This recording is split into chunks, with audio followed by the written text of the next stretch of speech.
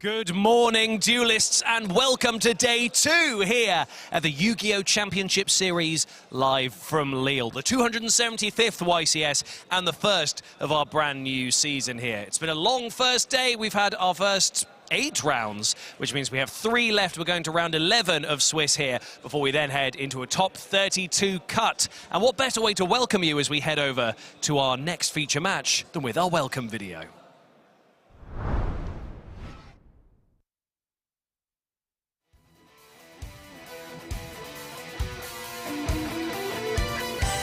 This is the 275th Yu-Gi-Oh! Championship Series live from Lille. Let's introduce your coverage team. Leonard Koenig and Sebastian Lemka, Tom Payne and Nadia Mazzoni, Marcello Barbary and Alberto Marazzi, and Ed Templar.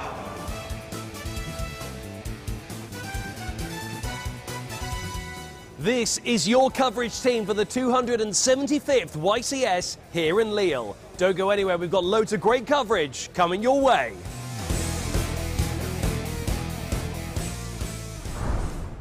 And here we are with that great coverage. Our round 9 feature match, the first of day 2, is ready to get underway. I have Walid Ben-Sadawi and Louis Andries ready to kick into this round 9 feature match. Gentlemen, we're going to do a high roll to see who goes first.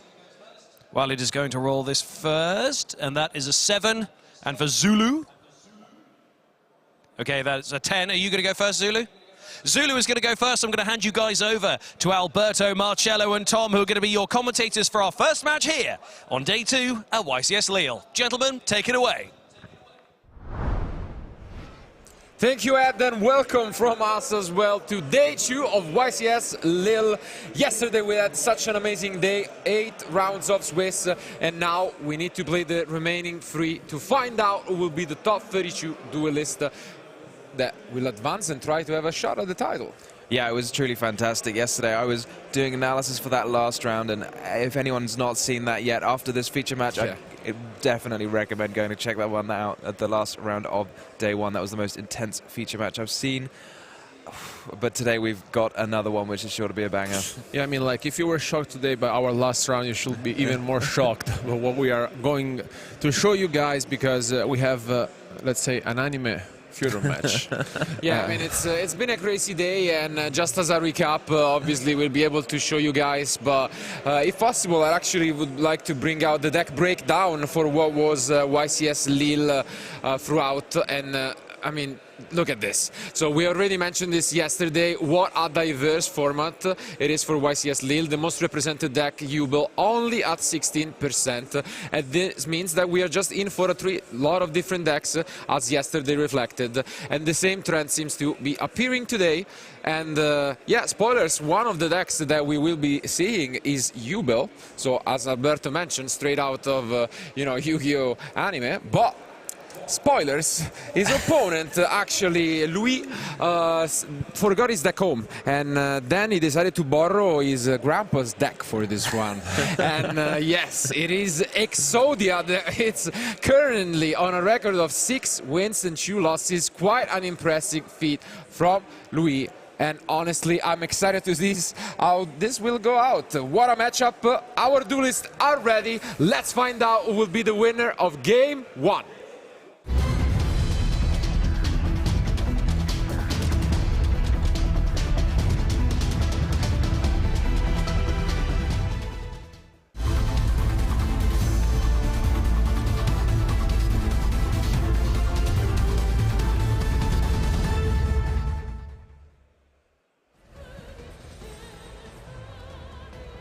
And here they are.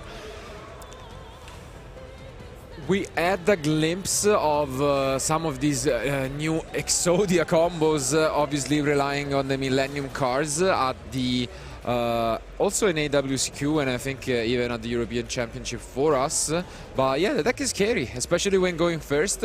It gets to do a lot of different things and summon the unstoppable Exodia. So yeah, I mean, it's definitely a formidable boss monster. It gets a lot of attack points, equal to your life points, which is quite a lot. Although having said that, that does sound like a little bit of a an issue against the Nightmare Pain if you have as many attack points as your life points. But there we go.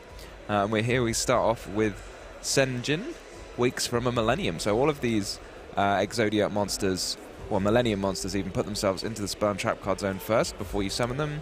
And you can either pay 2,000 life points to summon them, or you can reveal a Millennium Ankh from the hand. I'm not sure if he had one in his hand or he searched it. He had one in his hand. Oh, wow, he's going to save all his life points then. That's definitely the one you want to start with, I think.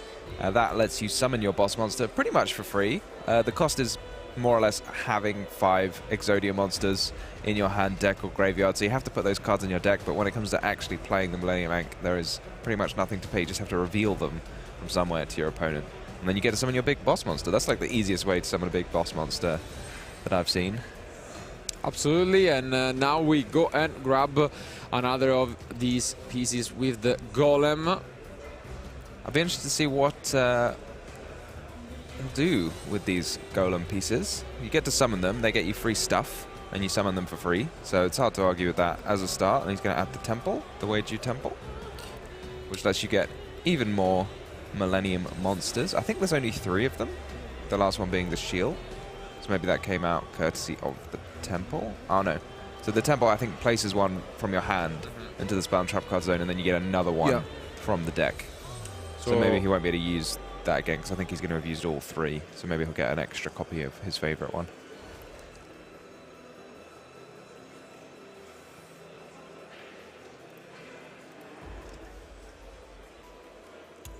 Seems like there will not be a response for now from his opponent, and yeah, this pretty much means we have all we need. Yeah, he's going to get a second copy of Millennium Ankh for next turn. He's got a lot of extra stuff for next turn already, so let's see what he's going to do this turn, though. Yeah, absolutely, go for it. Yeah, I was going to say, I don't know what he's going to do with his fun Millennium monsters. He's kind of got them all for free, because they all replace themselves when they are summoned. So one of them adds another Millennium monster, one of them adds the field spell, and one of them adds another Millennium Ankh. So maybe he's just going to make something as simple as a Silhouette Rabbit. There it comes. I'm cheating a bit, I know his deck list, so I had a look over his extra deck and tried to see what he might want to summon. There it goes. So this deck can be quite scary, because the thing is, as we will probably gets to see, it's set up almost like Raigeki, but even better card going first. But the scary part is that when it goes second, and essentially if it survives the first turn going first, it can easily OTK thanks to the unstoppable Exodia Incarnate, and that's usually how you end the duel pretty fast. So yeah, it's pretty unstoppable. And there we are assembling all of the forbidden. Unfortunately, he doesn't just immediately win the game, because those are coming out of his deck and not out of his hand. I wonder if he's got a plan for, like, is there some way to use them if you draw them, maybe? I don't know. But for now, we've got them in our deck, which is exactly where I think he wants them to be. You can just reveal them from your deck. And there it is. The unstoppable Exodia Incarnate. So, this is the boss of the deck, which will allow Louis now to go and search for what most likely will be the Obliterate, but I mean, let's see what he has got. Oh, his rabbit got destroyed. I think that when you play the Millennium Ankh, you destroy all of your non-Exodias or Millennium monsters. So maybe, I can't imagine he meant to do that. And oof, he's got that. Wow. That just to complete the unstoppable combo, he goes and searches for Secret Village with the terraforming. What a scary turn 1 here by Louis.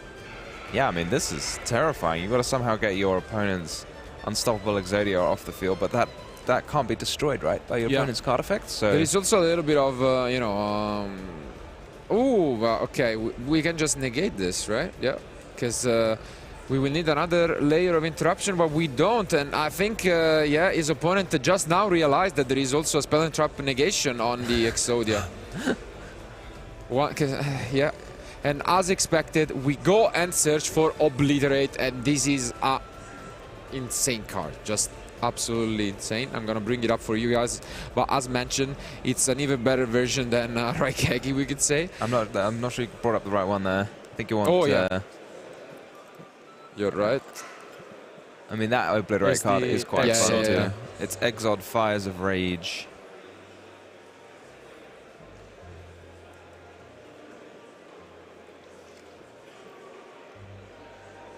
Can destroy all cards your opponent controls, which is always quite a fun thing to do.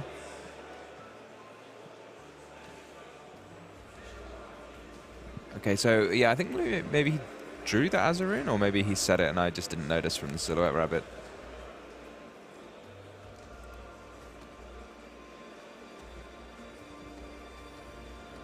Walid coming down strong with a Kashtira. Interesting. We haven't seen much of Kashtira in Yubel, so usually it's played more in the Snake Eye deck, but...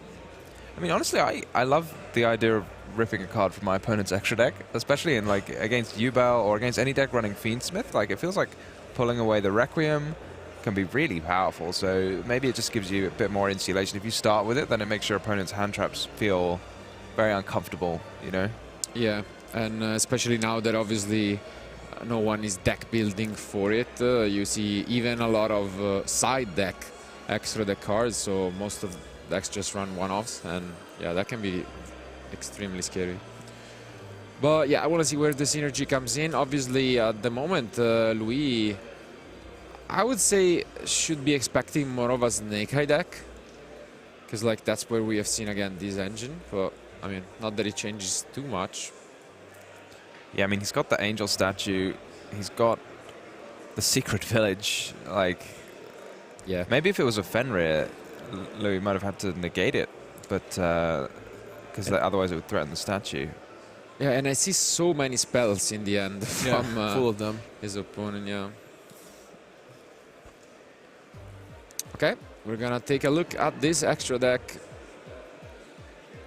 Don't think that it matters too much now that we have already summoned the Exodia.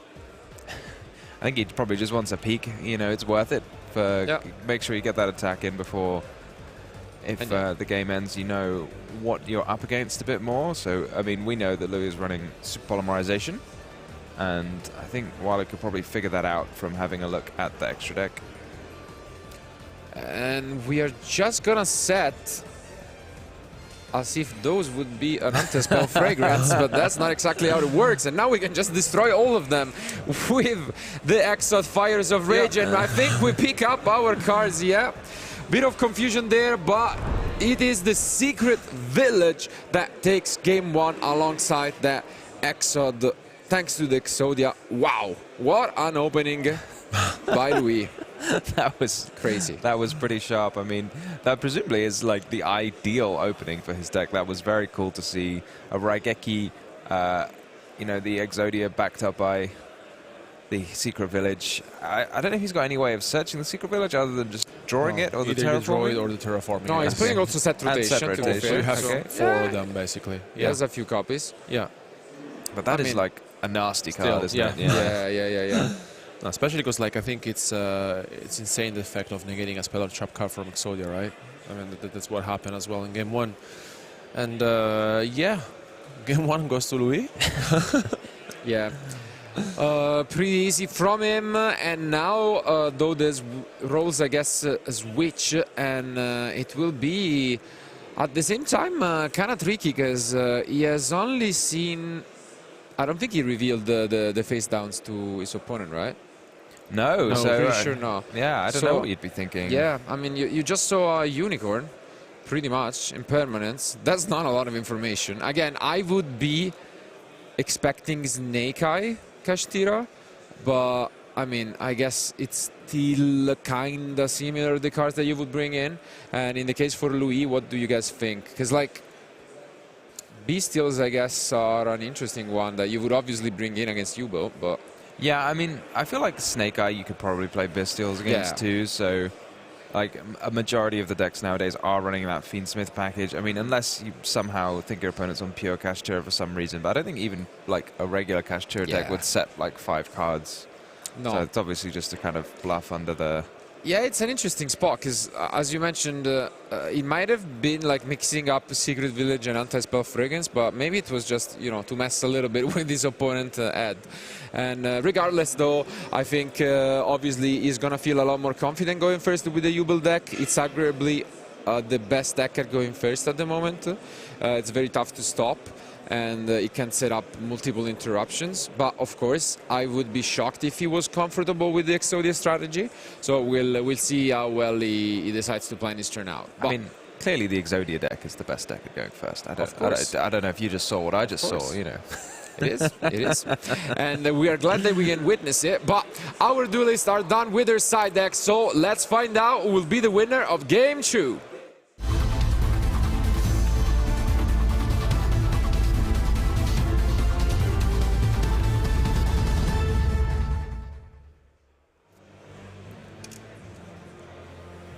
There is one card I saw in Lou's deck list that could be very upsetting for Wilded, which is the Dimension Shifter. Yeah. Very powerful card for any deck that can get its hands on a copy. And now finally the deck is revealed. Let's see if we have a reaction from Louis. Seems like he's explaining the Heimer Paint. Yeah.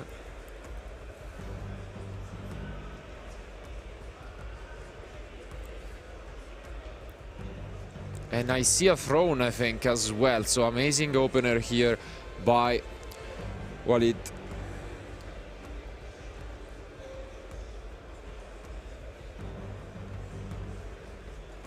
Yeah, we get the Spirit of Yubel to summon a Yubel from the deck.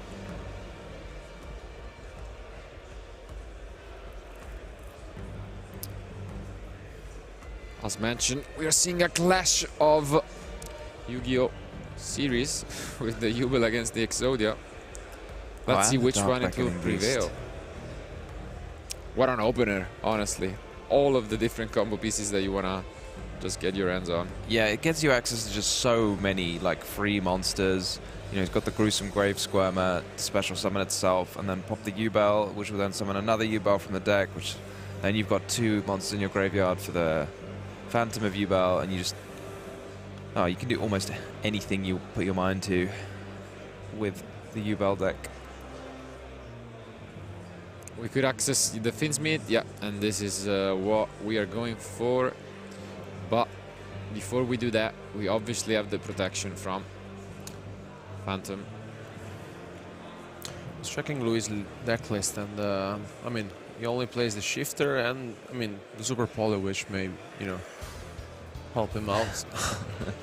Yeah, I mean, in his extra deck there, you can see the Yubel, the Loving Defender, Yep. is special summoned by fusing a Yubel monster plus any number of effect monsters on the field. So if you're not, it doesn't work with Phantom of Yubel. I was having a chat with Leo and he pointed that out to me, and I got a little bit disappointed because it's not quite as good as I thought. But if you leave up another Yubel monster, then it can just clear the whole field in one go.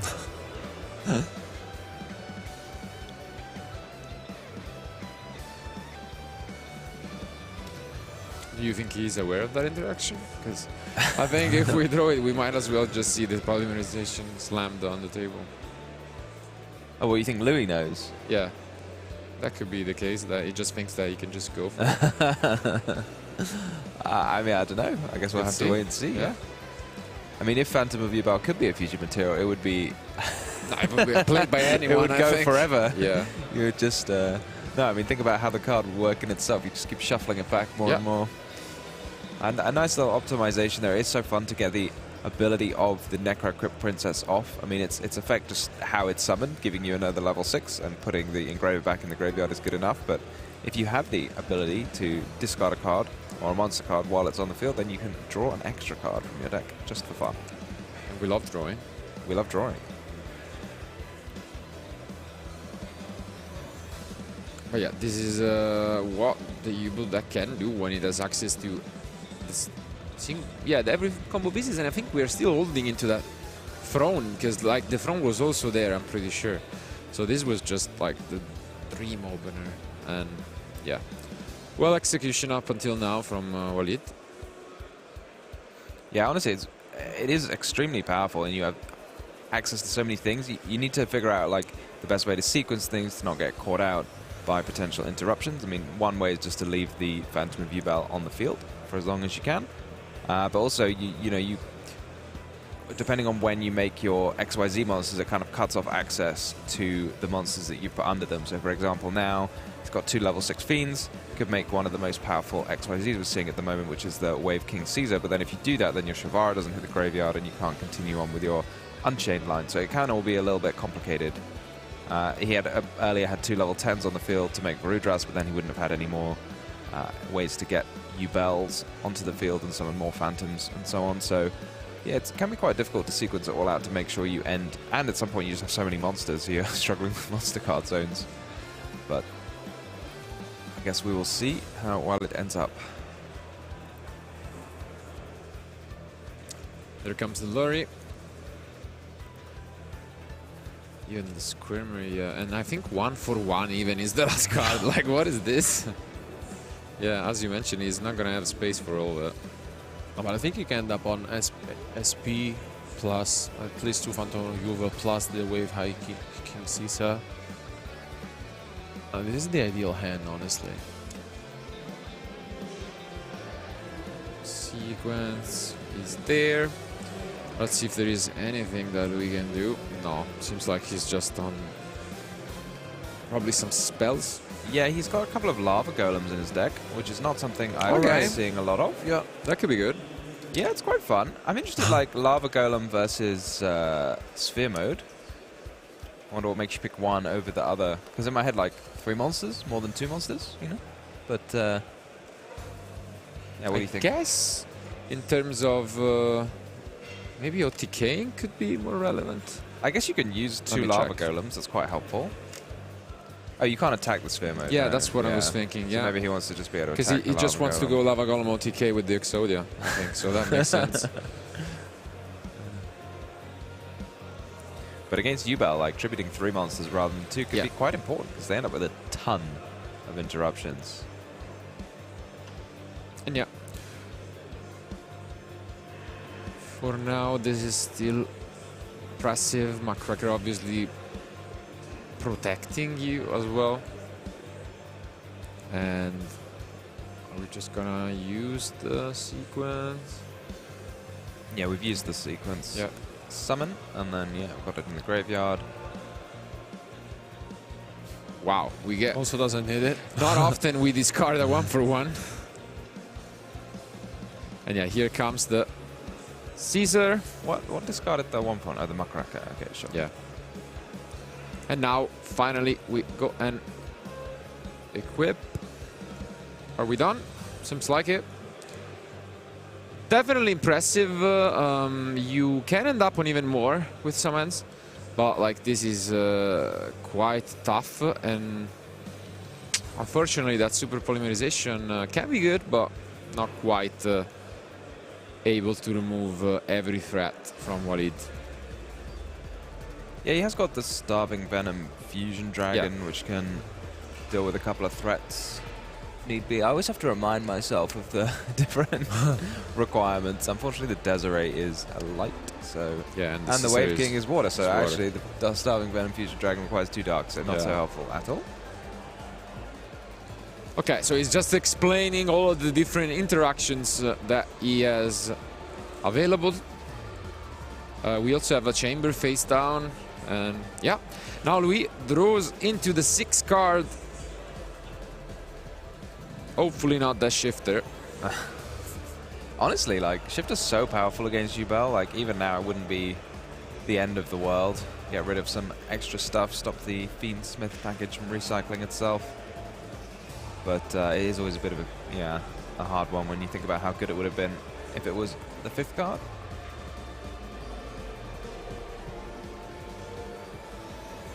Louis just saying, I can't attack with my 8,000 attack monster into one of your attack grade monsters. That's not very fair.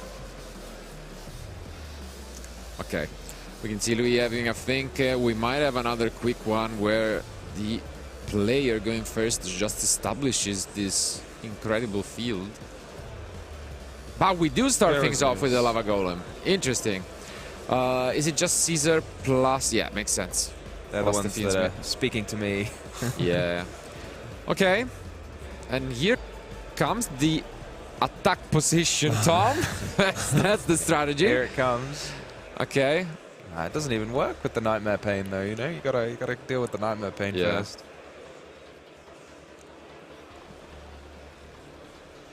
Oh, it was the. Yeah, he just. Ooh, and the feather duster. Oh my god. Forgetting the name now of the Fiendsmith with 3 materials. Shovel it back. Shovel back the sequence, right, to get rid of the lava golem. Yeah. The Desiree. Desiree, yeah. This opening definitely interesting from Louis. Let's see if it's gonna be enough though, because obviously Chamber brings back the soul.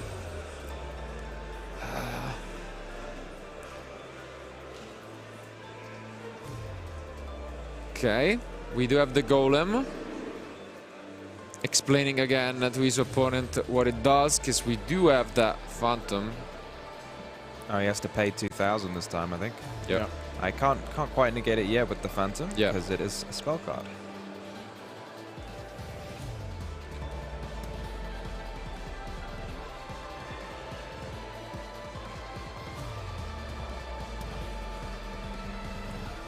Here comes the temple again.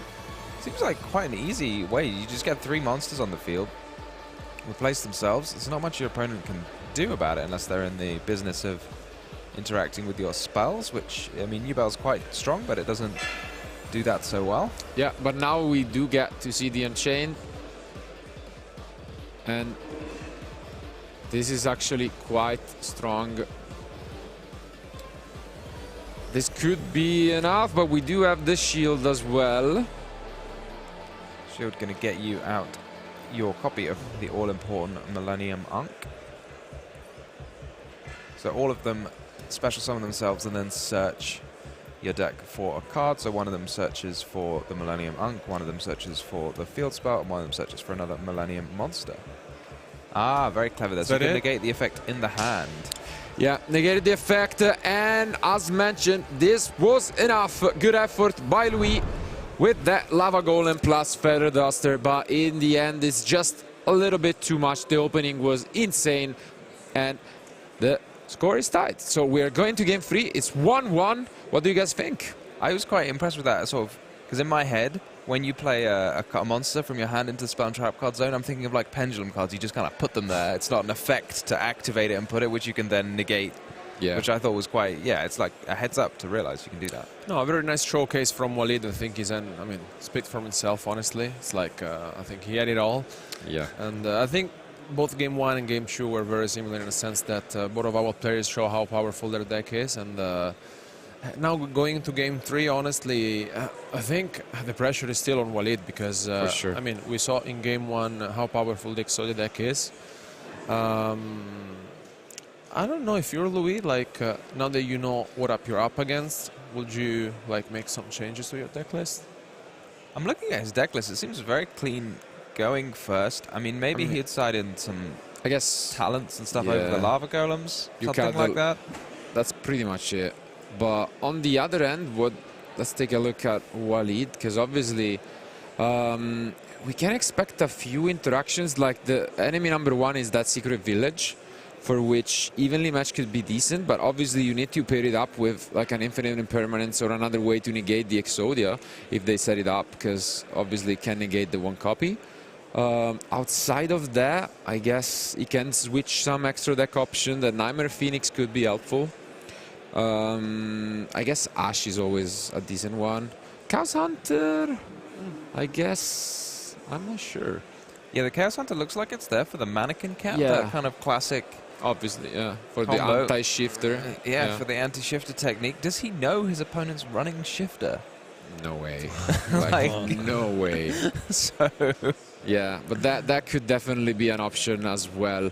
Regardless, though, I think, it's one of those situations where neither of them want to overside, you know. At the end of the day, they can rely on their engine and just play it out like that. But you need a solution for the secret village, and I'm pretty sure Louis will try and set up the exact same field as in game 1. That's the goal. But I think without further ado, as they are almost done shuffling up, we can jump into game 3.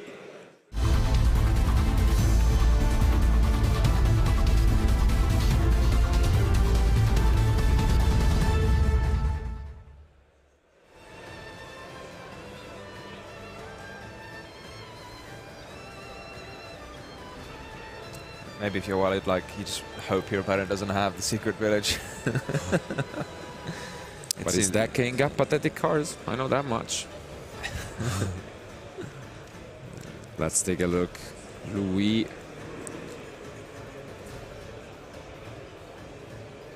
Gets to start. Did Walid even look at his hand? I'm not sure. Boss move, if you ask me, but.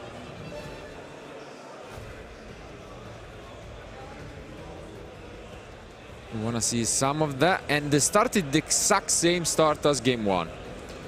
So for now, looking good. We do have the Ankh. Yeah, here we go. This, I feel like, gets you to everything, right? Because you can get the shield or the other Millennium Monster. Now finally, whatever's missing. Walid finally take a look, and he has the Droll and Lockbird. This could be annoying. Let's see if it is enough, though. Yeah, that could be very frustrating depending on the other cards in Louis' hand. Does he have, you know, terraforming? Does he have a lot of prosperity? Talent would be nice, at least take a look at Walid's end, but not exactly the strategy that Louis goes for. It's one of those decks where you want to set up. You don't really care about stopping your opponent from setting up once you do it. But yeah, for now it's just gonna reveal. And once again, thanks to Dank, can't forgo those life points. Yeah, I think maybe this golem is just going to be used as a link material because you cannot search your deck anymore. No temple from the golem. The roll, yeah, it's quite annoying. And we are going just straight up into the Silhouette Rabbit. Is there any response? Nope. Hopefully Louis has more. So I guess maybe, does the Ankh destroy everything? And Millennium cards. Oh, you can't summon after it, so you have to make the rabbit before you activate the Ankh, which is why he's making the Silhouette Rabbit, even though it's just going to be destroyed by the Ankh. Yeah.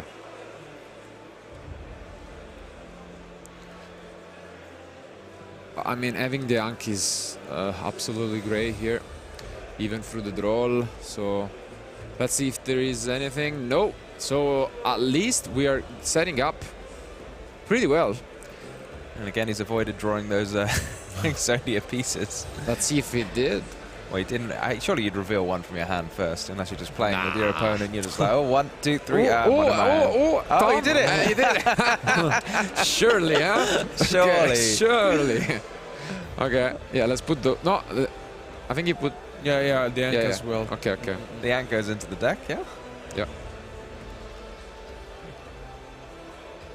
Surely. I can't. There's no. How do you reveal the ones in your deck before the one in your hand? There's no. Keep no them on way the you edge. do this. You don't want to make them happy immediately, you know? Just make them psych. And you didn't draw any of the Exodia pieces. Okay, I think. Is he going to the end phase? Yeah, we are going to the end phase. No secret village, but this can still get you there. You have the Silhouette set up, plus this amazing Fire of Rage, which I'm gonna bring you guys up once again on screen. But obviously the secret village makes a ton of a difference, so let's see what Walid picks up. I do see a couple spells, and I see, I think, an impermanence, so he might have learned the lesson from game 1 of not using it, but... Well, he has to use it at some point, because otherwise one of his other spell cards will get Oh, negated. no, it's actually an evenly, it's not an impermanence. Plus droplet. Oof. Yeah. Is it really droplet? I think so. That would be brutal, it is. thought that was going back to the end. And yeah, not much that you can do about this. I guess this is a tough call. Because on the one hand, you want to keep the statue, but... I mean, did you need to send the birth there? Like, if you just negate the statue, isn't that it? Because the Exodia's been used already. I mean, I guess the birth no, is but probably you need not to gonna negate it to resolve the evenly. So that's the only issue. Oh, yeah, you do want it to resolve, you're right. So yeah. I gotcha. Yeah, that seems like Walid just had everything he needed. I guess good for him. He sided those cards. He drew the perfect combination to fight back. And now he's in the driving seat. What an opener from both. But tough combination to fight back for Louis. It feels like quite a combo against almost any deck, right? Because yeah, how many decks are going to be able to deal with... yeah, draw evenly and droplet. Yeah, I mean, just evenly droplet against... Yeah. Like, it's very... You're right, the droplet is going to force through the evenly an awful lot of the time.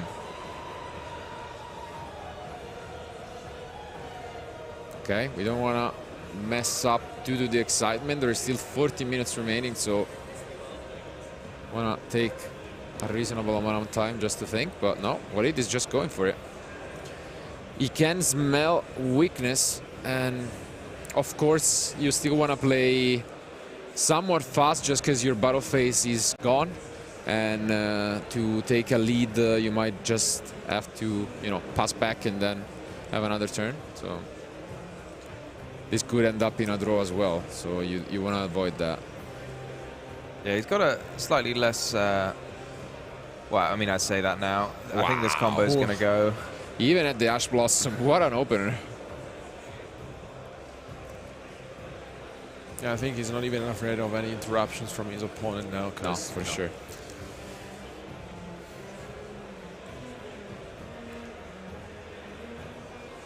And yeah, as expected, we just get to the Nightmare Pain and we can keep going. Great showcase of the Exodia deck from Louis, but right now he has his back against the wall, trying to stay in this, because let's keep in mind, to make it to the top cut, you need to go 9-2 or better. So a loss here would guarantee that the duelist is out of contention for top 32. Yeah, I mean, here we're going to see what you get to with literally just one Fiendsmith Lurry, well, one Fabled Lurry. Seems like quite a lot. Yeah. And yeah, the Yam as well, obviously. Reckon he sided out the chamber? I feel like a lot of players would side out extra trap cards from their deck when going second. He's built different. Maybe he's got it. Maybe he's got it, yeah.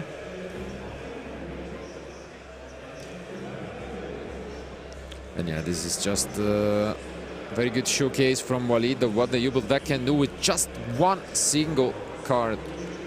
One little Fabled Lurry. One innocent little. little. Imagine telling someone like 10 years ago, you just like, you just need one Lurry. It's full combo. It's full combo. And they'd be like, they'd read the card. Yeah. Like, what? What? And then imagine showing them the Sunseed Genus Loci. Ooh. Oh, yeah. Tough to beat that as a normal monster.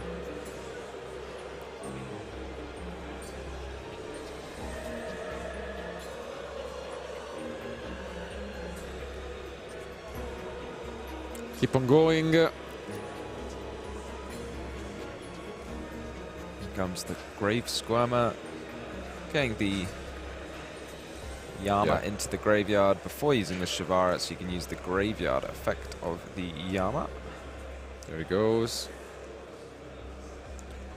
And again, my only concern is keeping attention on the time, but I mean, you mentioned briefly the last round of day one, and that was an insane showcase from Herman of how you can actually manage to win with a lot less than 10 minutes. I'll tell you that much. Yeah, I mean, I think Louis may not have too many actions to take on his turn, so even if there's only a short amount of time left, hopefully Walid will get his battle phase. Yeah, I mean, he's On got the 3 second turn? cards. He's got Oh, has 3 he got cards. 3? Yeah. 3 cards, yeah.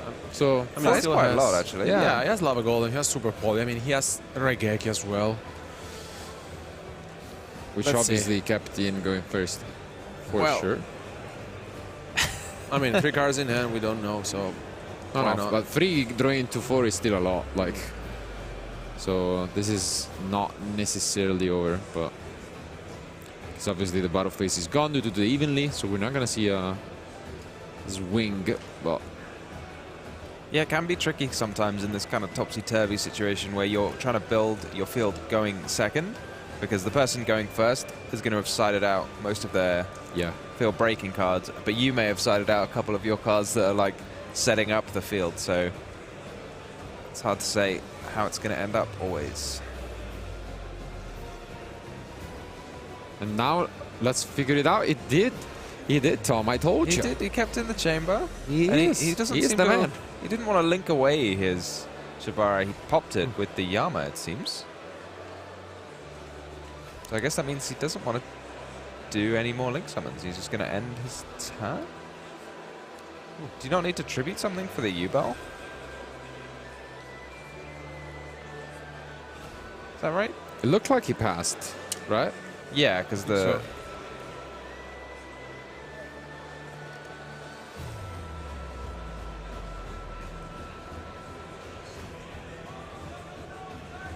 Yeah, I think you need to tribute a monster.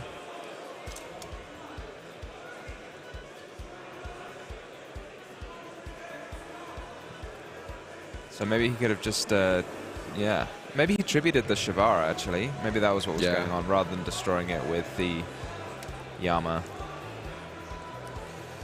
True face, and Pot of Prosperity is a great one to try and fight back, so we could see a lot of different cards. He's just now debating how many cards he wants to banish from his extra deck face down. Azarun, how did it just survive? It was just sitting there. The whole turn. Unnoticed. Sneaky. Very innocent. Droplet, Very demure. yeah, only negates it for the turn, right, Droplet? So, should be able to use its effect again, though it's almost impossible Let's to use see. on your Let's see these opponent's turn. cards. Okay, that's a good one. And round 2. That's the second one. Okay, Oh, only for 3. 3. Okay. Okay. Well, I think that's an easy choice, but let's see.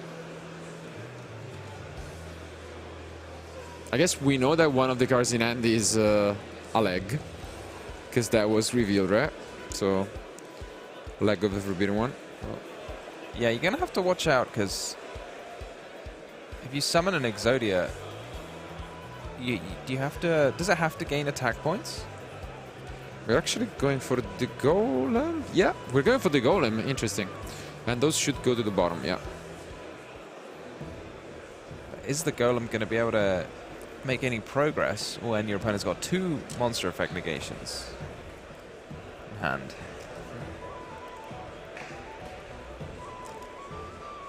But it's a Golem that guards. It guards, Tom.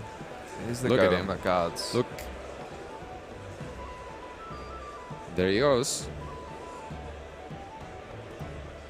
It's guarding. I thought he was able to, like, he negated the hand effect before Walid. I feel like when your opponent's only got 3 cards and you've got monster effect like negates, And you one of just, them is... Yeah, I mean, I will, yeah, you just use it, right? yeah, but then they hit you with the normal summon of the leg, and then... Then it's over. What do you do? What do you do? Make an anima, you know, Yeah. All you need. Exodia and Relinquished coming together. And we're actually getting it. So we haven't negated, and now we might just see the SP as in the previous game. Yep, that's going to be it. So same exact sequence in game 2. But now we do have the shield, and are we going to negate it? Yes. So again, very similar to game 2. This was enough for Louis to pick up his cards, but it is a little different, and we get to summon another U-Bill. I guess no reason to pick up your cards in game 3. Got to make your opponent play it out. Let's see, is there something else from Louis? Checks his options. He might actually go for the normal summon of the leg. Not even gonna lie. Because that could get you to an SP, at least later on. Well, yeah, it's not exactly the best. But no, that's enough. Good effort from Louis, but it's Walid who takes the round.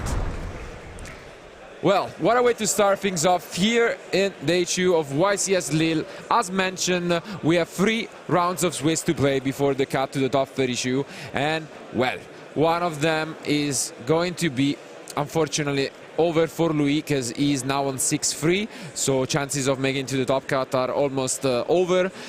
We expect a few of the X2 to not even make it. It's a tough competition this weekend, but congratulations to both. It's great to see a deck like the Exodia still making it to the top level. I mean, 6-2 after day 1 is no joke. Yeah, I mean, we just saw how devastating that first turn Secret Village was. It's very tough to argue with that. So, I mean, he was taken apart by, as you said, a combo of Droll, Droplet, Evenly. That feels like it's going to take apart most of the meta decks anyway, so there's no shame in losing to that for the Exodia deck. So I'd say definitely still one to watch out for. Yeah, no, I mean, like, in general, I think that you had your chances, especially after winning game 1. And, I mean, game 3, there was the Droll log that shut it off completely, Louis' strategy.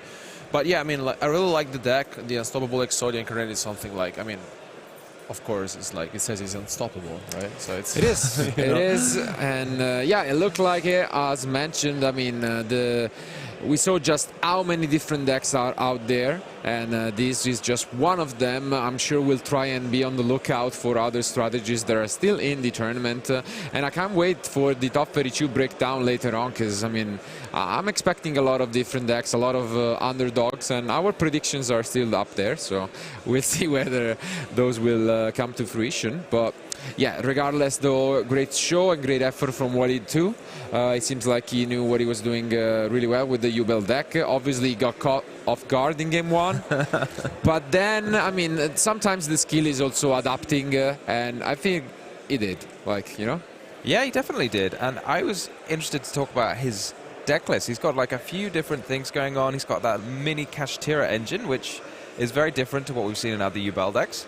And also we're seeing these Droplets and Evenlies, which I feel like most people associate the U-Bell deck nowadays, or maybe the standard build is to run an awful lot of hand traps, and instead he's gone for a different route, playing those Kashtira cards and those field breaking cards. No, I like it, especially because like splashing some Kashtira cards in your deck. I mean, we have seen over the past few months how the Kashtira cards are impactful and especially like in the Snake Eyes and the U-Bell as well, and I liked it, and I think it's working out very well for Walid, who is basically 2 wins away from the top cut. And I'm very curious to see, honestly, how many players will be piloting the U-Bell deck into the top 32, because we saw that running into this event there was 16% of people, so maybe how many players will we expect? At least 30%, 35%, something like that? I mean, it's tough to say because we've seen such a varied field, so I mean 30% sounds like a very reasonable number to me, but I wouldn't be shocked to see less, and I guess I wouldn't be shocked to see more. Like, there's been so many different decks on display, so what do you reckon, Marcello? Yeah, I think I guess the conversion rates are what usually is even more interesting to me, and obviously I would be shocked if we saw like U-Bell dropping down significantly, but I'm expecting quite a diverse top cut. I think I'm expecting close to 10 different decks, I would say. So we will see whether that will be true, because obviously the competition, especially now in day 2, will be extremely tough, and sometimes nerves can have a role.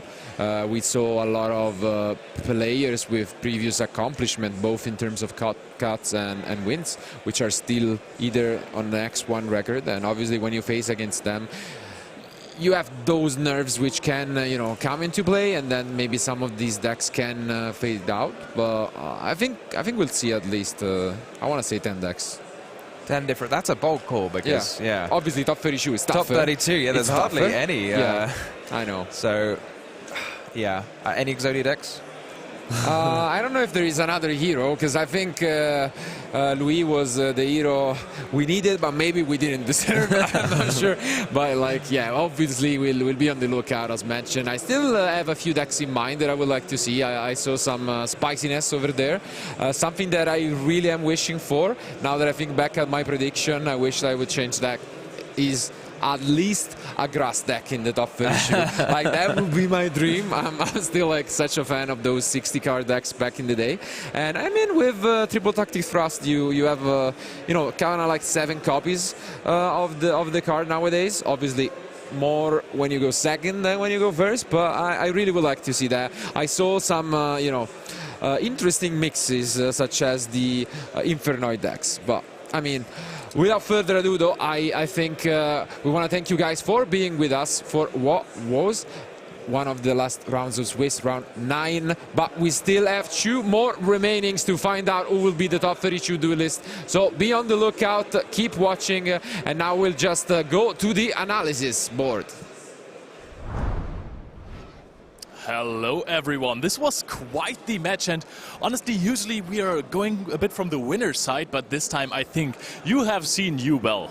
We know what Ubel does, but we're going to focus a little bit more on the Exodia sides of things. So let's actually check out a clip from game 1 where we could basically see what the deck is supposed to do. Just right here we're having the Exodia Fusion Monster, and there it is, Exod. Fire of Rage, or Fires of Rage, taking out all of those set spell cards, because there was the secret village of spell cards, so there was a no spell slot. Exod was a negate as well, and then you can just destroy all of those spell and trap cards. Usually the caster said it, there was the impression of anti-spell fragrance. You don't have to set those spell cards that you can't activate.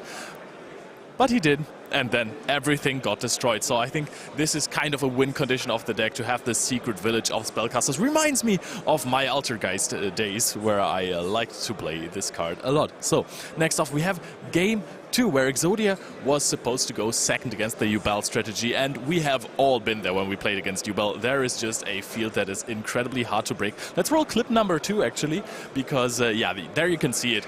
This is Caesar, this is Desiree, this is the Chamber set and Phantom of Ubel. We had the Lava Golem, which is one of the best field breaking cards you can play in this game if you're not reliant on your normal summon. So that's already a good start for Lewis. And then there was another follow-up card, and that was the Harpy's Feather Duster actually. You can see 3 spell or trap cards on the side of Walid, and you would usually think, hey, if you hit 3 cards with a Harpy's Feather Duster, you're in good shape. But 2 of those were continuous spell cards that didn't really have any interaction anymore. You have already set up your resources, you have set up your field, and the Chamber, yes, it was a trap card, yes, you destroyed it, it didn't do anything, because it just summoned out the Unchained Soul of Rage again, and that one is pretty good on the field, better than the trap card.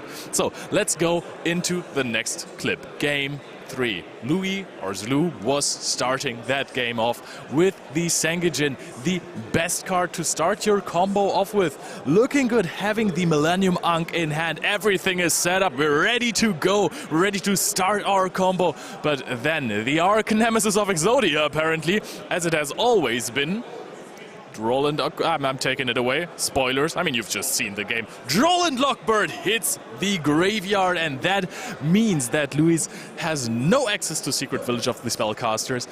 Basically, a Stopness combo can just end on a Silhouette Rabbit, has the Millennium Ankh hard drawn, which is good, so you get the Exodia out, the Exodia Obliterate, but it was not enough. And then that was quite the mediocre field. Let's go into the last clip of Game 3, because this is still something you can win with. There is evenly matched, and we are negating this with our powerful Exodia Fusion Monster. However, there is also the Forbidden Droplet. And this one not only sends away the evenly matched, but also the Kashtira Birth in Hand, which would have been absolutely useless, but now it negates the statue. So there is no interruption left, even if we leave the statue on the field. And that basically marked the end of Louis' interruptions, and Walid was just able to combo off completely, because there is not too many cards that the Ubel deck needs to win a game. when uninterrupted.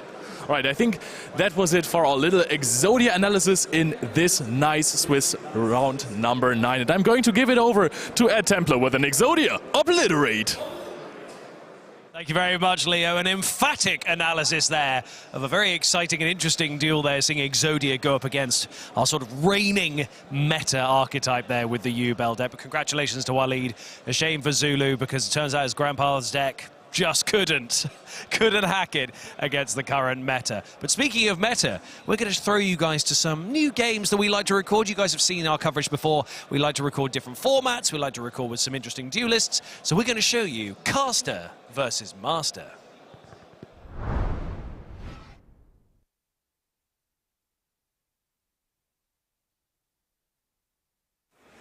Welcome back to the coverage of the YCS Lille, and I am joined by another master duelist. And this time it is Anthony Lopez, who is a world's participant, YCS runner-up and French national champion. Man who's done it all. How are you doing today? I'm doing very fine. Thanks for having me. No worries. We're going to play a quick round of Time Wizard and 2010. And yeah, we're already shuffled up, so I think let's roll some dice. The most important part. That was really bad. Oh. All right, you can decide if you want to go I'll first. go first. Oh, really? Right. Good luck. Let's have a good one. Good luck. Okay. All right. All Anthony. Right. Nothing happened. Good luck. How was the World Championships? It was an amazing experience. Mm-hmm. It was... please play quicker, please. Oh, yeah, sorry. I'm just kidding, of course. Pass. Really? Yes. Oh, okay. Okay, continue with your... So now I have time to talk. It was an amazing experience. The people there were really amazing people. I have nothing negative to say. Konami treated us really well there. Everything was perfect. It was basically vacation, but with the stress going with it for playing for the World Championship, of course. Yeah, and how was that 9th place in Swiss treating you? Oh, it's an amazing experience, really. I really like it. I feel like Bubbleman, the hero. Well, I was watching at home. I was, of course, rooting for you because we have played before. We have a bit of a history, and I want to do a quick trip down memory lane. Oh goodness, no. Okay. Yes. All right. All right. Yeah, that hurts. Oh, no, Raiko. Yeah. The best card in Time Wizard 2010. That is true. So, Return. quick trip down memory lane. Anthony and I met in Liege. Liege, yes. Liege traveled through there to get to Lille. And I was playing Zodiacs. And what deck were you playing again? I was playing Chainburn. Yeah, and you crushed me. So, effect half. Yes. And attack. So, Anthony, yes. You played Chainburn at a regional in 2017. What changed until now that you're one of the best duelists in the world, competing at the World Championships, winning a national championship, one of the biggest ones so far? Well, not a lot, basically, because Chainburn was the best deck at that moment, especially in Liège, against you. And fair enough, funnily enough, this deck opened me so many doors because I played it, so I think it was the best choice I could have done for that event. All right, so no judgment more. Your turn, by the way. No judgment anymore from my side for your interesting Chainburn pick there. I mean, I won, so it's fine, no? Phenomenal! You topped that one, right? Yes, I did actually. I played against a very well-known German team, and I beat 3 of them. Yeah, we all lost. It wasn't a good day for us. But yeah, what was your favorite deck competing in tournaments so far? Sky Striker. I really learned a lot playing the deck, and the deck was super fun. I attacked once with Caius, and he dealt 100 damage. Yeah, I took 2,400 damage, and he took 100. He took 100. Yes, 100. So I think I learned all of my fundamentals playing Striker because it's a control deck where you have a lot of decisions to make. And sometimes you go into combos like the Boral Sword, OTK, stuff like that. It's funny because I think I rarely did it, only if I had to. So at that point I really was digging the control aspect of the deck. Yeah. It is one of the greatest. I mean, Basti is going to agree with you heavily. Me too. Sadly enough, I was so biased playing the deck, and I really loved playing it, that for the European Championship, where Salamangreat won, where Gabriel Soucy won actually, Salamangreat was the best deck, but I was too blind to see it. Was that where Sky Striker already was like almost everything at one? Was that already the case? There can be only one control? It was there can be only one control with Mystic Mine. Very, very strong. All right. Okay. Spirit Reaper, another great card in Time Wizard 2010. Battle phase attack. Would you like to activate the effect? I would. I think I will. Oh, then I will Chain Gord. Oh, wow. Okay. Yeah. All right. Perfect. So yeah, summon it. Go ahead.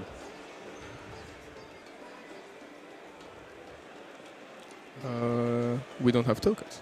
Yeah. So We don't have tokens. Do I have a token in here? I hope. Or do we do the classic way of using a face-down extra deck card? Honestly, I think we're going with this. Yes, This it's one. perfect. Minus 300 for me. 300. All right. And now you And then I discard lose a a card. card, yes. I mean, you just gained one. So this one. Really? Are you sure? Yeah. Yes. Please.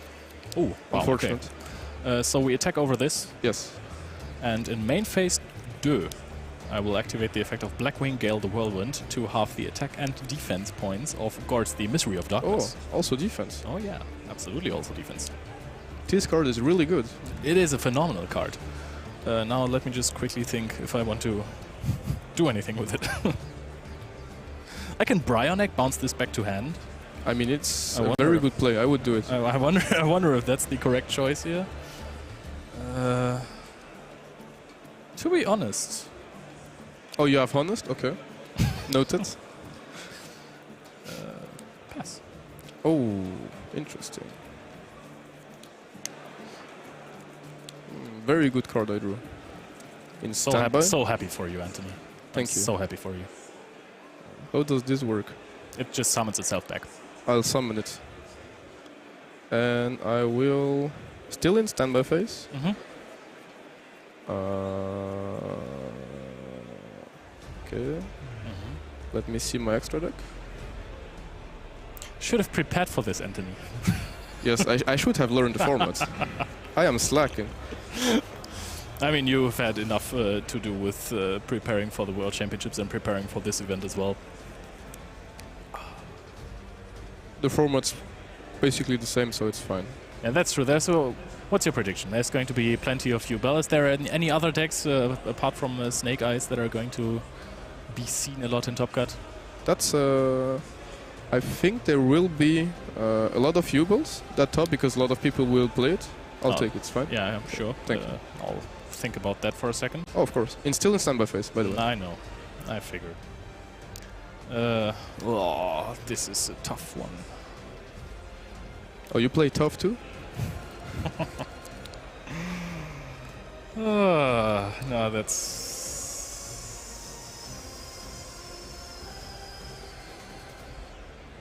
Oh. Oh. Oh. Fine. Effect. Great. The Boomfrosch. Yeah. So I will enter my main phase. Yeah. I forgot what it was. I'll do effect target. Spirit Reaper will be destroyed in Resolve. Yes. It's almost like you planned all of this out. It's funny, right? Yeah, it's hilarious. What does this say? The duel is getting so intense that I'm completely forgetting to do interview stuff here. We were talking about the meta. Yeah. My call was Yubel will be the most represented. The biggest conversion rate for the deck, I would think it's Chimera, because that will Yeah. clean all of the decks that Yeah. are not well mastered by the duelists. Snake Eye also, probably, because a lot of people still like Snake Eye. Snake Eye is a very good pick for... It's a fan favorite. it's a fan favorite. Everyone likes Snake Eye. Everyone likes Snake Eye. I really like to see a normal Ash. I interrupt it and then comes a Witch. It's very fun. Phenomenal plays. European Championship, by the way, it was a very nice event. By the way, I have like the craziest pick for this event. Do you want to know? You? Yeah, I have the craziest one. I take the Gale. Yes. Appreciate it. Tell me. Iceberry Ironic. It's gonna win everything. Who is playing it? I was hoping... There can only be one person playing it and winning it. He's not playing it. Then we have no hope. I'll put an attack. Okay, mister. You don't have Mirror Force attack? I take 1,350. 1,350 damage. That's fine. Yeah. I think I'm not gonna need the Mystical Space Typhoon. Oh, okay, set 2. This? Yeah. I'll draw it next turn. Be my guest. I did my normal summon. Or no, did I? you didn't. I didn't? Oh, let's use it, I guess. Oh. Subfrog. Does this play Ronin Toadian? No, it doesn't. Card wasn't out by then. I mean, I it think would be this fair, is no? The Shining Forces, I think, was the set. Came out very shortly after this.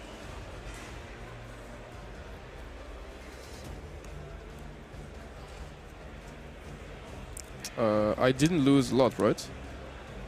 No, I think you lost 100 and 300. Your turn. Right. I forgot that was a thing. Yeah, me too. See, you're not even playing this for me. You're already better than I am. It's incredible. Okay. So, I've played Paleo before. fair enough. Trooper? Oh, that's a really good card. Yeah. The last card I played that did that Maybe was a tier limit card. maybe not the best card right now. Attack. 900 damage for him. Oh, one set. One set. And it's your turn. That is a lot. So now that you didn't win the last French YCS and you came very close to almost topping the World Championships, what's in there for this season? What are your plans? Do you have high goals, or are you like, I got very far in the last season, let me calm down a little bit? Calming down is not in my mind right now. Perfect. The big goals obviously is going back to Worlds and winning it this time, at least topping it, because bubbling is ending on a bad note. And of course I'm coming for Euro Nationals this year. Oh, really? Yes. You're coming from the Dutch one. That's funny. Oh, I will finally try to get my first top at the German Nationals, and of course I'll try to win it. So then I would have conquered the 3 European Nationals. Luxembourg is taking back. You won what it Luxembourg already? There is none. Konami, please. We need a Luxembourgish regional, national, and regionals also. That would be nice. Players would like it. Probably. Sounds like it. So that was the obvious. Also, Luxembourgish is a language, so we need judges for it. So we need. Can you say something in Luxembourgish? Ja, natürlich. I hope that was something politically Oh, dat correct. was gewoon niet politisch correct. Okay. Dat was dat ganz schlimm, wat dit gaat. Don't worry about it. I won't. I will do some illegal things and try to banish this. I do think that's actually legal, and I don't appreciate it. I will have to bottomless trapple this. Unfortunate. And So- then I will pass. Both lost 2 cards. Well, would you look at that? If I draw my third Caius, I will be a very good player. The thing is, I don't know what to do to get out of this one, because I didn't get my engine rolling. There is always an out. Going to game 2. I will activate normal summon Armageddon Knight. Yes. Unfortunately, this is a best of 1. So, therefore, going to game 2 is not going to be the out. You can also queue another game, just like a Master Duel. Okay. I will pass, because I know you have Gords in hand. Oh, you're sure? I'm unfortunately very sure about that. I shouldn't have bounced it. Or maybe it was the right play. Yeah, it takes away some of the excitement if you bounce back the Gords to hand, right? Yes. I could have it, but now it's sure that I have it. This is quite an interesting draw.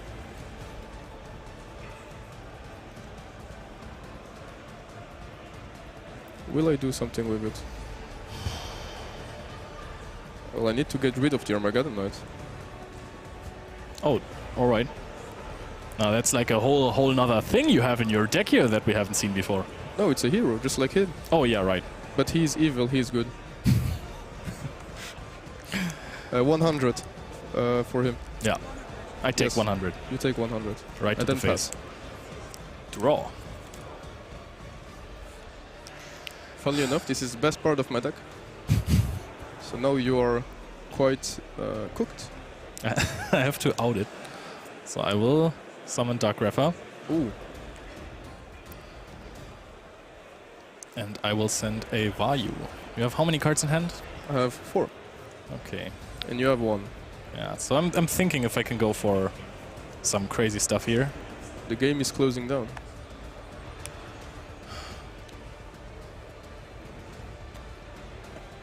The most important plays are happening now. Exactly. Let's see, do we have something cooler than Ultra Rare? No. Okay. So the question is...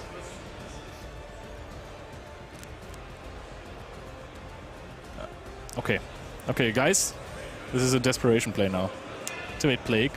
Yes. Summon out the Plague Spreader Zombie, which is beautiful from Crossroads of Chaos. Summon out the Goyo Guardian. Ooh. I will... You don't have 2, right? I have to.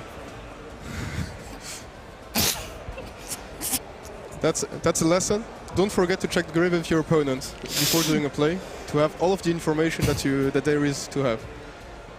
That is a good lesson for you guys today. I mean, if you wanna take back, it's not a 3 event or 2 or 1. I can't. Oh man, I'm washed. That's piercing, right? No, it's not. It's negated. Oh. Otherwise, it wouldn't be half bad. Attack, and I will take it. Great. So 1,300 damage for him. It's your turn. I mean, your board is really good. Huh? It would be a shame to top deck Dark Hole now. I don't think it was allowed in this format. Oh, I don't know what was allowed. But what I drew is not allowed. Is it another enemy controller? Because that would be a big problem for me. How much life points do you have left? I have no idea. How much life points do I have? 4,150. 150. That is interesting, because the draw that I got is going to make the game really easy now.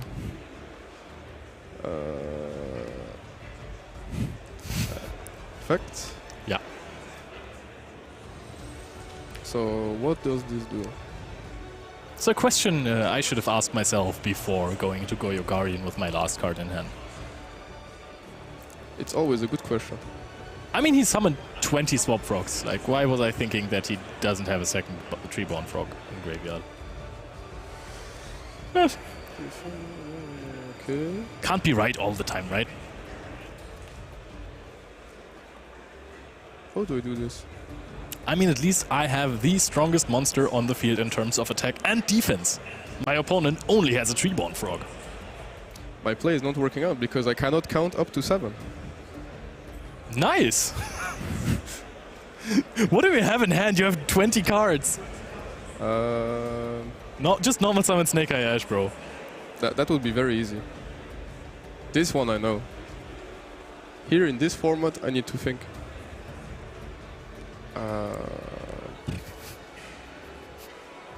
That is probably the play. But he has 2/3. That's big. If you have a Kaios, I'm crying. No, I think that would have pretty been easy. Yeah, way easier.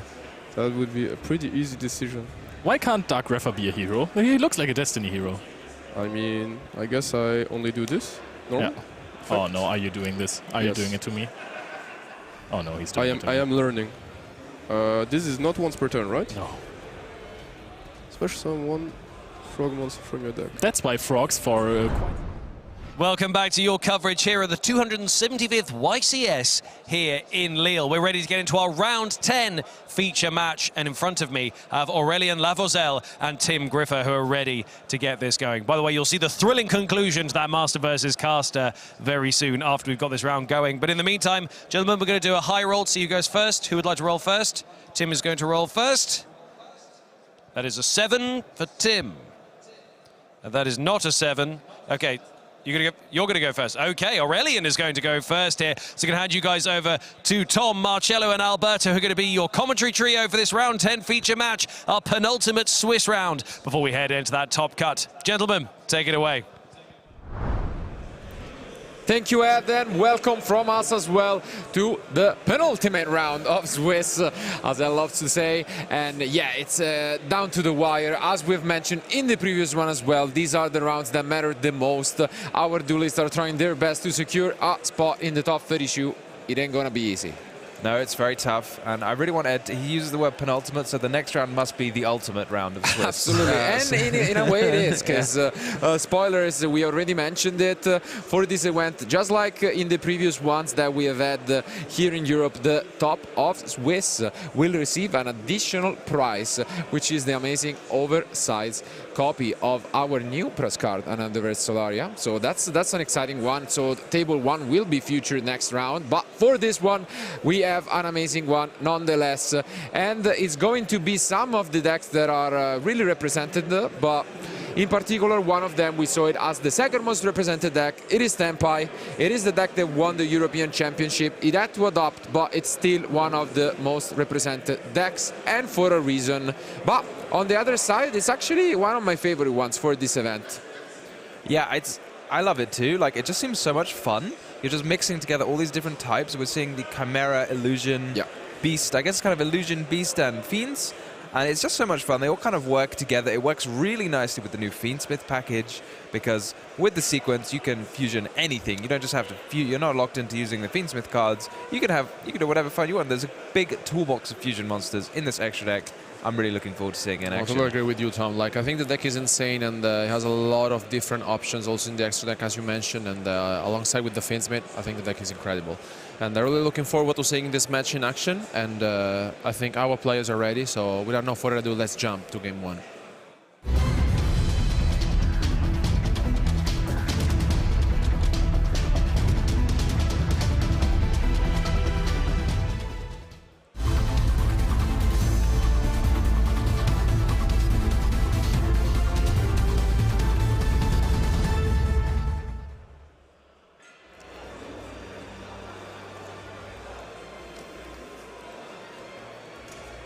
So here we see Time Wizard.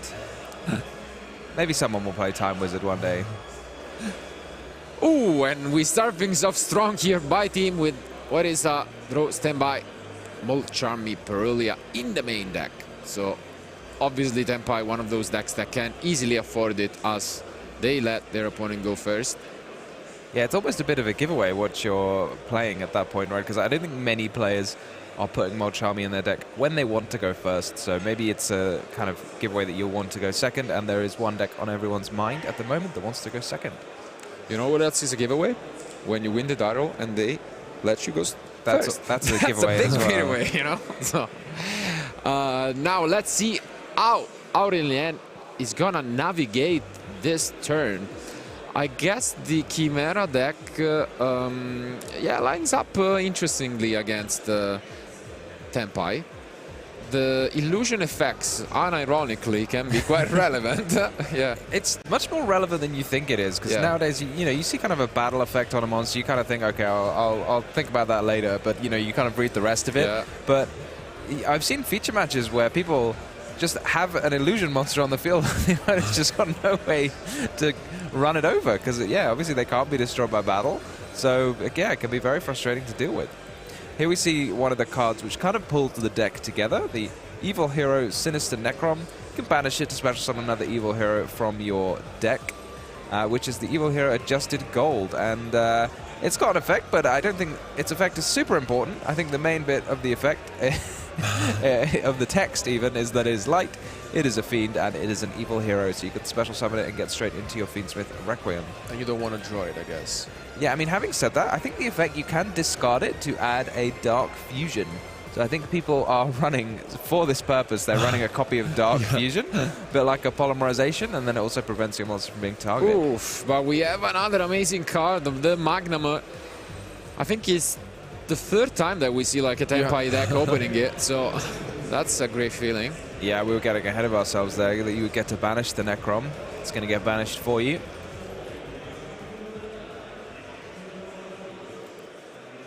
So Aurelian's going to have to figure out where to go from here. Not give his opponent too many draws, but also set up something formidable to stop the Tenpai player from running him over. Okay, and we do have the Swords Knight, which is gonna make space for the Nightmare Apprentice here.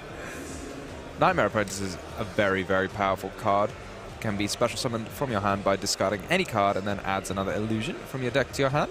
Gives you a nice level 6 body, which back in a recent memory would be allowing you to go up into a Beatrice, but not anymore. Ooh, and now we are transitioning into the Fiendsmiths as well.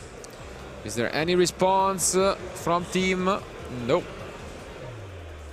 Yeah, he's knocked himself off of an infinite impermanence possibility. So it'd have to be something like Effect Veiler or Ash Blossom.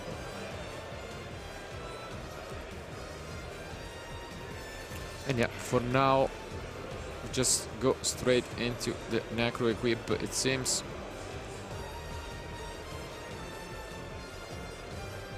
Yep.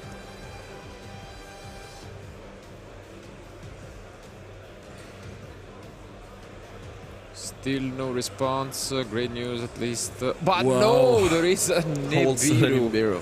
Wow. I mean, this is just so clean for Tim, right? He's got the more charming. He's drawn 2 cards. He's interrupted his opponent with the Magnum, which again is going to replace itself by special summoning a monster in the end phase. He's going to, you know, go into this turn having interrupted the opponent at least twice and having more cards than he started with to show for it.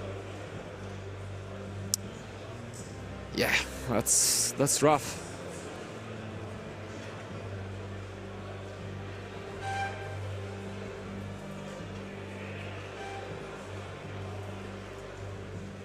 What a hand from Tim, because now here I think Aurelian is like forced to find alternative ways to continue playing if he has the chance. Otherwise, I think he would just pass. What do you think, Tom? Yeah, I don't know what ways he does have to keep playing. He has the Fusion in his hand. I don't know how effectively you can use the Nibiru token. I don't think it is a useful type or attribute for fusion summoning. I guess you can summon Guardian Chimera with it, unless Guardian Chimera needs to affect monsters. I don't know. I've not tried to summon it with a token before. And I think we just set a Chimera Fusion, but... It's a good hit. Ooh, good one. And now we are going to the end phase, so we are gonna resolve the Magnamoth. Yeah, I mean, this is crazy, right? Tim's going to start at... Probably going to add the Genroku. This is such a powerful interaction. He's not even... Doesn't even need the Genroku. So he has already maybe... Maybe he has enough engine in his hand, yeah. We go for the Druid Swarm, just securing something, another way of interrupting Aurelian. Is there any thought to using the Druid Swarm in your opponent's end phase? I don't know what kind of cards can be used on your turn. There is obviously the... Well, it's not Birthman. They all have very similar names. The Chimera, the King of the Phantom Beasts. That can be used during your opponent's turn to banish it from the graveyard. Special summon an Illusion, which, as you said, can be a little bit annoying if your opponent then has an Illusion monster on the field during your battle phase. You have to figure out a way to destroy it that is not just attacking it. Yeah. But it is wind, so can't banish that. I guess it can make sense to hold just because maybe if they target one with the Chimera, you can just change the Druid Swarm if it's a lighter dark. But that is a beast, and I don't think it's a light or a dark. Maybe an earth?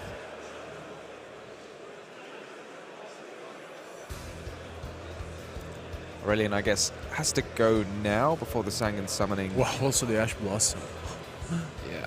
I mean, obviously this is the strength of Mulchammy Perulia, where you mess a little bit with your opponent, but you also get a lot more resources, and essentially allows you to play some of these interruptions for free because they just get replaced by another card. And yep, now we get to resolve the last, I guess, line of interruption we had, which was that Chimera Fusion that was brought back. He's going to get to destroy 2 cards, because 2 cards were used on the field. That token, Nibiru token, was helpful. And we're going to get the effect of Master Tau, the Enchanter. Another very powerful illusion monster. When it's sent to the grave, you can special summon any illusion monster back from the graveyard. So we're just going to get that Mirror Sword Knight back.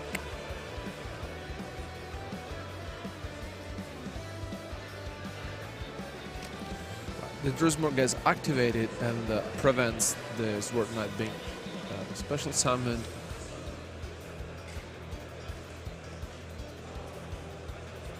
But this is big. All of the Tempais are off.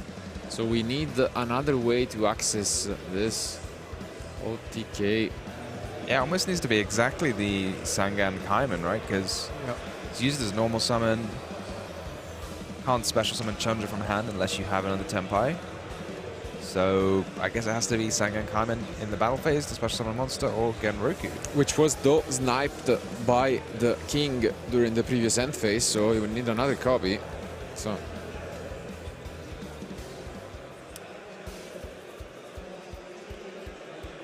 does he have it? No way. Wow. Oh, and there is an Ash though.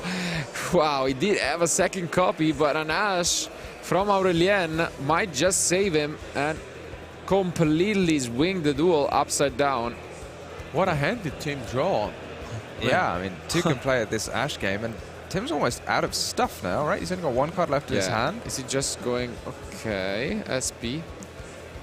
Obviously can't make the Erotic Spheres, so he's just gonna get rid of this Chimera because there is no polymerization.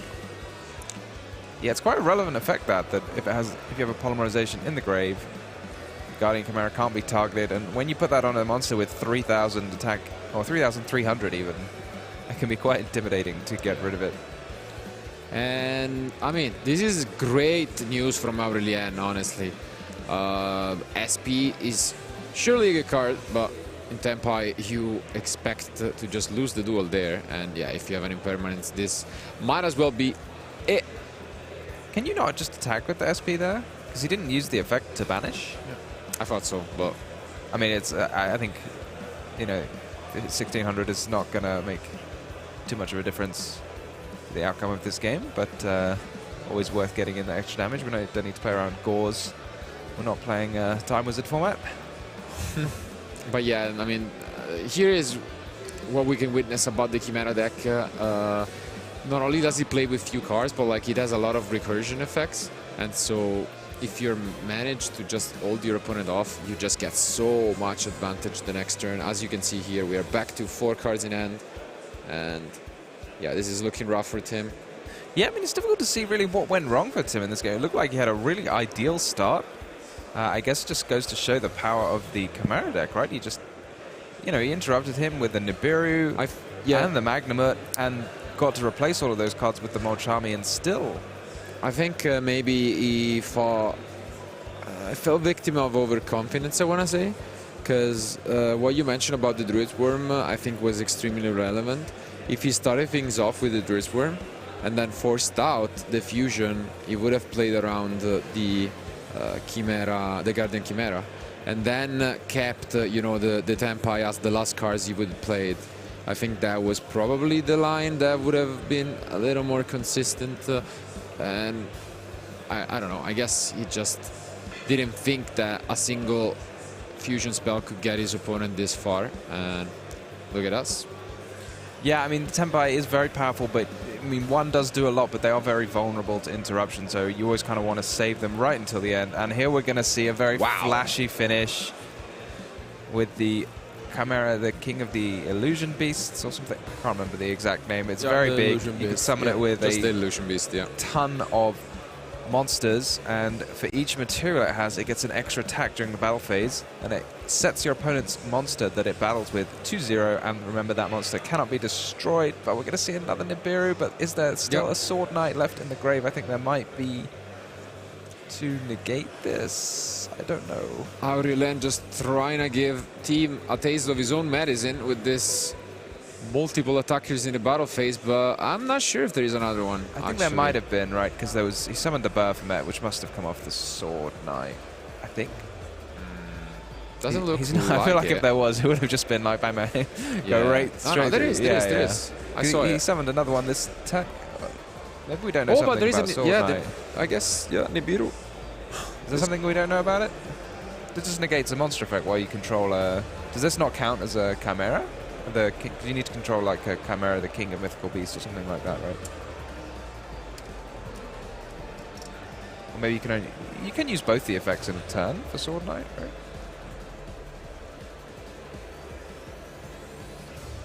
Oh no, yeah, it's only the Flying Mythical Beast that allows you to Does use the effect. the Illusion Beast not count as the Flying Mythical Beast? No.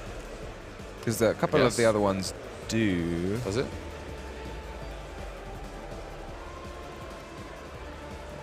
Yeah, it does. So Aurélien has to be careful here. If you use the effect of Big Wing Baphomet, then you can only summon fusion monsters from the extra deck for the rest of the turn, which is quite restrictive when you'd like to be summoning some Fiendsmiths. So we seem to be in a bit of a top-decking war situation now. Yeah, seems like it is. And I mean, if you gotta give a favorite, it is the Tempai deck when you're top decking. A lot of really good draws. And here we go. Let's see. What a way to start things off, honestly. I mean, these duelists are both sitting on a very comfortable score, because the draw guarantees you tiebreakers to make it to the top cut, but they have to win out. So you can see how much this duel matters for both of them. And yeah, definitely a tough back and forth game one, but no Tempai normal summon. We're just entering battle phase.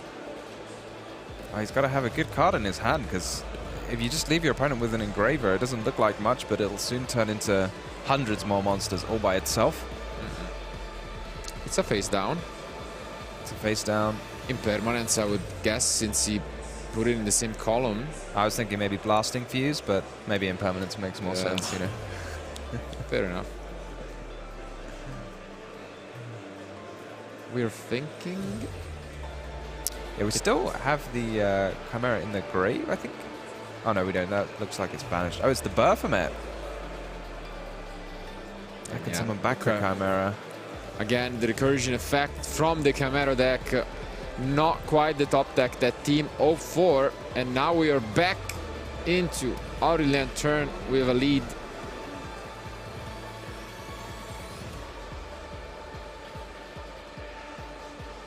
Yeah, I mean, this is extremely powerful for Aurélien.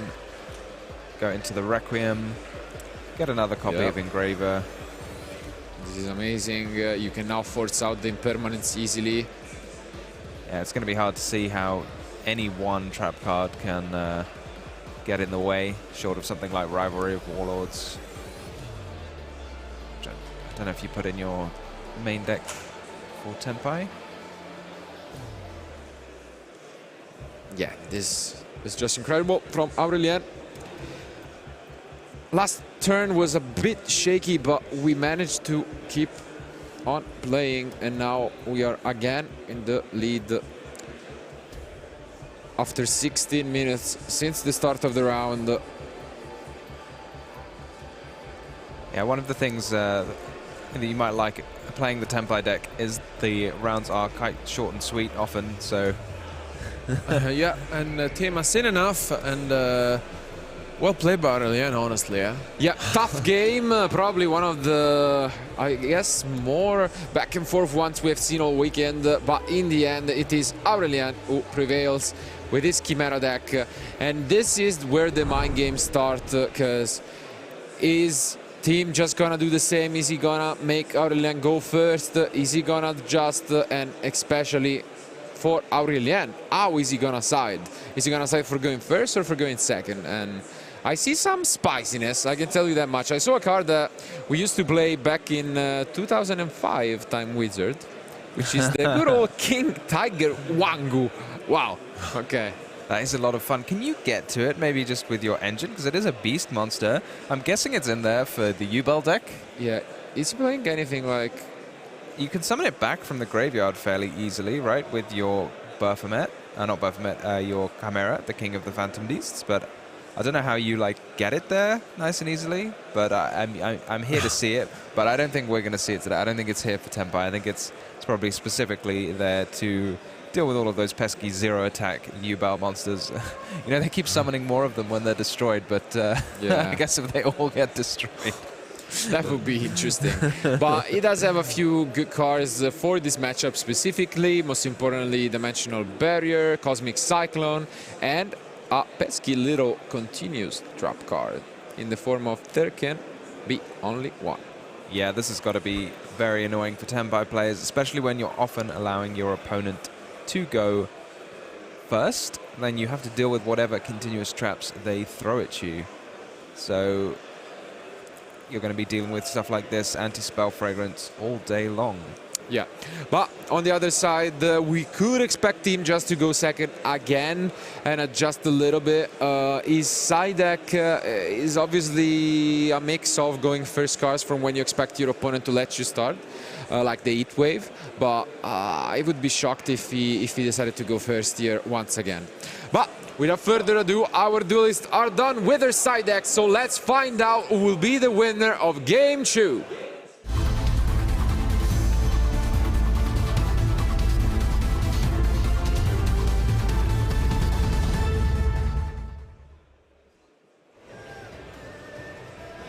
Here they are. Let's see this decision. Is Aurélien going first? No, it's Team and it's the Heat Wave. Wow. What do you do when you cannot summon any monsters? Wow. You know what you do? You said monsters? And Chimera Fusion. And that gets you there. That's true. And you said there can be only one. Yep. So, Heat Wave making an appearance. And let's see what's Aurélien plan to fight back to stay in this. Because if he doesn't, we could have a very quick Game 2. Do you think Heat Wave, the dinosaur, is the same dinosaur as Cold Wave? It's just a dinosaur that's having a very bad time. I was just looking at it. Do you reckon it is? I don't know. Maybe, yeah. It is. Yeah, he's having a rough day. It is. Just never noticed it, honestly. It is. Well, it's obviously friends with Cold What Wave, would you right? And it's prefer? got the same effect. I don't.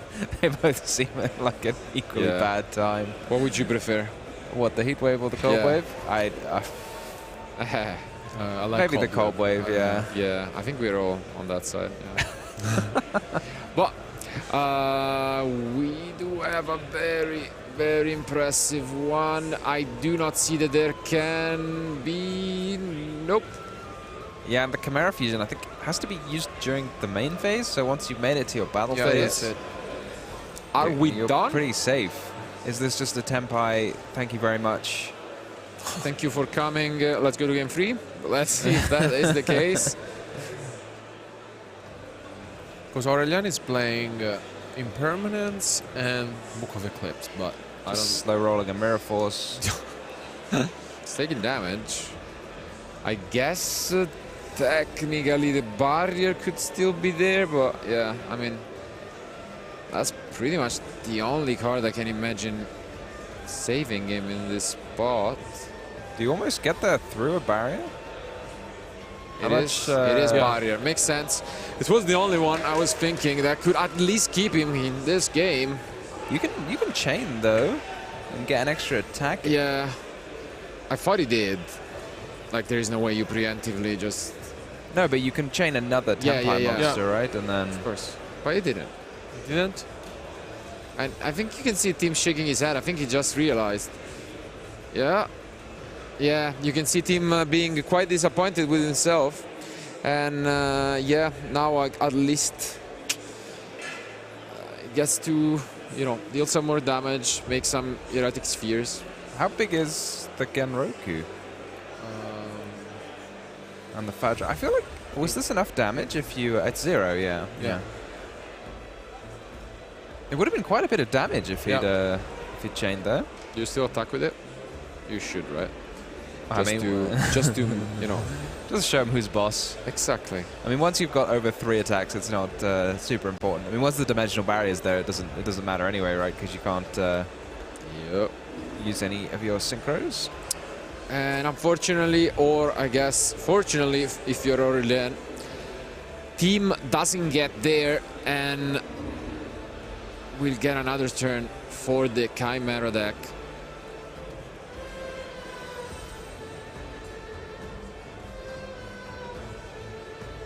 We are going for Striker Dragon SP, I guess. Maybe. Makes sense. Let's find out what the last card for Aurelien was. Another barrier? That wouldn't be ideal. He's thinking about it. Cosmic, yeah. Cosmic. Oof. I think you might as well hit the face down, yeah. Yeah, I mean, Sanga's summoning, as powerful as it is, not going to do a huge amount on your turn. And oh, I think he's glad that he did, because that was a barrier of his own. Wow.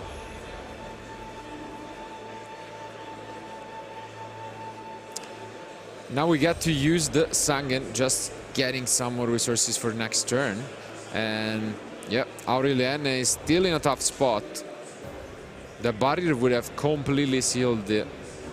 But I'm thinking, like, do you really want Tenpai monsters in your hand rather than disruptive cards? Depends what he's got, because maybe he's just got a couple of engine cards and you just want to discard one, thin your deck. It seems like he's thinking a bit. Let's see. Yeah, he added the Fadra, right, which is kind of an important resource to have in your deck. Presumably only runs 2 copies, and one's already been used. What's gone on here? Hold up.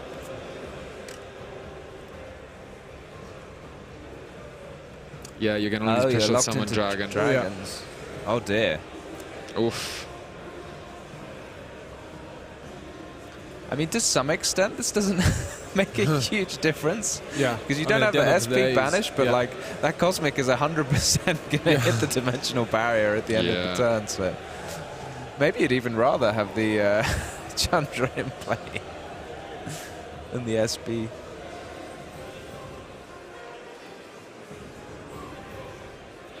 Got to watch out for being locked into your dragon monsters. And he gets rid of an Ibiru. Wow. Bold choice. And now in the end phase, we should expect the Cosmic to still come down. Yeah, as you mentioned. Almost like Tim helping Aurelien there, like saying, well, you've got to use the Cosmic Cyclone. So now you know what my dimensional barrier is, where it is. It's quite possible he wouldn't have flipped it. Yeah.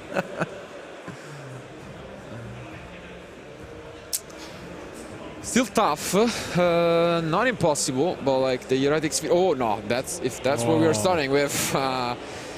Never mind. Oh really? Wow. So the heat wave was not even needed, I guess. Into his labyrinth strategy. I guess, yeah. Just use the sphere to get some more resources. This is what I think. Surely you want the Fadra in your deck right now. Yeah, I guess you could. Yeah, summon a Magnemite. It's pretty useful. Get a Genroku out if you have another one. You can pick it up from your grave. I don't know if you get the effect to summon it if you add it from your grave to your hand. I feel like it probably does. Most cards are worded like if it's added to your hand except by drawing it. You can still special summon it. Yeah, this is huge. The only card I can see somewhat keeping him in this would be that there can be. But, yeah. Still would be a rough spot. And we need to flip it now. Yeah, right now. So no. Well, you could still flip it now. You still got the chance. Just need to do it before your opponent Yeah. gets a Synchro Monster in play that has more than 2,200 attack points.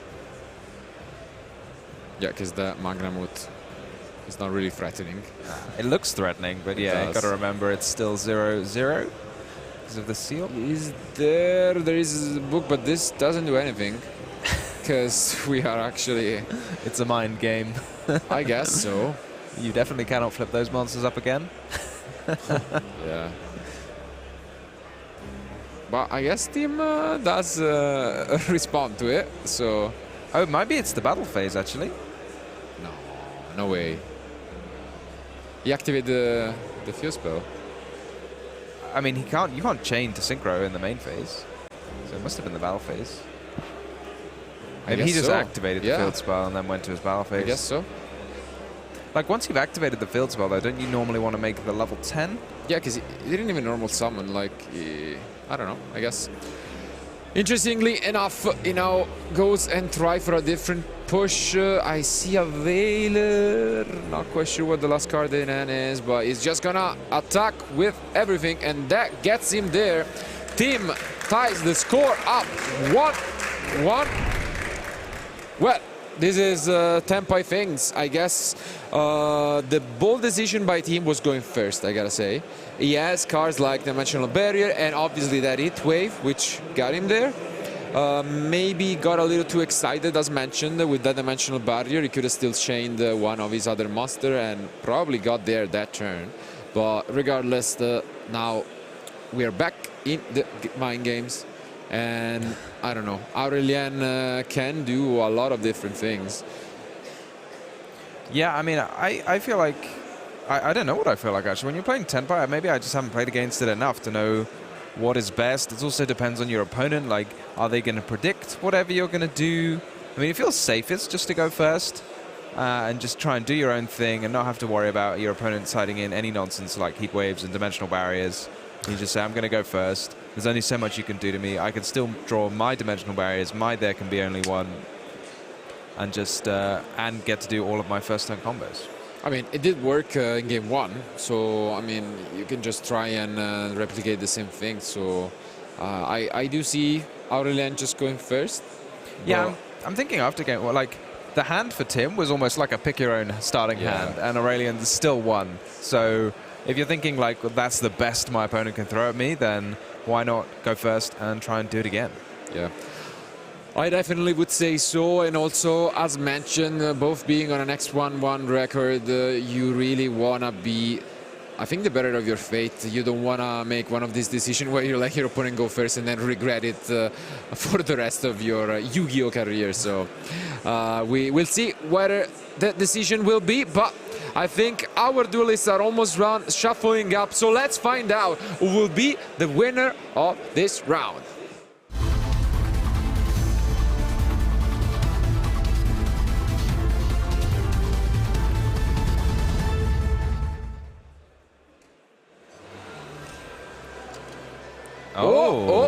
Oh, I think, yep, team is gonna go first.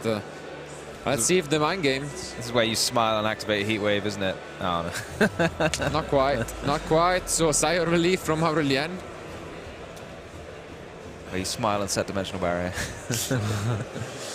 But start things off very well with the one summoning, honestly, and also so a Pot of Prosperity. So I think team's hand looks very good, actually. And, yeah, lots of one-offs, and the good ones. I'm wondering how powerful the Quackamoo Drago is against... I feel like they have a lot of darks, but they also have a lot of non-darks and lights, so got to keep your eyes open.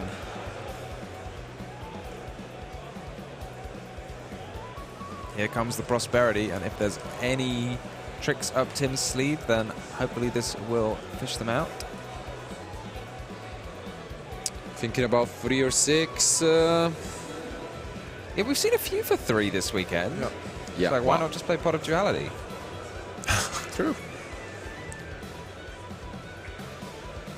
Yeah, it's going for 6. Makes sense. You really want to find something to stop your opponent from playing And let's see if we find anything. Okay, not the greatest, I gotta say, but we do go for a draw. Aurelian, like, probably looking at his hand right now saying, okay, what do I do?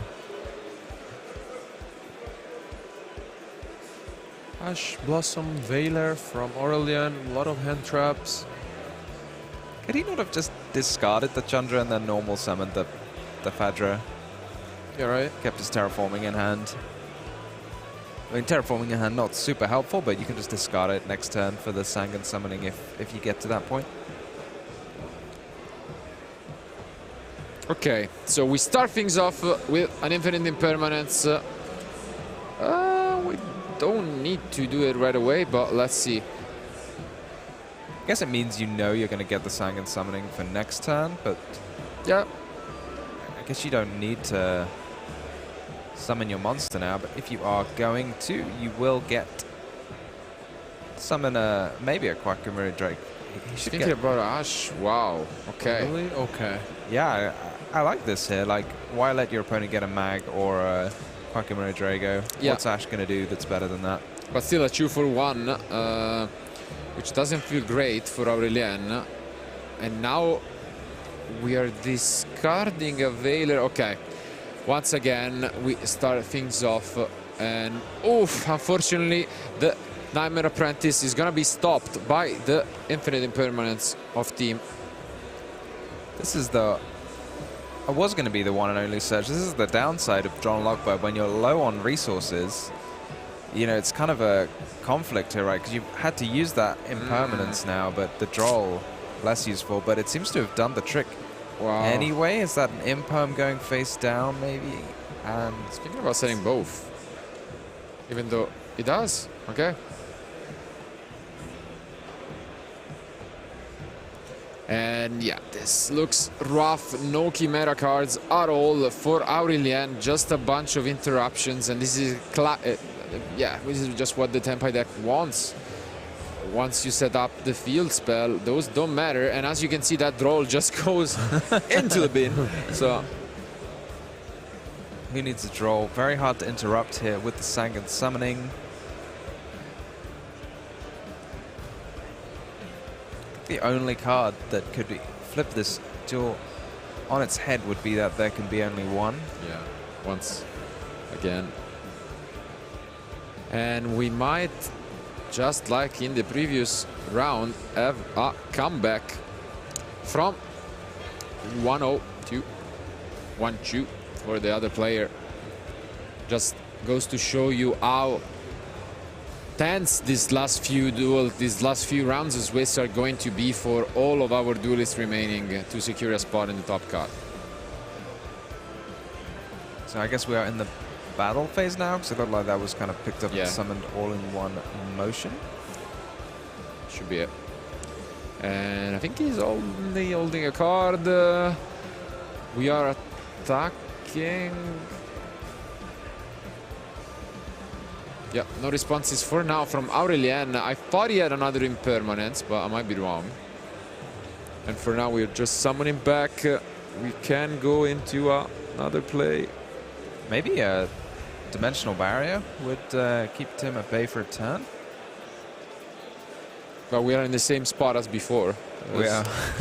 Yeah, I think Tim, after shaking his head, now has realized that he can just, you know, chain.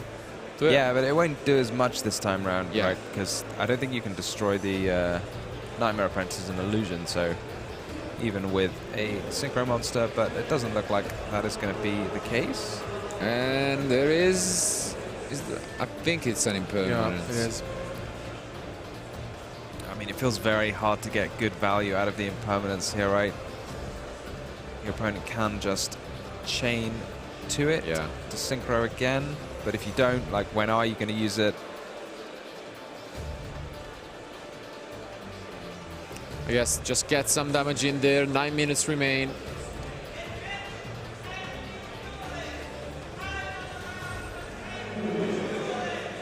Here we go. Maybe we're going to see a Transcendent Tenpai Dragon to turn off any potential interactions. No, doesn't seem like that's the case. Instead,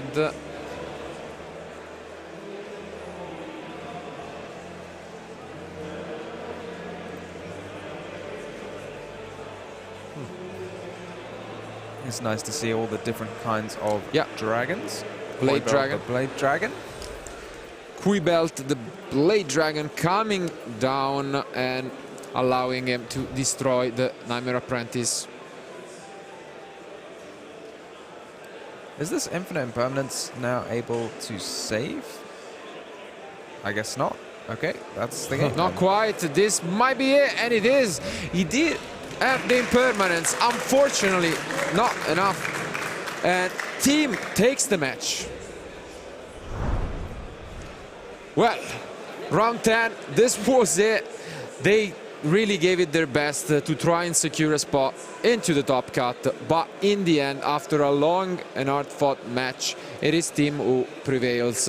Game 1, it looked like he drew into the, I guess, custom end that you can pick with Tenpai, but still, his opponent managed to fight back and show us why the Chimera strategy is valid.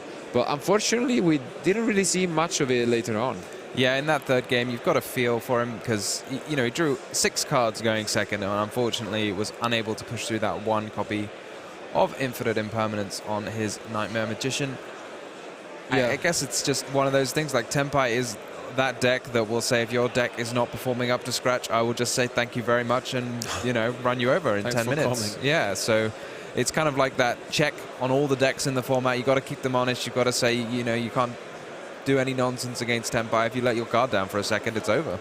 No, especially because like I think that in game 2, after the heat wave was activated, I feel like if that was not activated anyways, like I think he just said 3 or 1. So it was, you know, at the end of the day, I think it was very unfortunate for Aurelian. Also in game 3, as you mentioned, I think it was a brave move to let your opponent start, especially after seeing what happened in game 2. Yeah. But like we have to say that team started with the summoning, the prosperity, and that says it all, I think. Yeah, but most importantly is after looking at the ends, I'm pretty sure he was glad he did because he completely bricked on it. And, you know, the Apprentice, we don't know if it was the 6th card, but even if it wasn't, it would have been met by that impermanence. And I think he didn't have much going on regardless. So unfortunately, sometimes that's how it goes. It's a shame that it happens basically 2 games in a row after you have won game 1. But still, congratulations on the run. Going 7-1-1 is no joke. And now he'll try his best from what I think only, you know, X-Choose can make it as the worst record. But this gives a team a match point. Essentially, we'll be walking into round 11 and we'll probably ask him about that. And he has a chance to advance to the top cut, whether he wins the last round. And I'm sure he'll try his best to just bring, you know, Tenpai as a deck that will be represented in the top cut. But I think, obviously, it's still tough. As we've mentioned, we'll try to bring you guys what is the representation of the decks and the countries that are left later on, but it looks like the competition is as rough as ever, and it's going to be very difficult to make it to the top 32. Yeah, I mean, as we've mentioned before, so we've got just shy of 2,000 players this weekend, so it's just short of that barrier of 2,048, I think it is, in order to go to the top 64. So it's almost as many people as you can have in a tournament without having a top 64, which means it's almost as hard as it can be to make the top cut. Yeah, it was as back in the days when we were playing, basically, like if you think about it, no? Like there were some YCSs in which sometimes X2 was not even enough. Like I remember like 1900, you know, YCSs players, for example.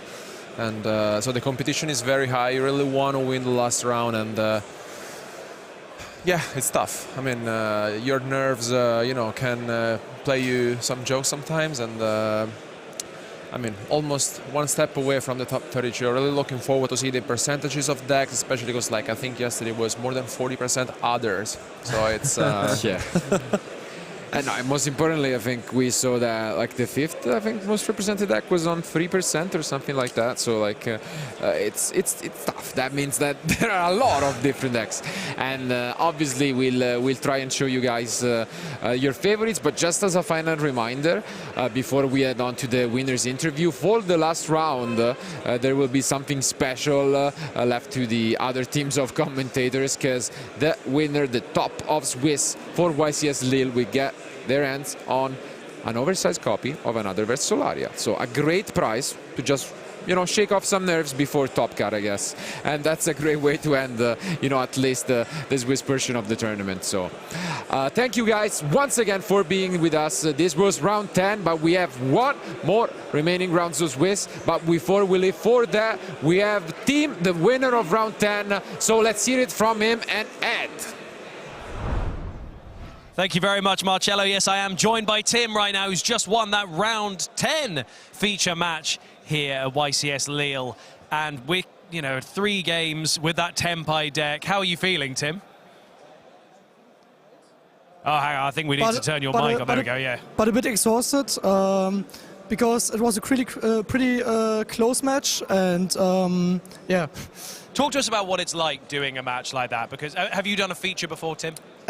Just small ones, so not on a major event. Okay. So I was a bit nervous. Does that affect how you play, do you think? Yeah, I forgot the Genroku. That locks me to dragons, but it was still fine. Good for me. But my opponent played pretty well as well. So, yeah. Tell us about Tenpai. Why did you pick Tenpai for this format? So basically, I had not that much time to prepare. And it's a pretty easy deck to play. And pretty strong, because you have so much space for non-engine, and the engine itself is strong as well. That's why I picked it. Well, excellent, and obviously it's piloted you to victory here. You are now 8-1-1, is that correct? So I must win the last round, and I hope I do well. Well, absolutely, I guess we'll see. What was the loss and the draw against? I lost round 1 against Mathieu Bricard, the French back-to-back national champion, again on Fire King. And I drew against a Jubel deck. Okay. It was my own mistake, but it happens. So against Chimera, that kind of deck, are you, when you see what it is and you figure out that it's Chimera, you pretty competent? Do you reckon you know exactly how to pilot around it, or how well do you know Chimera when you're up against it? I played it myself in YCS Dortmund. Okay, so you know it well enough to be able to play around it. I know it well, but it changed a lot with the Fiendsmith stuff. True. But I'm pretty confident by interrupting the deck. That's why I implemented I don't know the name. Well, we're going to talk about that with Nadir in just a moment. You can go through play by play. Lastly, you've only got one more round of Swiss. Are you confident you can make it to Top Cup? I'm confident. I try my best. Well, that's all we can ask for, Tim. Thank you so much for joining us. I'm going to let you go and join Nadir there, so you can put your microphone down here and you can head off and go join him. But thank you very much, Tim. Congratulations. Again, we've got more of these play-by-plays coming. Nadir is going to sit there with Tim, and they're just going to go through and talk about some of the interesting plays that we saw there in a 3-game Tenpai versus Chimera match. So without any further ado, just going to hand you straight over to Nadir and Tim. Nadir, take it away. Let's see a play-by-play. Welcome back, everyone. Hi, I'm here joined with our feature match Victor. Tim, well done. You've made it this far, and I guess just one more round to go, right? Yeah, one more round to go. I will try my best to win the last round. I mean, it's not easy because I was on feature and I'm playing Tenpai. So. Well, you still did pretty well, I think. I suppose, first of all, I want to ask you a little bit about your deck. So in order to build Tenpai, I think naturally there's this inclination, as you mentioned, to just have this sort of small package of engine pieces with all your Tenpais and play all this non-engine. Any reason you decided to go with like what appears to be more like a hand trap heavy version rather than things like Raigekis and Dark Holes like we saw, for example, at the European Championship? Yeah, I think the hand trap version I played is much better the closer you get to the top cut. Because if people know you're playing Tenpai and with a breaker build, they are more likely to send you first. And with a breaker build, you basically have just seals. And with the hand trap version, I have seals plus my non-engine, so I'm more likely to win even going first. And I think using the hand traps as interrupts is a bit more skillful than just throwing board breakers around. Yeah, that's fair. And it's a bit more fun. Well, make sure you don't hit on Seal's pass. You know, I'm just saying that's a good pass. Seal's pass is amazing. Yeah, I exactly. like it. Let's take a look at clip number 1 here. We're going to look at this really intense sort of long game 1, actually. So we had the Nibiru, a Magnamut, and the Perulia resolve here. And I suppose it was enough to make your opponent pass. You're quite familiar with Chimera, so at this point, are you feeling pretty confident, despite the fact that they might have some resources in the graveyard?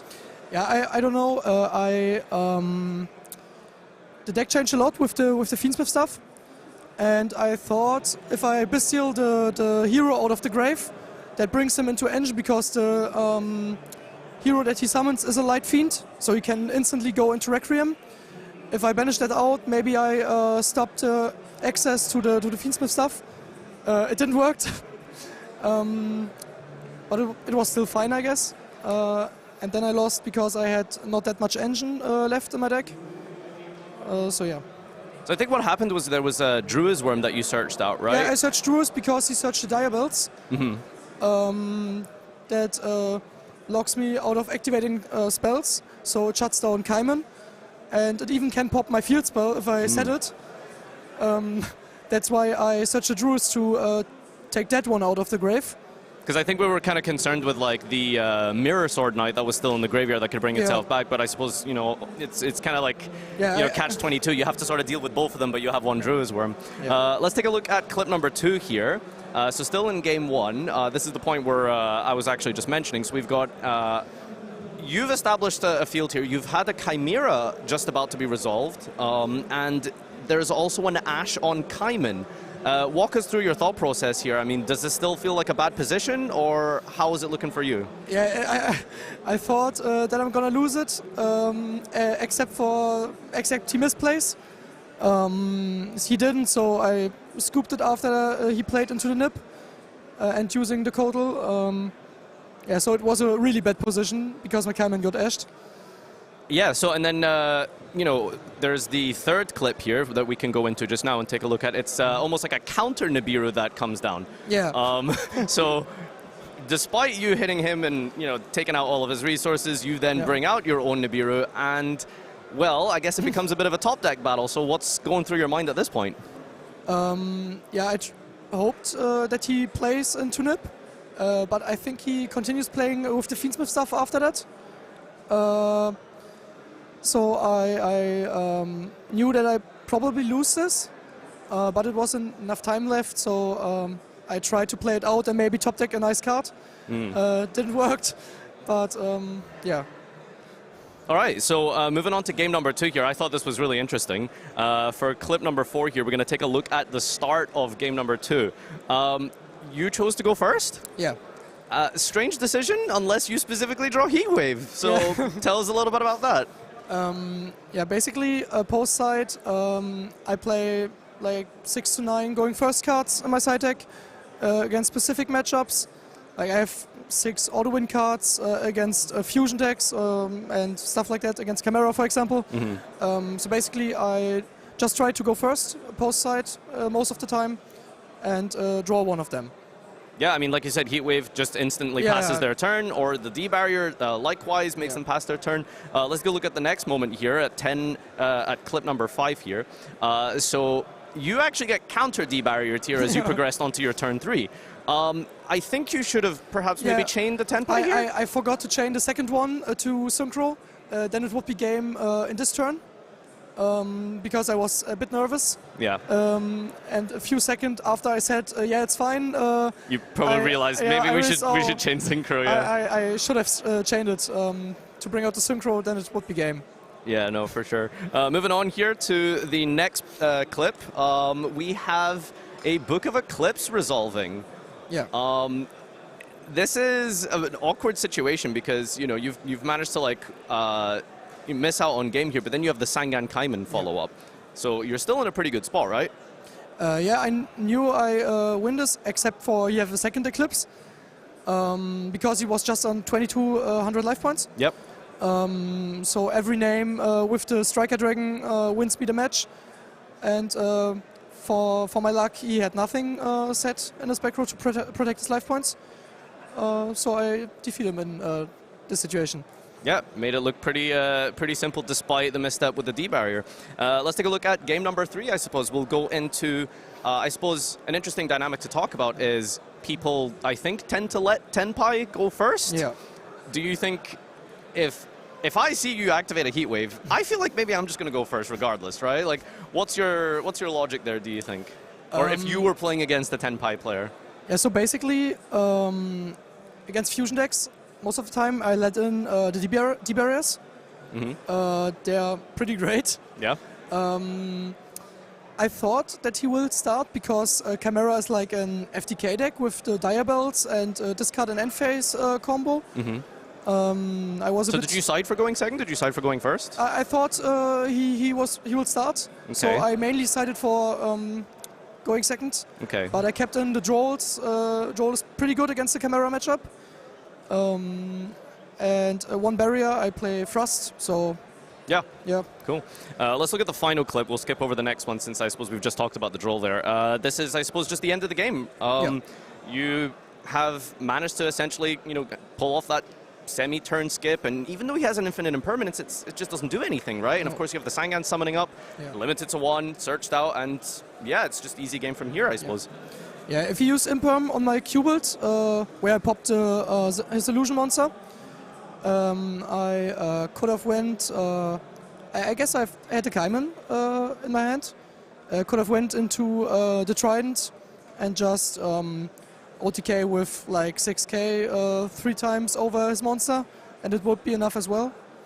Yeah, multiple different paths to find the game, and in fact, in 3 duels here, we didn't even see a Trident Dragon, so No. I suppose we were just playing with the just the Tenpai. So, Tim, well done. Honestly, that was a great match, and I think you showed us mostly, how to navigate through such a situation like that, especially against Chimera, which is a deck that you're not going to really even see potentially for an entire tournament, and yet you still managed to navigate through that quite well. Any particular decks that you are not looking forward to playing? I assume you're relatively prepared for Yubel. Yeah. Anything that you feel like you have a bad matchup against, or I really want to dodge Labyrinth. Okay. The matchup is horrible. All right. And Runic decks. I was gonna say, how do you feel about Runic? Yeah, Runic is okay. I played one Runic White Forest. Yeah. Activate Slumber, and then that's... the matchup is hard. Okay. But it's beatable. But the Labyrinth matchup is most likely unbeatable, except for I have Ash and she has just 1 engine trap. Then I most likely win, but... keep them off the engine, basically. But yeah, Yubel should be pretty good, fine, ready for that. All right, well done again, and you just have one more to make it through to the top cut, only top 32 this time round, so good luck, and hopefully we'll be seeing more of you in the future, so congratulations again. Thank you. Thanks everyone for joining us here. This has been your feature analysis. We're going to be back with the next round, the last and final round of Swiss. And of course, there's going to be the prize of the oversized card for the presentation for the victor of Swiss going X and O. Don't go anywhere. We'll be back in just a moment. Going to send you on over to Ed, who will be closing out this round. Thank you, Nadir. Thank you, Tim. And fingers crossed, no Labyrinth in that last round of Swiss for Tim there with that Tenpai deck. But we only have that one final round of Swiss to go. And while we're waiting for those pairings, we still have a little bit more content to show you. We obviously paused our Caster versus Master video earlier to get into this round 10 feature match. But let's resume that for a few minutes. And hopefully we can get the pairings to you and get into our last round of Swiss. Easier. That would be a pretty easy decision. Why can't Dark Refer be a hero? He looks like a Destiny hero. I mean, I guess I only do this. No? Yeah. Oh no, are you doing this? Are you doing it to me? Oh no, he's doing it to me. I am learning. This is not once per turn, right? No. Special summon 1 frog monster from your deck. That's why Frogs for quite some time had a first turn win condition together with Mask Driver, which is the reason why the card was forbidden. You just have to tribute a monster and deal 500 damage, continuous spell card. And you would basically, when Ronin Totem was introduced into the game, do this the entire time. Send a Ronin Totem with the Swap Frog, tribute, banish all of the frogs to summon back Ronin Totem, and tribute them for Mask Driver for 500 damage apiece. And you had 20 frogs in your graveyard, which was... That's a funny combo. Yeah, it was hilarious. This is also hilarious. I mean, I'm stalling. In-game, of course. My turn? Yes. Okay. So you know your trap deck, of course? you fell right into my trap. I don't Did believe you know that? because now you have removed every frog from your deck. Yes. I'm going to be able to banish one of your frogs. I forgot to foolish the 2 substitutes, but it's fine. So now I still have frogs in the deck. Attack. They are toads, not frogs, right? Yes, but I can foolish them with swap frog, I think. Yes. Yeah, oh, true. But I could have. You can't search them. That was no. But I can take 1 back from the graveyard. Really? Yes, because I did that in Paleo, so I'm pretty sure. My plays today are surely working out. Okay. Very good. Then I'm going to attack directly with 2,300. Okay, so now I think my play works if I do this. Okay, let me count. Let's count up to 7. 1. So 1, 2, 2 3, 5, 7. That's not how that works. That is how that works. Okay, yeah. Pass turn. Okay, let's see if I was correct. So I'll do this. So now we're at 2. Now you can tribute summon gourds. Normal effect. Oh no, what do you want to do with level 7? What do you want to do with level 7?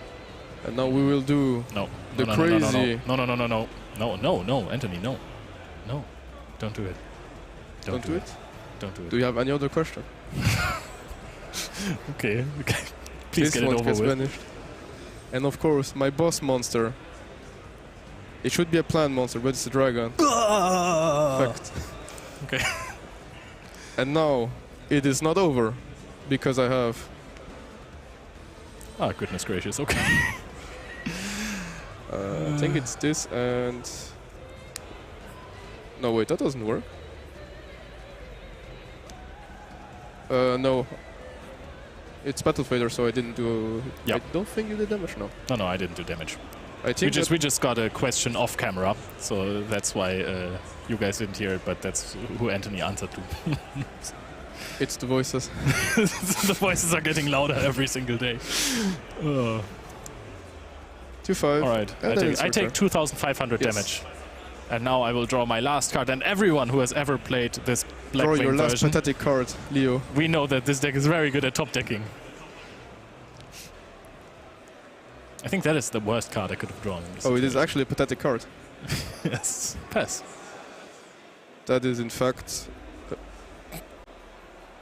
You see this card? Are you basharing me at the Euros 2016 or 18? 18? 16? It happened. Yes, you are! I will negate this. Oh, that's a lot. I will then...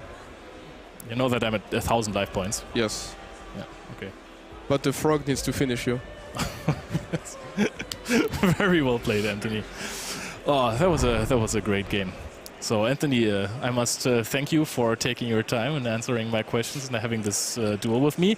I will do an outro on this camera up there, guys. So please bear with me. I hope this works now. Thank you so much for playing with me. I hope you guys like our duels with our champions, our best duelists that we can just find and listen to what they have to say about the game and about their lives as players. And we will be right back with the live coverage of YCS Lille.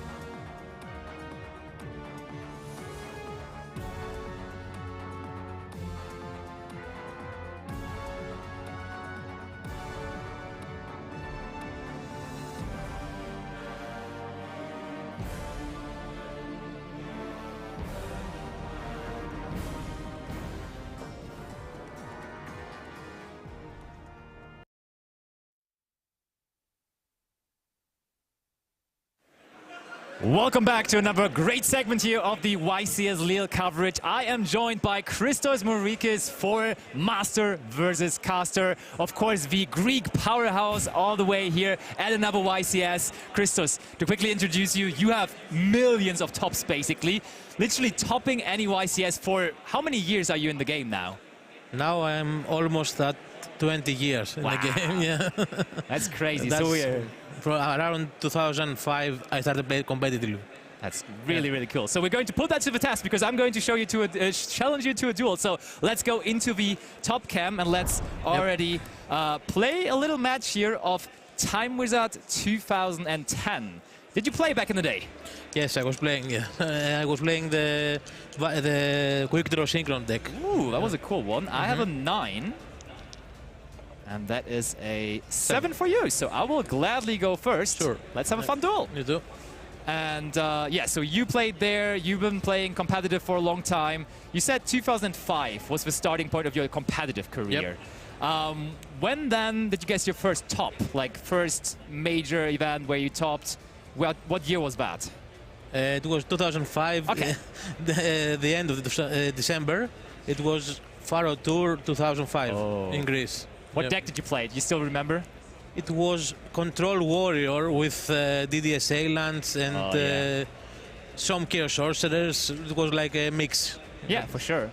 I mean, you're always someone who is bringing very interesting decks to the tournament because people will remember you just recently at the European Championship. You actually brought Rescue Ace into the tournament where it was heavily dominated by Snake Eyes and all the other Jubel decks and so on and so forth. And you did really well with it, going top 16. And is that a special thing about you? Do you always try to think out of the box, or what was the reason you brought that deck there?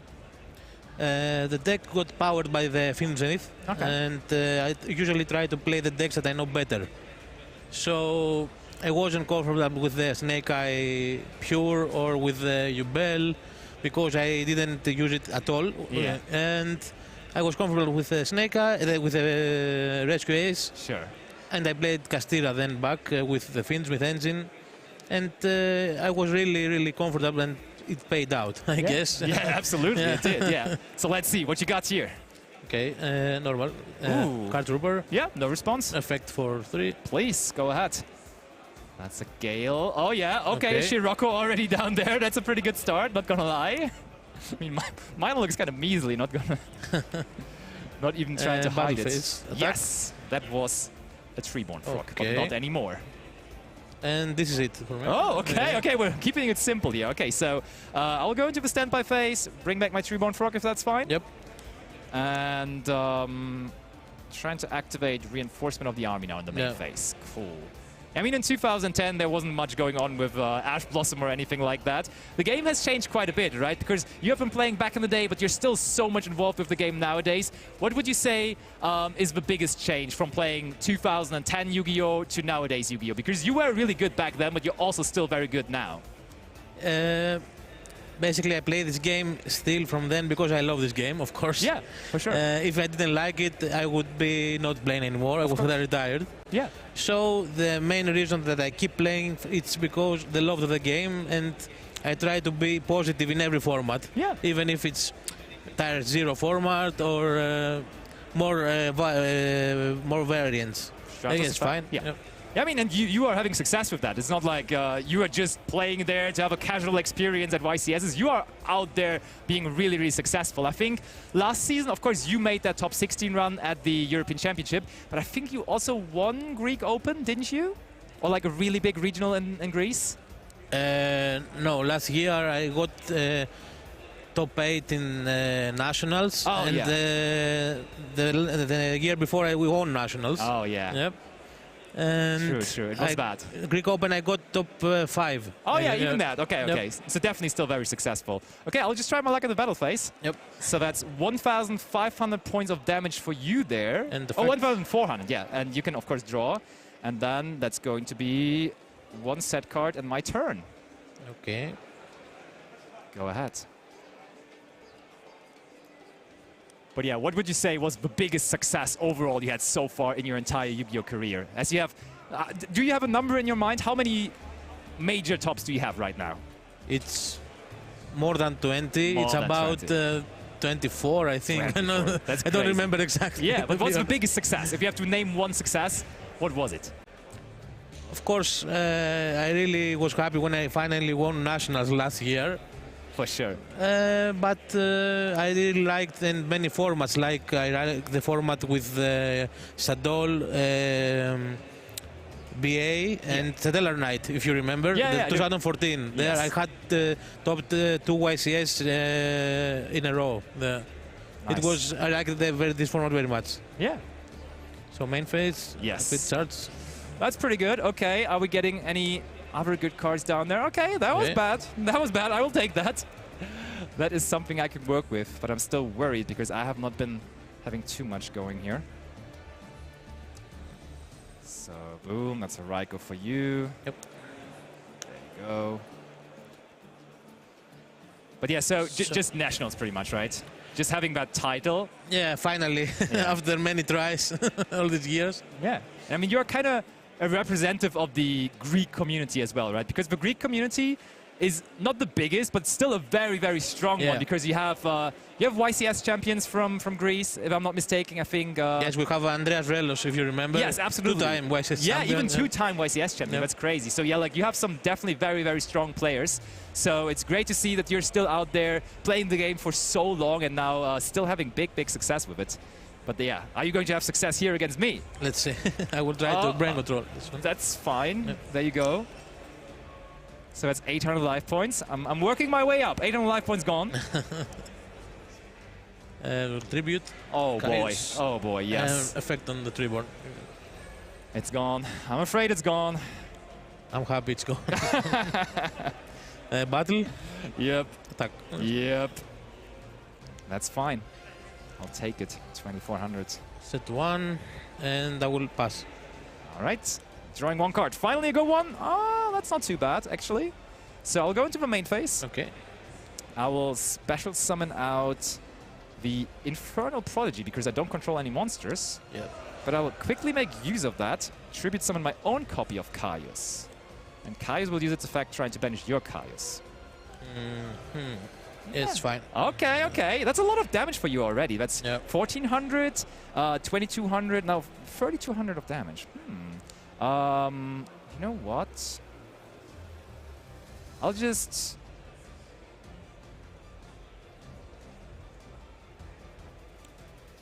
go battle phase, come on. 24? It's fine. Okay, okay, okay. 2,400 more. Your turn. It's getting close now. Yeah. My hand is awkward, to be honest. Mine was really awkward as well, for sure. Like, do you remember how many featured matches you had along the way? Because you have now quite the career, and you have been on stage before. I know that for a fact, but do you know how many times you have been? I think around 6, 7. I don't remember exactly, to be honest. Yeah, but does it change the way you play, or are you at this point just completely used to it and it's like a regular, normal duel to you? For a reason, I think I have won every feature match I played in. I'm almost sure. I don't know how, but it happens, I guess. Okay, so you are very comfortable then. Yeah, I play very... I try to be very calm in the feature match because many times my opponent in the feature match, it's always almost very... Nervous, right? Very nervous, yeah. That's a very... I mean, would that be an advice you give to newer players starting out? Just trying to be calm when you're playing, trying to be very collective and focused? And feel comfortable with the environment around you and try to make the best move in order to be simple. That's the key word. Yeah, because if you try to make many explosive turns, you may just lose by yourself. Because for sure. Maybe you play into any Nibiru, for example, because you could have played around it. Totally. Yep. So we set 2. Yeah. And You'll have to wait to see the second half of that caster versus master, because right now it's time to get into our round 11 feature match, the final round of Swiss, before we get into the top 32 cut. In front of me I have Dario Guidotti and Sofiane Belkacem, and they are ready to kick things off. They've actually already done their dice roll, and Dario is going to be going first. So with that in mind, I'm going to hand you guys over to Basti, Nadir and Leo, who are going to take you through this final round of Swiss. Gentlemen, it's Top Cut from here. Let's go. Thank you, Ed, and welcome from us here in the casting booth for today as well, for day 2 of YC's Lille. It's to be or not to be in the top cut or not to be in there, because this is the last round of Swiss, where it is determined whether you make it or not. Both of the players having 2 losses in this tournament already, meaning they have to win this round. It's a classic bubble match. What do you think about that situation? Usually the highest pressure, isn't it? Yeah, for sure. This is win or lose. There is no draw. The tiebreakers won't be able to get them through on a draw, and it really just comes down to this one, doesn't it, Leo? Yep, and I have most of the time fumbled in these situations, I gotta be honest with you guys, but I think that these duelists are maybe a bit more experienced. They are cool. We have seen Sofiane already performing greatly on the feature match stage as well, so I think our duelists are ready. Let's just get right into the last round of Swiss.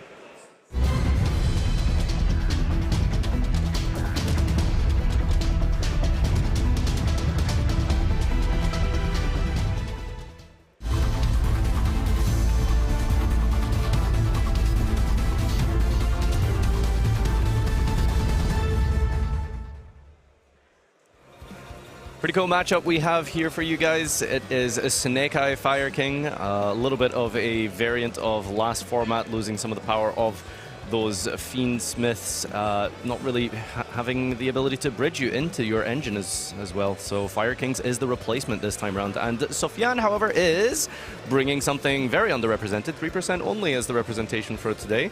Branded. In his heart, it has always been 100% though. Sofiane playing this deck now for, I want to say, at least a year. We've seen him play this at the last year's European Championship, where he also was in the points playoff. And he was that unfortunate person, first making top 4, but then losing 2 matches in a row to not make it to the World Championship. But of course, he can still be a YCS champion today if he keeps on winning. And Nadir, you talked about the impact of the Forbidden and Limited list on the Snake Eyes Fire Kings deck. However, look at all the one-offs in here. We had normal summon Snake Eye Ash after the bonfire, searching for Snake Eyes Poplar. And I think if you're at that point, if the consistency hits didn't limit you at all, you're good to go. Yeah, and honestly, I saw a lot of people also still sticking to the Fiendsmith cards in Snake Eye Fire King, but we see that Dario has completely disregarded the Fiendsmith cards. There's none of them. The complete deck only consists of those Fire King and Snake Eye cards, and then a lot of non-engine, and arguably he found a lot of good non-engine also for the branded matchup that he may have not expected, but he became here in the last round of Swiss, because, for example, Bystials are pretty good against that. Yeah, Bystial's really strong, and Effect Veiler is also really good against Branded now, because they lose their 2 copies of Branded Fusion from the last Forbidden Limited list, so you do kind of rely on trying to search out your Branded Fusion. So Effect Negation, a lot more prominent now. And as you mentioned, the Bystials have a lot of crossover versus Ubel, and naturally that's going to work out really nicely versus Branded, hitting the Fallen of Albaz as the critical point of fusion summoning with things like your Albion. And in this combo, you could kind of also see a big difference between the Snake Eye Fiendsmith decks and the Snake Eyes Fire King decks, because we saw very, very early that the Flamberge Dragon actually used its effect to put the Snake Eyes Oak from the graveyard into the Spell and Trap Zone and send it away with the original Sinful Spoils, followed up by the Ponix from the deck. However, now we don't really have the option anymore to summon out an IP from the Spell and Trap Zone, because it just simply won't be there. That is true. I think we're going to be relying a little bit more on the Fire King style of cards to protect us, like your Arvata, most likely going to be a part of the combo here, as it is resolving to destroy, chaining the Ponix to summon. And yeah, this is a little bit of a variant from Master Duel, actually, and soon to be the release of Volcanix and Rage of the Abyss, but that'll be in just a couple of weeks.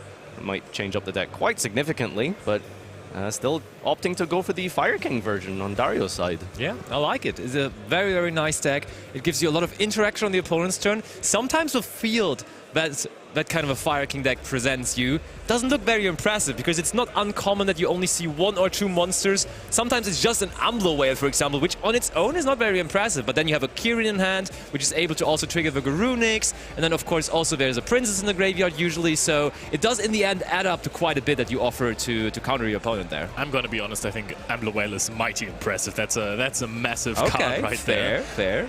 But I think this combo line is also kind of interesting that Dario is going for a Sunlight Wolf as well, adding back some resources. I like the little Chimera in there as well.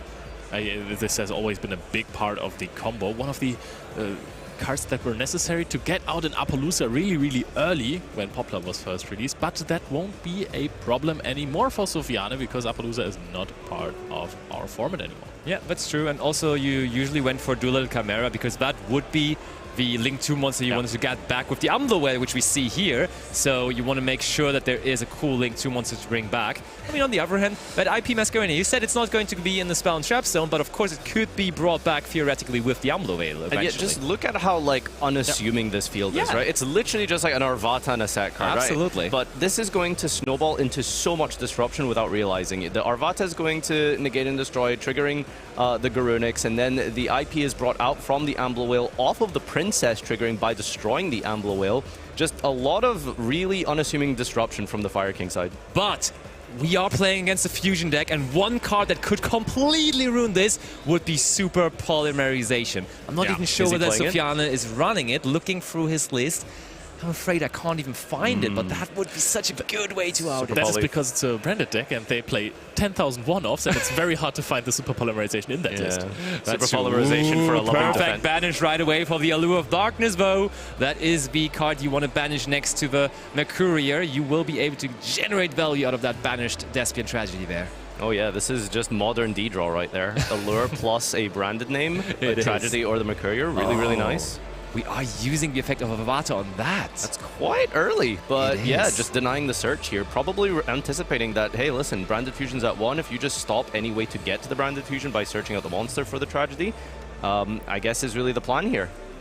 I mean, I felt like we could have maybe just waited for the Aluber and then negate that, because that would also take out the normal summon, but Dario has other plans. He wants to get things going pretty early here, and he is going to negate that. I think he's pretty Tragedy. safe because you can see his hand is loaded with hand traps. Oh, is it? Okay. We have Ash for the Branded Fusion. Oh, no. I believe there was an Nibiru Veiler as well. Wow. Yeah, that could be. He's running all of those cards. I saw a Nibiru as well. Yep, yep. And here is the Amblowell bringing out the Masquerena from the destruction effect of Arvata to negate that Tragedy. Question is, do we also trigger Kirin here? Garunix to get a Kirin? I don't think so, right? I think you can wait with the Princess, right? And then use that in tandem. Oh, another Allure, though. We keep on digging. Do we also have the Mercuria to banish? Because that would be the next perfect card to get there. Because Branded still, I think just engine-wise, you can play through so many things, and this is still not incredibly impressive what we see here. This is why people really like Branded, you know? It's a deck that doesn't usually play much hand traps, right? You are kind of like brute forcing through all of your powerful fusion checking plays. With the good old Tragedy. Can you activate it again? Or is it? This is use once per turn. This is a new card. Ooh, there's the Aliber. All right. Yeah, look, that's another problem. When I just draw the Aliber now, you can't negate that anymore. Are we veiling we're the fine. This is an impermanence. Oh, impermanence is there. Okay, but that now scares VIP Masquerena, kinda? It does indeed threaten. We can go battle phase, but destroying cards against Fire King is, you know, very scary. Very valid. To be honest, it's not a fire card, and if you're threatening the attack and IP Masquerena goes into a SP, then we don't have a fire monster on the field at all anymore. So basically, I think you're kind of free to force the IP Masquerena. I think you're fine with that, though, if you're on the side of Dario, right? You know, you know you're going to survive this turn. All you've taken is 1,000 off of... There is triple tactic thrust, though. When you're drawing cards like that with Allure of Darkness, you're going to eventually find those cards, and Dario... Is he going to respond to that, or is he going to wait for the card that comes out? Okay. It's really interesting, right? Because Thrust is like the instant Ash card, but there is an argument to just wait for the target of Ash, which in this case could probably be a Branded Fusion, and then from there, it's going to be really hard to come back from anything disrupting Branded Fusion. That's the it is the Branded Fusion. Ultimate Rare searching Ultimate Rare. What a beautiful picture. Also, of course, the Aluber initially also being the Ultimate Rare. I mean, when you're playing Branded for over the year, I think you get those cards, right? So somewhere at your locals, just give that. Okay, you played this for so long, here's the Ultimate Rare version. Yeah, I think like Branded players seem to be like a special part of the community, right? Like they if you're a Branded player, you're like a branded player, right? Like it's a community, you know what I'm saying? So for sure. They love to like get all the flashy cards and stuff for their deck. Yeah. So I think they're also having like special parties just for them, pretty much. Yeah, we haven't heard of them yet, but there is a... Because we are no Brandon players, probably. No one's heard of them yet. I accidentally played this in Master Duel once, and it's once every 3 months. How do you accidentally build and play a deck? It just happens sometimes. We gotta know more about that process. Okay, we did attack over the IP Masquerade. That now triggers the other effect of the Ambler Whale, though. But that would only destroy the Allure, which seems fine and fair. Yeah, I agree. This is we still want to do it though, because it's also a valuable resource in the graveyard. When one of your fusion monsters get destroyed, you can summon it back and negate a card permanently. Oh, we're popping the Arvata, and I like that a lot because now we can get the Doodle Chimera back. And when we destroy that one, or we just trigger a Runix? No, the Avata can only bring back a Fire King monster. No, the Avata summoned the Doodle Chimera back in the combo in the first place. Okay. There it is. Absolutely, there it is. You're right. Is Arvata once per copy or turn? Once per turn. Arvata is kind of old, might not be anything. but the last sentence gives it away. Yeah. Oh, now there is our chance to destroy through the effect of Kirin, though. So eventually we got rid of the Aluber. Yeah, there goes the Aluber, triggered off of the Kirin, non-targeting destruction. Brandon Fusion, no time wasted. Ash Blossom and Joyous Spring. There's the Blossom. For a second, when I saw the thrust, I thought that he was going to add Fright for Patchwork because he was afraid of Ash Blossom and was kind of signalizing, I have Brandon Fusion in hand already, I'm going to add the Patchwork so it doesn't get Ash. But did not happen. Ash Blossom possibly ending the turn of Sofiane already. You know what he should have searched? He should have searched Grass. If he would only run it. Sofiane played 60 cards before, he's still playing it, but he just doesn't include the card. It's very popular in Master Duel, right? It's like the standard to run 60 card branded with the one fusion. Absolutely. Okay, now in the end phase, of course. Really strong. Through the effect of Avata, in the end phase, we destroy the monster we summoned, and that gives us back the Ash Blossom, because Doodle Chimera on destruction adds back that fire monster from the graveyard. Imagine playing Brandon and just playing against a deck that recycles Ash Blossom. That's just a nightmare, isn't it? God, we are just locked and loaded here. Look at that. Ash, Veiler, Nibiru. Oh, man. Veiler. Double Veiler? Wow. And we, of course, have the Snake Eyes Oak. The valuable follow-up that was added the turn before. Special summoning out the Poplar. Of course, you're going to summon out the Poplar and not Ash because there are no more Snake Eyes. And here comes the interesting part, because I think he has decided to include the Subversion into his deck, which is not very popular. Honestly, it has been a very long time since I saw this in a main deck of a YCS or at the European Championship. It was also pretty much non-present overall, but he did not decide to include the Fiendsmith cards, and therefore there is just spaces opening up. It is a very shiny card. Yeah, so fair point. Yeah, I think with the Forbidden Limitless, Snake Eye lost a lot of its ceiling, its power, its resilience, but one thing that I think it still has going for it for sure is its resources. I mean, just being able to have this Oak Flamberge every single turn, just getting you more and more, it's really, really good. Yeah, I have one kind of counter-argument against that, because there is probably only one Flamberge in the deck. If you're running two of them, that one is kind of negated. But yeah, it's like you usually get it back with Princess, right? If you use Poplar here and you put Flamberge back in the Spell Trap Zone, you can't send it back. You can't send it with the Oak or an Ash because there are no more targets in the deck. So that is one option to trigger Flamberge in the graveyard, and it's just gone now. Well, okay. I mean, we could be playing Birch, you know. We don't. We're not, but we could. That only uses it in the opponent's turn. I mean, also we can just recycle. Oh, yeah, but you can still summon from the deck. We can also just recycle something from the graveyard with original. Like, we can get back monsters into our deck, so there is targets once more. So maybe we just put back the Flamberge at that point then. All right, I think looks that's like kind of we are targeting. Can you do that if you have no target in the deck? Oh, Branded in red. Target the Aluber, recycling. I mean, that's not too scary, is it? I mean, surely we're not going to use it to fuse, right? I mean, we kind of have to put up something. Yeah, we do. We do bring out the Quiritas, and Quiritas is kind of cool because that is like the last resort card where our opponent has just to kind of force battle phase at some point, and then you have to use the Quiritas, and then they reduce all the attack points to 0, but there's of course Avata already waiting, kinda. Can I ask, are you pronouncing that correctly? I have no idea. How did I pronounce it? I don't know. I'm curious. Which card again? I was reading the fusion. The Quiritas. Quiritas? Oh, no way. Quiritas, isn't it? Quiritas.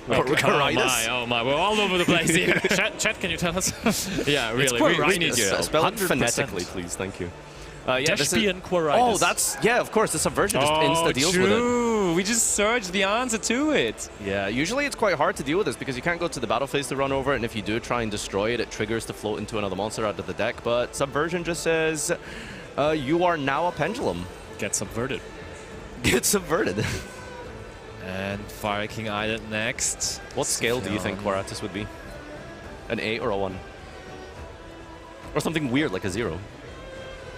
A 4. A 4 scale, okay. Those are the worst, the good right? ones, yeah. Yes. Yes. I see. I'm listening to the conversation of two true pendulum experts there. Oh, yeah.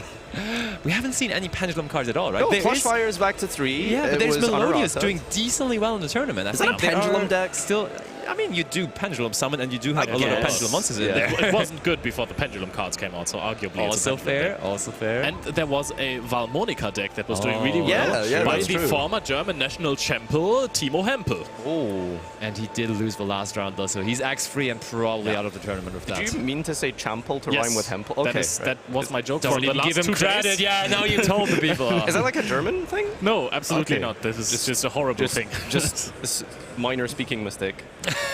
Okay, Garunik's effect. And the problem is we're probably going to destroy Kirin here, and then that card that we have set there, the last card... We already triggered Kirin this turn, didn't we? Oh, was Did that we? the last turn? I think that was in the last turn, Yeah, that was right? the last turn. I'm pretty sure it was. Because we forced out the first Branded in Red, the first face down with the Phoenix, so I wouldn't know how we would have done anything else besides that. Yeah, no, the ability to just destroy and non-targeting with the Kirin, really, really powerful. It just forces out so much by itself, but I mean, you probably... Oh, we cannot use Ash on that! We're duplicating! Okay, so this is a really cool card. Fusion Duplication is a normal trap card that targets Fusion in the graveyard and it becomes that effect. Now, the reason you can't Ash Blossom this is because the effect of Fusion Duplication is to copy a card. It's not to fuse from the deck. It's copying a card that fuses from the deck, so you can't Ash it. So you basically just get to resolve Branded Fusion in your opponent's... is it maybe this is the battle phase, perhaps? No, it's pretty surely to the effect of Garunix. Just in response to Garunix, yeah. By the way, this is why I really didn't like using the Infinite Impermanence that was set instead of the Effect Veilers in hand when we have already activated a monster effect that turn, because Avata was used at the start, and then we activated the Impermanence, which is arguably much more flexible card than Effect Veiler is. No, that's a very good point, yeah, because if you use the Veiler, you have the Imperm for your turn, so... I guess didn't really consider the one of Fusion Duplication. It's fairly standard, I want to say, these days. Probably now after the Branded Fusion going to 1, I'd say, right? It's a good thrust target as well. Yeah, if that's you the thing. Just get hand trapped on your own turn. Yeah. Where does this get us, though? Sending my courier. Do we have enough to withstand it? Because the Avatar still is sitting there, not having used its effect so far. Rinbrum. Rinbrum, okay. Yeah, that's... So... I think that plays into Arvada quite well, right? Yeah. As the protection effects? The best, probably, from all the options we had. I mean, also, it is a card, if they do get to out it in the graveyard, it would be able to use its effect again to bring back Fallen of Albas. So maybe, like, the different layers of it are kind of neat here, I think. Yeah, so you can use the effect to negate and then return a monster. Negate a extra deck monster, basically. Most likely going to be negated by the Arvata, but then you can use the Grave effect of Rinbum to then bring back the Albaz, and then use the Albaz potentially to go into Mirror Jade using a extra deck monster. Yeah, exactly. This could work out nicely, for sure. So there is now going to be the destruction of the Rinbrum, immediately going to the graveyard. So yeah, we don't even have to deal with the on-field effect because Kirin has not even activated or resolved, and therefore goodbye to Rinbrum, and now a graveyard effect can just be negated by the Avatar. Yeah. What are we doing now? And also, why haven't we tried to chain the Promethean Princess to this? Because now we don't... Oh, we have 2. Oh, so you play 2? Nice. We just play 2. That's completely insane, and I love this so much. Because this is absolutely necessary in the deck. Because you were saying that the original Sinful Spoils put back resources, but it doesn't. You don't have targets in the deck anymore. I mean, depends on whether you have the Oak already searched in your hand, right, for follow-up. But apparently do it in your standard combo. As you can see here, that the Rinbrum is being activated in the battle phase. Arvata negates and destroys the Ash in hand. We got it! 1-0 for Snake Eye Fire Kings and Dario. They're still up there. They're still winning, and they are up here in this nail-biter feature match on the bubble. I gotta say that he didn't draw any field breakers, right? Yeah, there was basically nothing but the pure deck. engine. The Just deck the thrust, right? Thrust, yeah. Thrust is also kind of engine in that deck, let's be completely honest. But It's the a deck just mixture. plays so well into fields because all of these cards are kind of resilient, have 5 secret effects at least that kind of keep you in the game. Every time something is negated or destroyed, something else just pops up out of the graveyard. I don't know how many games I've lost to an Aluba just appearing on my field, or on their field, negating my access code token that I was going to try to use for a game.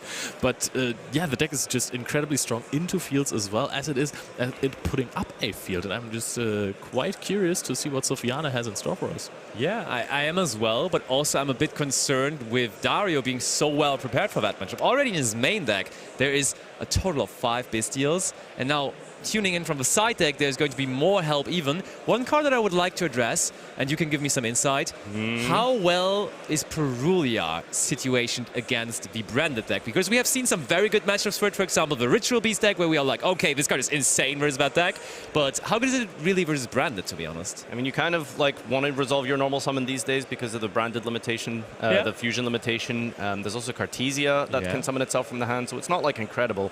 I think the one important thing you need to do versus this deck, and it is in the main deck, so dodging a Forbidden Limitless hit was the Gimmick Puppet Nightmare, so a very powerful win condition from Branded still available and still able to pull off that combo. So I think Dario might be aware of that and probably wants to sort of funnel all of his side deck cards into denying this specific combo, right? Yeah. That's fair. Definitely. I want to say, just going back from the side decks a little bit, Fire King Snake Eye, or specifically Snake Eye, hasn't been too represented. It was the 4th most placed deck, and this is what I consider a kind of a rogue deck. Okay,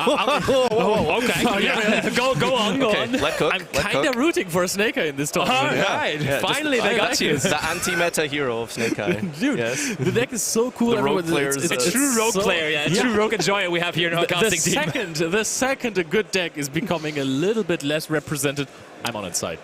What about Voice's Voice, though? I thought that is your main rogue deck. No, but there is a Voice's Voice player still X2 in the tournament. We might see it in Top Cut, actually. Voice's Voice was yesterday. Today is all about the Snake Eyes, guys. Get out your ashes and normal summon them. That's also maybe the slogan for Dario. He wants to resolve Snake Eye Ash in this game. The players are ready. Game number 2 on our hands. Back into the action we go.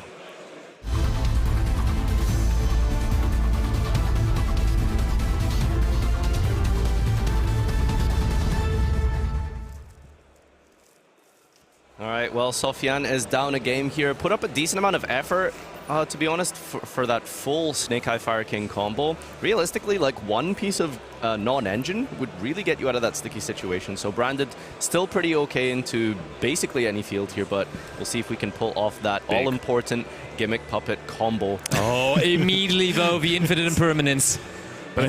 He doesn't have an answer to the Branded Fusion. Okay, it's Patchwork, but this is still playing the game.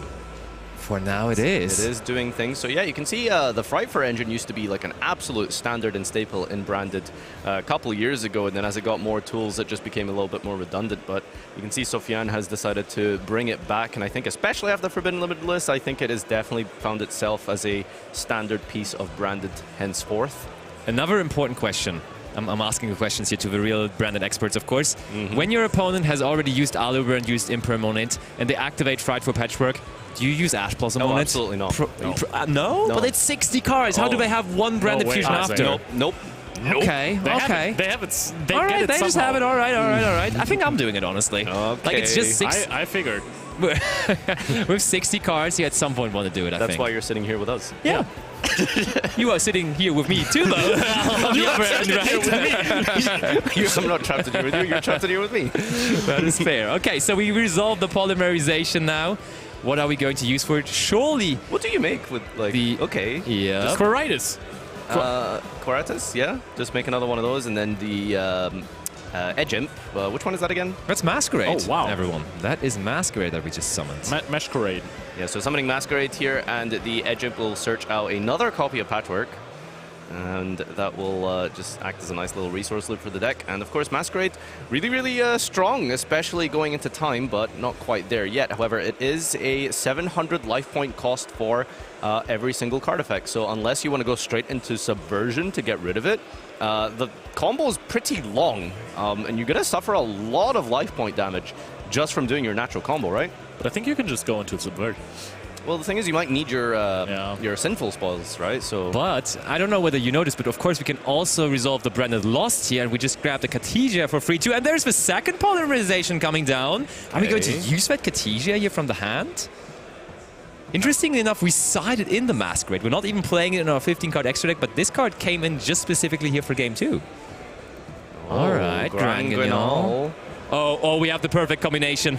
The 60-card combination. There is already the Albion in the graveyard, and we can now, with Granguignol, maybe send the other piece, the Retribution or the Branded Fusion to the graveyard, and then we have the double again. There's the Saronir, yep, that is just the step in between, pretty much.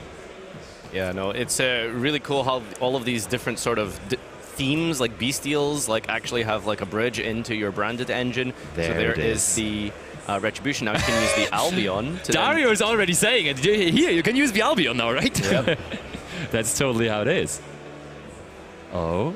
But like, when we have a Bestial, funnily enough, like using it here does not even seem that bad, right? Oh wait, no. I was for a second thinking we could banish Branded Fusion. Yeah, no.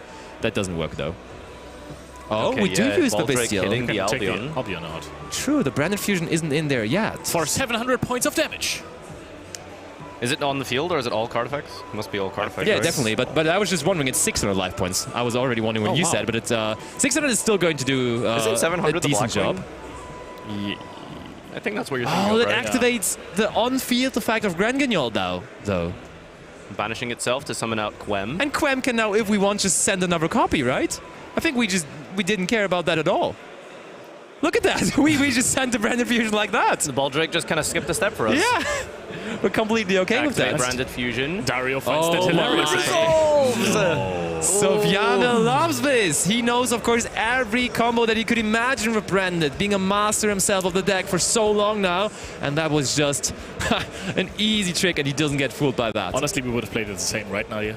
Yeah, I think I definitely would have went for combo 3.5, chapter 7. Like that's yeah, for sure. Figured.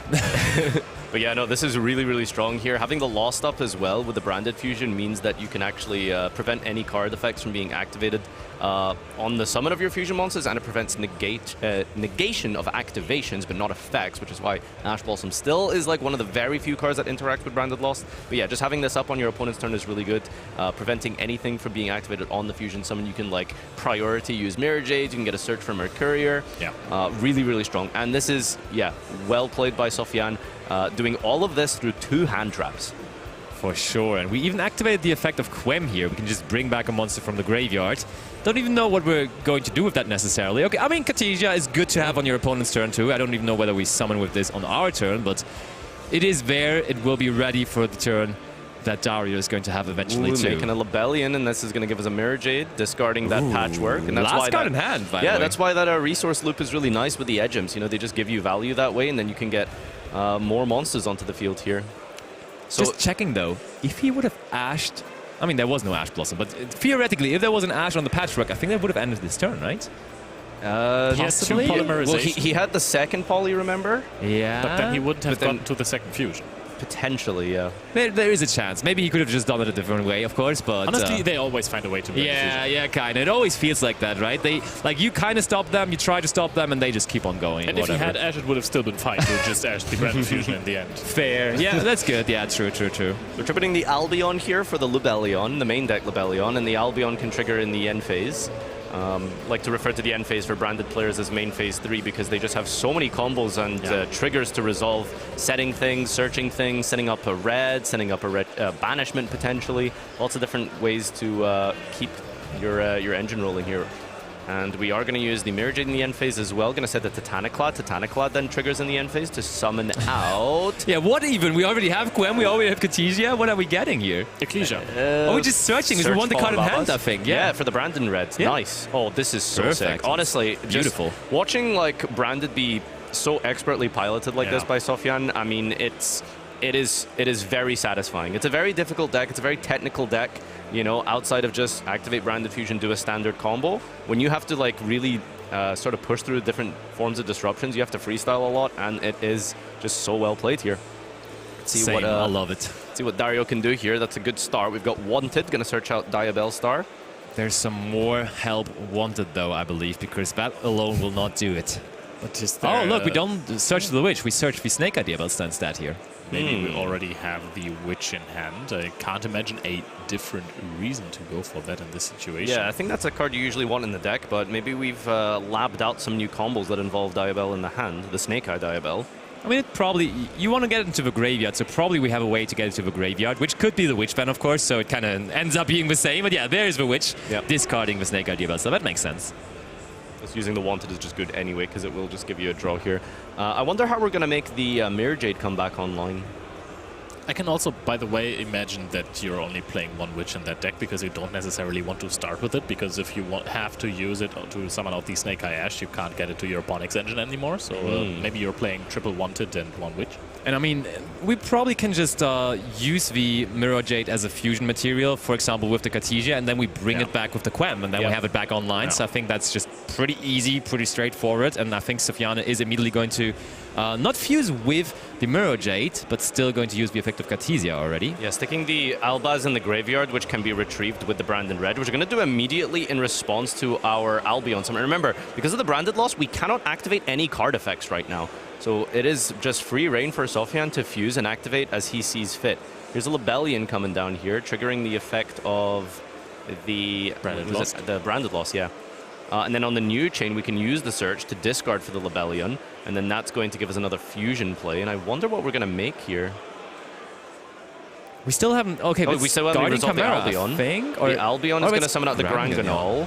Oh, I think we might Does this puppet lock here? I think so. That's what I was about to say, because Grand Ganol can now send the Gimmick Puppet Nightmare. Oh, the crowd loves it. We have a round of applause for all of our favorite cards, of course, Gimmick Puppet Nightmare. Yeah, recent support in Infinite Forbidden, being used as a small engine in this deck. What is the Quem doing in the extra deck now? Quem in the extra deck? Yeah, he put the Quem back in the extra deck.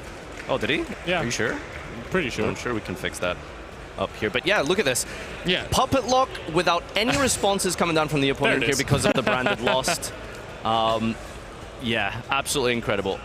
Just picks up his cards. Boom. There it is. 1-1. Score equals. Sofiane back on the board. And we have a third game on our hands now. Ooh. So Branded Fusion to 1. That was really impactful, I think. You could tell, right? You could tell from that. Honestly, I felt like they never draw it anyways. Every time you use interruptions on something, they just go into some cards. All of a sudden, there is Retribution and Branded Fusion in the graveyard, and that's that. No, that was honestly beautiful sequencing from Sofiane to be able to have 2 disruptions land on you, set up what is, again, it always seems like such an unassuming field with decks like this, and then you just power through with the Lost activation, getting you a search for the discard, the Lebellion combined with the Cartesia, the Branded Red, setting up the Grand Ganol, sending the Gimmick Puppet Nightmare, and then resolving it on your turn without them being able to respond. Did you ever have the feeling, did you ever have the desire to also become a Branded player? Because I had that.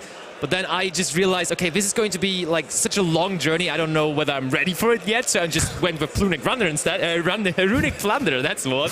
But did you have that desire maybe at some point? Honestly, yeah. Like it's one of the most satisfying things in Yu-Gi-Oh to pilot such a a complex deck to such a high degree. Yeah. But just not smart enough. You need a degree for it, right? Yeah. And Sofiane definitely has. I just figured every time I wanted to start, I figured maybe it's going to rotate out of the meta in the next format, and then it never does. Yep, it's always still there. Branded still at the top level of competition. But now, of course, different situation.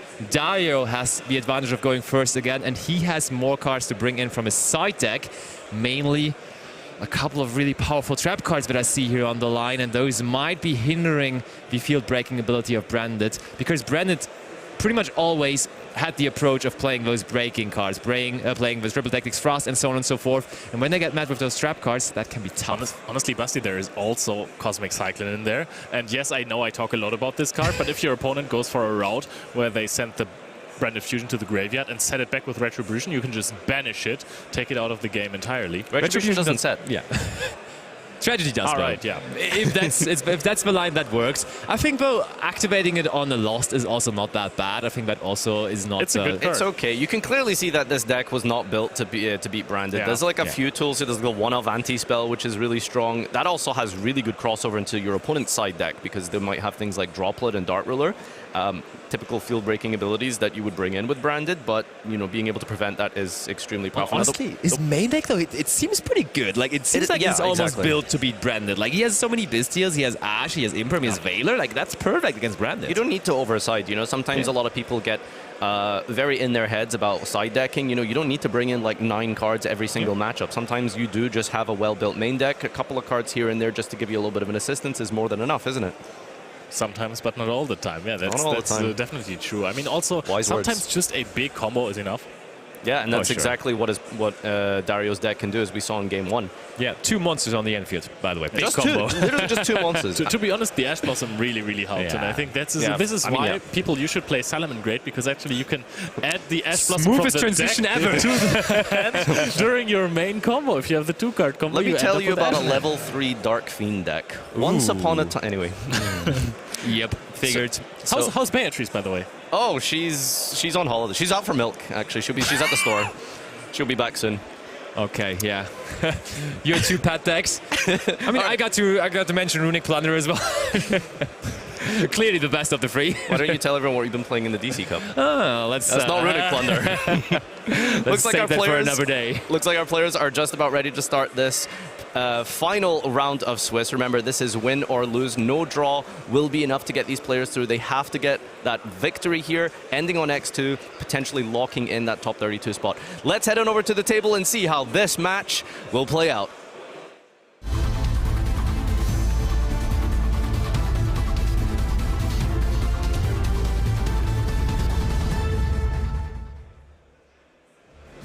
Also, when we were talking about side decking, I think you need a whole different degree to side deck well with the Branded strategy, because there you have so many important one-offs. Which cards are you even siding out of the deck? You can't take the 3-offs because you clearly need those, but you also can't really take the 1-offs. And this is Snake Built differently. Normal Limited summon doesn't again. matter.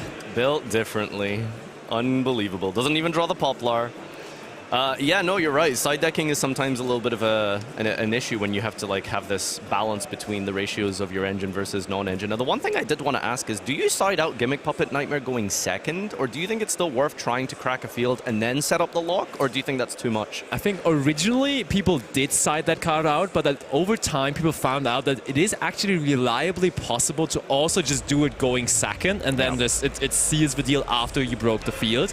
Therefore, I think we might still see it in here, yeah. Could be interesting to ask Sofiane about that if he wins this game in the analysis. But yeah, for sure, that's a good point. Sometimes it is possible to just break a field, and especially with a field like Snake Eye Fire King, which doesn't put up too much, but you know, it's still a relevant amount of disruption that might not necessarily interact well with the Gimmick Puppet Nightmare. Yeah, but one thing that is definitely worth considering, and that's probably also why Dario is picking up the speed here significantly, 10 minutes on the clock. A Branded deck does have a lot of pushes to play on their turn, so you really want to make sure to give yourself as much time as possible here by performing your combos so quickly. And he's really doing a good job with that. Like, that is happening in lightning speed here right now. Yeah, normally in Yu-Gi-Oh! Like going first, generally over the years and various metagames has been the optimal way to play. But there are a couple of advantages to going second. Usually when it involves time, because you get that battle phase. Yeah. It doesn't matter how much damage you do. You don't need to end the game. As long as you can like perform your deck's combos and actually try and break apart a field, even if you just do a single point of damage, just beating over something like an Arvata, forcing it out, you could potentially still win in time. So things balance out a lot, especially post-siding, once you bring in some tools to assist you in this matchup. Definitely, and I mean, we mentioned it beforehand, a draw is no good for any of the 2 players, so that really would be the worst outcome for the both of them, because they would both be out by drawing here. So they definitely are both definitely inclined to play this one out quickly here. When I just took a look at the hand of Dario, and what did you see? Not only one Ash Blossom and Joyous Ring, I saw 2. Okay. Sofiane's turn. And I mean, we really, like, that was not even 2 minutes, I think, that Dario took there to perform that combo. Yeah. Still the same end field than last time. Avata plus Umbral Whale. And what is Sofiane going to do here?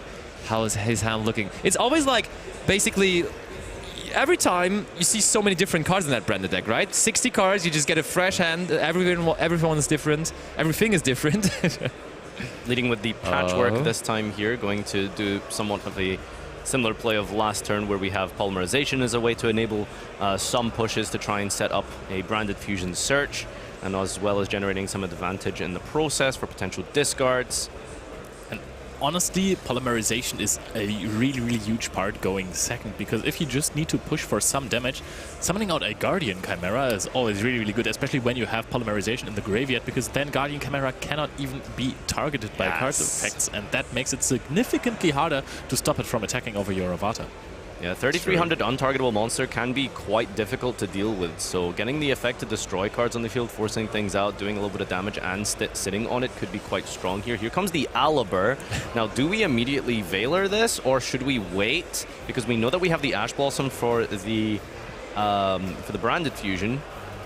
I feel like, though, Branded and Red is quite a bit of an issue, right? You really want to prevent them from getting to Branded and Red, and therefore just going after this Aluber is certainly understandable, I think. So beginning with the Arvata here, this is going to turn on things like Thrust and Talents, which we've seen Sofiane play, but it will set up Masquerena and get some more resources onto the field through this Ambler Whale. You know what also is pretty cool about Darius Field, just ending on these two monsters? It usually plays around Sphere mode. Now, though, we would be playing into that Sphere mode also, but yeah, we also just normal summon, right? But there actually is Sphere mode in his side deck. Yeah, Sphere mode is a card that's been really popular this past week, and I've seen it in a lot of side decks just because Ubel puts up such a crazy turn 1 field. Removing the Varadras, the Phantom, and the Desiree, usually really popular, really powerful, so that's why a lot of people are playing Sphere mode now. For sure. Again, weird in this matchup because you kind of have to commit to the field in order to force out them to bring out more than 2 monsters. We let them cut. Does that mean we are going to activate a card that draws here? Another Allure of Darkness, pretty much a copy pasta. Oh no, it's Triple Tactic Talents. We're looking at the hand? No, I think we're drawing. We need shuffled the deck. Imagine looking at the hand and then seeing 2 Ash Blossom and Joyous. Oh, that would be sick. That must be heartbreaking.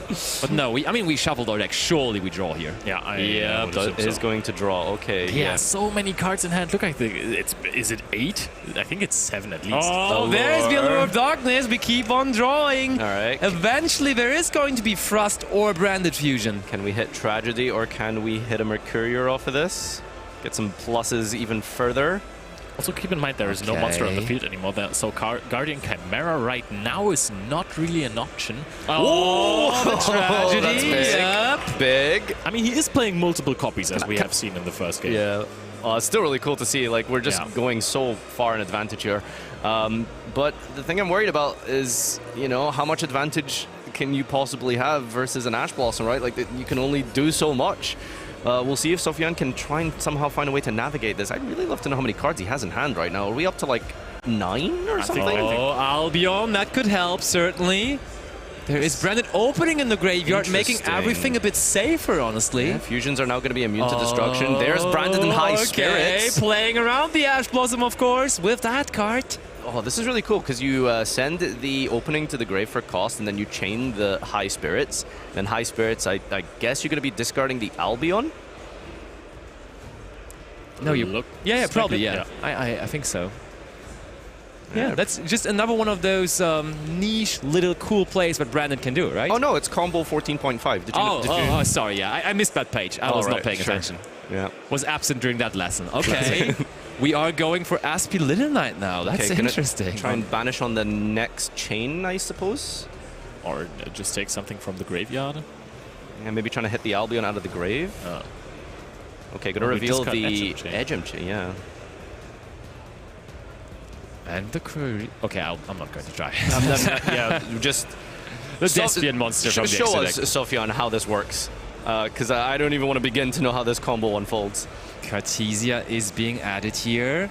The Albion goes to the bottom of the deck. More draws for this deck. It doesn't stop. It doesn't end. Yeah, no. Here's a draw here. Also, now there is SP Little Knight in attack position, so if you kind of get a monster onto the field, how are you going to be stopped? Yeah. You can't normal summon anymore, so you kind of have to activate effects at some point.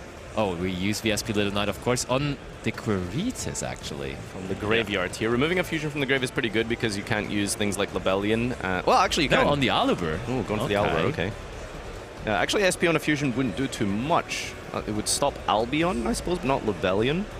And of course, the Edgem chain triggers on the new chain here to give us... Oh, now the polymerization. That's our way to get a monster onto the field. And the SP Little Knight actually dangerous, right? Masquerade potentially could just do some damage for free. Oh, true. That could be the case. But that looks like Granguignol. Or is it Masquerade? It is Masquerade! Oh my! Wow. That's perfect. If he wants to activate a card, and the fact that he has to pay. Yeah, no, a lot of life points going to be potentially cut down here with only 3 minutes and 30 seconds on the clock. Okay. Do you activate your Promethean Princess here? I mean, we're just banishing the Masquerade right now, so that... Well, there is a branded opening in the graveyard, so I'm worried about Princess not getting much value here. Chaining the Droplet too, though! Sending the He patchwork. was never worried. He was never worried. So we're keeping the Masquerade on the field. We're paying 600 for every single card effect and some battle damage into SP. I mean, it doesn't. We don't even need our battle phase. We just have to be able to try and crack through some of this field and set up a combo and potentially just close this one out before even the turn ends here. There's the Retribution being sent here. That can be used to retrieve a Branded Fusion if we can maybe get this into the grave. Saranir has dumped this. And from here, what do we have left in the tank? Remember that there is still an... Triple Tactic Frost is being activated. Do we let it resolve? He does indeed. We do. Waiting for the Ash on the Branded Fusion most likely. So I think it is the smarter play. However, letting your opponent search through your through their deck costs some seconds. Yep, that's what I was also does get the Branded Fusion. Worried about. I'm really curious to know if there's other cards you can search that don't lose to Ash Blossom specifically. There it is, though. 600 life points. True burn damage card. Yeah, yeah. Mini Okazi. I mean, maybe if there was another way to search Branded Fusion or get Branded Fusion to the grave, we could potentially use the thrust to set duplication, but maybe we don't keep that in going second. We are going to add back the High Spirits. Deployment! Oh my. It just doesn't stop. What are we going to summon out here? Cartesia or Fallen of Albus perhaps? Fallen of Albus now kind of looking a little bit wow, there it is. Fallen of Albus is going to be Chainlink 1, Promethean Princess would be Chainlink 2, and this one can't be protected by the branded opening, so we're going for Princess on Ponix. Ponix would be added back in the standby phase. If we get to that, 1.5 minutes left on the clock, the Fallen of Albus not really doing anything anymore. Really discarded. Yeah, no, the Princess popping the Fallen of Albaz here is rough. I wonder if that was maybe not the... Okay, Cartesia. Special Cartesia. I mean, we got that Fallen of Albaz into the graveyard like that. That was pretty good for that Cartesian hand. Effect Veiler in the... No, we didn't activate it yet. Oh. Yeah. He was faking it, but there it is. Okay, getting a little bit ahead of himself here. All of the damage. Oh, and we got some time extension. 4 minutes left on the clock. Dario might be back in this. With 4 minutes, we can do it. I think. I can't imagine why we would have got a time extension. That is very relevant. Yeah, it is very relevant, but okay. A 3-minute time extension has been applied here. The clock is ticking again. The clock is ticking again, yeah. So, I mean, Sofiane's going to have to just take out the field. And I don't know, there's pretty much nothing else left in the tank. I mean, he has the Cartesia for the opponent's turn, and the Masquerade can keep picking away at the life points for next turn. Oh, and now we have the Emblem Whale effect as well, popping the Cartesia here, so it doesn't do anything on the next turn. Of course, you were right. Branded opening in the graveyard could protect the Masquerade as well immediately. Now Dario is going to draw for turn. 3 minutes left on the clock. There is nothing but a Masquerade left. But he took so much damage already. Oh, are we just going to summon back Flamberge, put it in the spell and trap zone and attack? Yep. Is that even game? That is game, right? That is it! Dario takes it! Normal summon. We just scale and attack. This is it, right? Okay, we want to bring out another monster here with the Oak. That is a monster big enough to go for it, and... Can we bring out Albaz from the grave? We can activate. Going to happen. We have... Nope, there it is. The cards. Dario wins this so close to timeout. Sofiane going through this tournament. He had 8 cards in hand at some point, played this really, really well. But Dario was just kind of unfazed the entire time, right? Beautifully played. Well, I don't know about unfazed. He definitely looked like in a bit of a panic almost near the end there. Yeah, time extension definitely provided enough time to get back to your turn, resolve the Oak, scale the Masquerade, and despite all of the burn damage, you know, whittling it down all the way down to like 2,000 something, all you need is one battle phase when you have these big monsters and Fire Kings. That is true. I also just The got rogue deck. The rogue deck. Yeah. the rogue deck is back on the line. Yeah, it was a slow play warning for Sofiane that in the end led to a 3 minutes time extension, and therefore that allowed them to have the chance to win it. And now, of course, still the praying, right? Because yes, they're X2. Yes, they have reached a record that is eligible for top cut, but it's not guaranteed. There might be some people missing out with X2, so hopefully he makes it, because that was a really good display of skill, but it's not guaranteed just yet. Yeah, just under 2,048 players, I believe, is the threshold to hit a top 64 finish. So it's really tight, it's really exclusive, and you're only going to see the best of the best in top cut going forward. Yeah.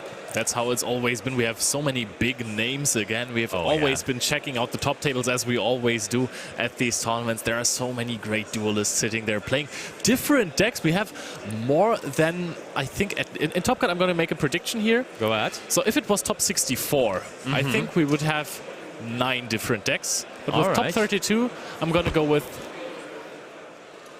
6.5. I'll go over. Okay. I'll go over. Easy. 6.5. What a line. Of course it's going to be over. I will bank on my Pearly decks. I will bank on my Plant decks. They're all going to be there. For sure there's going to be quite a diverse spread of decks, just because of the way that the top tables were breaking down. We were having a look around, and there is a lot of different things sneaking in. I think there's definitely some Chimera. Yes. I don't know if there's a branded, but for sure there's Ubel, Snake Eye, 1 or 2 Whitewoods Runic. He realizes he was getting ahead of himself. But also, of course, in terms of names, you were already bringing that up. There's a couple of really familiar names still sitting there at the top tables. For example, German national champion and winner of YCS Dortmund last year, Julius Schwarzkopf, still out there playing a very, very cool deck that I don't want to give away just yet, but he's playing a cool one. And then he's playing against a cool one as well in this round, because he is playing against a Blackwing duelist who is still in there, X2. It'd be cool to see if we can maybe get that on feature for Top Cut at some point. That'd be really amazing. Very, very but fun. yeah, stay tuned. We are here just waiting for a interview to take place. If we can get a confirmation from production, it looks like the players have somewhat vanished here. No, he's still there. But definitely we can also, like Joshua Schmidt, of course, also out there, I think on an X2 record, and therefore also had to win this round. I mean, the round is unfolding here in front of us in the hall. Don't know yet whether he did it or not. Maybe you guys in chat already know. Let us know. But it's definitely going to be very interesting to see who makes it in the end. To go away from the Germans, I was going to mention Tom Kleinegräber as well, who has been a staple in Top Cuts, but also Italian national champion Lorenzo Muselle is still out there dueling, fighting his way into Top Cut. Possibly, I don't know the exact standing. I think he was X1 before this round, so that would almost, it wouldn't guarantee anything. Almost guarantee is not a guarantee. But he's always been on top of his game in the last few years, actually. But so we have all kinds of duelists from all kinds of nations who are just playing so well. Yeah, so we've got a decent amount of... did we say we were going to have an interview or an analysis? We're going to have an analysis. We're going to have the analysis after this round, so we're going to not going to have the interview after. We're just going to set that up in a moment. But yeah, exactly. Do stay tuned to the social media of the Twitter, of the YouTube channel, which you can check the VOD and the recap of all of the action today. And we should also have a deck breakdown available for you at some point as well. That's going to give you all of the different decks that have topped, and I think this is one of the last major events of the format, actually. So it'll be interesting to see what decks have been represented and which players have managed to find their way into Top Cut despite such a tight and exclusive Top Cut for us. I think we're just about ready here for our analysis, so we're going to pass you on over to Marcello Barbary for this last round of Swiss breakdown of our match here from Branded versus Snake Eye Fire King. Take it away, Marcello. Thank you, Nadir, and well, that was definitely an exciting match for the last round of Swiss.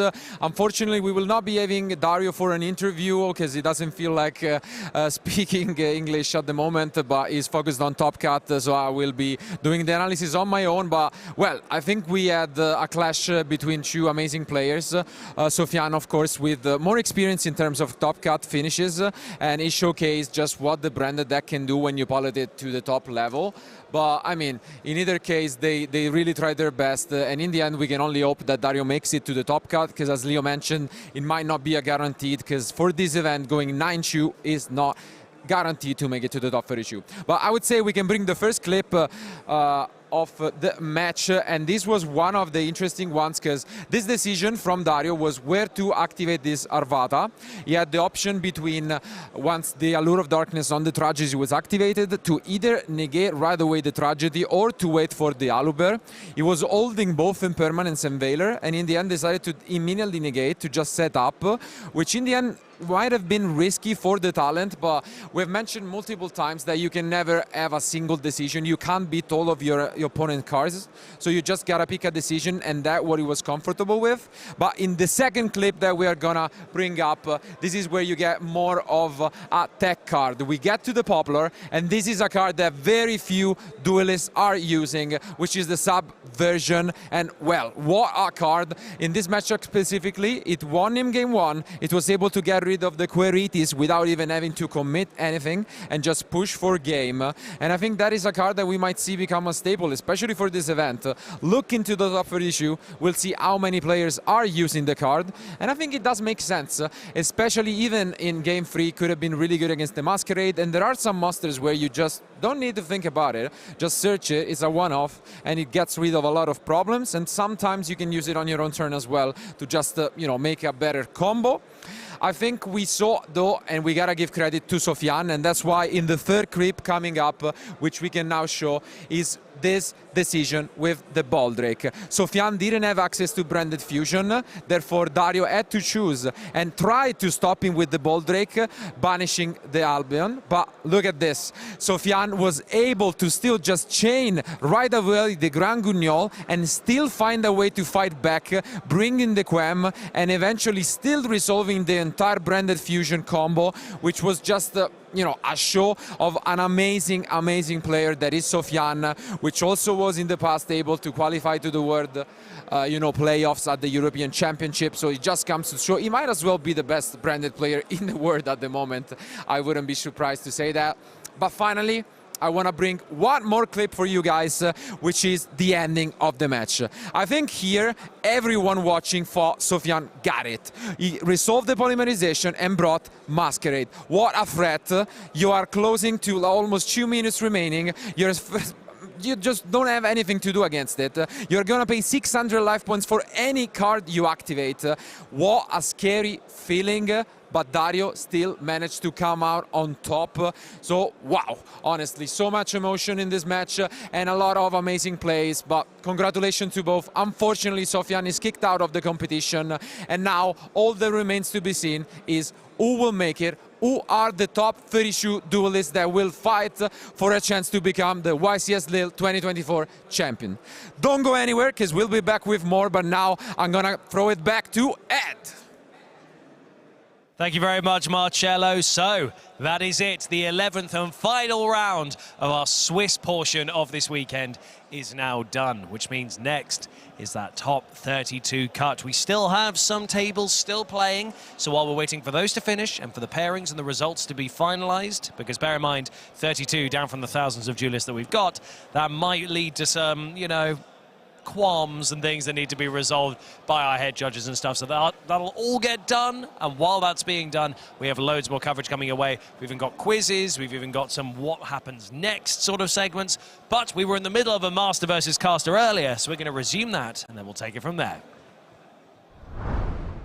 Focused and feel comfortable with the environment around you, and try to make the best move in order to be simple. That's the key word. Yeah, because if you try to make many explosive turns, you may just lose by yourself. Because for sure. Maybe you play into any beer, for example, because you could have played around it. Totally. Yep.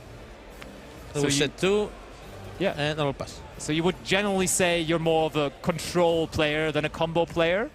To be honest, I have played combo decks only once or twice in my career. Okay, so you definitely are. Yep. Okay, cool. So I'll go into the main phase. Yep. I'll try to go...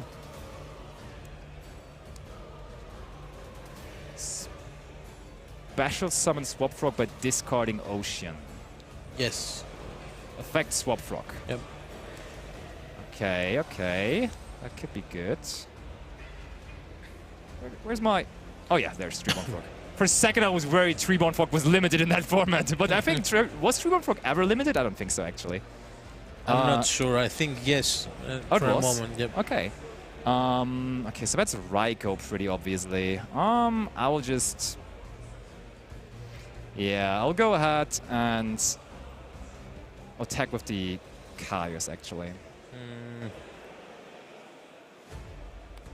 Thinking I will... Just a prison. Yeah, that works. I'll still try. It's Raiko. It is. Let's go. I will pop the set card. Yes. All right. So let's have a look. 1, 2, 3. All right. The first one was scary, but the rest was pretty okay for me, honestly. Yep. Okay, so Raiko is gone. I will set one more and pass it over to you. Okay.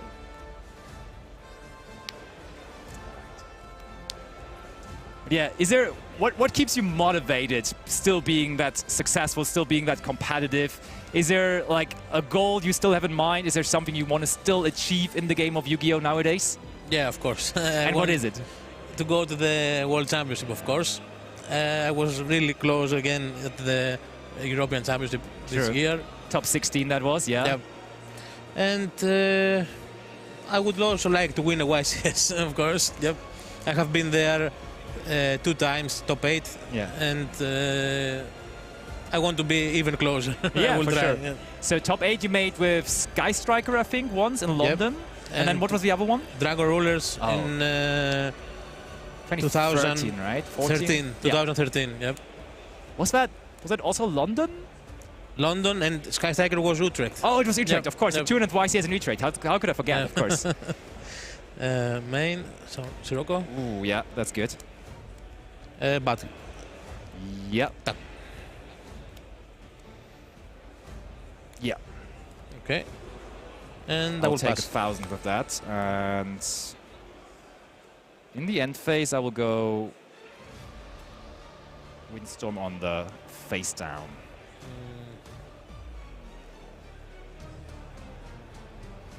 Thinking. Sure. How much life points I have still? Yeah. So let's see.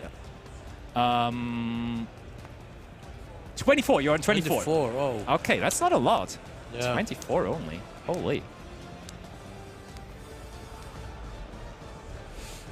24. What is it that you're thinking about now? I'm wondering. What could you chain? I think I will. I mean, maybe you don't want it on top of the deck. Yeah. Okay, I see.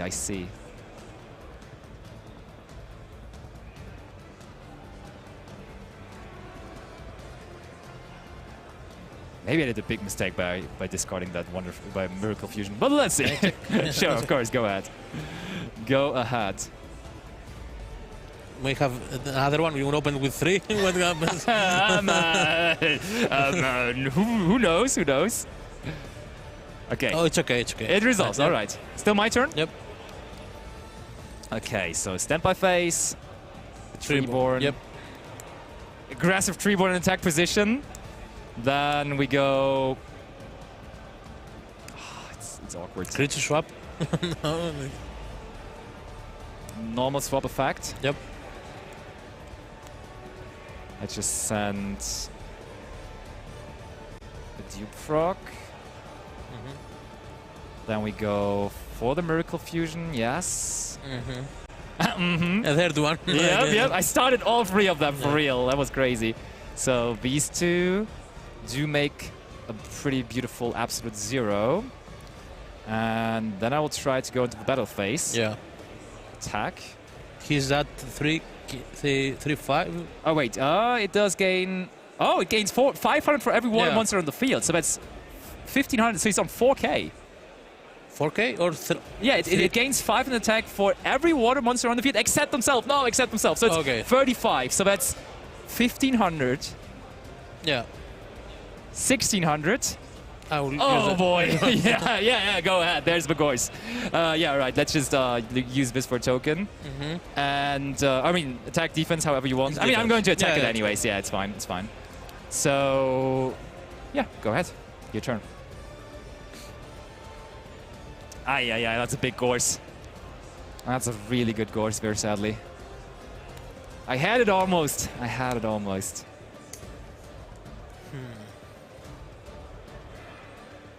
Go battle. Yep. Attack the swap. Yep.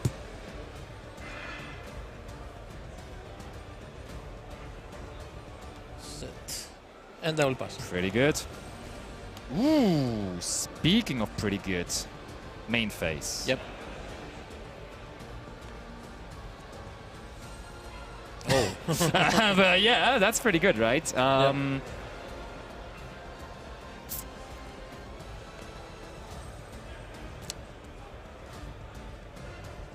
Target this. This.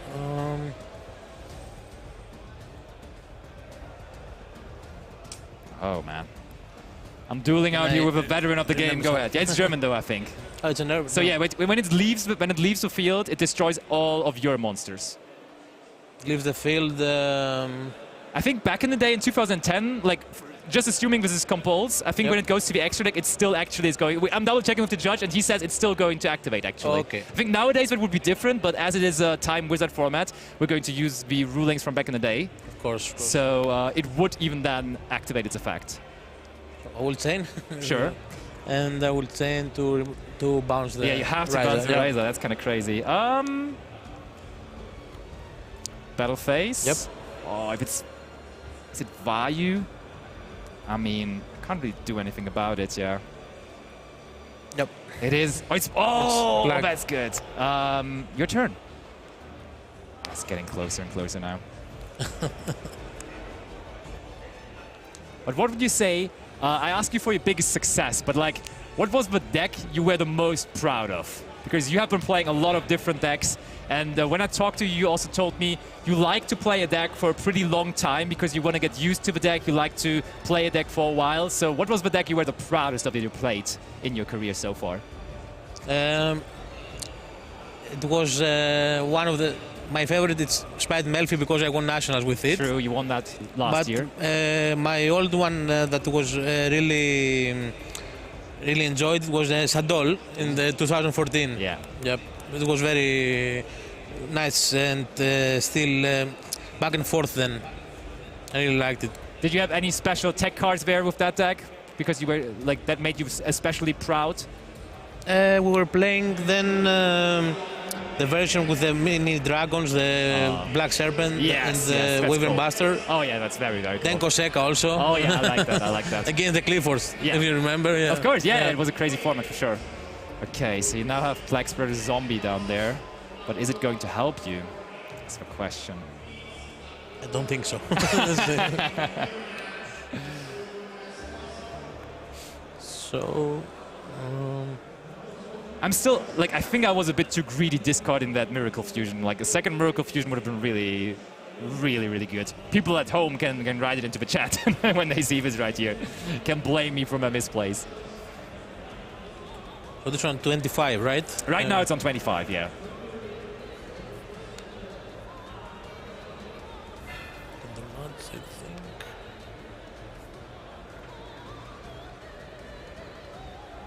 Battle phase. Yeah. Attack. So activate the effect. Your Gorse is also gone. Yeah. Oh boy. Right. No field, 2,400 life points. I might be getting there.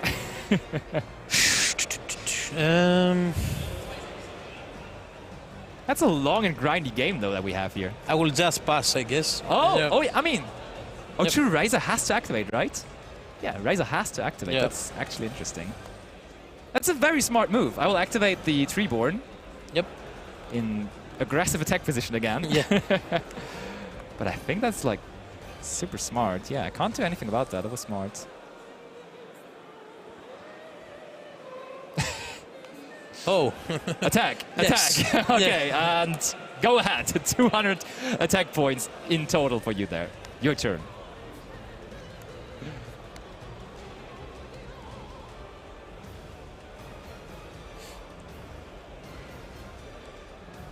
So, activate. Ooh, yeah.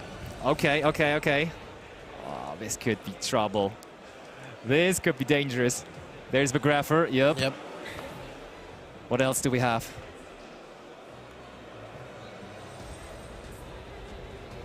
To be fair, my Razor top deck was also really good. That's fine. Yes, indeed. Perfect. Yep. Spirit Reaper to the graveyard. Now finally a value in there, probably. Yes. Has been a while. I couldn't see one. I mean, some people are calling this deck a Vayu turbo deck. That wasn't very turbo the way you put that Vayu to the graveyard there. I try my best. Yeah, for sure, for sure. So I will banish. Yes. Totally. So there is the Armor Master now.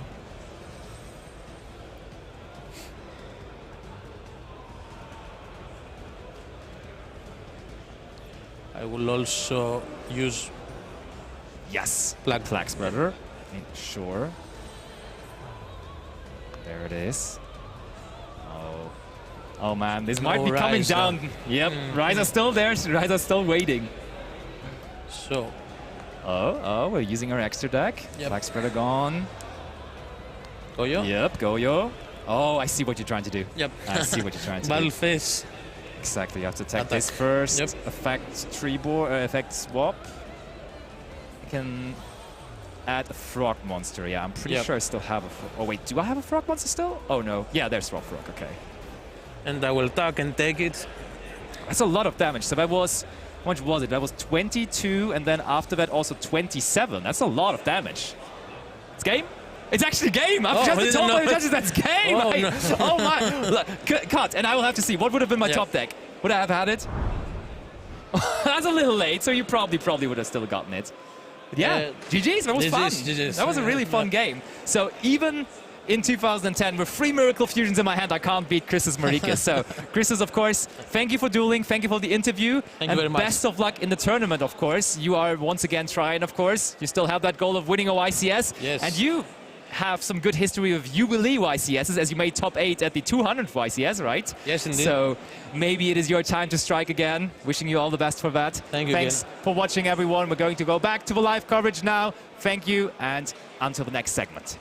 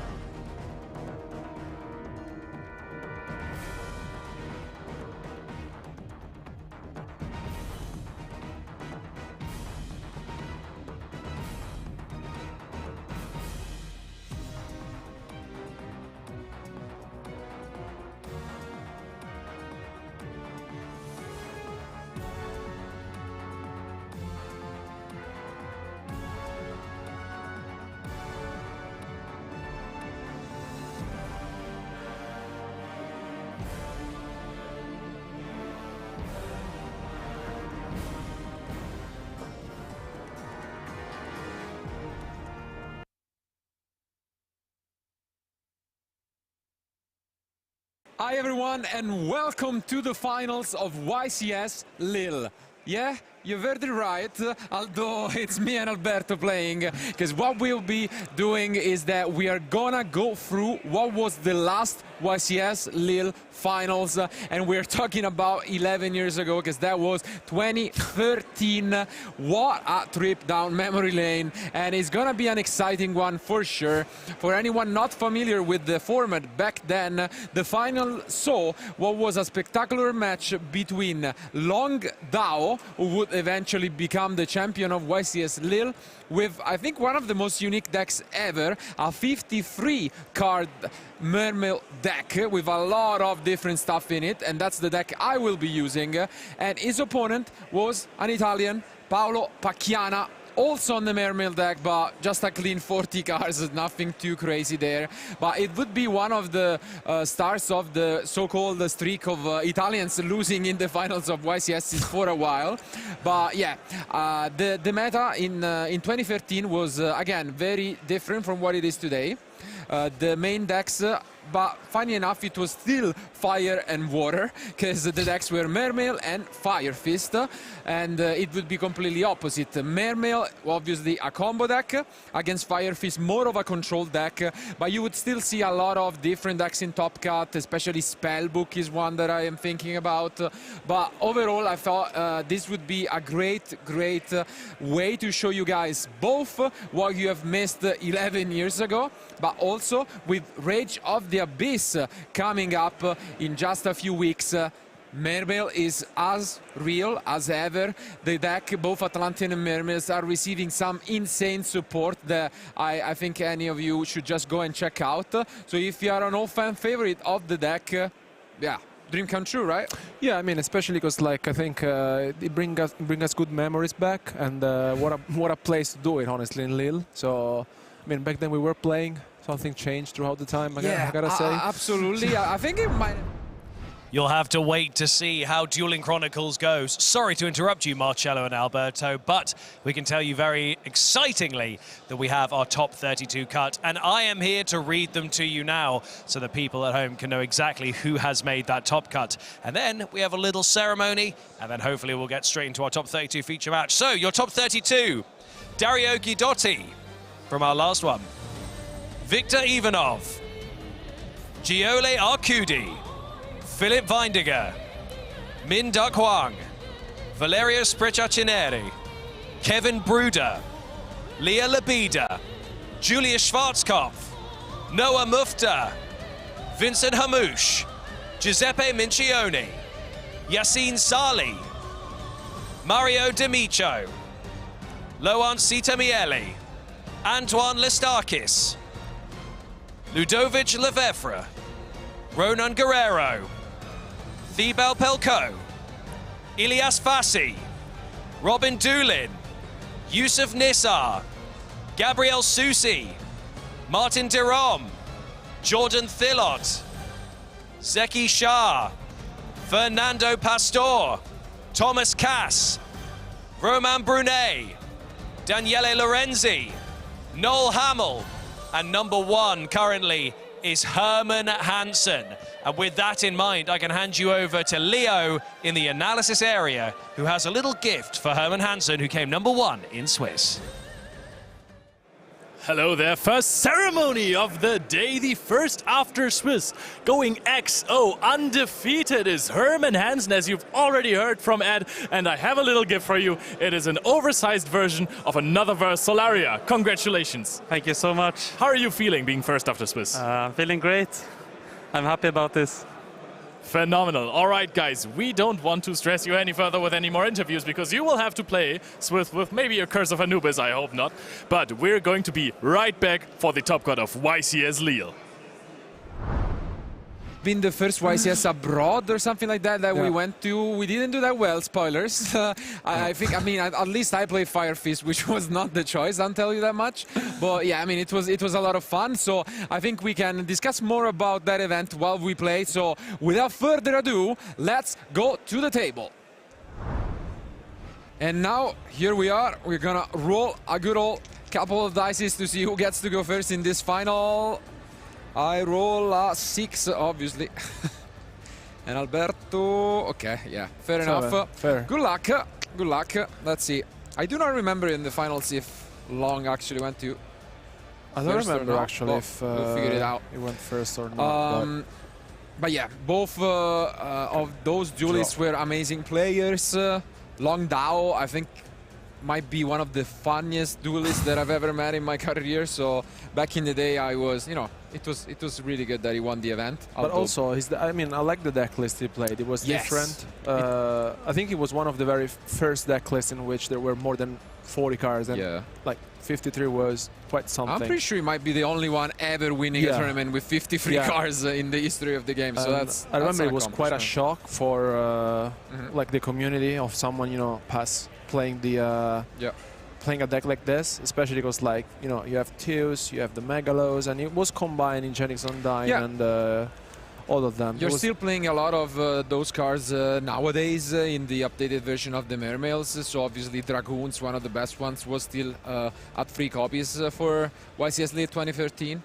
So that was there, but obviously the deck changed a lot, and it was one of my favorite ones.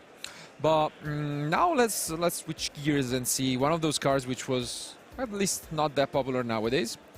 And I'm gonna try a normal summon Deep Sea Diva to activate the effect and special summon one from deck. Okay, results. This is also a very popular card, obviously, in Time Wizard 2010, but now it can bring out the Marksman, not something that was possible before. Is that good? Yeah, it's fine. I think I'm actually gonna try and attempt to enter Battle Phase. Okay. And if that's good, I try and poke you with the Marksman, which, when it deals direct damage, can summon me an Atlantean from deck. Try to go with the Abyss Sphere if you don't have Mystical Space Typhoon. I do have it. I do have it. Is there anything else? Nope. No. So you take That's 14. Yeah. And I'm gonna use the effect to special summon something from deck. And it's gonna be one of the Dragoons. Yeah. So.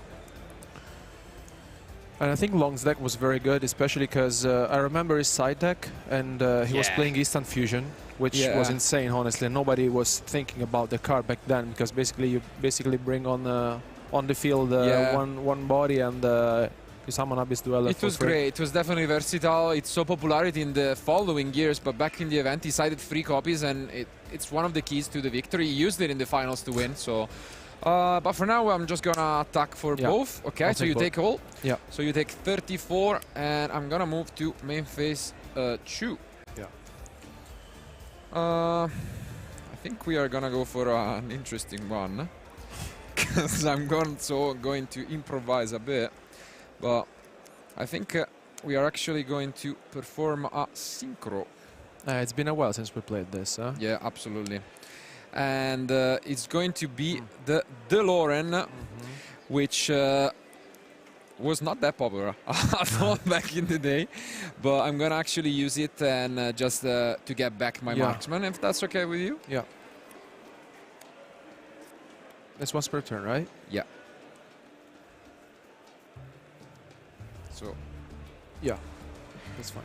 And then I think I'm just gonna set 1. Yeah. And get it back to you.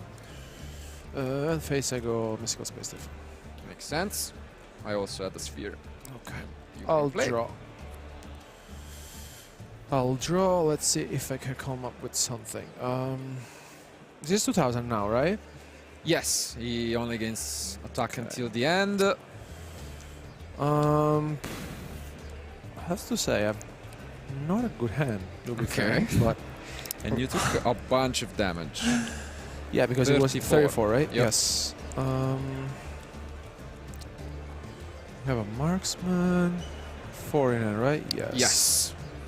And yeah, as you guys can see, it was more of a back and forth matchup back in the day. But the deck could turn into explosive OTKs, mostly thanks to Megalo, which you could use to attack twice.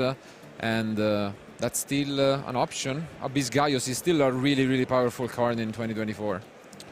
Okay, I'm gonna normal summon Abyss Spike. No mind crush for that. No.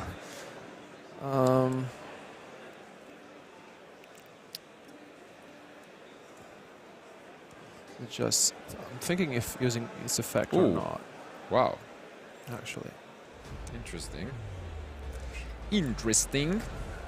No. Okay. I'm not. No going effect. For it. Yeah. Wow. Okay. I'll go Monster Reborn on the Dragoons. No way. Yeah, Monster Reborn was limited. Yeah. And I'll really just strong. That's go tough. for the Dweller. That's rough. Yeah. And I'll so go you take 200. over. Yeah. Makes sense. Oof. I need some help. Yeah, I'm just passing back to you. Okay. Yeah, that was it. Let's see. Oof. Interesting. Not bad. I might return the favor to you. So enter main phase. Yeah, it's good. And I mean, I like it. Let me read. Yeah. I have a doubt as well. Yeah, Yeah, I think you might give it. I have a doubt, to me. honestly. I don't think you can get it, but no. we'll roll with it. I do like this idea. You took 34, 46, so we can do a couple things here. But I think the safest might just be this. Just returning the favor to you. You're the board? Yeah. I do have my own copy. The only question is, do I want to go crazy with it? I do kind of like it. Yeah. I'm gonna go for Reborn. I do like going a bit wild. And I think I'm actually gonna go and bring back the Diva. Okay. And then go back in time to what is 2010. Yeah, why not? And just make a Catastor. Yeah, seems okay. Seems reasonable. Yeah. And then I'm gonna just attack your Dweller. And I mean, you can just... Here the doubt is, I don't remember, if I use the Dweller, I think you get it. Yeah. I mean, it will make a lot of sense. There is no universe where you get it. I mean, so, just use it just in case. Makes sense. And yeah, I am done with my turn. So, Synchros. Okay.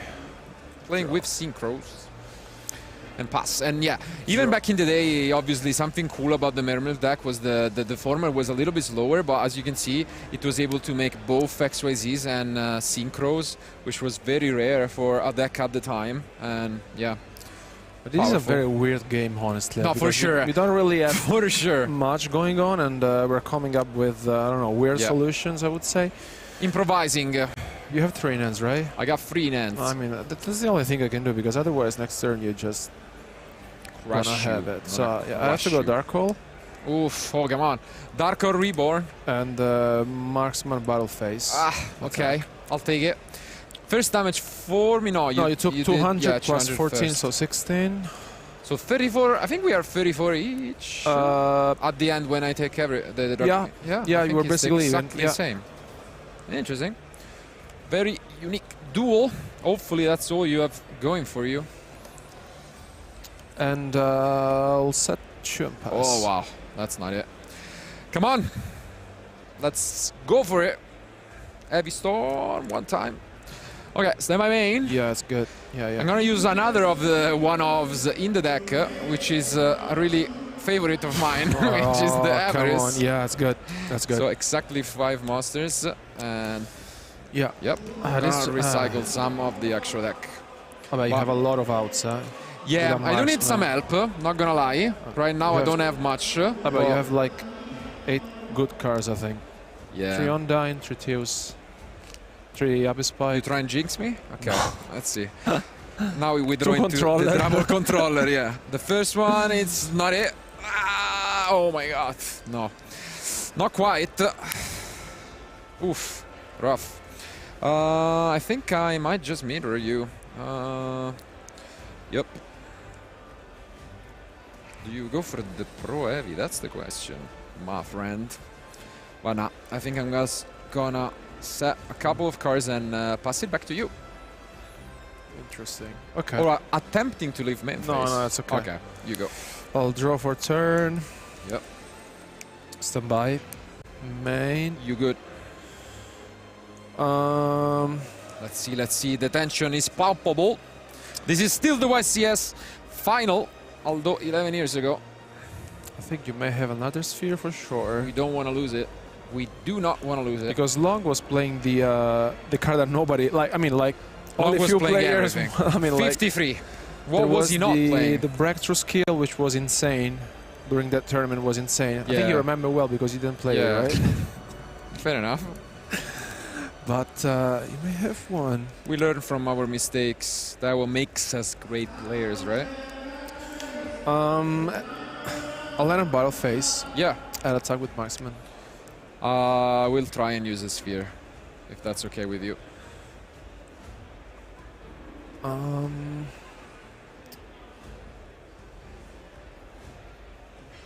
Just think. I'm gonna go with Mystical Space Typhoon. Tough call, eh? No, what I was. Okay. Yeah, okay. Yeah, I'll take it.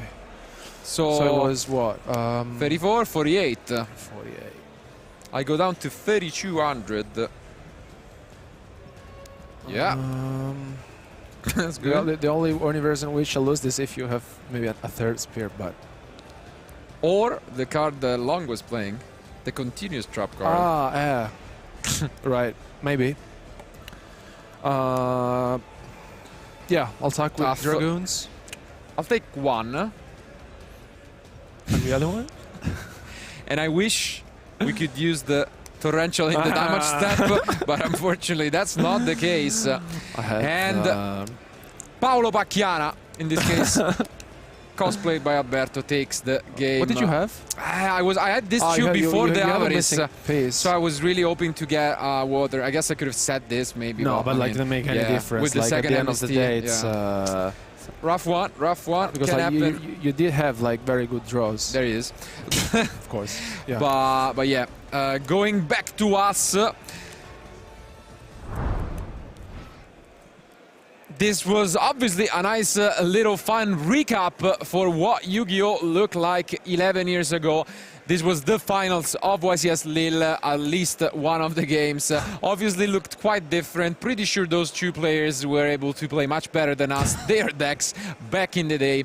But it's always fun, again, with both Time Wizards and these matches to go back in time and try and see what the decks look like, and especially compare with what's going to happen this weekend for this amazing YCS Lille 275th YCS. But again, as a final reminder, guys, check out both more content that we're going to have this weekend and Rage of the Abyss releasing soon, because the Mermail and Atlantean deck is going to be one that for sure I'm going to try out, because I do miss the deck a lot competing at the highest level. But thank you for being with us, and let's find out how different the final for YCS Lille is going to look like on Sunday evening after 11 years. Thank you for watching, stay tuned, and we'll be back with more action from YCS Lille.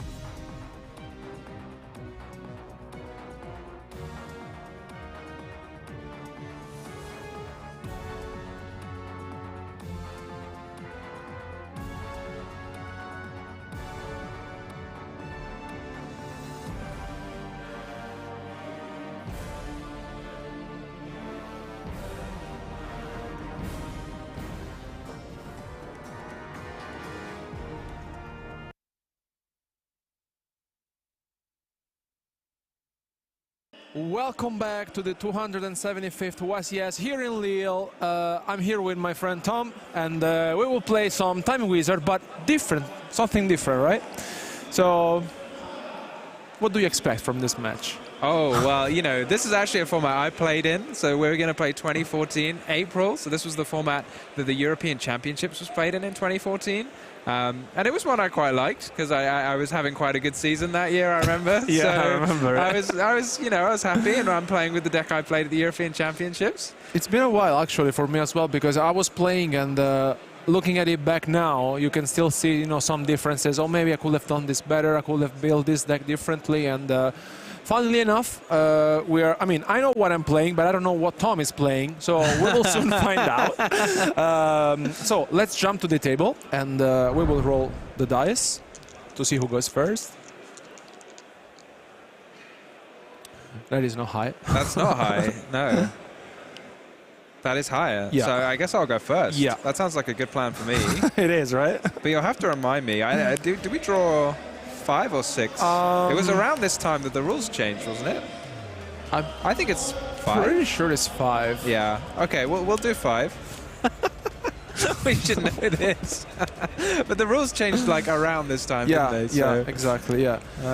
But funnily enough, I mean, about this format, I remember it was extremely difficult to play. Like, oh yeah, I enjoyed it. There were so many different decks around this time. Like, people are obviously fond of the 2011 because there's a lot of decks, but in this, like, there was still tons of decks as well. Yeah, I mean, the format was, you know, like, I think there were at least 4 or 5 different very good decks, because like in my mind I have Garja, Trap Tricks. There was like very cool variants with artifacts in general. Yeah. Mermail. Mermail. We had Infernity. We had Bujin. We had lots of like Light Sworn. There were Dragon Rulers. But let's kick things off. Yeah. Does this tell you what deck I'm playing? Because you said you don't know. No. I'm sorry. You'll still have to wait and see. You could play Mermail. I could be. Okay. I'm gonna set a monster. Okay. And then set 3, and I'm going to hope that I'm pretty sure Heavy Storm was not in this format. I might be wrong. You know. I don't have a Starlight Road, you know? Maybe I do. But you're not playing Mermail for sure, because, you know, I think that will be... This is Breakthrough, Sphere, Lynn? What do you think? You may be playing Garja. You may. But also there was Hat. So... Right, we will soon find out. So let's set 1, 2, 3, and 4, and pass to you. I can see what type of game we're in for here.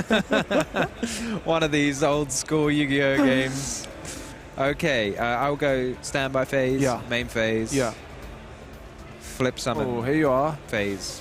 The phase of the flip summon. I'll go with. I have warning somewhere. Yeah, but what? That's not very nice. Yeah. Okay, so you take 2,000 Yeah. so you're back down to 7,000. Okay. Right. I don't know what to do next. let's try this one. Oh, this is 17, right? Because it gains something. Does. It gains, yeah, it does. So 1 card in hand. Yeah, that's fine. Yeah. Okay, I don't know if I'm supposed to attack you. I feel like...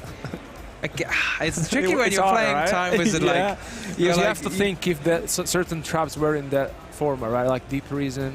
Yeah, Mirror I feel like we're Force. very much past the point of Dimensional Prison, but like Mirror Force, maybe someone's playing in the one-of in their deck. Let's go for it. Go on. I'll enter my battle phase if that's all right. In a battle phase, I will activate Artifact Sanctuary. I see. You're not supposed to do that. That's really rude. I'm gonna play Trap Stun. Ooh, this hurts. Yeah, it's good. Okay. It's good. So can I get an attack in? Yeah. Bang. Good. That's good. Okay, so you're going to take 1,700. You're down to 53. Yeah, you got a lot of bouncing life points. And then go to my main phase 2. Yeah. And I'll use it. The effect. Yeah. Would you like to activate another Soul Mana? No, thanks. You sure? Yeah, totally. Go for it. Anything now, you know, Torrential Tribute, maybe? Maybe. Okay. The trap stun is good here. Hey, it's good, isn't it? Actually, nice addition to the deck because I remember wire tap being played. Wire tap was popular. Trap stun, actually, nice addition. Yeah. Effect? Sure. Yeah. And your turn. Draw for turn. Standby main. Okay. So I saw a monster, which is the Myrmelio, and I activate the effect. Oh. So this is unaffected by... a normal trap. Normal traps. Yeah, exactly. Okay, but it's not unaffected by continuous traps, I don't think. So No. I'll have a go. One card in hand, right? Yeah. I'll chain torrential tribute. Oh, that's mean. Oh, that's no good for me. Okay. And I'll resolve the I think you just should have used that last turn, you know? That would have been a lot better. Right. Let's see. I think I only have one, right? This one. Presumably there were quite a few targets, no? There was the Trap Trick, Trap Hole Nightmare, the Bottomless. Yeah, let's see what I have here. I have the Bottomless. And What about the original Trap Hole? That's the... You have one in hand. I think I'll go for... Yeah, the Bottomless.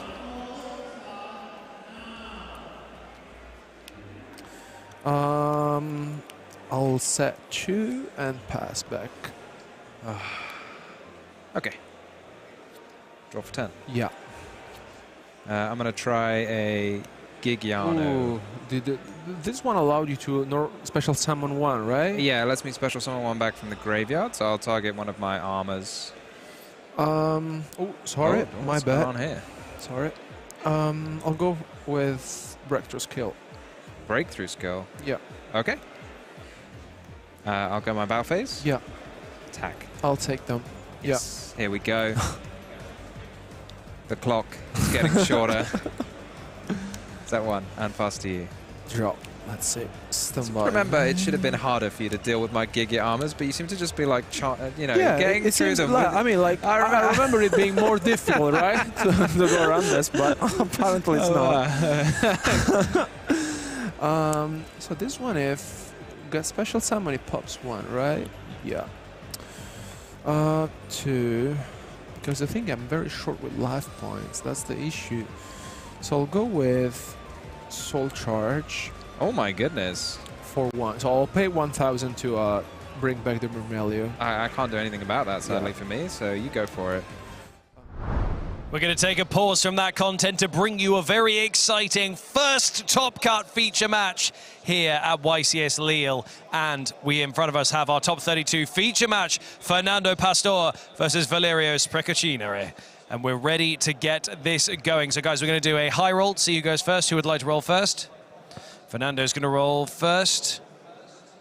That's an 8 for Fernando. And for Valerio, a 3. Who's going to go first? Oh, you're going to let him go first. Okay, right. Valerio is going to go first. I'm going to hand you guys over to Marcello, Alberto, and Tom, who are going to be your commentary team for our top 32 feature match. Gentlemen, take it away.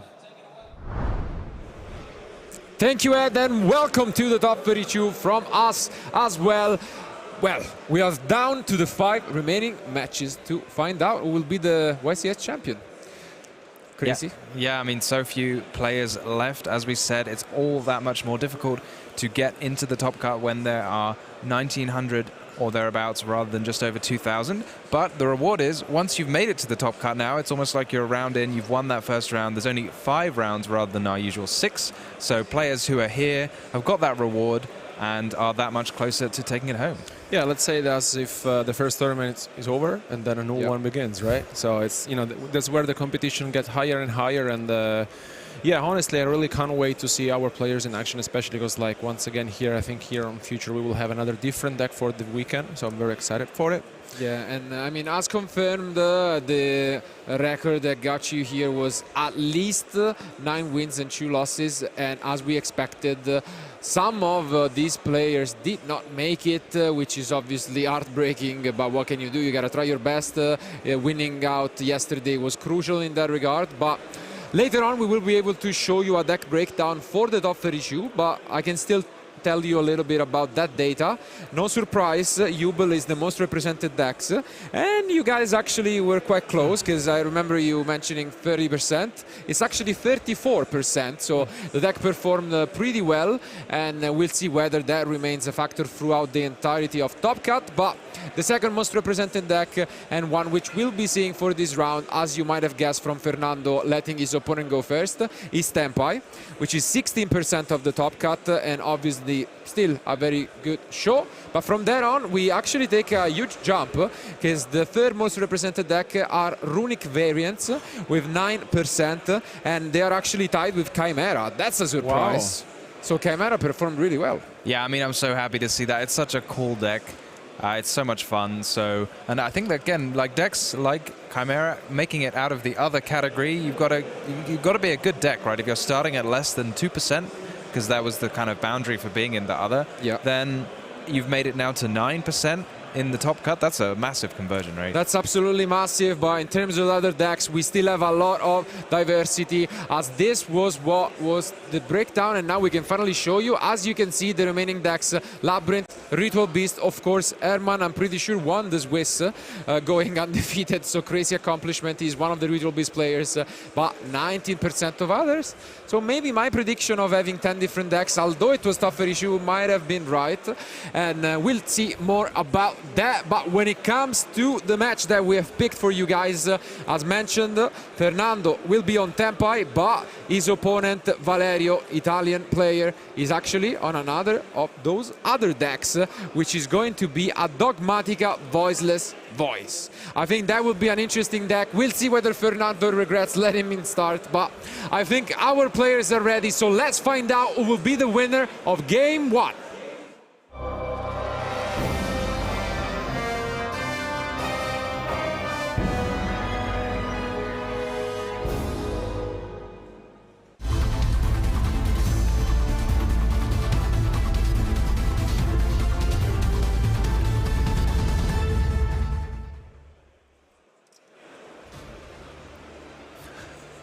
And here we are again, our friend playing some tricks here with these Time Wizard cards, but our little mascot for the event. But yeah, let's see. Valerio gonna go first. He can safely assume that he's up against Tenpai. I'm interested to see what he's come up with here for this Voiceless Voice deck. I mean, there's the kind of stock and steady, you know, you play your powerful Voiceless Voice cards, you get that Barrier, you get that Low, and you get that Skull Guardian. But what you do after that, it seems is anyone's guess. Yeah, but we do start things off with Barrier, which is pretty good. Not interrupted. Fernando, we can probably check, but we might assume he's on, you know, no shifter at least. If he's maining those, Charmy as well. Yeah. He is running the shifter, but no shifter drawn. He's running both the Perulias and the shifters. Makes sense. Yeah, and I think the percentages of drawing one of them is, what? High, I guess, right? Very precise. Yeah. And now we keep on, as Tom was mentioning, the standard, you know, lines with the Skull Guardian. I think the Dogmaticas are probably what he's hoping to just follow this up with, just to get some advantage maybe with the Maximus, but... Yeah, it's a nice little opportunity with the Voiceless Voice deck, because there's no huge requirement on the extra deck, so you can play these Dogmatica cards with some great targets to send from your extra deck to the graveyard to get some value, whereas I don't think many other decks in the format can afford to just put like 4 or 5 cards that you can't summon into your extra deck as targets for your Nadir 7 and your Dogmatica Maximus. Also running the Fiendsmith card, so a little bit of everything for Valerio. Going to see a lot more of an explosive start perhaps than we're used to seeing from Voiceless Voice. Yeah, this is a great start. At the same time, it should be noticed that Fernando is technically still undefeated. He's on 9 wins and 2 draws. We'll change the graphic in a moment, but Valerio is on 9 and 2 losses. So very impressive to go undefeated through 11 rounds of Swiss from Fernando. Yeah, it's a pretty good record. I mean, I don't know. I feel like Tenpai probably draws less than other decks because the games take much less time normally, but maybe he had some back and forth matchups. I guess so. Maybe he's played against some of those labyrinth decks that are in the top cut, and that can take a while. But okay, we do get to the Fiendsmith engine 2. He's going to use the continuous trap. Is that Radiance? Yep. Of the Voiceless Voice there. It is. Return a Voiceless Voice and special summon one from your deck, I think, among other things. Can act as a, much like the new Fire King card, it can pop cards on either side of the field, depending on how many Voiceless Voice cards you have. Is Valerio running Ash at all? Let me check. I think he does, yeah. Okay. Panning coming in 3, 2, 1. Because his third name, which is Precacenere, in Italian gets translated to literally waste ash.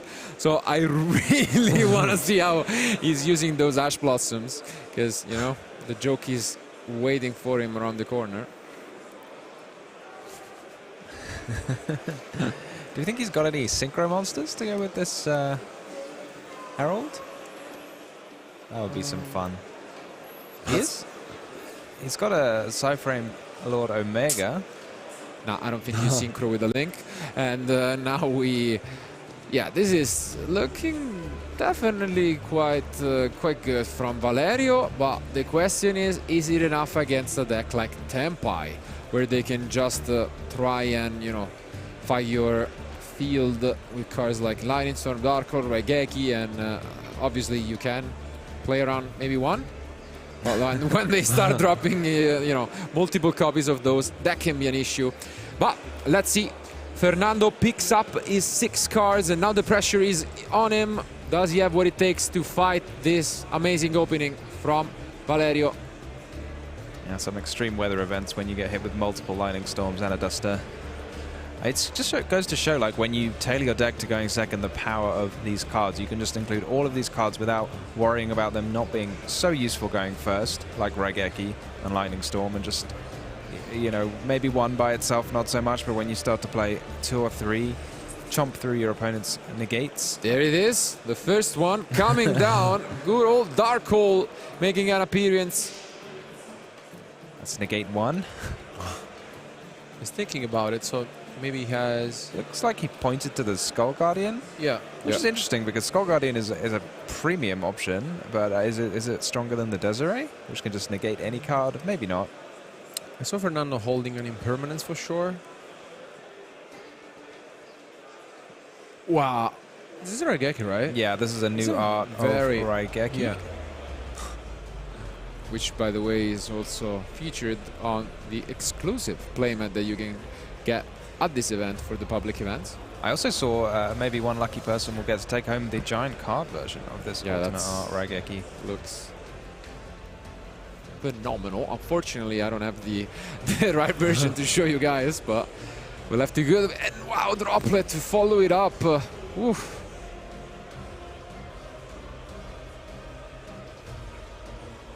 We've mentioned in one of our previous rounds how, you know, opening evenly plus Droplet, you know, guarantees you to beat the majority of decks. This could just be the same case. And he's thinking about just getting rid of a monster maybe to prevent anything else. He's thinking. Yeah, or maybe a trap. I'm not sure what tricks you can play with Radiance of the Voiceless Voice 2.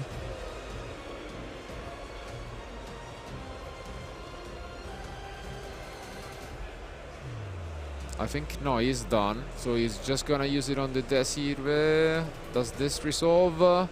It does! Wow. Wow! And he clears the entire field. Why no SP? Exactly.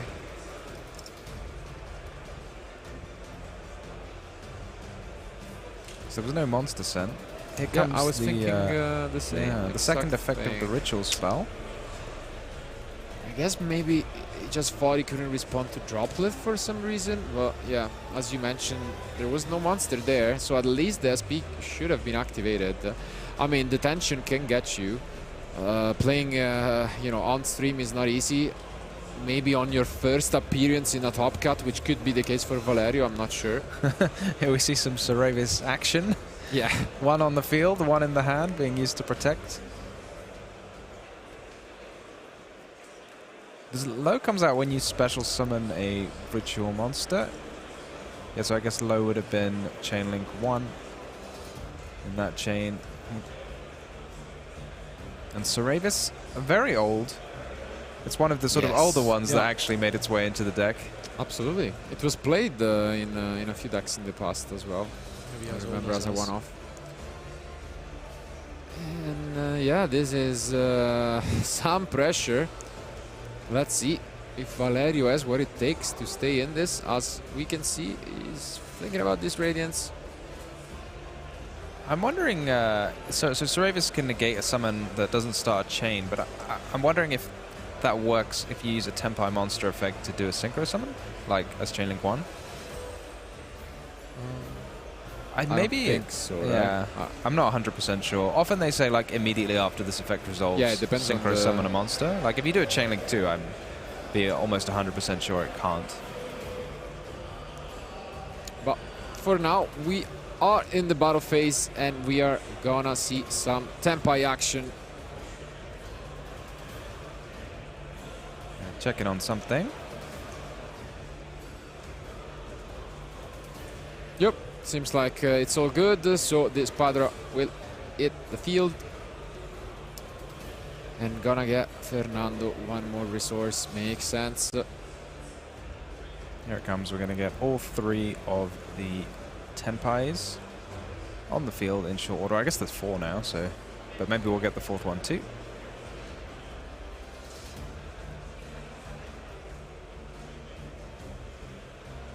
Reactivating the effect? Because it looks like it. Okay, no. We go right. No response again from the end from Valerio.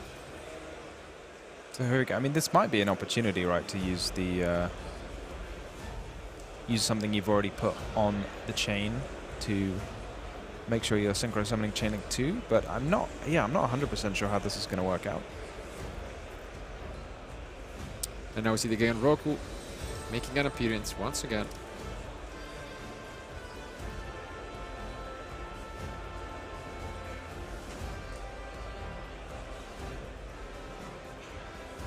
Attacking again, just to make sure he gets up to 3 attacks. Have to attack into Seravis because of the barrier, I think. I think now he has used the first effect to synchro. Yep, looks like it. And yeah, then now we're gonna find out, Tom. So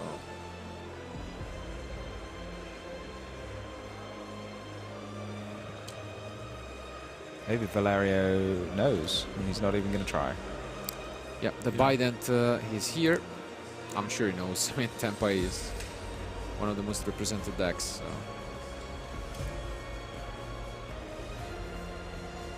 Looks like that's okay with him. I mean, if that is the case, then the Seravis is pretty... not good at all against the Tenpai deck, is it? They can synchro summon just completely ignoring it. Very powerful way to skip. Oh, maybe it's being done chain link 2. Maybe that's... Yeah, so maybe that previous one was chain link 2 as well somehow. This time it is for sure, because he used the Geigen Roku and then chained as chain link 2. So that makes me think you actually can. And now we get the Fadra. And this will be really good, because those monsters that have been hiding in defense mode will be in defense mode no longer. That impressive 2000 defense from low is going to be changed to a less impressive 0 attack, is it? Yeah, I think it's 0. Oh, 50. 50. Okay. Pretty much. And Transcendent Dragon is such an amazing card. Protects you as well as allowing you to just push for game quite easily. This might just be it.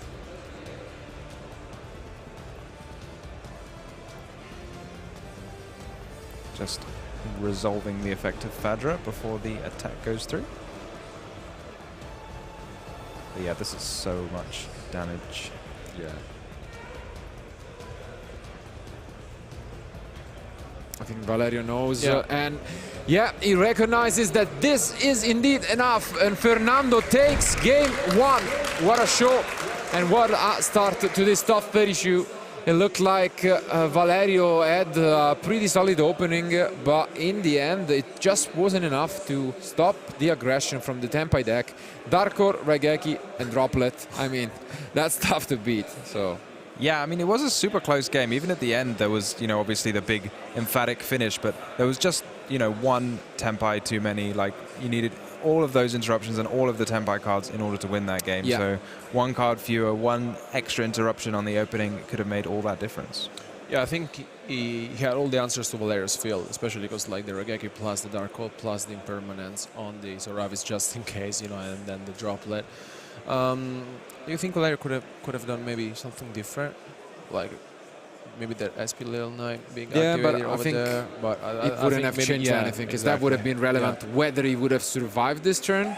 Unfortunately, that was not the case, and now comes the, I think, my favorite part about a Tenpai match, which is the mind games after siding of Ugo's first and Ugo's second. I gotta say, looking at the deck from Valerio, like 90% of his side deck is for going second, which is interesting. He might be thinking that his deck is just so strong at going first, outside of maybe siding that call by the Grave Inn, but the rest looks mostly for going second, which is an issue. On the other hand, I guess from Fernando, the usual suspects, so that those heat waves, which again, do you bring them in here? That's the question. Yeah, that's always the question. I've no idea. I guess each Tenpai player, you know, maybe you take a read on your opponent and you think, are they going to let me go first? You know, you stare into their soul.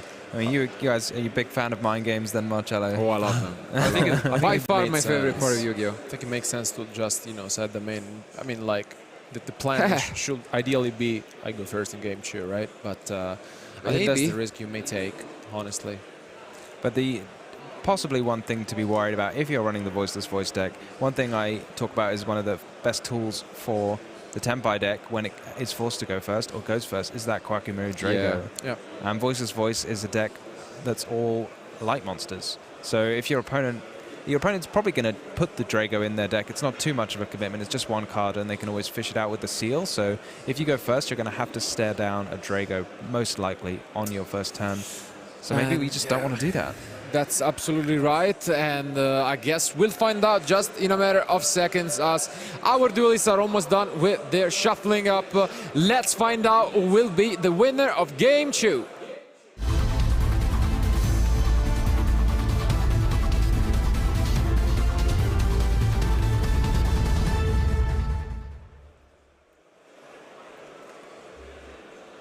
Drum roll, what's it gonna be? Looks like he's going first, but I think he might have been a vocal one. Can't tell, honestly. Let's see. I think, but oh, no. Wow. I mean, still. Yep. Oh, and the shifter coming down, making an appearance. And Valerius going first. Yeah. I think Valerio is going first. This is problematic, to say the least. Is, the worst of both worlds. Yep. Going first and staring down that shifter. This hurts a lot. What can you even do? Because there's one engraver. We see a Skull Guardian. Yeah, it seems like a Skull Guardian. And you can see it debating a lot. Okay, the pre-preparation is a nice card to get, but the shifter is there, so we're gonna need a bit of help. And yeah, this is just what makes Tenpai such a strong deck. Not only, as we saw in the previous game, you can play cards like Raigeki and Darkhold, but you still get the fullest potential out of a shifter and Mulcharmi Purulia, which you can main. And yeah, you just get so many free games due to those cards. Yeah, I mean, the shifter is just crushing this weekend for so many decks we're seeing, like this Voiceless Voice deck, like the Ubel deck. Like watching Ubel yesterday, we didn't see the shifter, but we saw a Dimensional Fisher, and it just seemed to completely run over the deck. One Dimensional Fisher. Yeah, we had to use the prayers to just bring out this Skull Guardian, and let's see if he has anything else to pair it up outside of the low. I guess at the worst, low will fetch out a barrier. Oh, we've already got the barrier. Okay. So that means Low can fetch out the Radiance once again. Yeah, so it will probably be close to the just standard setup for Voiceless. Yeah, I mean, pairing the Dimension Shifter with more cards coming in on your turn, like the Storm Dark Hole Raigeki, is just... It's very crushing because, you know, oftentimes if decks have their cards sent to the graveyard, they have no issue recycling them, but once they start getting banished, it can be a bit more tricky. Just having a look at the newly released Blessing of the Voiceless Voice.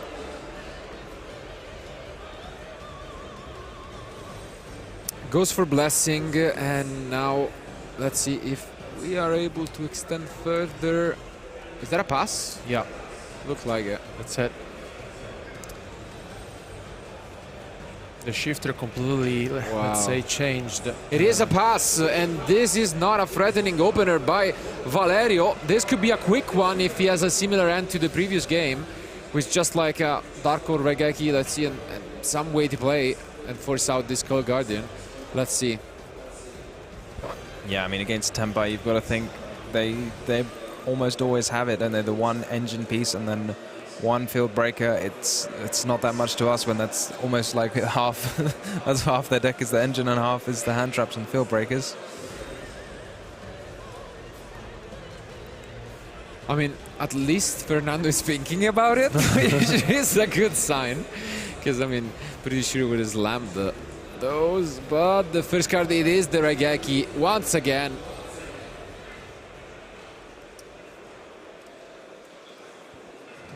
What are we following it up with?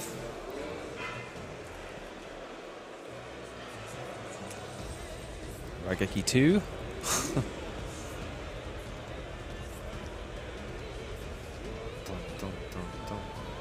Let's see. Wow. Wow. Pretty similar. Yep, another one, I guess. Lightning Storm making an appearance, getting rid of everything, and we might be moments away. Do we have a way to play the game? We do with the one. Oh, wow. What an opener. And whoa. Wow. Wow. We do still have the Blessing, so maybe that will let us get somewhere. Lets you Ritual Summon. A bit like the Floandere's field spell, I want to say. Like when your opponent summons a monster, I think, you can Ritual Summon. Give you slightly more ways to play, but what's it going to do? Like, you're going to get to search. Maybe you can search a Ceravis, prevent your Skull Guardian from being targeted, but you've already used the negation, right? I guess, yeah, the only thing we should keep in mind is that the Blessing makes your ritual as it cannot be destroyed by battle. So like that's something that maybe Fernando is not familiar with. Could be a surprise, I guess. So yeah, and the shifter isn't you know, particularly difficult for Tenpai to play under, but it is a little bit annoying because you don't get that recursion with the Biden Dragon or the Padra even. So maybe it does limit a little bit what you can do and the number of monsters you can attack with, and having this big monster you can't destroy by battle might be enough. Yeah, this could totally be the case, and yeah, Fernando has to be careful because obviously this is another dream opener, but I don't know. He didn't read the Blessing. This is the only thing I'm worried about.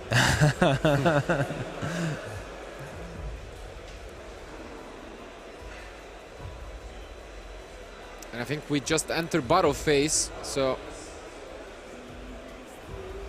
seems like he attacked with both, and now we are gonna go. Attack with both at once. Yeah, it looks like he's kind of turning it sideways to say it's already attacked. Yeah. Yeah, you can't attack with both at once. Okay, this seems like it's the second attack. And now we are going to Synchro Summon, and this is the crucial point where, I mean, he might find out soon, depending what he makes, that cannot be destroyed. Yeah, I mean, the Biden Dragon wouldn't really do anything here anyway, so it might just be... If we belt one. Yeah, okay. Nice catch. That works, so it's gonna destroy the Skull Guardian unless there is a Suravis. I'm not even sure if it says discard or sent to grave, but it should say discard maybe. Okay, not there. So we got rid of the Skull Guardian, and we can still push some damage. And that's it. Wow. What's the one shifter? The one shifter from Fernando is enough. We have a quick one. Congratulations, but Fernando is the one who advances. Wow, what a start to this top 32. Sometimes, I mean, I guess that's what Tenpai does. And yeah, Tenpai just doing Tenpai things. And it happens. Yeah, I mean, it's hard to argue with it, right? You just play your Dark Holes, you play your Raigeki.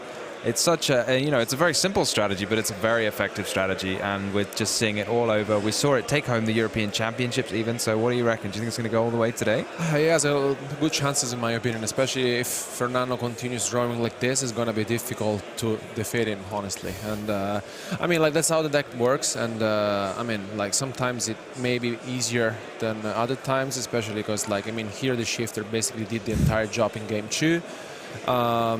Still a very good run for Valerio with the voiceless voice deck into the top 32. I think it is impressive, especially because, like, we saw how different the metagame is at the moment.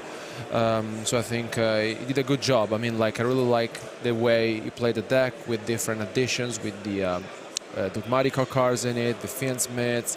Unfortunately, we didn't really get to see how powerful the deck is, because basically, you know, Fernando had it all. Yeah. But still, congratulations to Valerio for one of the most difficult YCS in the last years, in my opinion. Yeah, by far, and still a great accomplishment, making it all the way with one of those decks which wasn't considered, I guess, the top 3 most popular choices for the weekend, but just proves to you can play whatever you want, and if you're comfortable with it, especially in this format that follow a recent you know, update in the list, it makes sense. It worked out for him, but we'll see whether Fernando is going to be able to keep on this undefeated streak, because he's technically sitting on 10 wins and 2 draws. So pretty good weekend for him, that we can say. And obviously the deck looks good. It looks somewhat similar to the deck list that won the European Championship, with this approach of just playing multiple copies of Raigeki and Dark Hole. And I guess if it's not broken, why fix it? Yeah. I'd be really interested to see if we at some point get a Tenpai mirror match on here, because I know you love the mind games, but this will start to get really confusing when, like, normally you want to lose the dice roll, and then if you lose the dice roll and then are forced to go first, you know you're in a lot of trouble with Tenpai itself. So be interested to see what happens if we get one of those. That must have been happening a fair amount this weekend, as we saw Tenpai at the beginning of day 1 had, what, 12 or 13%, and still going in, got a similar percentage. I mean, it has its chances, and I mean, my prayers honestly go to the 9% of Runic players. But okay, but I guess one last time we can bring it up for you guys on screen if anyone missed it. So the deck breakdown for the top 30 issue and what that looks like. And yeah, here it is once again. So Jubel, pretty much a third of the top cut is made of the deck, and it's up to the rest trying to defeat them. But as you mentioned, Runic is still there, Labyrinth is still there, by the way. So we'll see what happens. But yeah, I mean, it's gonna be definitely an interesting rest of top cut. Outside of this, 4 rounds remain to crown YCS Lille 2024 champion. Yeah, I mean, as you were hoping for, it's such a diverse top cut. I mean, we see those bars that say 6%, right? But because they're so spread out, and remember, there's only 32 players, so 6% means there are 2 decks, and then everything else in the other, that means there's only 1 of those. That's like so few of each deck. That means we must have seen, like, maybe even more than 10 different decks, which is just so fantastic to see. It's so interesting to see all of the different decks duelists come up with and make it all the way through. Wow. Yeah, because that is something that we kind of become accustomed with the top 64. But with the top 32, honestly, I can't remember one that diverse. It's like much tougher to make it all the way. And yeah, that just comes to show the state of the game at the moment. And we are in to just see what's going to take it. A lot of different options, a lot of different players. And I guess now all there is remaining for this top 32 is to hear it from the man, Fernando. And we are going to have an interview done by Ed. Thank you, Marcello. I am here with Fernando, who's just made his way into the top 16 here at YCS Lille. Very exciting. You have a lot of your friends just off camera here taking pictures of you and stuff. Of course. Well, firstly, congratulations. How do you feel?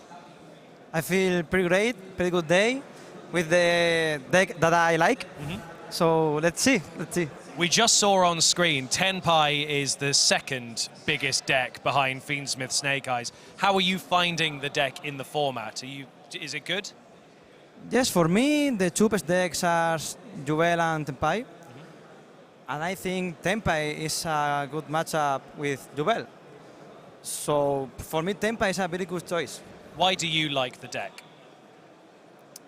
Very simple. I like simple decks. Okay. Big monsters go boom boom. So I like that. You cannot get a better answer than that. So in this top 16, are you worried about going up against any deck, or are you pretty happy? Are you confident with Tenpai? I don't know if anybody play on the top Chimera or something like that. But if it's Duel, I'm pretty confident.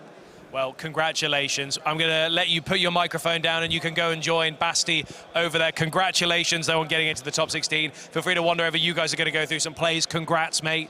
And it's great that we get to do this, even as we go into those top cuts and see exactly how the plays have been happening. From the man himself, Fernando and Basti, we're going to go straight over to them. Guys, take it away.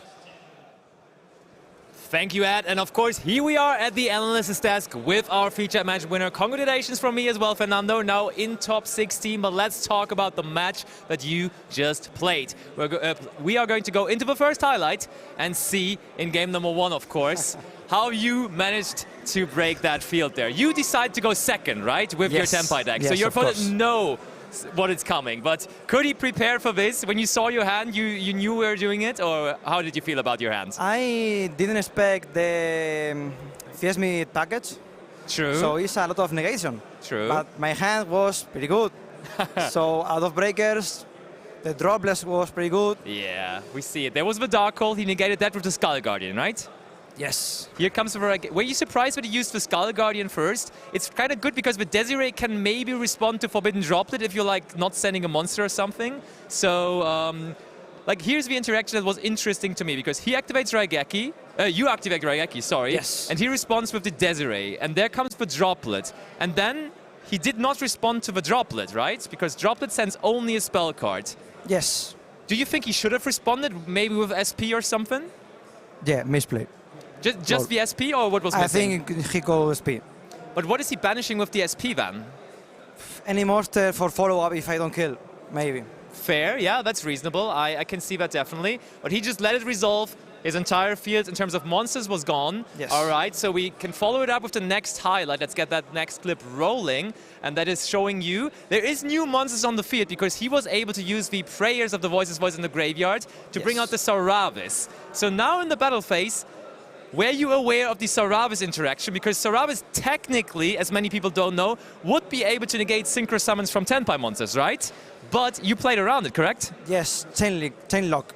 Yeah, exactly. You went Chainlink 1, Chandra Chainlink to Hydra, and therefore it cannot negate it anymore. That was very, very smart, but you very heads to play. Did you test versus Voices Voice, or how did you know about that? Yeah, I play with my friend that play Voices a lot of times. Yeah. I chainlock too with the fake Poplar.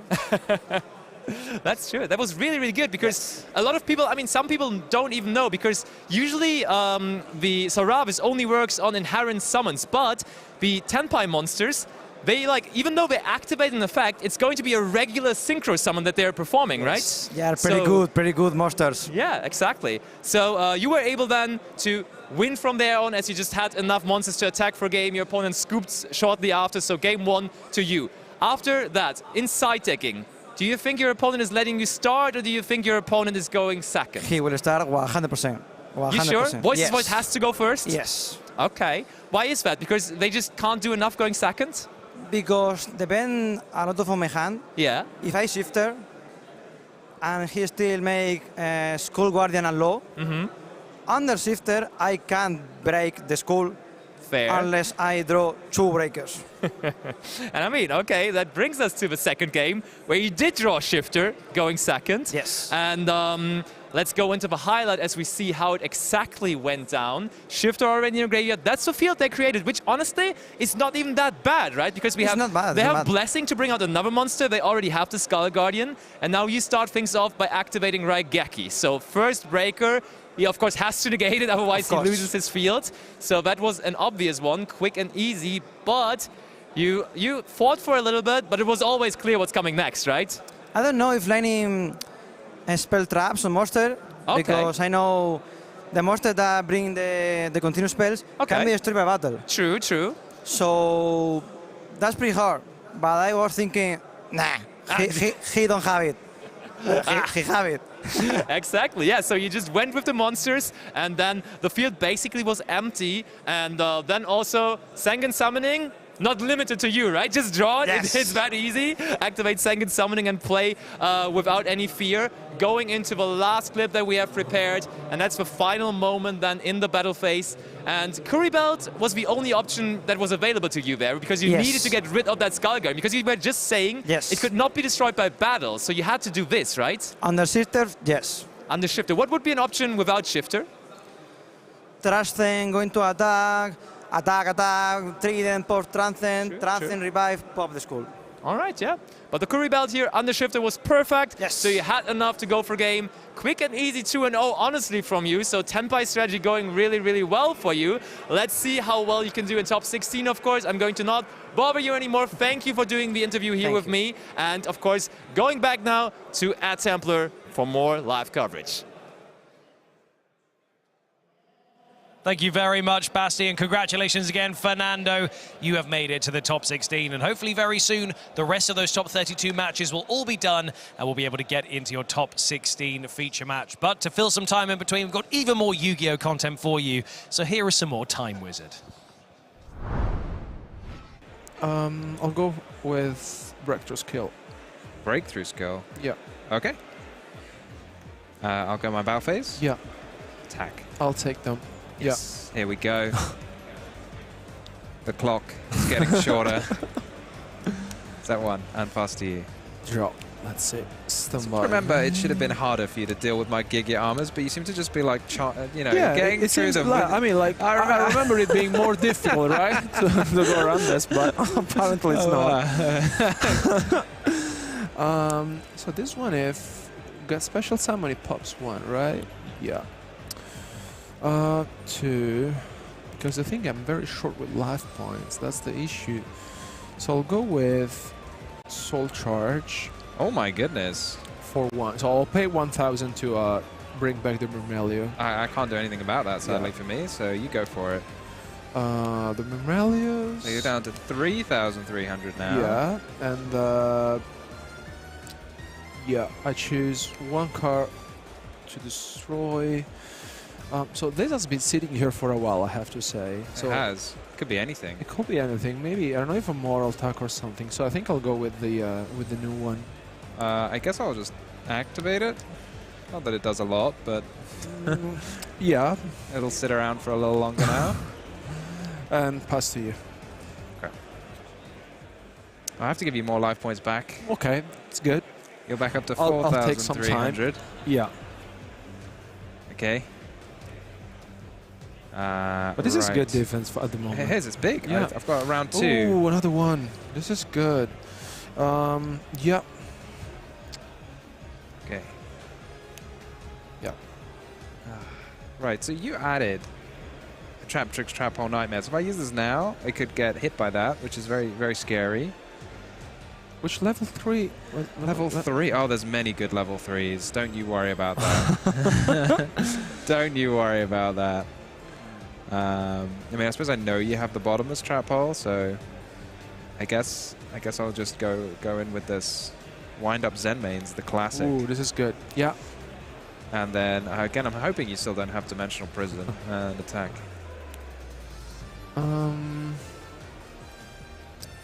I'll activate compulsory on it. Oh, very mean. Now I'm testing my memory as to which one is. So this one, this one is the one I said the previous turn. Ah, So, okay. yeah, this has been sitting here. That's been for- sitting there, yeah. so I can't remember. One of them's a bottomless, one of them's something else. I'll try and set this. That's good. Oh, I got it. Yeah. Yes. Can Yeah. I do That's one good. Giga armor at this game? We'll That's see if good. it works. Okay, over to you. Drop. Stun by main. Yeah.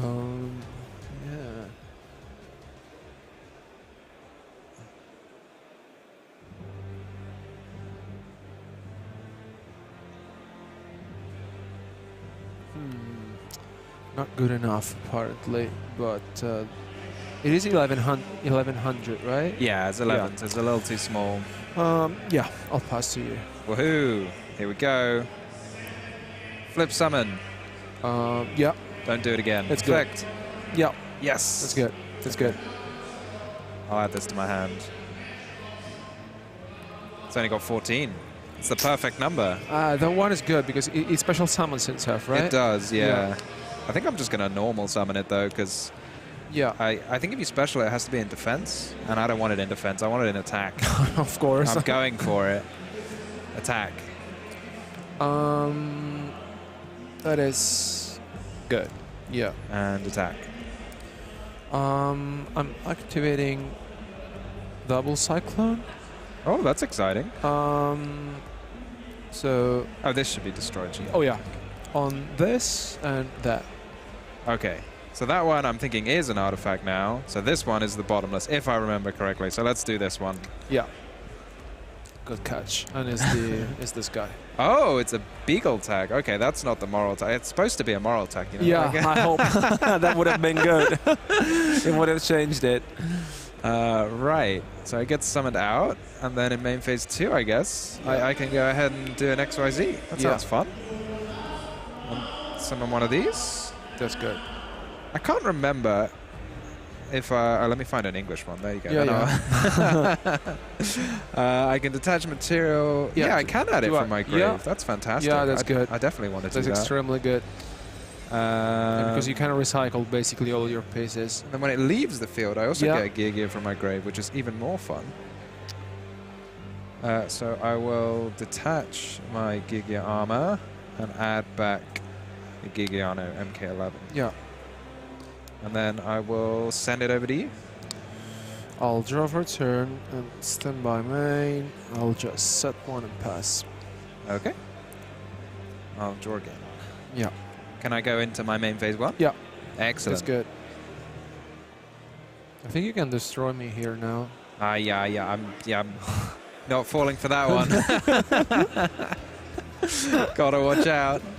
You have already used the torrential tribute, so I don't know how much I need to be worried about that one, but maybe there are more things. I'll use Gigant effect? Yeah. Okay. I think I'll just add this accelerator, maybe? Okay. I don't know how aggressive I'm supposed to be. Like, it is fun being aggressive. But this deck, like, the face downs, they could destroy my card. If I destroy them, they could hurt me, but if I don't destroy them, they could also hurt me, so anything's possible. I'm in a normal summon Gigiano MK11. Yeah. Use effect. And I will just get back. Let's just play it nice and safe and get back a Giga armor. Yeah. And then I'll go to my battle phase. Yeah. And attack. Yeah. And attack. I'll take them. Okay, so it puts you down to 3,300. Yeah. And then main phase 2, I will set. And then I will set. Yeah. And then I'll bust it. Draw for turn, stand by main. This is quite unlucky, but I'll set it and pass. Ah, you're bluffing me again. I'm on to you. I'll draw for turn. Yeah. Okay. Flip summon? Yeah, that's good. Yeah. Yeah. I'll add another accelerator. Okay, and then I'll try my battle phase. Yeah. And attack. So 33, I have to use this to destroy this one. I'm wondering if this is going to go wrong. I don't know if I'm supposed to do this. I have my mystical space stone. But maybe if you had an artifact, you would have destroyed it yourself. So I'm not. I don't know how big in the bluff game you are. So I'm just going to do it and destroy this. Go on. This is going to go badly. I think it's gonna go your way because I had another one. Oh. And even if I change this, it doesn't change anything because I would have destroyed one with the other one. Yeah, I think I have to skip my next battle phase when I destroy one of those, but yeah, I don't think it ends the one I'm currently in. Yeah, you have to basically skip your next battle phase, but the thing is, I'm gonna get on the field like 2 of this, which I can't like use. And I'm already in the battle phase. Yeah. So I think I'll just keep my attack. I think this is enough, right? Yeah. Yeah, this is enough, Tom. Well the Gear machines. That was well played.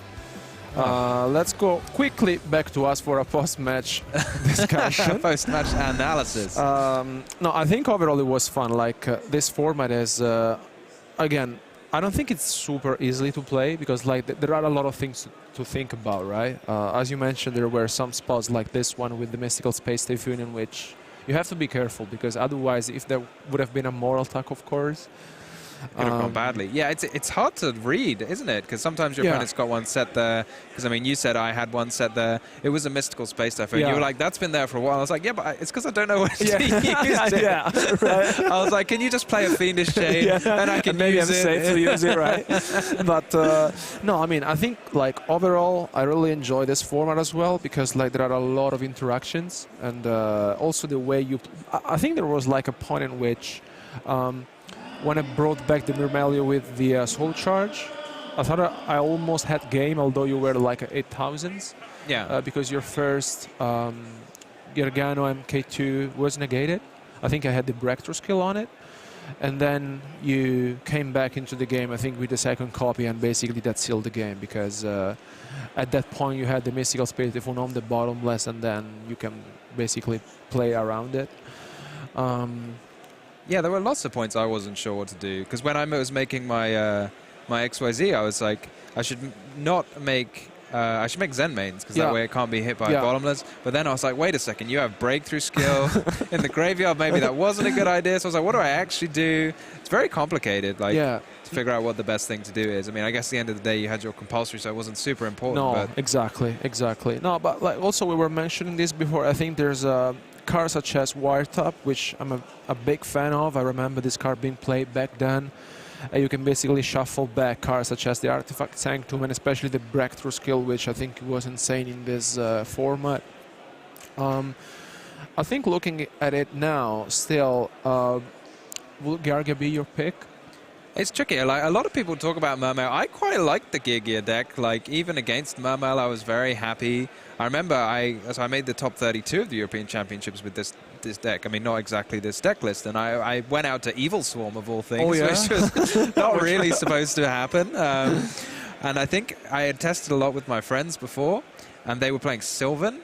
And so that affected my trap lineup a little bit. So I wasn't playing like Black Horn of Heaven, which I remember was a really popular card. I'd taken it out because it wasn't very good against Sylvan, but I think it's very good against Evil Swarm because it would stop them chaining their quick play spell. No, me as well. Looking back at it, because I was playing Gargia as well back then. I mean, I really like the deck in general because you have a lot of different options, and now seeing the Mind Controller in your hand, I remember that when you activate the Mind Controller in the mirror match, it was insane. And I still have that feeling sometimes, but you know, yeah, I think it's fun because, as you mentioned before, there are a lot of different decks in this format, and also I think it's fun, like to. I think I was looking at the extra deck as well before. There are a lot of different cards like the Gusto Emerald, the Lavalval Chain, you know, all the OGs, let's say, of the game. So I really hope you guys enjoyed our quite intense match, I would say. That was great fun. That was something, and thank you so much for staying with us. And but don't go anywhere because we will be back soon with more content from YCS Lille. Keep watching.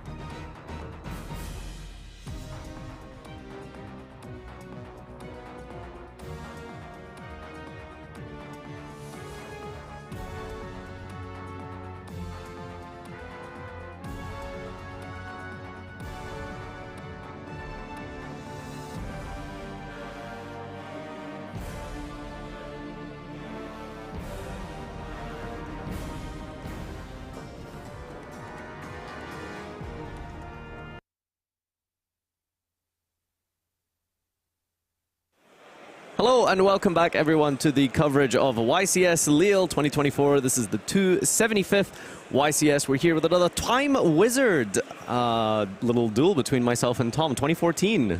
Yeah, I mean, this is such a fun format. We're going to play a couple of games of this over the weekend. So I've had a game with Alberto, but Nadir thought it was so much fun that we should also join in. And we've got some fun decks to play with you. Nadir's brought his pet deck, I suppose. It was at the time, yeah. It's a little bit of Infernity, actually, so I'm really excited for this one. Why don't we jump straight in and do an all-important dice roll, I guess, in this matchup. Well, if you're going to play Infernity, I guess we need to, so yeah. let's... All right. I will begin with a 5. That's a 5. That's not very good. That's I think not you great. need to practice your Infernity. Okay, that's a 10. Okay, so I guess I'm going to go first. Sure. And yeah, let's jump over to the table and get started. So did you actually play this deck?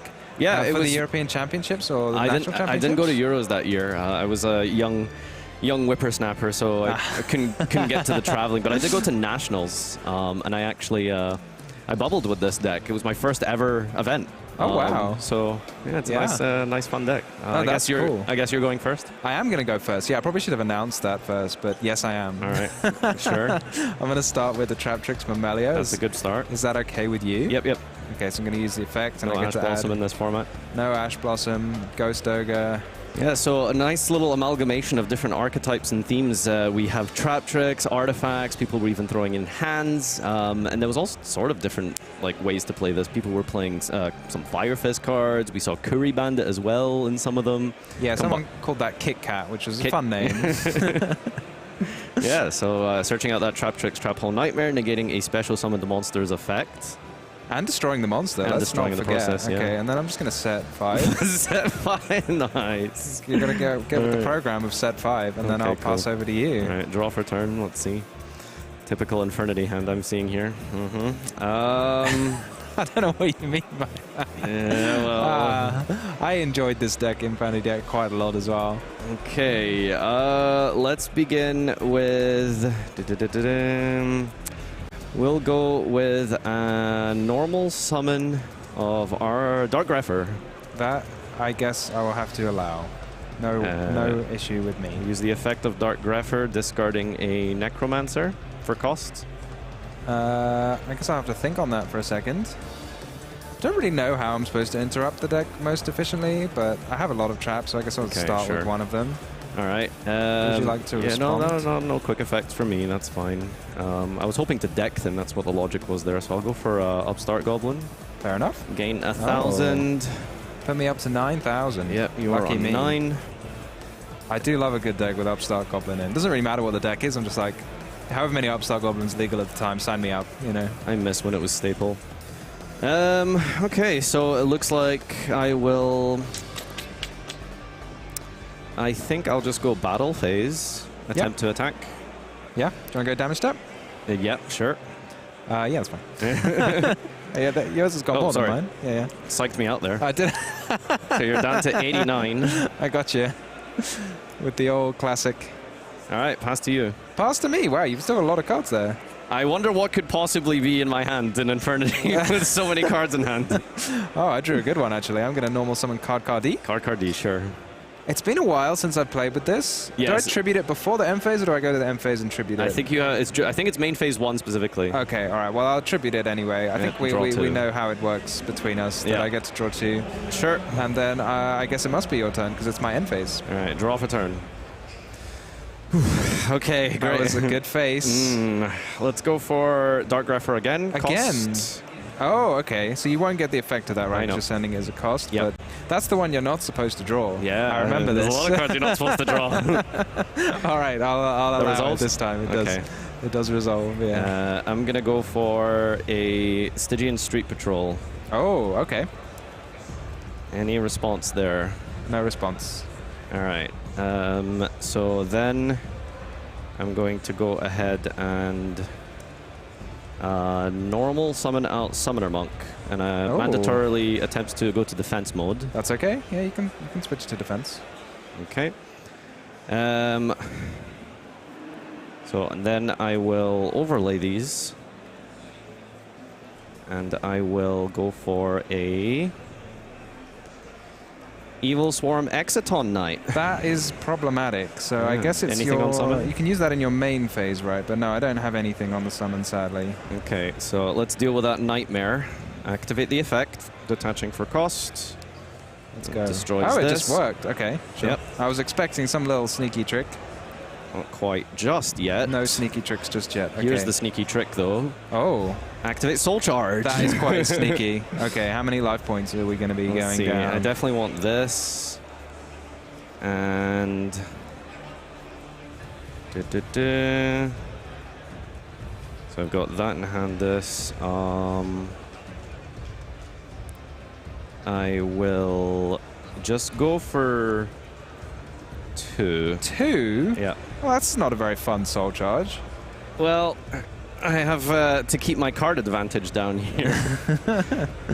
So yeah, summon good? Summon good. Oh, summon yeah. good. Okay, and then I will then proceed to summon Evil What? You Swarm run 2 of these? This is mad. It's 2014 this format. This is absolute madness. Yeah, I guess you can summon it. Yeah, it's okay. And I will use the effect. Oh, wait. Yeah, you've got 3. I've got like 5, so you're allowed to use it if you want to. Yeah, you don't have to use it. I'll activate the effect again. Again? Yeah. That's mean. I'll try this one this time. Gotta stop trying to destroy all my cards. Okay. I like having my cards. It's a lot forced out here. Sure, I guess I'll pass there. No battle phase for me. No battle phase. I guess not. Okay. Right. I don't really have a good way of dealing with it, so I'll have to use this Dark Hole, that's fine. It feels very inefficient, but it'll have to do. Wait till the third one shows up. Exactly. I don't know. Another card car. Another card car and set 2 sets, okay. And then I will go all the way to my end phase. Sure. Well, again, I can't remember. You can attack for sure. I mean, I definitely can't attack with it, but I was just checking. Pass and draw 2. Pass and draw 2. Over to you. All right, draw. Let's see. Interesting. All right, I will begin with a normal summon Infernity Necromancer. Puts itself to defense. You don't have any Archfiends? Not yet. Not yet. Oh, is something going to happen? Okay, let's see. Summon good? Summon is good. I will set 1 card. Okay. I will activate Stygian Street Patrol in the graveyard. Oh, here we go. Now the fun's going to start. Yes. Okay. And I will special summon Infernity Archfiend. Now it's starting. Okay. Archfiend effect? Yep. All right, let's see. So what do we have here? We've got 2 Necromancers already in the grave. So I'm going to go Archfiend effect. And I will search for... I'll search for an Infernity Launcher. Sure. Nothing here? Nothing here. All right. I will activate Instant Fusion. Oh, okay. So you pay 1,000? I pay 1,000. I'm down to 5. And I will summon out Dark Fire Dragon. Now, the optimal fusion actually is Carbonala Warrior because it's smaller than Bottomless. Well, it's not smaller than Torrential Tribute. It's not smaller than Torrential. I'll let you off. Okay, cool. Torrential Tribute. Well, last card's Infernity Launcher, you know that. Is pretty Do you classic. have an MST? I have a better version of MST, Okay. which is The Core of the Trap Tricks. Haunted, which will special summon Trap Tricks from Melia. Yep, that's fair. Pop, pop. So how many Archfiends are there on top of the deck? That's the question. Yeah, maybe we'll draw one now. Yeah, so I'm just going to pass there. 0 cards. 0 cards, baby. Yeah. Well, I'm playing a much less exciting deck than you, so I'm going to attack for you. 16. So what is that, 34? And then go ahead and set 2, and then pass to you. Draw, Soul Charge again. Okay. Reinforcement of the army. Sure. And I will... So I could go Armageddon Knight, send the Heiress, but unfortunately I drew that. So what are the options here?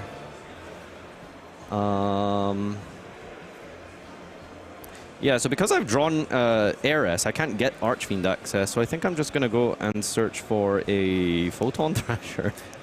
Your deck ran Photon Thrasher? Yeah, nice level 4 extender. That's cool. Yeah, I didn't... Didn't you play this stuff? I don't remember running Photon Thrasher, but maybe I did. I have no idea. We'll have to look it up. Special summon? Special summon? Yeah, that's fine.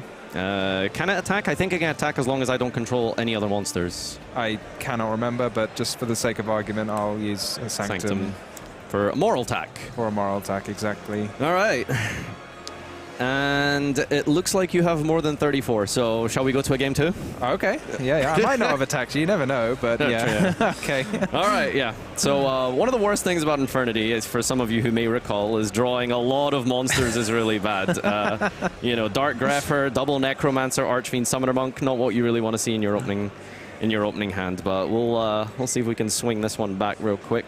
I mean, this card is absolutely terrifying. I remember playing this against people, and you would do almost what you were going to do to me, which was the Exciton, and then you destroy all of your opponent's face-down cards, and then you use the remaining cards in your hand to do like this massive long combo. Yeah, exactly. It was super good. It was just a real powerhouse of the deck that I think people didn't really notice until like the World Championship, when Canada took it down actually in 2014 versus Shinsuke Hiyama, if I remember correctly. It was yeah, Infernity was a real powerhouse of a deck. All right, I guess I'll begin. All right, well, good luck. May you draw a slightly stronger hand. Yeah, all right. Draw and draw. All right, let's see what we can do here. Have you drawn 6? Is it 5 or 6? I think it's 5. It's 5. Yeah, this was the year. This was the year that it was 5. I had this discussion with Alberto. I only drew 5 against you, I think. So you know. All right. Out of politeness, you should only draw 5. All right. So we are going to go with. There is some options here. So we're going to go with Foolish Burial. That's a good start. Yeah. And I will go for a. See what's in the hand here. So we've got we'll just go Foolish Burial for a Infernity Archfiend. This is going to test your metal now, right? Have you been practicing your combos? Somewhat, yeah. Oh, sorry. It was add Infernity Archfiend from sending Heiress. That was yeah, let's put your hand that was the step we skipped there. All right. So we send Archfiend Heiress. Archfiend is searched off of the Heiress. We're going to normal summon the Archfiend, then we're going to activate Instant Fusion. Okay. And that's going to go for a Darkfire Dragon. Going to take 7 down to 7,000 life points with the Instant Fusion. Now we are going to overlay these into a Lavaval Chain. This deck was almost like way ahead of its time in like what actions you can take on your first turn. This is almost like a. I mean, I'm not sure it compares to Snake Eye, but you know, it's more similar to Snake Eye than it is to like Gigia maybe. One of the first like, you know, proper kind of combo decks, I feel, right? Yeah. So then we're going to use the Archfiend. We're going to send a. I think I need 2 level 4s actually, so I'm going to go for. So I go for. Yeah, that doesn't work out. So yeah, it needs to be double Archfiend. And then we will activate. Is it time? Infernity Launcher, setting 2 cards, sending the launcher, summoning 2 Archfiends. I can't remember if you get 2 searches. You don't get 2 searches. Yeah, no. You can trigger both of them, but you can't get 2 searches. It has to have no cards when it resolves as well. Yeah, exactly. So I'm going to use the effect effect here and search out the Infernity Necromancer. You've got to activate both in case I have an effect. Just in case, yeah. Good point, good point. So we search out Necromancer, then we overlay, and then we go for another Lavaval Chain. We activate the effect of the Lavaval Chain. We send a Stygian Street Patrol. We activate the Stygian Street Patrol to summon out the Infernity Necromancer. Necromancer effect then brings out the Infernity Archfiend. Infernity Archfiend then searches for... I think we're out of gas here, so we are just going to get a trap card. And I saw a Dark Hole in your deck, which is terrifying. So I will be searching out Infernity Barrier. Yeah, this card is like... It's amazing to think it was legal for so long. Like, you could play it all the way up until 2015. I think it was Necros was the one that finally got the Lavaval Chain ousted. I mean, it not only like sends a card, which is clearly like an extremely powerful thing, as evidenced by Beatrice recently hitting the Bin Unlimited list, but you keep like, reminding me. You can put a card on top of your deck, which with Archfiend is nothing to sniff at as well. Yeah, that's true, that's true. So is it over to me? Yeah, go ahead. So you're very scared of Dark Hole, are you? Yeah. Okay. We'll see how it goes. Right, I'm going to start with Pot of Duality. I'm going to put it in the imperm column. Yeah, that's fine. 1, Card. 2, Ignition. 3. Oh, do you have Ignition Dark Hole combo? I'm not sure what I'm supposed to take, actually. I might take the Ignition. Okay. It sounds kind of fun. And then So Ignition is basically Mystical Space Typhoon, plus it has the ability to set an artifact from deck. Yeah, so yeah, you're I'm going to hit the barrier. and target the barrier. Yeah, I definitely don't want to chain that because I believe it has a... It has another effect. You'd have to skip your next battle phase. Yeah. I'm not sure which artifact I'm supposed to set. Moral attack or bagel attack if you have a way to... If you've drawn an artifact. I will set a morph. I don't know. I'll set this one. You're going to set bagel attack, I'm okay. not actually sure here. I'm a little confused, but... All right. I'll set it in the pendulum zone just for fun. Sure. I suppose it didn't exist back in this No, time. they became their own separate zones, and then we've combined them, it looks like. I will lance my Necromancer. Okay. Yeah. All right. Dark Hole MST, the combo. It's a good combo, huh? Yeah. And then I will set a few. Okay. And pass to you. This is really dangerous, but because I'm so low, I feel like I have to. This one? I'm going to go with this one. Okay, I guess you're going to have to skip your next battle phase. Okay, for what skipping it's the next worth. battle phase, sure. Draw off turn? Yes. Draw. for turn. Okay. Yeah, I had another one of these, and that was why I wasn't sure which one I wanted. I was like, I could get the either of the tax. I'll enter my main phase. Yes. I will activate the effect of Dinotherium to special summon. You're going to special summon it. Do I have any... So your opponent can target level 4 in either graveyard to special summon it. So you can Really? you can get an Archfiend if you like. I get one of your Archfiends? If you would. That sounds fun. Does it just have to be a level 4? Yeah, level 4 lore. I mean, I guess. I wouldn't say no. Like, sure, it's optional. If you insist, I'll have it. Anything on resolution? Nothing. Effect of Necromancer. It's a little... You have an Infernity Barrier? Yeah, I do actually, but unfortunately I have a card in my hand, so... I don't really know what to do about your Necromancer. Like, it's quite annoying. But I think I'll just use this. I'm not sure, because it's just going to be there next turn, but sure. You can use it every turn. Yeah. No link monsters, so I will attempt to enter the battle phase, and then I believe it just gets skipped like a runic. Oh, that's a good point, actually. Yeah. Okay, good idea. Yeah, pass. That's to me. Thank you very much. Okay, I will activate Prodigality. Yep. Round 2. 1. Diania. 2. Oh, that's a good one. 3. You're going to have to remind me, was that special... I can't remember if Trap Tricks Trap Hole Nightmare... Does it have to be special summoned this turn? Yeah, it does. Okay. Okay, well, I think I need to take this anyway. So I guess I just will, because I'm not sure the Dianias are so helpful. So I'm going to normal summon this and use its effect to add a Trap Tricks Trap Hole Nightmare. Sure. That was good memory on the Trap Tricks Trap Hole Nightmare. I was trying to figure it out. I have played this a lot, weirdly enough, you know, so it just becomes muscle memory, I think, at some point. And does this gain any attack points or any shenanigans like this? No, it just summons itself. Yeah, I mean, I could have just normal summoned it, but you know, assuming you're going to go off, you might want to have your normal summon, so a little bit greedy, but... That's a fair point. I'll just attack it. 200s, I'm down to 68. That's that one. And I'll pass over to you. Draw. Normal summon Summoner Monk. I'm going to activate Torrential Tribute. Okay. I'm not sure how much I like this, but I now have no monsters of my own, but, you know, go ahead. let's have a go. I'll set one and pass to you. Draw. Reinforcements. Okay. And so we've used Eris, yeah, we have...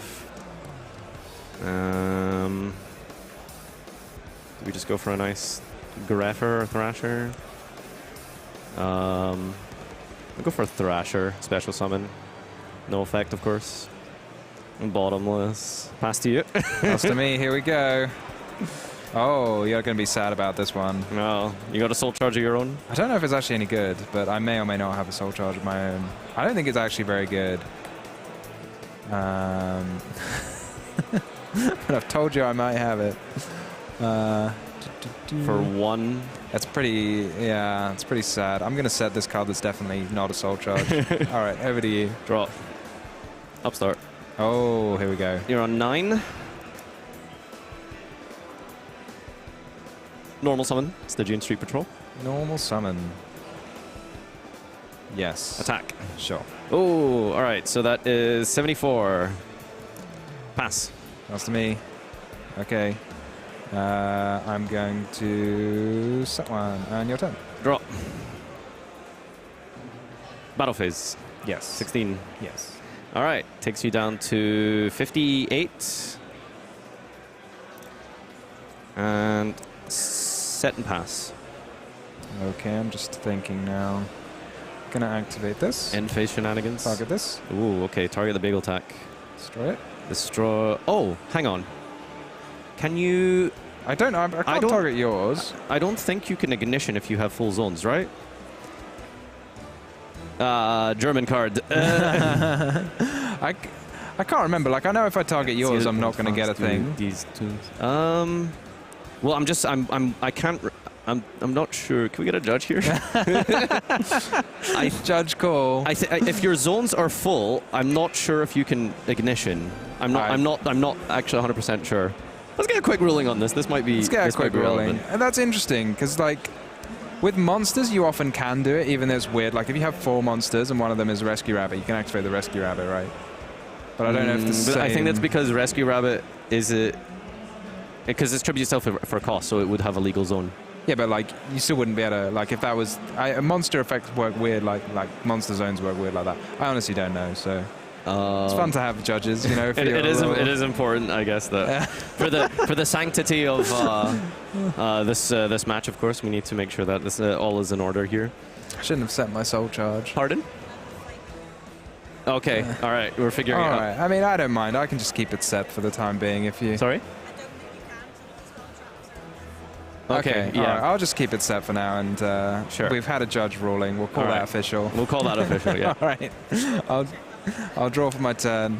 All right. Well, I guess I'll have to activate the soul charge then. How many points am I on the day? You're in charge. 58. 58. Well, I guess I've only got one target, so. So I'll pay 1,000, go down to 48. 48. And mandatory effect triggers. Target. We'll chain lance and target your my Mammalia. Yeah, taking it down to 8. Okay, and then I'll pass to you. Sure. All right. Draw.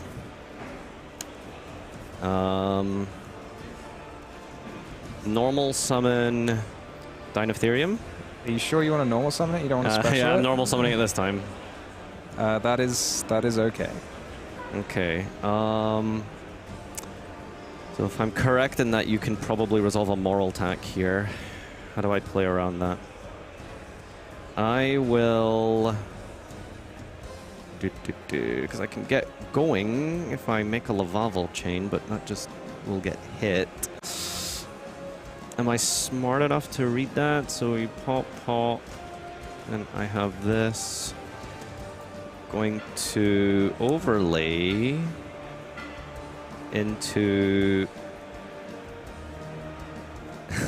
I think this should be Trap Tricks, Trap Tricks, Trap Hole Nightmare, and Moral Attack, maybe. I'm going to make a Silent Honor arc. Oh my goodness, you're worrying me now. You're using lots of words. You remember what this does, right? Yeah, it can take control of one of my... A special summoned monster. Yeah, and it can, like, not...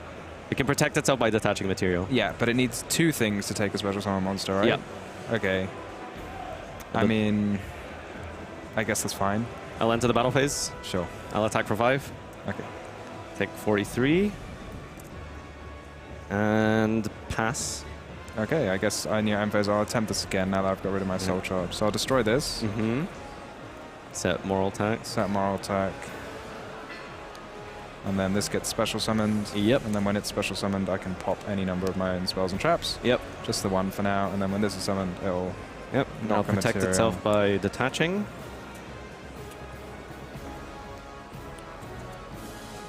If only I could have made a Zeus.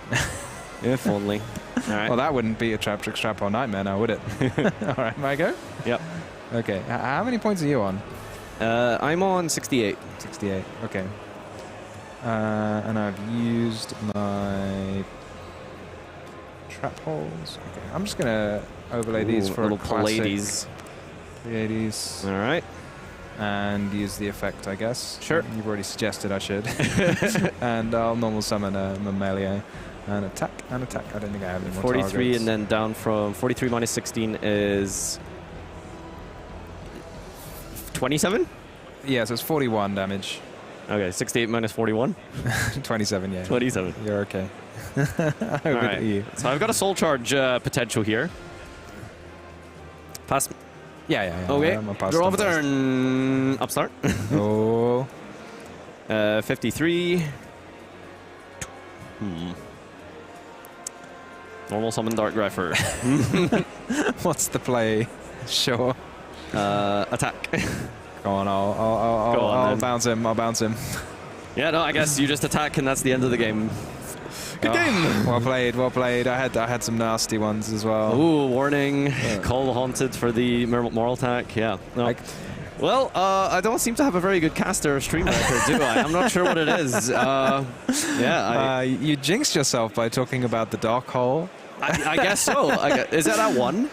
Yeah, I think so. Yeah. Really good stuff. I mean, Tom. I had this and the dark hole, and I was like, as long as I know which one the Infinity Barrier is, I think you're in a bit of trouble. Which, considering you just said it. Yeah, because you have to set your cards in order to get your searches for the Infernity effect. So, yeah, one of the key ways to beat Infernity back in the day was keep them on cards in their hand, which usually they do themselves by drawing multiples, or Spiritualism was a very good tech card, I think, back then. You know, you could bounce a card to the opponent's hand and they wouldn't be able to respond. But yeah, what do you think of the format? I think it's a really fun format, and it's fun that there's so many different decks you can play. Like, there is a lot of variety in 2014. Yeah, there's the Sylvan, the Infernity, the Mermail, the Artifact Trap Tricks deck. Like, it's all good stuff.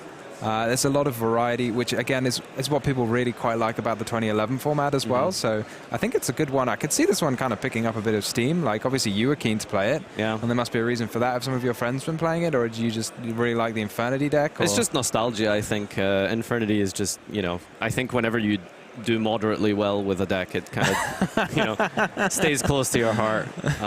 You won a national. No, you got second at nationals with Infernity. So I mean, I was a big fan of it.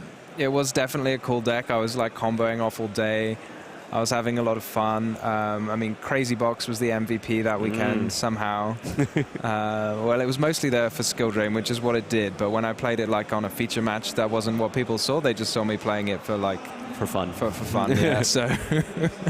All right, thank you guys for tuning in once again. This has been a 2014 Time Wizard format duel between myself and Tom Payne. So if you want to check out more of the format, then consider making sure you look up the Forbidden Limitless, specifically just before Duelist Alliance.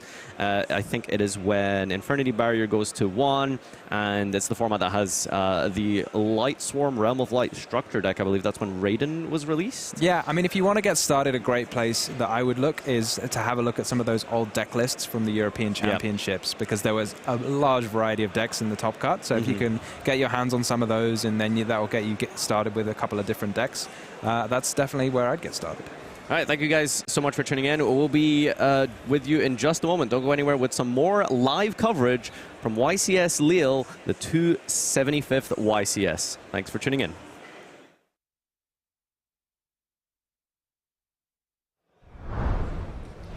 Welcome back to more of your coverage here at the Yu-Gi-Oh! Championship Series 275th, live from Lille. So we are still waiting for our final pairings. We think they might be imminent, but in the meantime, you guys have seen a lot of the pre-recorded duels that we've been doing, but now we're going to respond to some of you guys with questions for commentators. If you still have any more, we might get more of a chance to answer them later on. So head over to Yu-Gi-Oh! Card EU on our socials, and you guys can reply to Instagram stories or tweets or X's, posts. What do we have to call them now?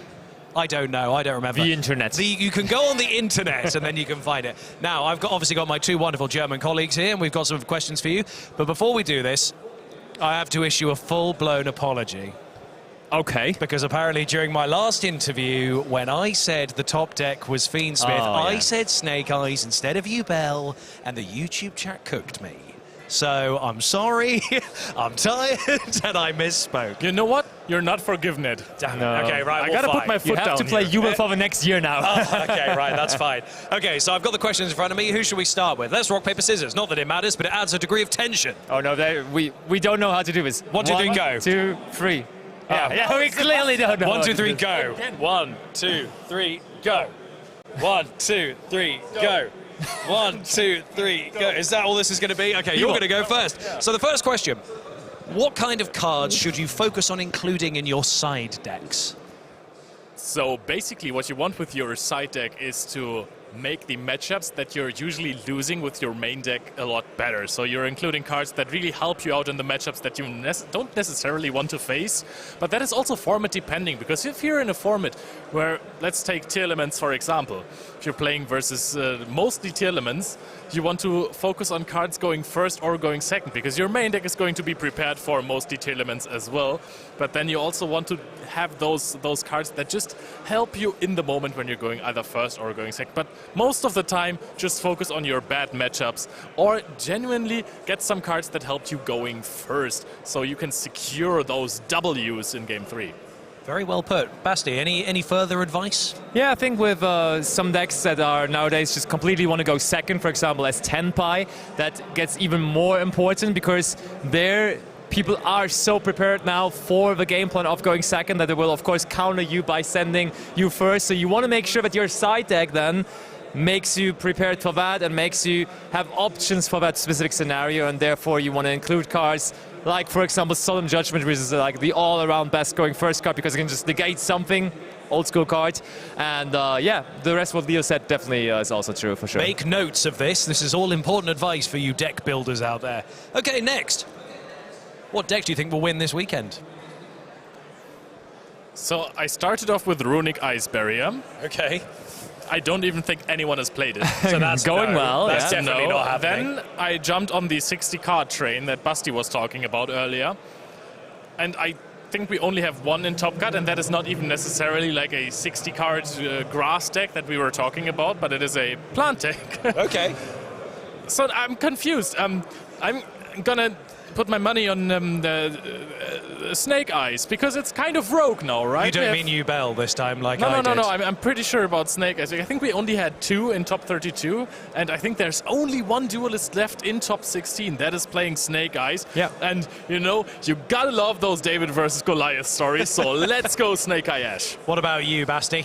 So, contrary to Leo, my pick from the beginning of the weekend is still going, and we do have Chimera still swooping in top 16, and therefore it was. You said 60 cards. Stop no, lying. Listen to the meta analysis at the beginning of the weekend. I said that on Friday, for real. So yeah, that deck is still in. It's still going to win. That's how it is. Well, guys, I'm being told that we actually might have our final pairings, which means we might get the feature match. So I'm going to ask this one last question, which apparently is real. I'm not making this up.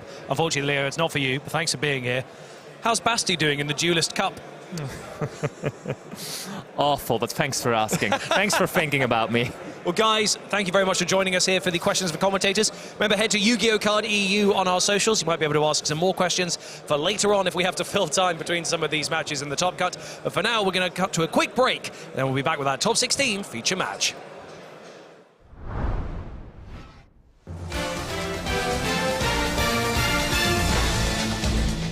Hello and welcome to the YCS News. My name is Ed Templar. Today in Lille, thousands of what people are calling duelists have made their way to a venue in Lille to take part in what they're calling a YCS. With more information, we have Tom Payne on the scene. Tom?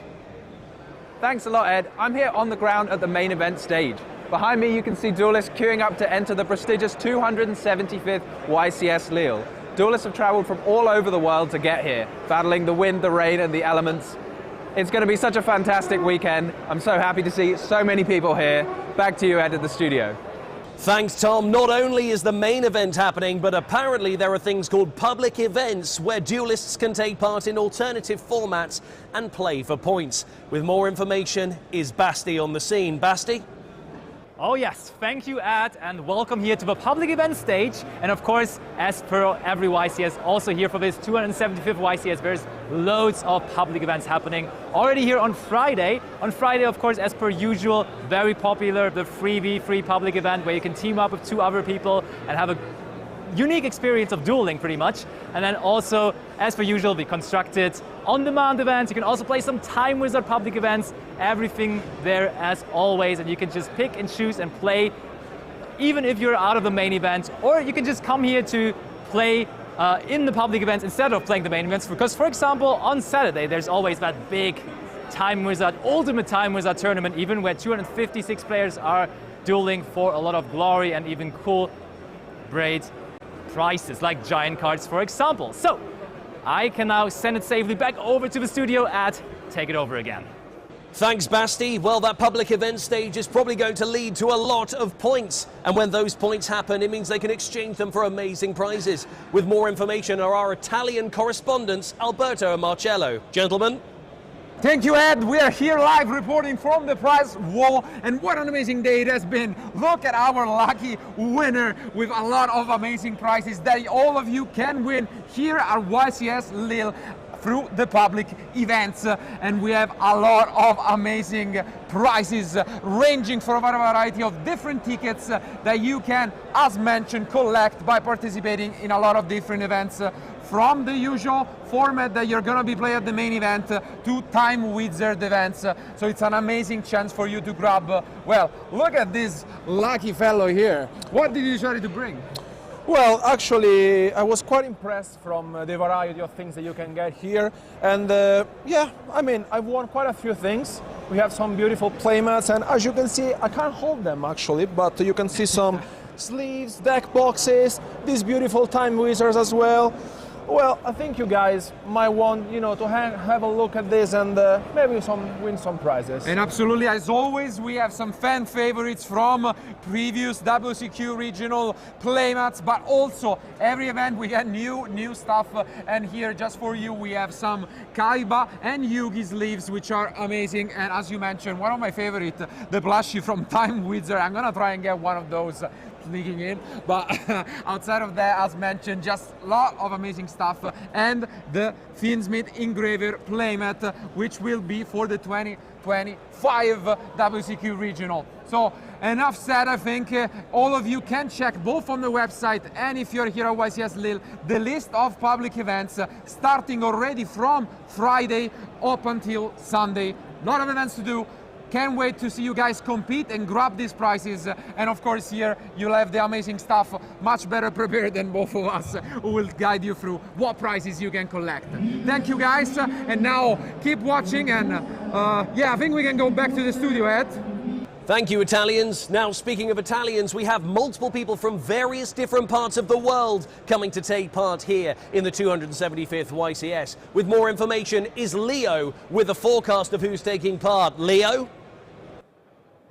Thank you, Ed. Today is going to be an especially rainy day here in Lille. There is a 61% chance of meeting a French duelist in the tournament. And there's also going to be 11% of sprinkles of German duelists here. The United Kingdom is trying to bring some sunshine in with 8%, and Italy and Belgium are tied on 5%. There's of course also 2% of Switzerland or Swiss fog, and other countries also have a 7% chance of having weather.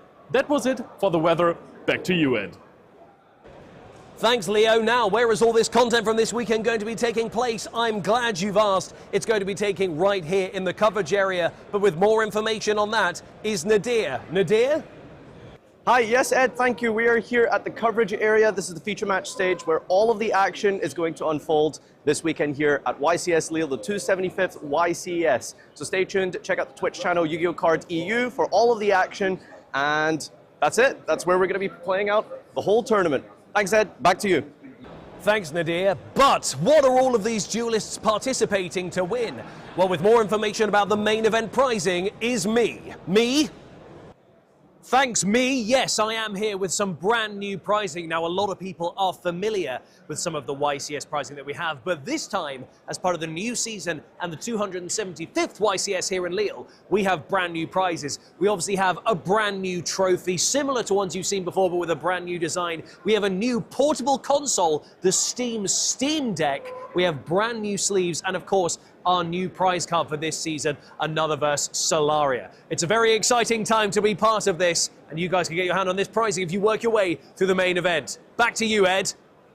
Thanks, me. My God, you're handsome. Anyway, stick around this weekend for plenty of coverage here from the 275th Yu-Gi-Oh! Championship Series, live from Lille. Ed Templar, YCS News in Lille.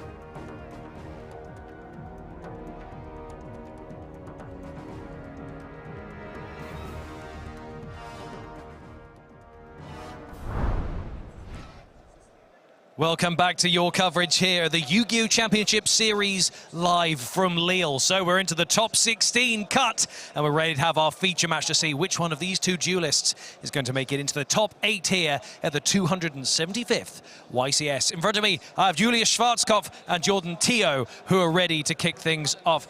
Gentlemen, we're going to do a high roll to see who goes first. Jordan's going to roll that first with a 6, and Julius with an 8. Who's going to go first? Julius?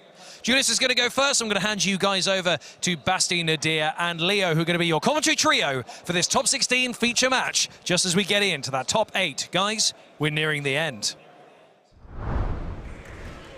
Oh my, what a year is this young man having. Julius Schwarzkopf in another top cut in top 16 here. After winning YCS Dortmund and German Nationals, 2 events with over 2,000 players, he's back again. And let me tell you something, he's back with the same deck, and that's absolute madness.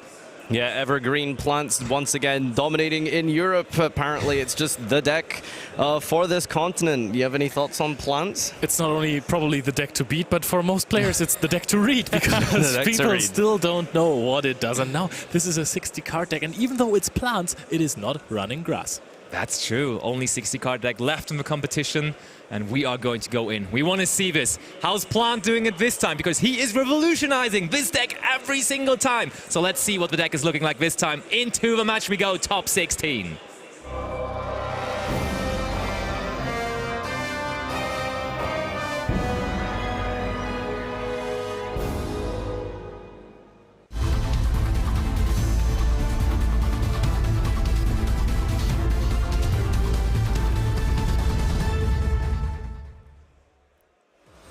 Plants have had a little bit of a knock on the Forbidden Limited list previous to the one prior, having the Sun, Avalon, Dryas being limited to 1, and that's a very good start. Unexpected die. And that was expected. Yeah, that was very expected from my side, for sure. Yeah. And interestingly enough, we just talked about that before we went into the match. On the deck list, the card he just summoned, the most powerful normal monster in the game, arguably, Sunseed Genius Loci. Even though he's playing 60 cards, there's only 2 of that. But I mean, he just gets it anyways, right? Yeah, I don't know. Maybe there's some mathematical reasoning and logic for 60 cards and 5 copies of Loci, I suppose, at that point. Maybe it's just not great to normal summon, but yeah, it is just a singular normal monster. What can one normal monster do here? Well, we're going to activate the Sowing. This is going to trigger the effect of the Dryasp, which then takes the damage from the Sowing, gains back the life points, triggering to bring out the Healer from the extra deck, and then the Sunseed Twin triggers as well. So we're summoning out the Loci from the grave. Then we're going to go into the Healer underneath the Jasmine. The Jasmine's going to tribute and summon out. Is it time for Ragnaraikas? Is it Lone Fire? Okay. Just go for Lone Fire. And I mean, that is kind of the standard setup. This has not really changed too much over the last couple of months. Yep. We have also seen this, for example, at German Nationals. And that's just how you want to start, how the one-card combo with Loci goes, and that's really, really good. And interestingly enough, as I just said, he won both of those big tournaments in that season with that Rika deck. And then through that, qualified for the points playoff at the European Championship, where he then all of a sudden didn't play that deck anymore. I couldn't believe it. He was playing Jubel all of a sudden. I was very disappointed that he chose to play Jubel. It makes a lot of sense to play a deck like Jubel in that points playoff. We've discussed this many times, that you want to go for a rather high-rolly deck. But which deck high rolls more than Rika? Oh yeah, no, that's a very good point. As we use these Ragnaraica cards, the recent addition to the plant deck, allowing you to have so much link fodder to then keep climbing. And here is the special summon out from the deck with the Lone Fire, not once per turn. Well, not hard once per turn, going to summon out the Lilyboria, and that's going to get a Discoloseum. And then I don't believe we've plant locked ourselves just yet, so we can then use the Discoloseum to search out the Therian Regulus, which is going to insulate versus any other follow-up or any other disruption that our opponent would have. And looking at the way this combo's played out, I mean, it's quite deep into the combo before you get that protection, isn't it? Yeah, it is, but still, it also feels like we haven't even normal summoned yet, so even if you would go for Nibiru here, you probably would just still end up on so many things. So even if you do it here, I don't know whether it would be enough, honestly. All right, well, we have the Jasmine triggering to get a search every time you gain life points. That's what the Healer does here for the Rika part of the portion. I guess is what you're going for here, right? We still get the Con Mudan setup, which is really good because it allows you to use the tributing of your opponent's cards as at 4 cost to trigger the Glamour and the Rika Sheet, which will no doubt be a part of the final end piece of this field. Con is just such an incredibly powerful field spell. There I have to raise the question, which field spell is better, Pearl Rhino or Rika Con? Oh, it's Rika Con all day.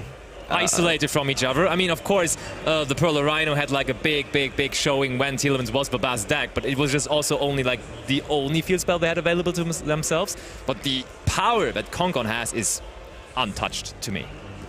All right, well, this is also a further addition to the deck with the Arrow Mage cards. This is Arrow Melilith Rosemary, which can then search out Rosalina from the deck, which we can summon out the hand eventually to then bring out Laurel.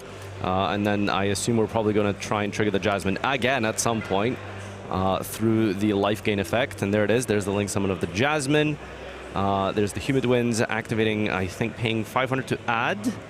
And then you can also use the effect to gain and get the search. Here's our Rosalina. And yeah, plants historically had some issues with dealing with spell and traps. And the new Arrow Mage cards really help you push through that. You have Magnolia as a new addition to the deck, which is no doubt going to be summoned at some point throughout this turn, which you can use to summon from the grave using the Aroma Blend. And then that's going to be able to target a card on the field and banish it. So that is some of the additions and tools that plants have been offered recently. Yeah, I mean, they have always been Link summoning, then also, of course, they have been Exceed summoning, so they thought, hey, let's also give them some fusion summons. So when are the Synchro Monsters coming, I'm asking? Rika Synchro Monsters, when? That seems to be the go-to for support, is let's throw in some fusions as well. So yeah, really cool aspect of the deck is the addition of Magnolia with the protection as well as the removal. And you can see here we are getting out Snowdrop alongside the Princess from the hand. Oh, Petal, actually. This is going to get the Mudan, most likely. I'm thinking if cards like Glow Up Bulb were legal, then there would be a big synchro portion for the deck. Absolutely, yeah. Probably give Julius a couple of months, and then he's probably going to have that kind of version figured out as well. All right, so we are manipulating the levels on the field here using the effect of Snowdrop, targeting the Princess, and now we can make 2 rank 4s here using the effect of Strenna. And when Strenna is tributed, it's going to be able to float up into the Teardrop or the Hypetrion from the extra deck, which is going to be able to create another layer of disruption. And here is the tribute of the Mudan on the Strenna. That's going to get Con, and then on the new chain, the Strenna attaches itself onto that Hypetrion. You can see that we haven't used the spell yet. So the way this works is the activation of Con will then trigger the Hypetrion to then add, or rather attach a card onto itself as the same type of card that was just activated. So that's going to be able to give us either a monster or a spell negate for the opponent's turn. Yeah, and actually there was a bit of a trouble against Nibiru sometimes with this deck, because when you would just have the combination of Effect Veiler or Impermanence plus the Nibiru, you could just hold it very, very, very long against that deck, because they only would put up that one negate. Because very, very importantly, with the Hyperiton, it can only be used on the opponent's turn to negate cards. And therefore that was a thing that people were doing against Rika, and Julius picked up on that, and therefore now within the combo you just kind of also end on the Strenna on the field. So if they would go for the Nibiru, that would be tributed, and therefore you would have that effect going off, which is really, really good as an additional way to play around Nibiru. And the deck already has a lot of them. He has already used the Strenna effect once this turn. And this is it once per turn? Oh, okay, that's a good catch. You can only use each effect of Rika Queen Strenna once per turn. True, true. No, that's right. So this is a decent follow-up. All right, we are going to attempt to play, by the way, so every single zone possible has been filled up here, other than the opponent's extra monster zone. But leaving this Strenna up here is really cool, because you will most likely tribute it at some point if they crack a couple of monsters, using the effect of the Rika Princess or the Rika Sheet, rather than tributing your opponent's card, which you can use with one of the 2 of those. The first and second of those can instead be used to tribute your own monster, the Strenna, and the Strenna will then be able to go up into the Queen, the Teardrop, which will then be able to tribute a monster that your opponent controls. Yeah, you know what's funny? Julius is having quite a unique way here into this top 16 match, and now also with this top 16 game, because in the last round of Swiss, he faced Blackwing. Managed to win that one to sneak into top 32. Then in top 32, guess what? He already played against Chimera, and now he plays against Chimera again. You wouldn't expect that going into the tournament, would you? It's definitely an onslaught of varied matchups for sure here. But yeah, no hand traps from Jordan. However, we are instead playing a whole array of field-breaking cards. And Book of Eclipse has seen a bit of popularity, especially over the years when Kashtira was quite popular. Coming back now into this format as well, because you can chain it to something like Desiree to then prevent another card from being negated. So it's quite a very versatile card. Ooh, we have to negate it here, of course. Yeah, gotta negate with the Hypetrion, detaching a spell. I think there was another one. Triple tags. Ooh, okay. We're working our way into this. I mean, you could potentially steal Bengal Lancer. Just negating it too, though, with the Regulus. And now there is the next Book of Eclipse. Book of Eclipse. All right. But the thing is, yes, even though we are putting many cards face down, there is still the Bengal Lancer just sitting there, and the Rika Sheet is also still with the Concon up. A big threat for Jordan, so he has to play through that as well. No, it's really terrifying. There's so much layered disruption here. You have the Concon tribute, as you mentioned, but there's also a Princess in the graveyard, so we can use that to negate a monster effect too.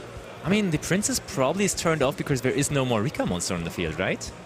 I mean, at least not do you face require? up. Doesn't it Rika card? Does it not activate through Concon? Well, you control the Rika monster. No, you have to. So we actually with that, well, it's fine because accomplished quite a bit. Well, no, because the Strenna is going to be able to float up into called by the grave on the Strenna, though. No Rika monsters for you. That's a decent hand from Jordan to play into the field here, honestly. Okay, so we can banish the Strenna, so it won't put a Rika monster onto the field, the Teardrop. So now, what is left here? The Bengal Lancer? Have we really, forced everything out? It almost feels like it, yes. And Julius can't believe it himself. Usually this field does not get broken. Seriously, when you put this up, you are supposed to win. But all of a sudden, Jordan starts playing into it beautifully here. And it does resolve.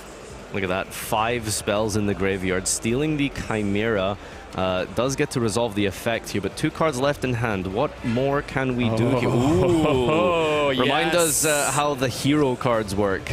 This is a new technology that has been included into the deck. We're running Evil Hero, Dusted Gold, and also, as you can see, the Evil Hero Sinister Necrum. And that one just actually says that, interestingly enough, and also, of course, the Dark Fusion. And the Dark Fusion, then, if you fusion some of that, prevents from targeting, which is really, really cool. So it's an additional way of fusioning within the deck. Right, and guess what? It's a Light Fiend, which is probably even the more important part, and that's why you're running it. The Dusted Gold is the Light Fiend that brings you into the Fiendsmith's package of the deck, even more convenient. Yeah, no, lots of different ways to access these multiple different engines that have been really popular in recent years to give your deck multiple layers of pushing power going second, some resilience when you're setting up going first. We saw something similar with that a couple of years ago with things like the Adventure engine using the Water Enchantress, and here we have Fiendsmith to replace and do a little bit more.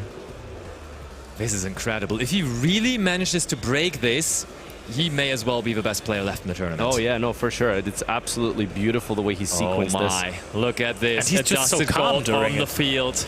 He never questioned it, right? He never doubted it. He was like, I'm surely going to break this with the double Eclipse plus Talons. I think plus Cold Buy. Plus Cold Buy. I think it's the power of that glorious beard. Must be.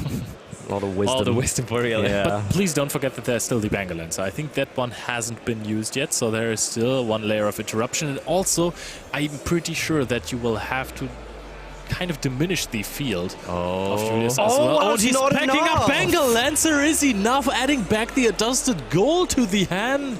Goodness, this looked so good for Jordan, but it was just the bounce on the summon of Adjusted Gold. He is a 2-time champion for a reason, isn't he? Yeah, no. It's actually incredible that we even got that far, by the way. Yeah. A single interruption remaining. We cut off. Never worried. Yeah, absolutely.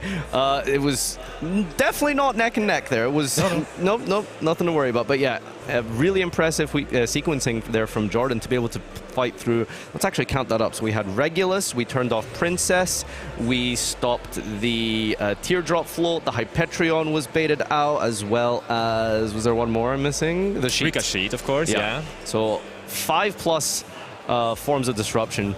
Almost played through there, one single Banger Lancer remaining, and I suppose that's maybe the weakness of the Book of Eclipse. It just doesn't do anything against Link monsters. Yeah, absolutely. So that card is also supposed to be really good against Jubel, right? And I was questioning that myself all the time. Yeah, it does deal with the Caesar, it does deal with the Phantom, but it doesn't deal with the Unchained package of the deck. So yeah, it deals with half of the field, kind of. And I was always wondering, is that really enough as a breaker?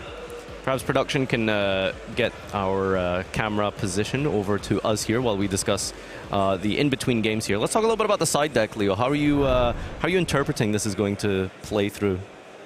I mean, you're going to go first here in camera. For sure, that's definitely going to happen. So let's see. I don't have the side deck open, so I think Basti can give us a little bit more insight on that one. Really good inclusions for going first, because first of all, for going first, we're starting an extra card, very popular in other decks, but also here in this now, the Silhouette Rabbit.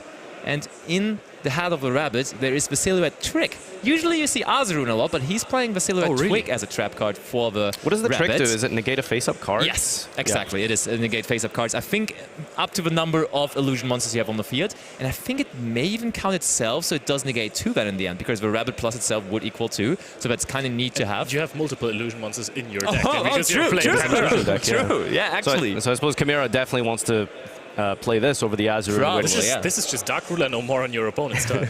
In the form of a trap card, yeah, no. Absolutely, yeah. But, I mean, plenty of options. But how about we see them in action, huh? Players are ready, drawing their starting hands. Into Game 2 we go.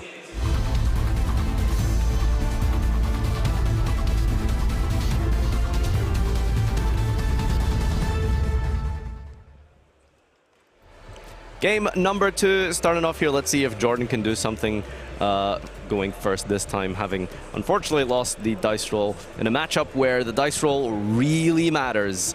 There's a lot of interesting tech here, so we'll see if Jordan actually brings some of this out. I'm not going to spoil it, so we'll just wait and see if some of those side deck options come out here. But we're starting with a Tract, which isn't ideal, is it? Can't be, right? We grabbed the Adusted Gold, and we already have the Lurry in hand, so yeah. I guess that makes decent use of that Lurry in hand, right? Is that 2 one-offs? The Lurry and the Tracked? I assume you don't play multiple Tracked. Yeah, it is, it is. Is the Requiem here tributing to summon out the Engraver.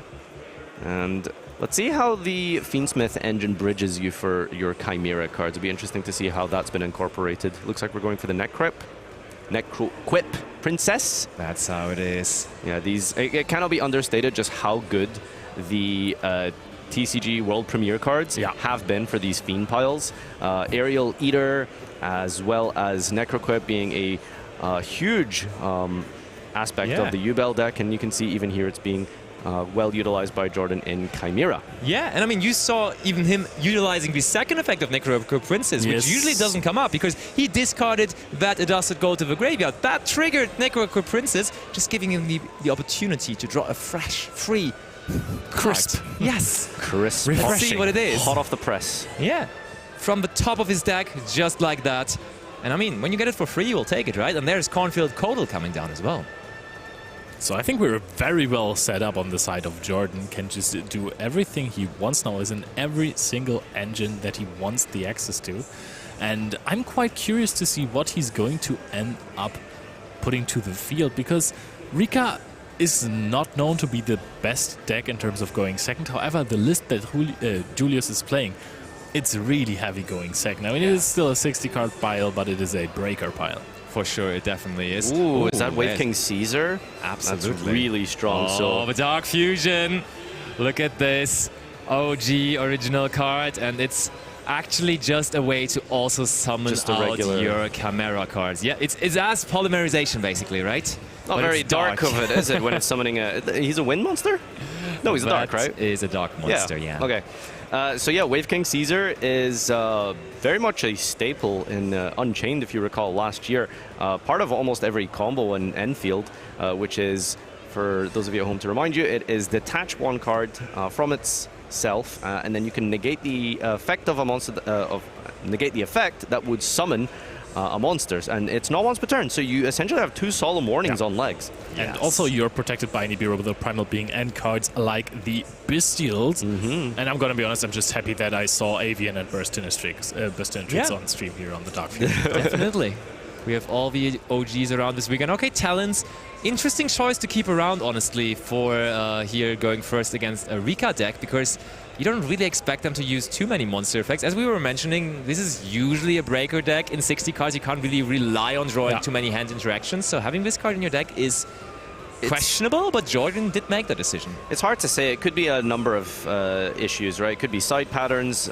Most likely not going to be fixating on something like Rika, so it could just be a little bit of crossover from other decks. But it's also, you know, unless you've properly been watching Julius or something, like it's hard to tell, like, will he be playing some hand traps, will he not? In 60 cards, you would most likely expect, like, some. So Talents was probably just, like, you know, card 37, 8, and 9, potentially, just to keep the side patterns nice and mathematically clean. In a top cut, you also want to high roll a little bit. I mean, after all, you're sitting over on the other side of Julius Schwarzkopf, who has been performing like crazy recently. So I think a card like Triple Tactic Talents can win you games on its own when you get all the information that your opponent has in hand, and you can take apart crucial pieces for their combo. So I think it is on the off chance that they do throw a hand trap. Oh, look at that. Wow. That is King Tiger Wangu. Speaking of original OG cards, that is a pretty old card all the way back from Pharaonic Guardian, I believe. This is so good against plants. A lot of the monsters that you start and extend with are actually really small. They need to be under 17, is it? 14 or less attack will just be immediately destroyed by King Tiger Wangu. So yeah, and you can see the pad there being passed over from Julius. Definitely has to read that one. And I believe we send a card from the hand in the end phase, right? Did we not trigger? Doesn't the Chimera send from the hand? I think we're wrong Chimera, right? Yeah. Okay. Or did we summon the other one as well? Wrong Chimera. I yeah, guess no, not. that's not that Chimera. All right. Well, this is our field here. We've got 2 Solemn Warnings. We've got 2 sets. Got the Baphomet. Yeah, so how are we getting the Wangu out the hand here? That is a good question, but you can Chimera Fusion it away, and then on the opposing turn, use one of your Illusion Fusion monsters to summon it back from the graveyard. Okay, there you go. That's how we're going to bring that online. So do you think you immediately activate this? Is he thinking about doing that? It looks like it. Chimera Fusion. Is it there main it phase? is. Yeah. It is main phase? That's the thing. Oh. I think Julius might have just said, hey, I want to have battle phase, but then Jordan was like, I will quickly go ahead and now do this instead. Does he have evenly matched? He's playing it, yeah, we saw it in game 1. in his list, but the thing is... he was maining it, right? Yeah, Jordan knows it. True. Yeah, no, evenly is definitely a scary card when you've got a big setup like this. All right, so we're going to trigger all of our and the thing materials here. Yeah, the deck actually has a good way to play around evenly, but we went for a route that now is leading towards King Tiger Wanghu, but instead, a lot of the times you would actually arguably try to go for another card that was very popular in that deck lately, and that is, of course, the Diabels, the original Sin Keeper, because that would require your opponent to set all of his cards before activating, and there's the evenly matched! I can't believe it! He did not go for that option, and now he gets punished massively by evenly matched in the battle phase. He could have played around it by going for the Diabels, and then evenly could have not been activated, but here it is now. And Jordan is smiling about it. Is he laughing away the pain, or is he really unbothered by it? Look at this! Gone it is! It is wild. In a heartbeat. We are not keeping the Wave King Caesar, so we are just going to sit on the Chimera here. Is there any reason this is better than 2 negates? The Mirror Sword Knight and the Code Lil, but I don't think there is a way to get the Wanghu out now anymore. That is crazy. Can you remind me how the Sin Keeper plays around evenly matched? Isn't it quick plays? No, you have to set every spell or trap first before activating it. Yeah. Oh wow, that's really cool. Definitely. Oh, unexpected die in main phase 2. Is it time for full combo? Do we have anything to stop this?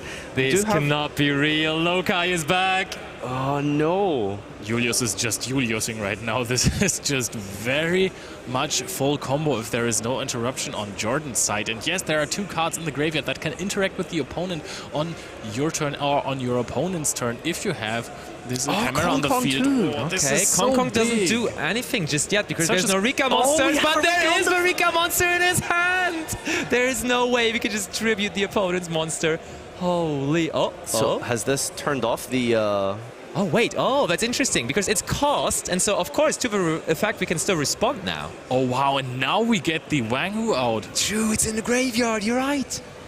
So Wanghu doesn't destroy the cards that are on the field already, if I'm not mistaken. So the Lokai is still there, but what is the Lokai gonna do? Was this a crucial misstep by Julius? Oh, that's so smart of Jordan, because his field was broken so crazily here. Sometimes people are just immediately mentally giving up then, but he was so quick on being like, hey, immediately when this card is in the graveyard, I'm using the quick effect to bring out the Wanghu. And there it is. Okay, so the Snowdrop has how much attack? 1/2. 1/2? Oh, really? So shouldn't both of these be destroyed? Oh, no. That's no unbelievable. Way. Okay. Last card in hand, Forbidden Droplet. Oh, my. Wow. He's just built different. We at German Nationals, we called Julius a member of the Young and Wild in Germany because they came into the scene very young still in terms of age, but so incredibly experienced already in their gameplay. They're playing crazy combo decks, they're going wild with it, and they're having so much success with it. And as you can see here, once more, he's pulling it off. Well, it cannot be understated just how incredible that interaction was. The Wanghu was activated as a mandatory Chain Link 1 to destroy on the resolution there, but we chained Forbidden Droplet to negate the Wanghu. And from here, there's no disruption. There's just a negated Wanghu versus what is essentially going to be full plant combo. We didn't even draw the twin, of course. So yeah, there it is. We're going to trigger the effect of the Dryas, bringing out Healer. Twin's going to bring back the Lokai, and we just have materials for days here. And now look at the pacing that Julius has. He's just going through it. And Jordan, keep in mind, he only has 2 cards in hand. Yes, there will not be a battle phase anymore this turn because it was already had due to the evenly match activated at the end of it. But I think that the field that Julius is going to set up is just going to be way, way, way too big for Jordan to overcome. Or does he have one last silhouette to pull off his trick? No. Oh. Trick in the hat, rabbit in the trick? Exactly. Yep. All right, so what can you set up here to beat Chimera's follow-up? Do we just do the exact same combo as before? Is Wanghu going to be relevant when it turns back on next turn? Nah. We can leave it there, but we can technically probably also distribute it somewhere. Yeah, no, Wouldn't be that's surprised true. about that. But I mean, we had to send the we don't. Concon for... We've already used Concon. But it only destroys the monsters that are being summoned, not the ones that are on the field, so I don't think it's probably going can to just do leave it. And the cool thing is, even though the Concon now in the graveyard, when we get to Strenna of course can just add back the Concon from the graveyard once more. And we haven't used the effect to set from the deck yet, so that could be coming in. It's questionable though whether there still is the trap card that we saw in game number 1, whether there still is that Rika Sheet in his main deck even going second, to be fair. Yeah, it's really odd when you have these in-engine searchable disruption cards like trap cards. You know, Ricochet obviously very powerful in its own right, but it's not really going to do anything going second. However, if you do end up in a situation where you can crack a field but not end the game, then you do need to set something up in main phase 2. So, yeah, big sort of paradox there in the deck building of do you keep in your in-engine disruption or do you take it out because they are a little bit weaker going second. Humid Winds activating, making sure that also we're going to get that Jasmine going. I think we're searching first, okay, paying life points, but we are also going to gain life points very quickly after. There it is. So there is Jasmine, and also, of course, the effect of the second aroma monster on the field, the Rosemary. And that one is basically a pendulum summon, if you will, but with only one aroma monster in hand, it is not that powerful. However, I think Julius doesn't mind right now. What I think is really, really beautiful about the plant deck is that, yes, you're playing 60 cards, and you're also doing that to avoid to draw some cards like Humid Winds that are essentially bricks, as we like to call it, cards that you don't want to draw because it stops or hinders your combo. But most of these one-offs or two-offs that he's running, most of these cards that he's using in his combo are also starters while they're extenders. Yeah, it's strange, isn't it? Because you have to think about just the amount of in-engine requirements that are not great to draw in plants. I mean, there's Sunvine Sowing, there's Laurel, the Teardrop isn't amazing. There's a lot of cards that you would just rather not open. But I don't think there's any like hard garnets, I suppose, as we like to say. Do you remember Gem Knight Garnet? What's your favorite garnet? I mean, it has to be the OG Garnet, right? I mean, the OG, currently, 19 vanilla? There was a Beatrice Turbo deck back in the day that had like 20 Garnets that you were...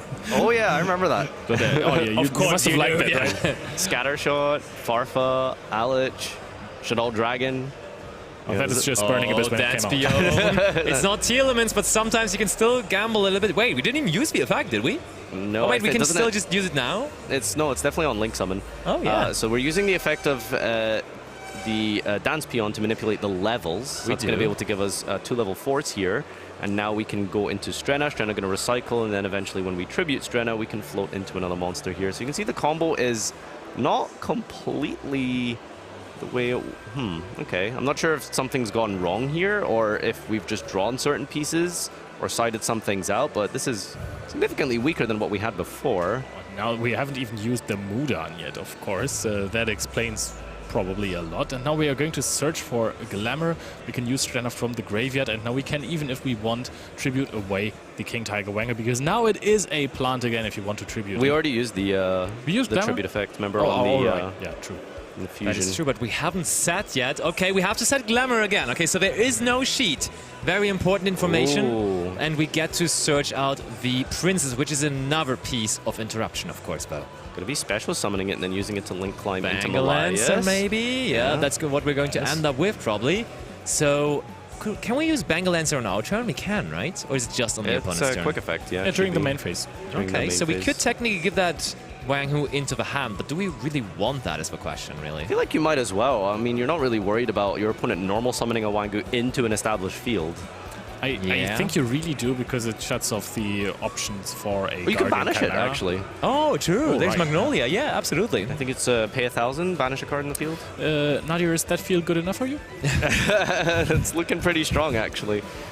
The only thing that's missing, actually, is just the sheet from... from Julius, which was most likely sided out for going second. 2,000 life points that he had to give up for it, but I mean, your opponent is down to so little cards, so I think you're totally okay with that. Yeah, and there's a very high chance that Jordan's going to have sided out all of those field-breaking cards going second, right? So, I mean, what do you do here? You just have an engine to break apart. A negate, a bounce, a monster or spell negate, a tribute for cost. Actually, do we have... Yeah, we have the tribute for cost with the Princess. So, yeah, this is... 4 or 5 disruptions for 3 cards. Good luck, have fun. Let's do this, Jordan. Let's start from scratch against the same field, essentially, that we saw in the first game. Engraver, there's resources in the graveyard. Let's not disregard that. We can maybe still do quite some things here. We have to be careful here as Julius still. Yeah, no, you do have to think about your sequencing, because if you get caught off with one of these Fiendsmith cards, it does leave room for the Chimeras to start putting in some work here. Normal summoning of an Edgemp Chain is probably not how you usually... What a normal summon, yeah. What a normal summon that is. Might as well normal summon King Tiger Wanghu at this point. Yeah. Okay, we're just going to give it back to the hand with the Bangalancer. Sure, why not? When your opponent already made the effort of normal summoning it, we may as well just give it back to the hand, right? I agree. I agree. I'm just wondering what we're worried about here with this bounce. It doesn't feel all too intimidating to hit an Edgemp Chain. I mean, he could link it off, and it just goes into the graveyard, and then he could use the effect. Okay, I didn't even think about that. Do we play Chaos Angel? Probably not. You do play Chaos Angel, yeah. Look at that. That well was a good spotted. catch, yeah. Yeah, definitely would have been jump scared by that. Light and dark as well, by the way, so very threatening. True. All right, so... I mean, Rika Sheet would have probably... I mean, they just target the Rika Sheet, possibly. Plagued. The Rika Sheet is... Oh, yeah, true. That's a very valid point. So... Probably also super well spotted by Julius, because that's may have been the only way how he could have lost that, honestly. I mean, I think the Princess can negate the Chaos Angel because it tributes for cost. Is that how that works? I don't know if you can tribute an unaffected monster for cost. You should be able to, maybe? Oh. Anyway, here we are. There's a and that is the game! 2-0. Julius Schwarzkopf doesn't stop winning, and he's on to top 8 here at this 275th YCS in Lille as well. Plans, huh? What a jack in Europe, isn't it? He just did it to him again and again and again. He just kept doing it to him. This was absolute plant domination again. Yeah, no, activating the Quattle there to try and get into some engine, and then using the Princess Negate. There's nothing left at this point. Tribute the Fiendsmith for cost off of the Con, and then you just have 2 cards left in hand versus still the... did we have anything left at that? But the Regulus Omni Negate as well. So, yeah, that's quite the thing. There's a lot. No, honestly, impressive to see Plants win going first, which is, you know, a little bit expected, but going second as well. I think that's really where Julius has shone as a player, right? He used the best Plant card there, is evenly matched. Does put in work, I suppose. No, honestly, I think what you mentioned about playing around evenly matched would have came in really clutch there, especially because he had that information. He saw it game 1. Yeah, so. Absolutely. I'm wondering why he was so afraid, because yes, the Plant deck is good, but is it good enough really to play through the entire field that you usually set up without spells and trap cards, really? So the Wanghu is cool. Like, it just really shuts it down, but do you need it? Like, it's... I don't know, it's weird, right? Because it is a complete auto-win, and it's like evenly in 60 cards. It's a tough decision to make. And as you said, maybe high-rolling with that type of card is maybe the best way to go about it. There is also Triple Tactics Thrust that can just use the search for the evenly matched. And when you're already playing with some monster effect, there is always the chance that you're getting even lead. So I think 6 cards in 60 cards, that is a pretty good chance of having one of those. That's true. And also, I mentioned at the beginning of the tournament that I would think that Chimera could take it all the way, could take it down. Bad news for me and for all the Chimera enjoyers. The bracket worked out pretty unfortunate for those Chimera players, because we had 3 in total in Top Cut. 2 of them played in Top 32 against each other, and then now Julius played against the other already in Top 32 as well, so all the Chimera players are gone Some friendly fire there, unfortunately, for the Chimera Fusion enjoyers. We're going to have an interview with Julius to walk us through just how this is played up. But first of all, we actually have a Top 16 deck breakdown. All right. So we're going to display that now for you on screen and show you just some of the different themes that have made it this far and where we...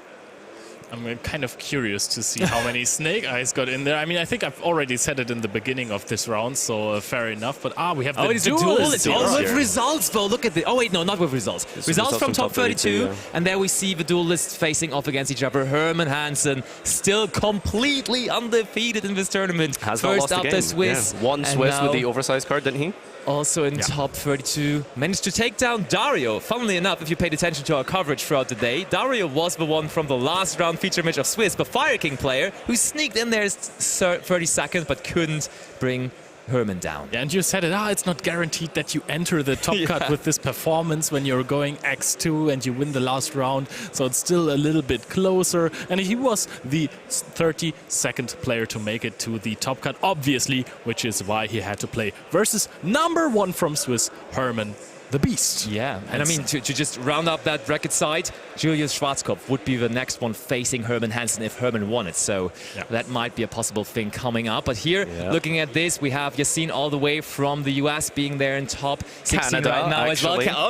Okay. Playing versus a German powerhouse, well, Philipp Weidinger. So that is definitely a hard task to overcome, I want to say. And then we have Robin Doolin actually making waves with a pretty cool deck there in top 16 too, now facing Thomas Arendt there. I would love to feature that deck as well. Leo, you know it, but I will not spoiler the information just yet. But if he makes it, there's a good chance we might feature him. We've got Zeki Shah, who's made it into top 16 here versus Noah, and I believe Zeki from the UK, making multiple different top cut appearances at Nationals. He's had a couple of YCS tops under his belt, so a very experienced player as well. Good to see him in top cut. Likewise, getting some UK representation for us. Yeah, and we also have Victor in here, who is actually not playing branded for once. I saw him at the top table. I was completely confused. I looked at the field, I looked at the player, looked at the field, looked at the player, and there were Jubel cards in there. But he made you proud because he main decked 3 Cosmic Cyclone. Now that he's out, I can tell you. Yeah, sorry. And then we have rounding off here the top 32, or also the top 16 rather now already. Mario, Daniele, Vincent, and Fernando, our top 32 Tenpai duelists that we had on feature there. But honestly, we're speaking about so many players right now, but there's only one person that needs to be talked to right now, and that, of course, is our feature match winner, Julius Schwarzkopf, ready for the interview with that. So please take it over. Thank you very much, Basta. Yes, I am here with Julius, who's just made it into the top 8 here at the 275th Yu-Gi-Oh! Championship Series live in Lille. Julius, congratulations. Now, you're no stranger to top cuts of these tournaments. Just going through your history of things, you were unchained for Bologna in top 32. Then you won Dortmund 23, and you won German Nats this year with Rika. Talk to us a bit about Rika. Why did you move away from Unchained? Because you were on Rika Trap Tricks at one point, weren't you? And then you've moved to Unchained, and now you've moved back to Rika, and it's leading you to victory. Talk to us a bit about your journey with your deck choices. Yeah, so basically I decided to play Traptrix for 2023 German Nationals because I didn't have a lot of money, so I just bought 3 structure decks and like went on playing with that, and also added like some Rika cards in to like, because the endboard wasn't that strong after like the Rika cards with all the trap cards, but through the Rika board you got a lot of layered interruption, like also having the Princess in the graveyard and a Strand on the field, especially in such a format where like evenly was so a lot of people were running evenly, so it was very good having the Strand on the field, and also the Pudica in the graveyard to have a banish.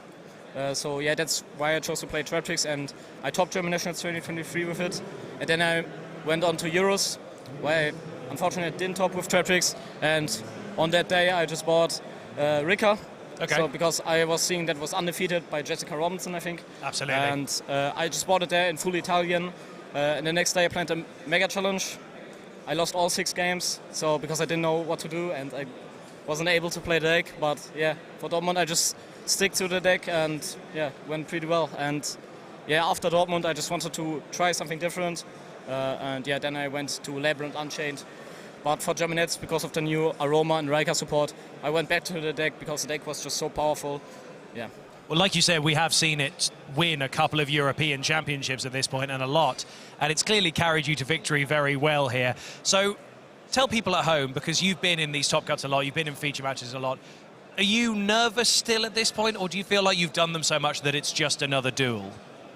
No, I'm still nervous. I still want to perform, so also on feature match I'm still nervous, but I would not say I'm more nervous on feature match. I think, especially in top cut matches, I'm also nervous like everybody else. Yeah. Well, congratulations on getting to the top 8. We're going to be speaking to you again very soon because we have to go interview every single one of the top 8 right now. But I'm going to let you put your microphone down and you can get up and go and join Alberto over there. Congratulations again, Julius. So we're actually going to hear from the man himself some of those play-by-plays with Alberto, just so that they can talk about exactly how that Swift game went for Julius. Guys, take it away.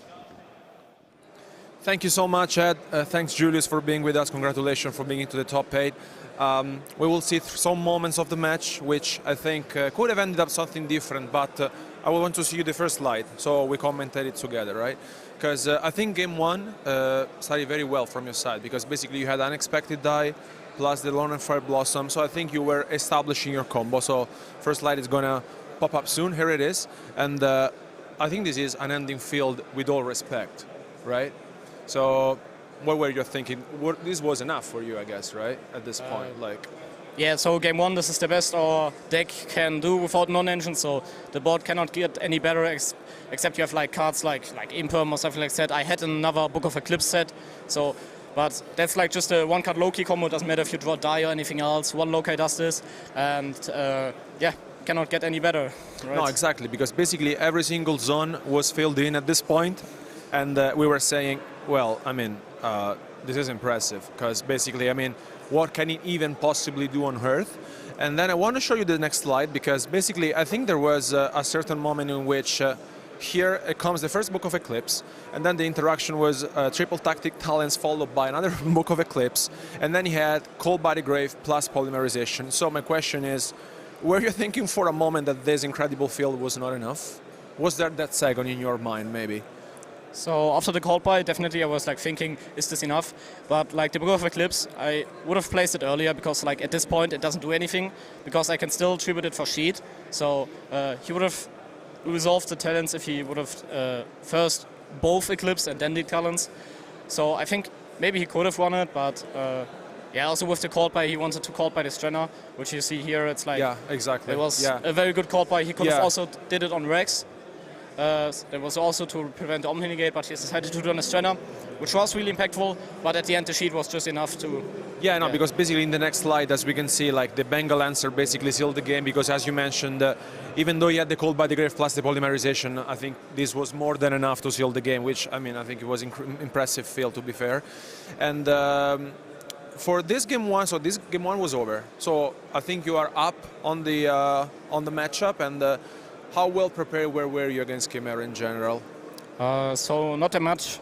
I just cited like some one-offs in for crossout and the cold pie. I just think it's like a very hard matchup because if they can make the Diabells, who like is an anti-spell, like who you have to set them, a lot of my breakers are quick spells or like evenly as a trap, so it's a pretty hard matchup if I lose the dice roll. But you saw game 2, he was going for the Vangu, which I had an out to, so the evening was very impactful. Basically, yes. And into game show, I want to show you the first slide, because basically here gets the point in which the King Tiger Wangu was at. It's like one of the OGs of the game, and I think his ending field was, let's say, okay, in a sense that it was not, you know, something like that it's impossible to break, right? So, what were you thinking? Like, this is doable, I guess, right?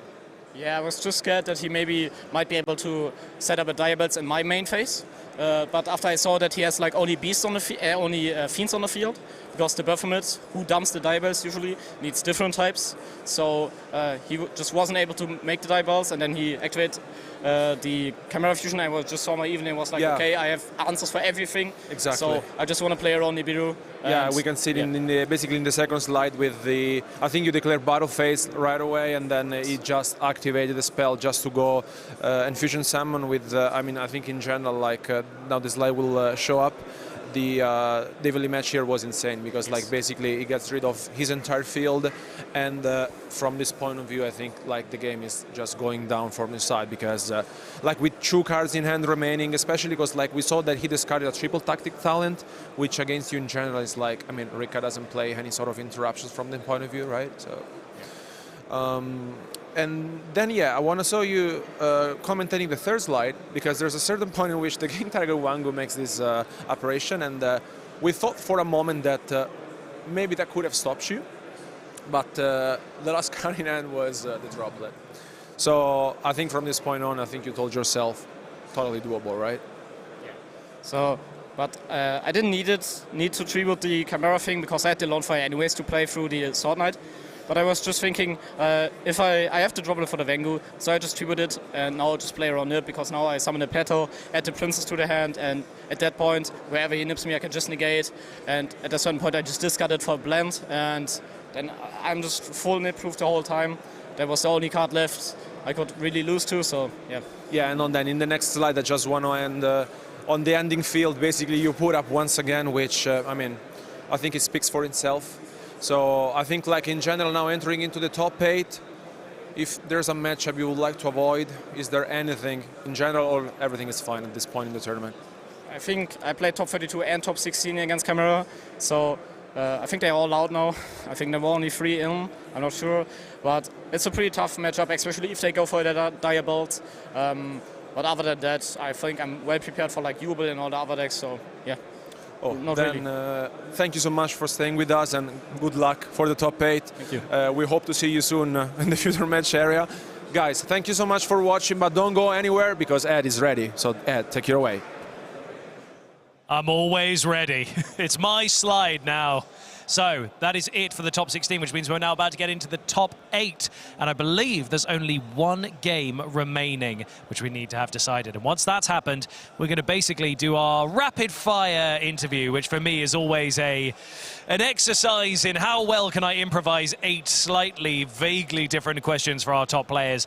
Also keep it nice and short and sweet, not only for you at home, but for our players who need to really focus in on making their way into the semi-final, because the top 8 is essentially the quarter-final, and that is very exciting. We are nearing the end. Only 3 rounds remain of this top cut here, and we're almost going to see who is going to be crowned the 275th YCS champion here in Lille. Don't go anywhere.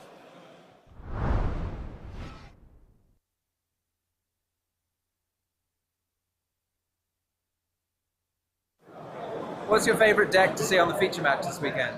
My favorite deck I want to see on future game, it's my deck, it's Trapshik decks, because I think a lot of people think it's a bad deck, but no. To be honest, I think it will be Runic White Forest. That's the one I'm playing today, and I would like to see more of this one. Madolce. It's Mermel, definitely. Atlantean Mermel, yeah. Anything with runic cards. I like runic cards a lot. I would actually love to see some more Mimigold before the new release week. Probably purely because I love this deck. Actually, Fire King. I would have to say Melodious, maybe, since it's coming back. On the future match, think Jubel, yeah? Jubel deck, yeah. Tenpai Dragon feature match. Good. What card are you most looking forward to from Rage of the Abyss? The new card I want from Rages of the Abyss is the new Mulcharmy Fuvaris or something like that. Mimigold support, to be honest. Do you really like the deck? I'm afraid of Dominus Impulse in that case. Probably the Mermaids, I would say. It's the new Neptub, is the Atlantean King, I think his name, or Prince, something like that. The new Mulcharmy. I love Maxi. The new Mold Charmy is always a new card, but I'm looking forward to the Melmorph cards, actually. Maybe the new Maxi, I don't remember the name, the Mulcharmy. The package Azamina. Oh, it would be, I think, the new Neptubis Link 3 from the Mermail Abyss thing. Love it. Can't wait to play them. So really looking forward to it. Ulcanix, the Fire King, yeah. Mostly like everybody, like Fuvaros. Fuvaros, like everybody, I guess. And what's your favorite deck of all time? My favorite deck of all time is for the nostalgia. It's a hero deck from Yu-Gi-Oh! GX. So. My favorite deck of all time is Plunder Patrol. I'm really begging for a win chip, please. Shadows, I think. Yeah, I like Shadows. Mermel. Probably Unchained. Branded. Always branded. I've been playing it since Branded Fusion came out. Always coming back to it. The one I said earlier, purely best deck. Can't play it because it's unplayable in this format, but love it. Line Swarm. Might be Hero or Dragon Link. Yeah, Dragon Link. All time, my favorite deck maybe the ancient deck Dragon, Blue Eyes Dragon Turbo. You know, with a lot of card pioching. Maybe it's my favorite deck of all time. Lot of grind, lot of drawing card, in end phase. Even if Edison deck, I like it. Adaemancipator. Yeah, voilà. Because I like the design of the card and the gameplay to reveal 5 cards and special summon, so it's nice. I like that. Well, thanks for your time and have a great weekend. Thank you, you too.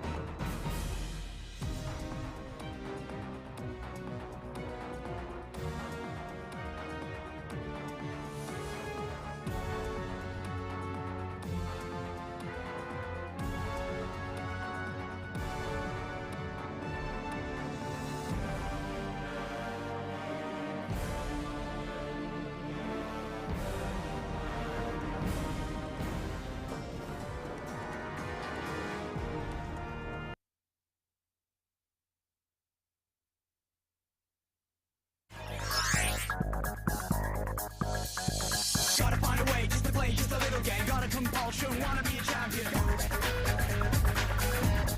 I got madness right in my brain. Summon the dragon, blue eyes white. Sending the sword to the feeling light. Gotta think, be wise, realize the situation. Animate your cards, make a power combination. Sick a pow, sick a pow, sick a pow, pow. Yeah. Wanna do, wanna do, wanna do. Sick a pow, sick a pow, sick a pow, pow. Madness. Wanna do, I'm brave. Monster influence in my veins. Madness in my veins.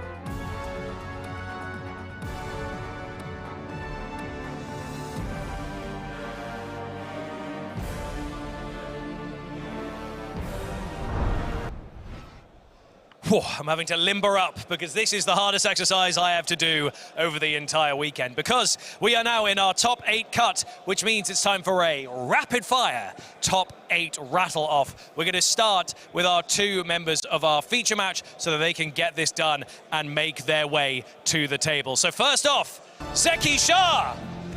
Now Zeki, welcome, welcome. How are you feeling? Are you feeling nervous?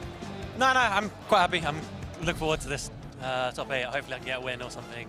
Hopefully, yeah, hopefully you can get the win or something. Best of luck, I hope it goes well for you, Zeki. I'm going to let you go and take your seat at the feature table. Next up, we've got Noel. Noel Hamill, welcome, welcome. How are you doing? Thank you. Very well, yeah.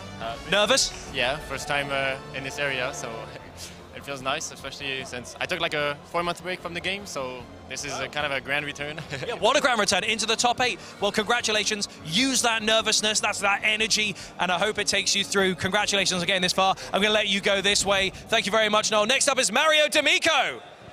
Mario, welcome, welcome. How are you feeling? A little bit nervous, but I'll get through it. You're still pretty calm, though. I quite like that. So, Arthur, what is your favorite memory from your time playing Yu-Gi-Oh? It's more just hanging out with all my friends. You know, when we go as a group and there's a lot of people, it just makes a lot of memories and you have like long-term photos for the rest of your life. That's great. It's a perfect answer. Chilling out with the crew in the schoolyard. Congratulations. I'll let you go so that you can get ready for your top 8 feature match. Next up is Fernando Pastor. Hello again, Fernando. Now, you've obviously said Big Dragon, go vroom vroom. Can it vroom vroom you into the final? Of course, normal Pydra. There we go. That's what we like to hear. Congratulations, Fernando. I'm going to let you go as well. Next up, we have Thomas Cass. Thomas, welcome now. How are you feeling at this point? Pretty good. Yeah. Confident? Yeah. Are we going to crown you champion today? Hopefully. Hey, that's what we like to see. Congratulations on getting this far. You can come off this way. We only have a couple more. Next up is Yassine Saleh. Now, Yassine, you're all the way from Canada, is that right? Yes, exactly, Montreal. That's very exciting. Now, what is it that you like about the European events? Well, I mean, I like the fact that there's a lot of players from different countries. So, I mean, it has a lot of diversity, and the language barrier isn't really much of an issue, especially here because I speak French, which is probably one of the main reasons why I came here. Perfect. Well, maybe we'll crown you a French champion while you're here. We'll have to see, but congratulations on getting into the top 8. Gonna let you go off this way. And next, we have Julius Schwarzkopf. Now, Julius, we've just spoken. You are going up against Hermann Hansen, who is currently undefeated. Will you be the man to defeat him? I hope so. Okay, that's great. Thank you very much, Julius. You can head off as well. And last but certainly not least is the undefeated Hermann Hansen. Now, Hermann, you're very calm. You're a very relaxing presence. You've won the card. You dominated Swiss. You've gone to top 8. Are you going to take it all the way undefeated? I'm hoping so. Well, I like this calmness. I hope you're going to take this zen with you into that top 8. So I'm going to let you go off this way, Hermann. Congratulations to each of our top 8. And whew, that's another top 8 rapid-fire interview done for another YCS. But this is so exciting that we've got this. We're going to be right back with a little break before we get into our feature match. Don't go anywhere. That is going to be kicking off very soon.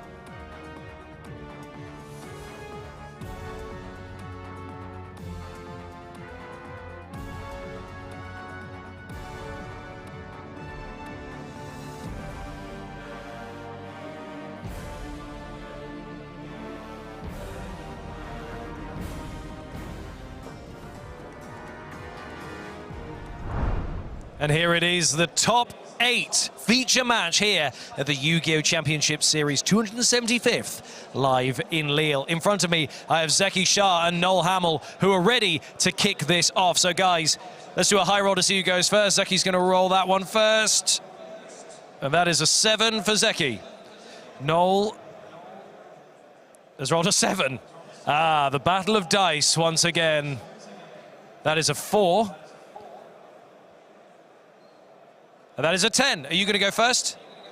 Noel is going to go first. I'm going to hand you guys over to Basti, Nadir, and Leo, who are going to take you guys through this round 8 feature match, top 8 feature match, because we're heading right towards the final. Guys, take it away.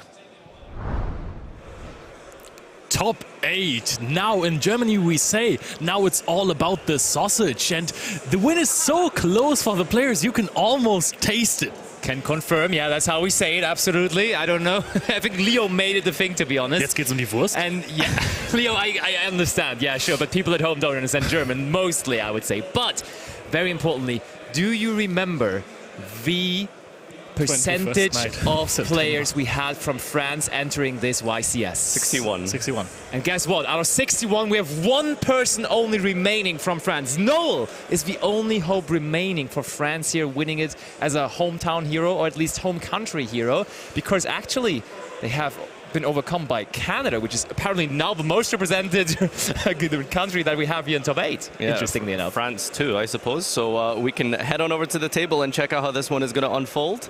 Let's go on over to the table for this top 8 match. Let's go.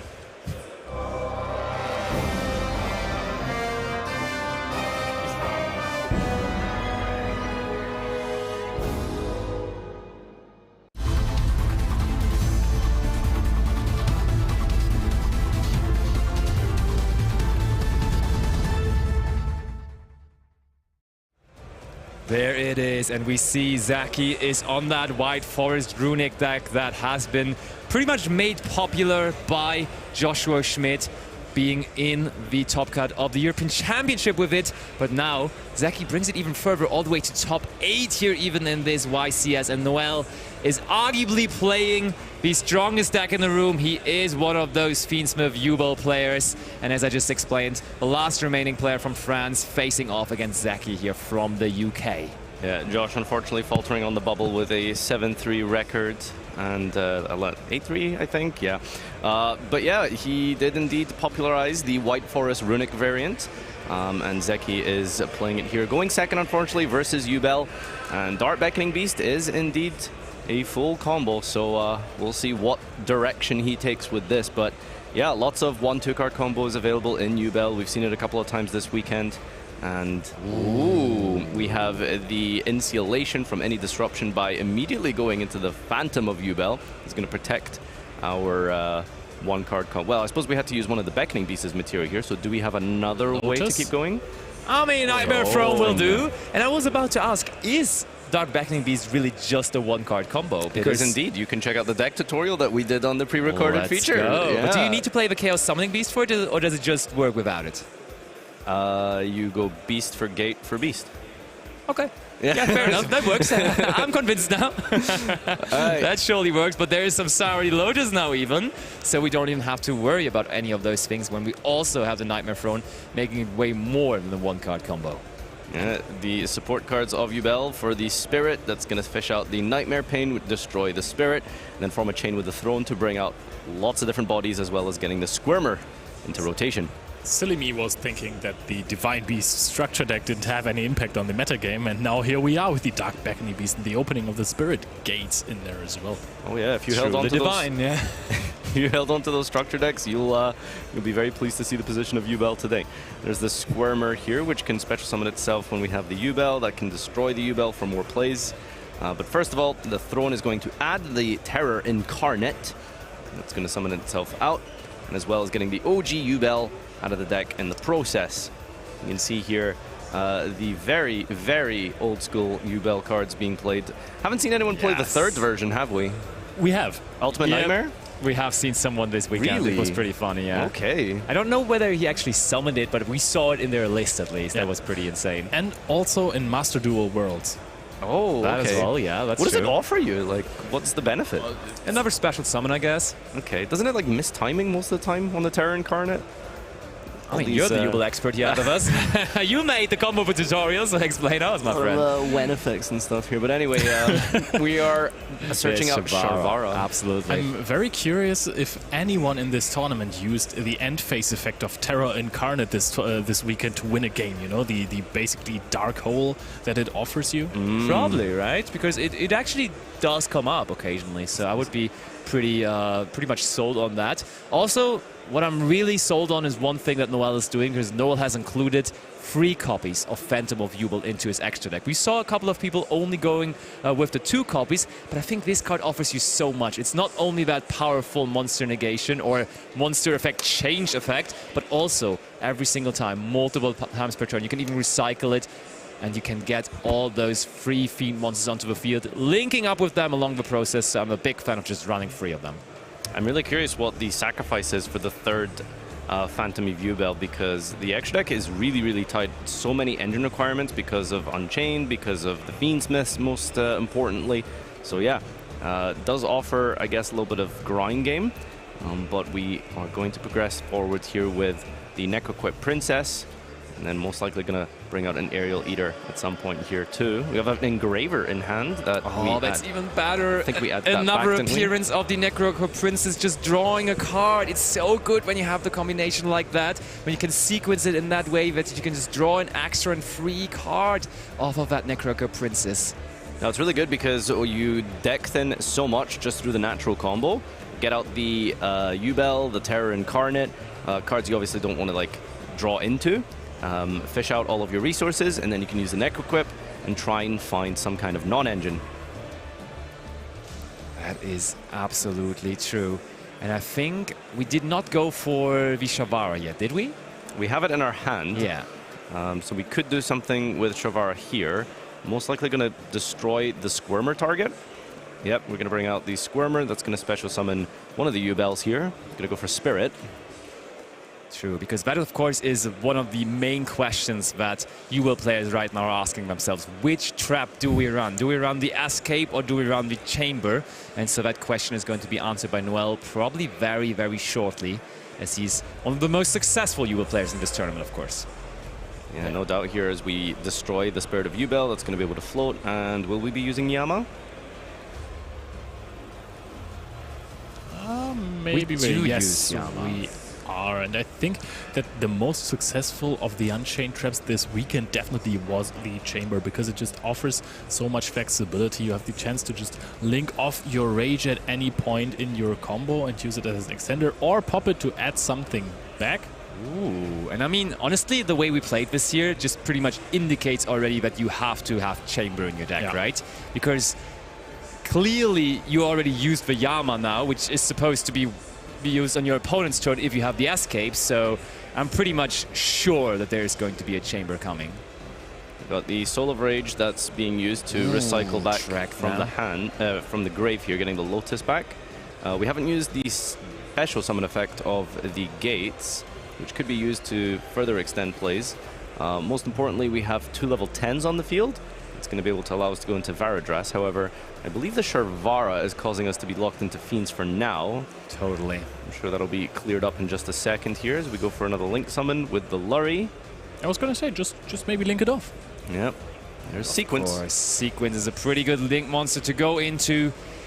This looks like Noel studied the spreadsheet very well. There is the Chamber. He is really performing this like in a textbook. He is showing you the perfect Fiendsmith Jubel combo that you could imagine.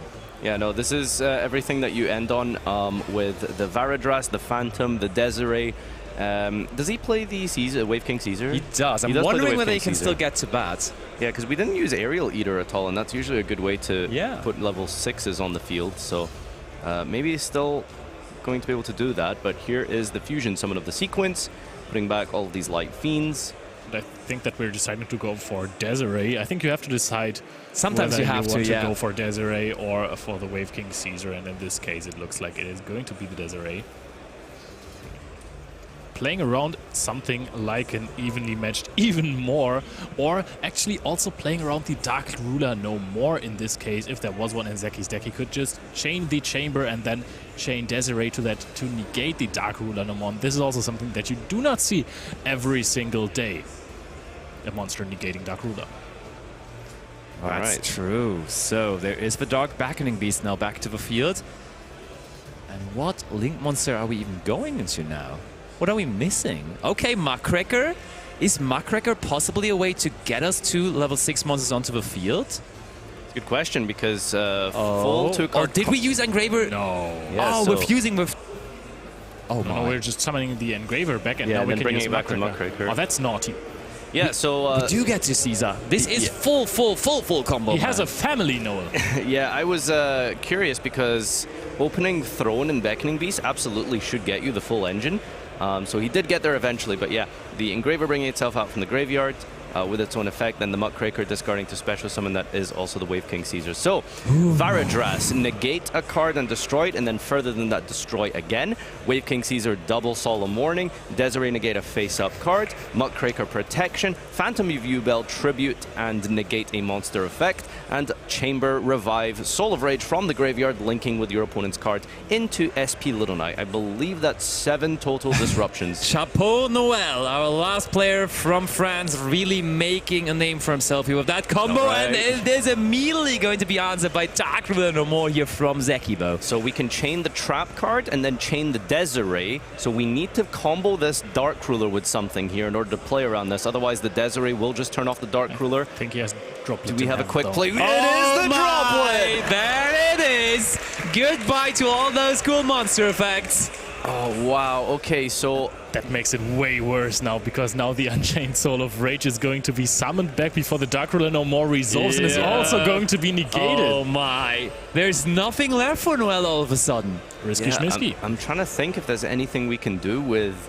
but we've used Yama, so I'm not too sure what you can really do here.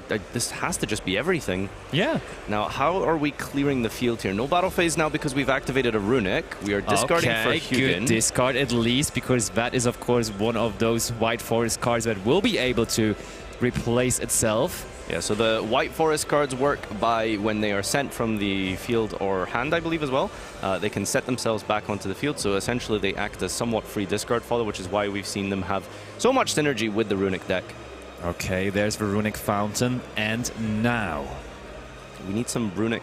we need some White Forest starters. We might be able to get into it with the draw of Fountain once we trigger it again, or trigger it for the first time with the second Runic. Okay, another Runic. That is probably going to mean we're going to get those draws. Is that Destruction? It is. So okay. what do you take? Oh, you take the Sacred Beast continues spell. Going for the gates here because it denies some follow-up. We also do get to banish cards off the top of the deck. I think Destruction is 4 copies. Hits us some Samsara the Lotus and some hand traps. You really need to, even if you find some engine, you need to find a way to out this entire field, because yes, it is negated for now, but if you leave it on there, I think you're still going to be in big trouble. Yeah, no doubt. You do need to make sure that you have a way into your White Forest and try and clear the field here. Okay, that's a LZ, I think. I'm pretty sure that was LZ, and I'm wondering whether LZ gets us Is that enough just by itself? LZ is being activated now. Discarding Dark Ruler no more. We have plenty of those cards, but do we actually get to play the game with our deck? Okay, LZ now gets resolved. And I mean, it's kind of good because LZ just immediately brings us also probably the Sylvie, right? Or maybe not the Sylvie, but rather the Rushia here. We can decide. Which one are we going to go for?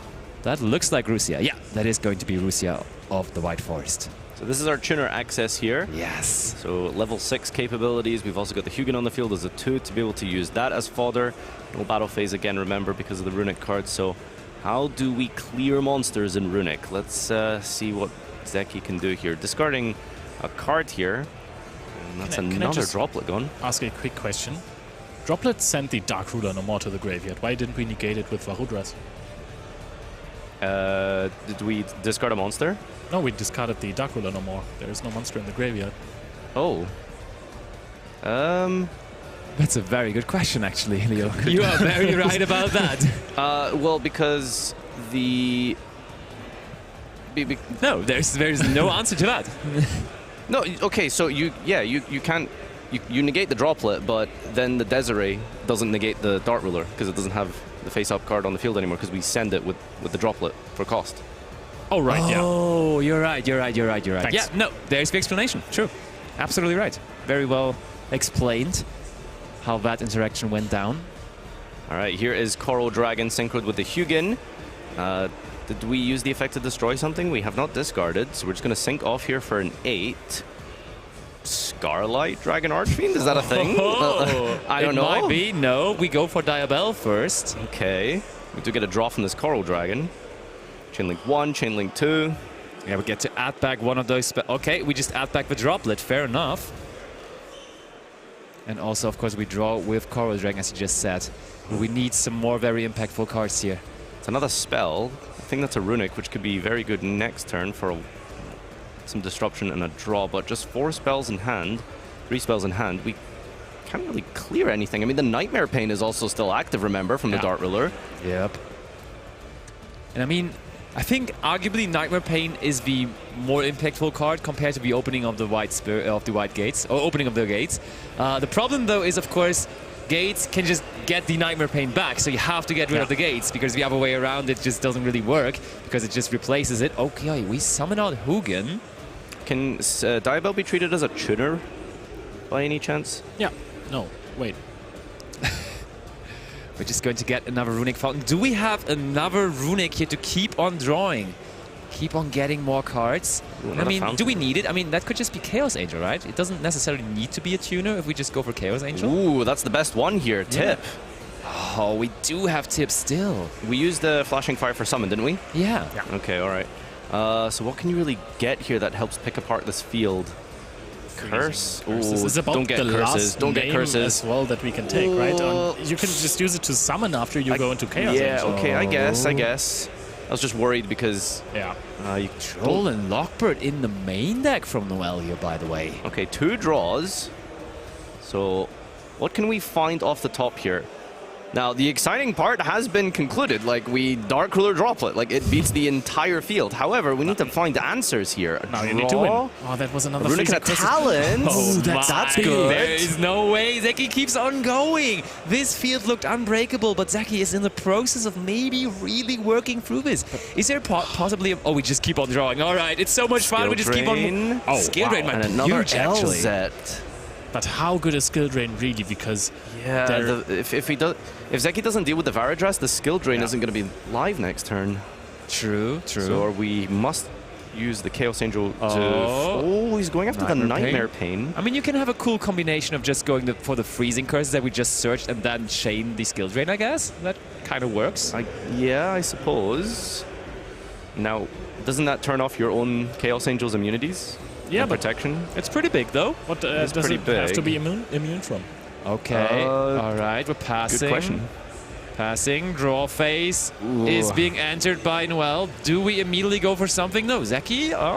I suppose we can see some of the issues with this deck is it doesn't seem to have a way to clear once we've got through that. You're not locked into anything, right? You can synchro for whatever you want, right? Yeah, absolutely.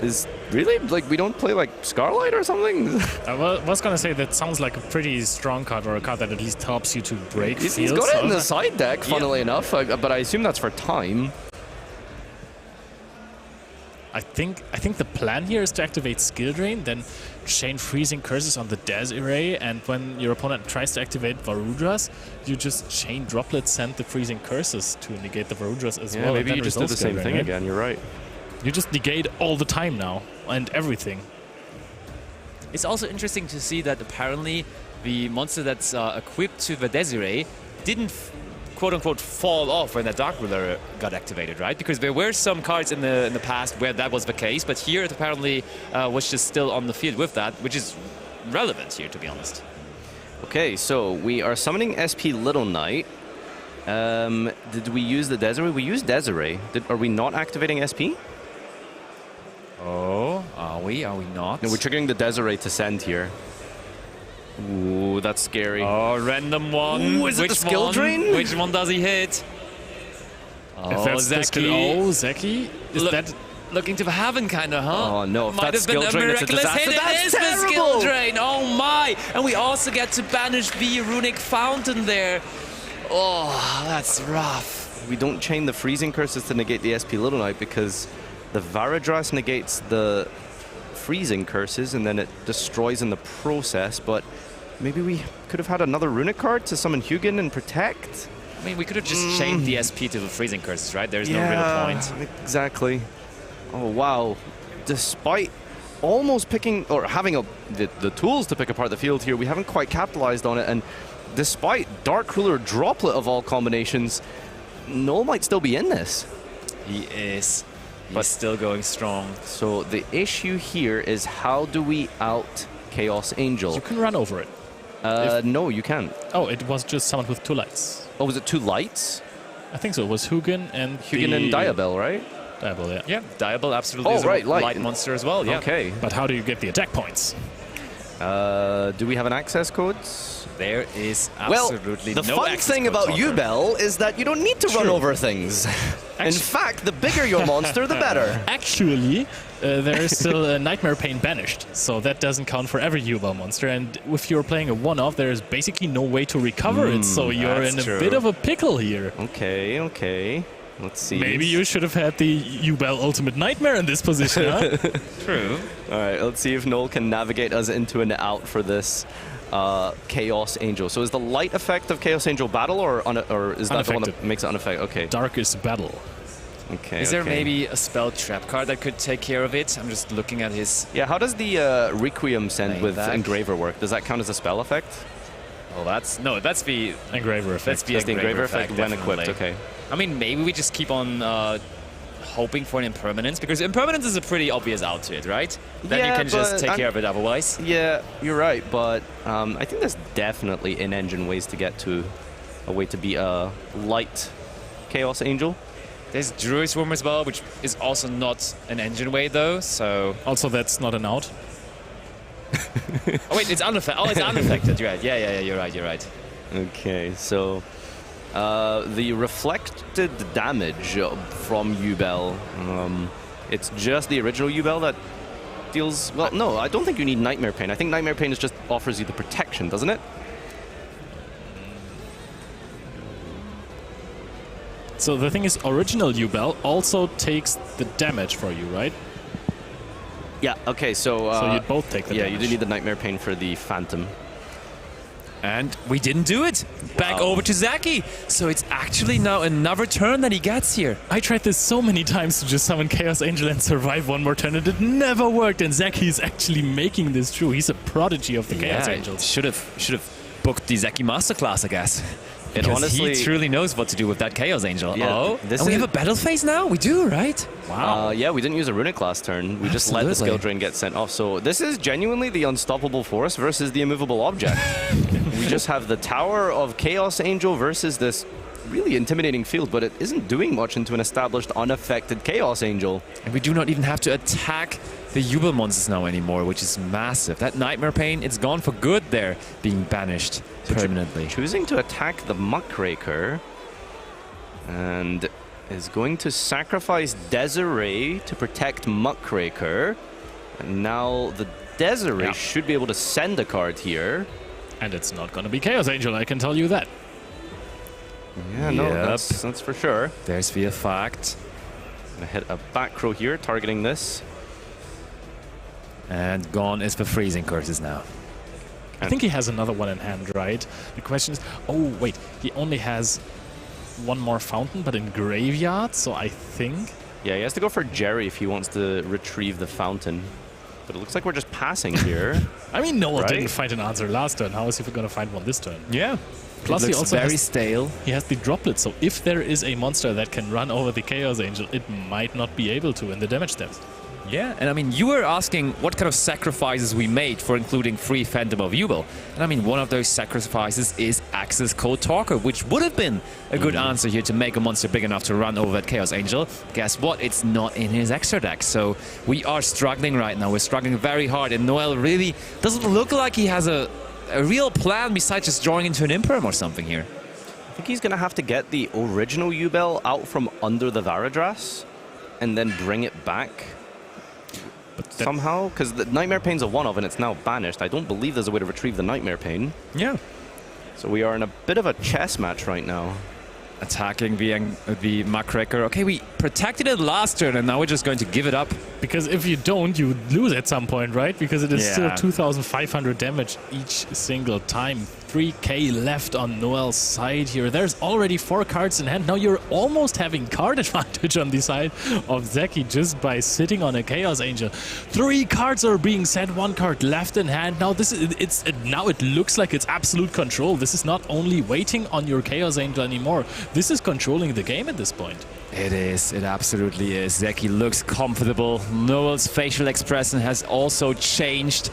He was very, very happy after performing that big textbook combo, and now he sits there staring down that Chaos Angel, which seems unoutable right now for him.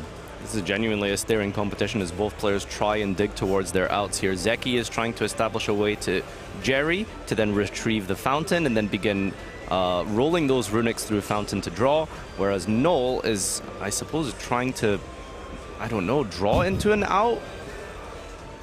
I'm sure. Yeah, I mean, there must be something we can do with our engine here, right? We've got a Fiendsmith Engraver on the field here, recycling. And if he hasn't found it now, also good for him that Zeki doesn't have access to the runic fountain, because as soon as Noel starts setting cards, I would do my best if I was Zeki to get my hands on a runic destruction and get rid of the impermanence before it can resolve, because this Chaos Angel is your ticket to the semifinals. Oh, no doubt. And this is a really long game one here. This is real back and forth as these players, experienced in their own right, try and navigate through such a situation to be able to deal with each other's real, sticky field here. Also, another thing, you said another possible win condition for Noel is to get the U-Bell from under the Varudras, but if he attacks with U-Bell into Chaos Angel, he now just loses. Yeah, absolutely. Oh wait, no, you don't take battle damage. You take the damage too. I don't think you do. Do you know? You take no battle damage from battles involving this card. That's pretty much all the Jubel says, right? Yeah. Okay, that's the Jubel way, the Jubel thing. The Link summon here. What can we go for? A New Heaven. We're gonna go for Sequence. Sequence. It almost feels like the last extra deck card left in the extra deck for Noel, because he went through so many. Now using the effect of Sequence, though, meaning, we recycled the good old Desiree one more time. Yeah, looks like it. I think we just do that every turn now, right? Yeah, I mean, that's the crazy thing about Fiendsmith. It does just completely recycle itself, so you can kind of keep doing it every turn here. But to what end, really? I mean, do you just keep picking apart back row with the Desiree? That feels weird, right? Gonna leave it up as a negate here. Definitely not big enough to protect against the Chaos Angel. It's not protected from battle or anything, right? Nope. Attacking over the Caesar. Okay. So Caesar is the next step here, because that's going to negate runic spells from special summoning. But yeah, just setting 5 here for Zeki. This is crazy. This is madness. Skill Drain is gone now. We did see the one-of that has been sent to the grave by the Desiree in a previous turn here. Less than 19 minutes left on the clock. This is just game 1. Also, the thing is, we know from Zeki that he should have another Freezing Curses and Forbidden Droplet, if I'm... Yeah, I think we added the Droplet back with the Diabell, didn't we? At which point are we going to start to try play?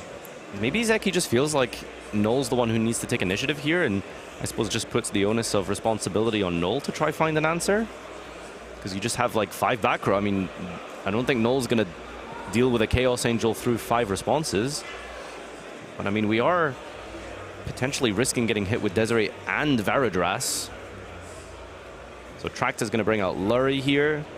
What's left? We've got a Phantom, we've got a Closed Heaven, we've got an Aerial Eater, and I believe a Requiem. Oh, Noel. Oh, he's passing again, and he looks helpless right now. Noel really... Oh, I think he was checking with the judges how much time there's left, because that is becoming more and more of a concern. Oh, we attacked the Varudras, meaning we can use the graveyard effect here, or is it just with card effects? Oh, is Varudras only going off when you destroy by card effect? Because we're not bothering to use the effect right now. When you negate and destroy a card, it then destroys another card, right? No, it's also... Pop. If this Exceed Summon card is destroyed, you can destroy 1 card on the field, but we just choose not to do that. All right, it's game though. Game number 1 goes to Zeki and his Runic White Forest strategy. What a crazy game that was. Look at this damn smile. I mean, you must be pretty proud after full 2-card combo, ending on the Desiree, the Caesar, the Varadras, the Phantom of Ubel, the Chamber for the Soul of Rage in the Graveyard, and Droplet Dark Ruler combination, not quite clearing the field, but putting enough pressure up to be able to establish that Chaos Angel, sit on the Angel for long enough, and have the resources to whittle down Null, where I guess eventually you have to pick up your cards and say, maybe, you know, lose the battle, win the war, time is a thing, can't spend too much time on an unlosable situation in game 1. That is true. And I was just looking at Zeki. He was just smiling all the way. He was trying to hide it, going for a little bit of a poker face-ish situation, but he had it on his face, because at this point, when you're winning this in a top 8 match of a YCS, you feel unstoppable. Oh, yes. I mean, that game, right? Like, this game was a masterclass, an absolute masterpiece. It almost felt like a picture that he was drawing there, and it was just enjoyable to watch him take it apart. Reminded me of many masterpiece games, by the way. Absolutely, yeah, for sure. But I mean, is Runic White Forest now just the superior Runic variant? It seems like it, right? Like all the variants, I think we had one Runic stun approach in Top Cut 2, but then the other 2 were just the Runic White Forest decks. So it's probably just the best one right now, isn't it? Yeah, I think with the stun variant, really relying on skill drain at 3 copies was a notable part of the deck, because you draw so many cards with your fountain that you're kind of inevitably going to see a skill drain at some point throughout a duel. But now with it being at 1, alongside all of the other continuous trap cards at 1, like Gozen, and there can be only 1. I think that stun is just a weaker version, and Runic is perhaps actually a real deck now. Yeah, Basti actually in shambles. We all know that you are one of the biggest stun fans in the room. Okay. That's how it is. And I mean, yeah, Synchro Zone not really that good when half of the decks in the room are just Synchro Summoning, right? Good point.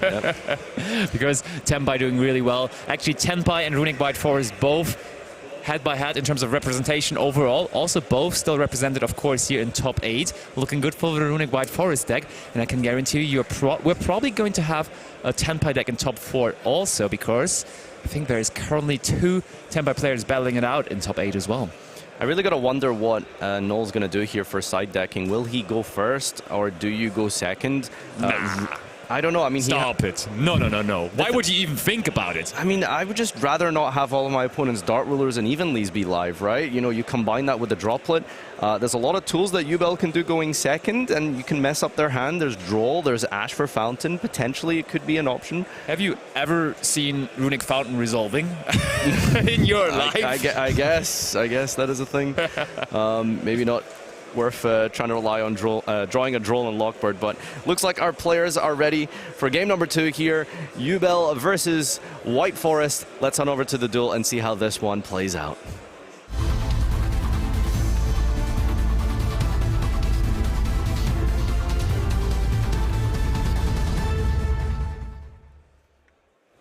Another honorable mention about the top 32 is that we also had a basically pure White Forest deck with a toy engine in there, with toy soldiers, toy box, and toy tank.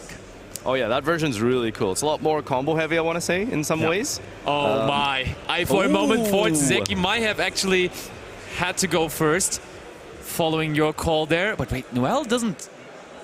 Zeki, I think you were completely right. I think Zeki is the one going first here. Then he just Why would he discarded Perulia? Unless this is turn 2? You can just use this card for a Hugin discard. You know that, right? That is. Oh no! Wait, now Noel is going back into the tank. Okay, because Noel was just sitting there, not really thinking about his hand, but now he has to think even harder with that Perulia resolving on him. No, he's locking in here, deciding how far of a combo he can do with a Perulia. There's one draw. Yep. Samsara the Lotus. Oh, there is another Perulia in hand, so could have dropped both. Oh, so I think that was the delay there, right? Zeki was just thinking about whether he wants to just go in and drop both of them. So one of the things that you can do with double Perulia in these situations is you can activate one Perulia. Your opponent's probably going to feel inclined to play, but then when they inevitably get to a part where they do sort of activate and affect that special from the hand, you chain the second Perulia and then you get the double value. Hello, gruesome Great Skurma, huh? That might be exactly. The case. Whereas the issue with activating double Perulia immediately, your opponent might just be like, okay, pass, I'm just going to let you go -2. Yeah, especially against the Runic variant where you know, hey, you're probably not going to beat me in one turn. Yep, and they need the card Absolutely. advantage, of course. Very important for things like discarding with Hugin. So here comes the Nightmare Pain, destroying the Spirit of Yubel. It's going to add a... Ooh, are we adding Terror Incarnate? Oh, we might just be going for Phantom Pass. Oh, yeah, I think that is the plan. There is Yubel come in. But definitely, I think Noel knows that there's a second Perulia waiting, because what would Zeki think about there? But there must be something better than Phantom Pass, right? Because you can just always go into the Fiendsmith engine that doesn't special summon anything from hand. You can set up a Desiree. Let's see. So we've used the normal summon on Lotus. Yeah, we keep on going. You are right. This could be Yama. This could be the Fiendsmith engine. What are we going for? Yep, it's just Moon of the Closed Heaven and then the Requiem. To be honest, Yama would require you to go into Shavara, which is another special summon from hand. That's true. Yeah, I want to be minimizing all of your specials from hand with this turn here. Didn't search out the Squirmer because, yeah, you just don't want to give your opponent any value for that.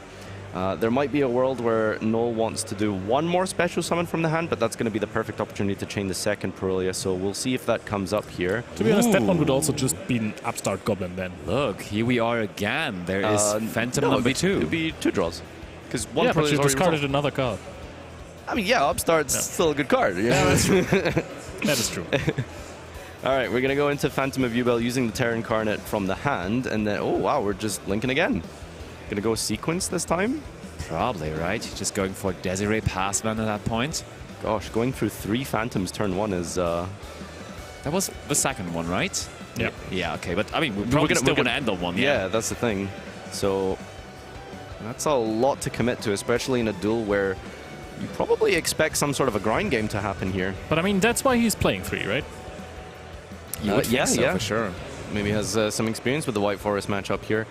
All right, looks like we're going to go Desiree, set a card. And I mean, let's be honest, is that much better than just Phantom Pass? I mean, it's a kind of little the same better, thing. but not really that much better, is it? I suppose you've cycled through your cards. Yeah. Your deck, rather, trying to see some non-engine for the following turns to deal with back row. Oh man, and Zeki Shaw sitting here in top 8, just casually drawing Runic Tip hand. for turn. Yeah, that is how Also, you do it. There is also like a Talents in there. There is a lot of stuff going on. And also, the Nightmare Pain is just absolutely vulnerable here. He has seen last game how good it is. And now, versus just a Desiree, it's probably going to be even easier to remove. Oh my. The Yubel jump scare there being banished for the Runic Tip. Okay, it's not too bad because Spirit of Yubel does summon from banishment as well, I believe, right? I'm sure she does, yeah. It does. Okay. Still, it's just usually quite shocking to see. What is jump scare here in my ears next to you as well, though? Yeah, no, Runic definitely doesn't banish the important pieces, am I right? We'll see how many we can take off with this, but here is Fountain. Did we tip for Fountain? I think so, yeah. Classic. And anything? Do we have any powerful trap cards that we brought in? There isn't really any. Oh, I mean, Leo, it could be time for your most favorite card of all time. Pearly? Cosmic Cyclone possibly could be going in here.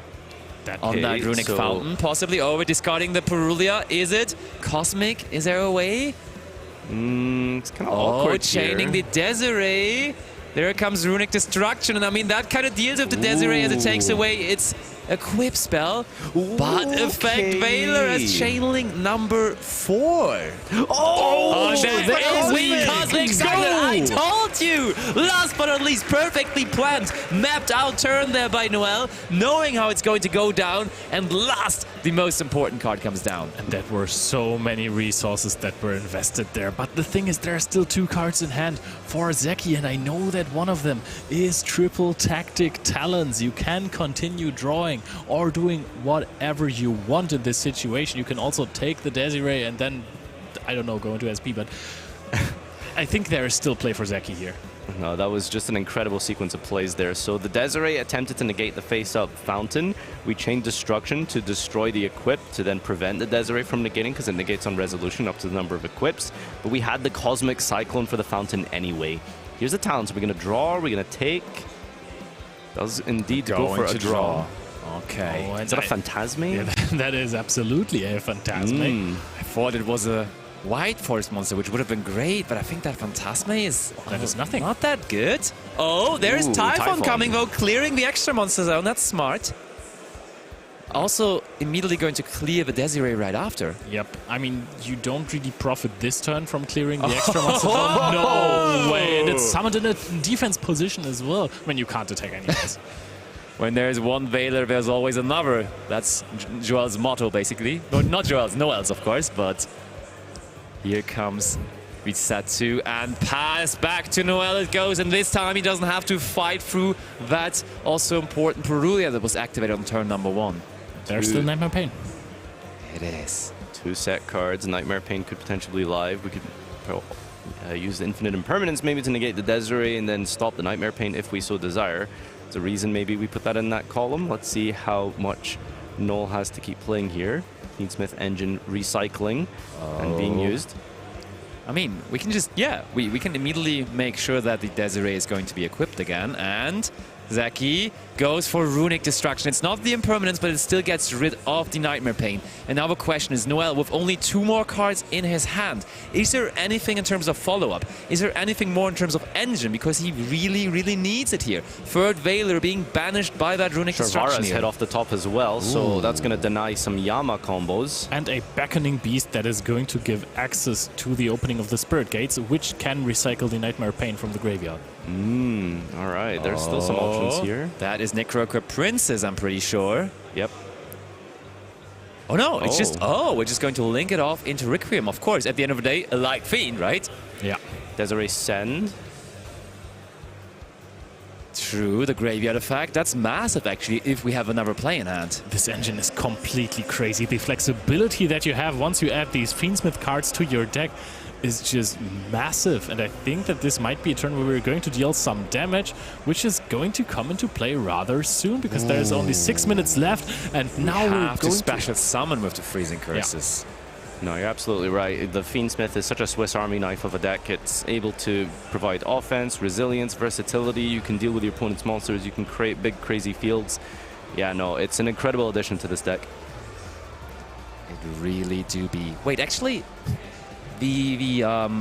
how does the negate with our good old Typhon work? Is it 3,000 attack or more? It is, right? Yep. Okay, yeah, perfect. Because, I mean, Desiree just was a little under, right? 2,800, almost being negated, because we have to remember that also the Graveyard effects, of course, would be negated by Typhon, but it was not big enough, so we could use the effect. Yeah, Typhon has a little problem in this matchup, given that most of the cards that Noel is playing are 0 attack monsters. Yep, and now it's gone as well. And Graver is so good. You can really see how much the Cosmic Cyclone is putting in work specifically in this matchup, right? Because the Jerry can't retrieve anything. Oh, and all gates are open again as Nightmare Throne was one of the engine cards left, and then destroying Spirit of Evil from the deck. I mean, it's just incredible, right? The Fiendsmith cards alone dealt with 2 cards.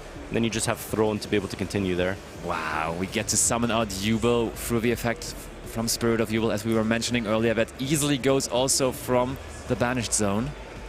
Banishment. True. Yeah, Banishment now, as we like to call it. And the Gruesome Grave Skirmer too. That is so much that we're going to get here. That is so many monsters. And honestly, we talked about there not being access code Talker in the extra deck of Noel. It is in the side deck though. And when you're playing it against a back row deck like this, it's probably going to be one of those cards you want to bring in, right? No, I think you're absolutely right. You know, despite the fact that Noel was going first, I think in this specific matchup, access code just has a lot of value. You can always go side out Yama here. Whoa! Don't pick up your deck. Oh, it's in the banishment. It is in the banishment. Phantasma is still a Link monster, of course. We can finally activate that Phantasma. Yeah, so when a monster is Link summoned, you can special summon Phantasma, and that's going to draw 2 and put 1 back. Oh yeah, I think one of them was a Perulia. Straight back to the deck it is. I think it was a White Forest monster and a... Yeah, Dark Ruler and Perulia, yeah. Was it for Perulia? I think it was a White Forest card. Why would you shuffle back the White Forest card? I don't think he did.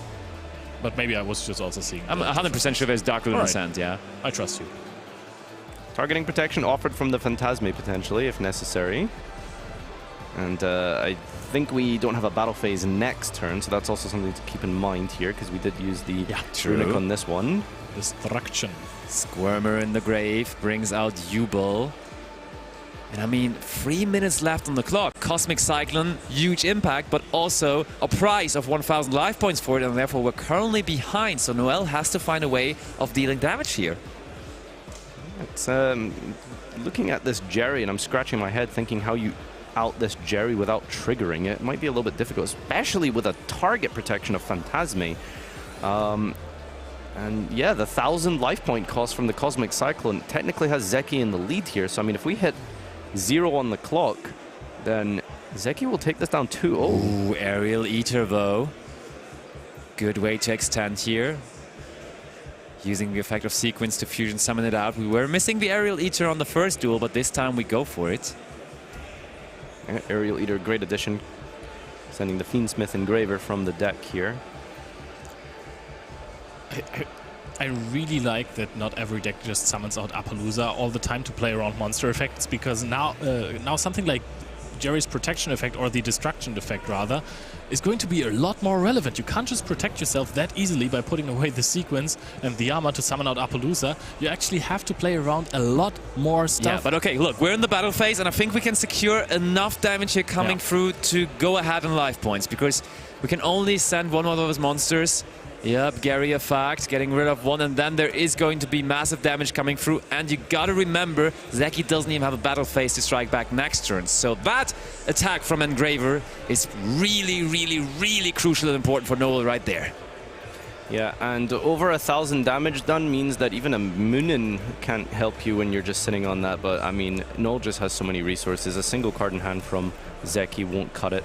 Noel is at 7,000 life yeah, points. Moonin would do it, but we would have to get to that point first. Yeah. And we're going to give it up. 1-1. Noel strikes back. Zeki does not see a chance to come back here. And we're going to head into a third duel between these two duelists. So time will most likely be called here during siding. We'll just double check with the judges, but I believe from here, of course, this is top cut. This is no longer a Swiss round, so the time procedures here will result in a draw. You have to check that it is in the middle of the duel. Therefore, you have to go for a game 3 with, well, because it's during siding, you then begin game 3 as you would normally for that game 3, but then it is 4 extra turns. Yeah. And then from there, it is the first turn, turn 0, as some people say, and then 3 extra turns technically. But yeah, in the end, it works out to 4 turns. And I think it was very smart of Zeki to just scoop there, because there is some specific extra rules to when it does actually happen before the side taking. Because if it does happen before the side taking, you are actually then just forced to not side take and go into game 3 immediately without any changes to your deck. And I mean, Zeki was just prepared for going second, and now he can choose to go first. And you roll a die to see who gets to begin the third duel then. Exactly. And that can also be crucial, because if your opponent combos off and has some options, not in the extra deck anymore, like a Lacrima, but something like a Moonin, that can be quite crucial. But we have the 4 turns anyway, so I don't think that this is going to be the deciding factor in this best of 3. Yeah, so we'll have to see how this one unfolds, because again, it's not just end of phase anymore. We, as you can see on the clock here, time has been called from a little time wizard companion here. And yeah, it's going to be 0, 1, 2, 3, 4, or is it 0, 1, 2, 3? 0, 1, 2, 3. 0, 1, 2, 3. So 4 total yeah. turns here.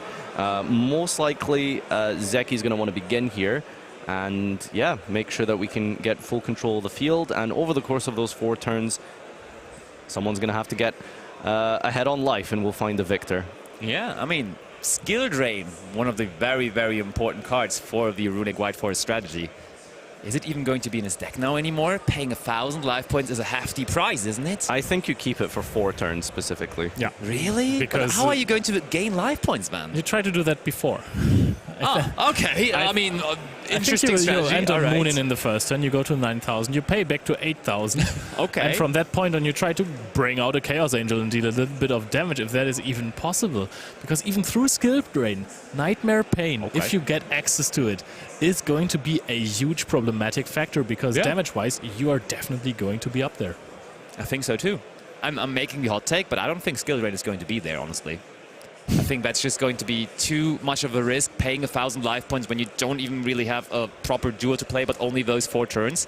I think it's too risky. But I mean, that's just me personally. I can totally see it still being in there. I think you're completely right, because I can watch the players siding. There you are. Oh, look, I didn't see it. I swear. I really didn't see it. I'm inclined to not believe you. No, I looked at you the entire time. Chat can confirm. All right, well, I think it's just a case of the skill dream being a one-of, so it's not going to most likely put too much work in here, but yeah, Zeki's still kind of frantically siding here. Maybe he's never been in this exact situation before. I don't know how many people practice exactly 4 turns when, you know, end of phase has become the norm now. So yeah, I mean, that should be like you should do that at home, right? You should play test that situation because you need to be prepared for everything. So let's just make the first day we test the 4-turn time rule day, right? First day time rule day. I don't know. Words are being said. Yeah, one of the words of all time. There's a lot of side deck options here for Zeki. I won't spoil it and reveal just yet, but there are a lot of cards that are going to be able to assist in time. And it's just a case of being able to draw into them, which is, you know, very possible when you get to go first and resolve Fountain. Really important card in this matchup, and I think that's going to be the deciding factor, is how many times can you resolve Fountain. If you get 2 off, I think he's going to be in a commanding position, unless Null can do something about that. And of course, there's Cosmic Cyclone. That's another debate. Does Null take out Cosmic Cyclone? Yes. I think he keeps it in. He has battle phases, right? That's the difference. I think you need it. You need it. Oh, I like, if I'm, maybe I'm just a maniac with that. There are 4 turns, I know, but like, as soon as I'm getting put onto the spot, when time is close, when you have to play those scenarios, every card that has to pay life points, I'm out of there. And that card is also out of my deck, but maybe Noel sees that different. Let's find out as these players are sided up in time, ready for game number 3. Remember, there's going to be 4 total turns here. Let's proceed to the table and see how this top 8 match unfolds.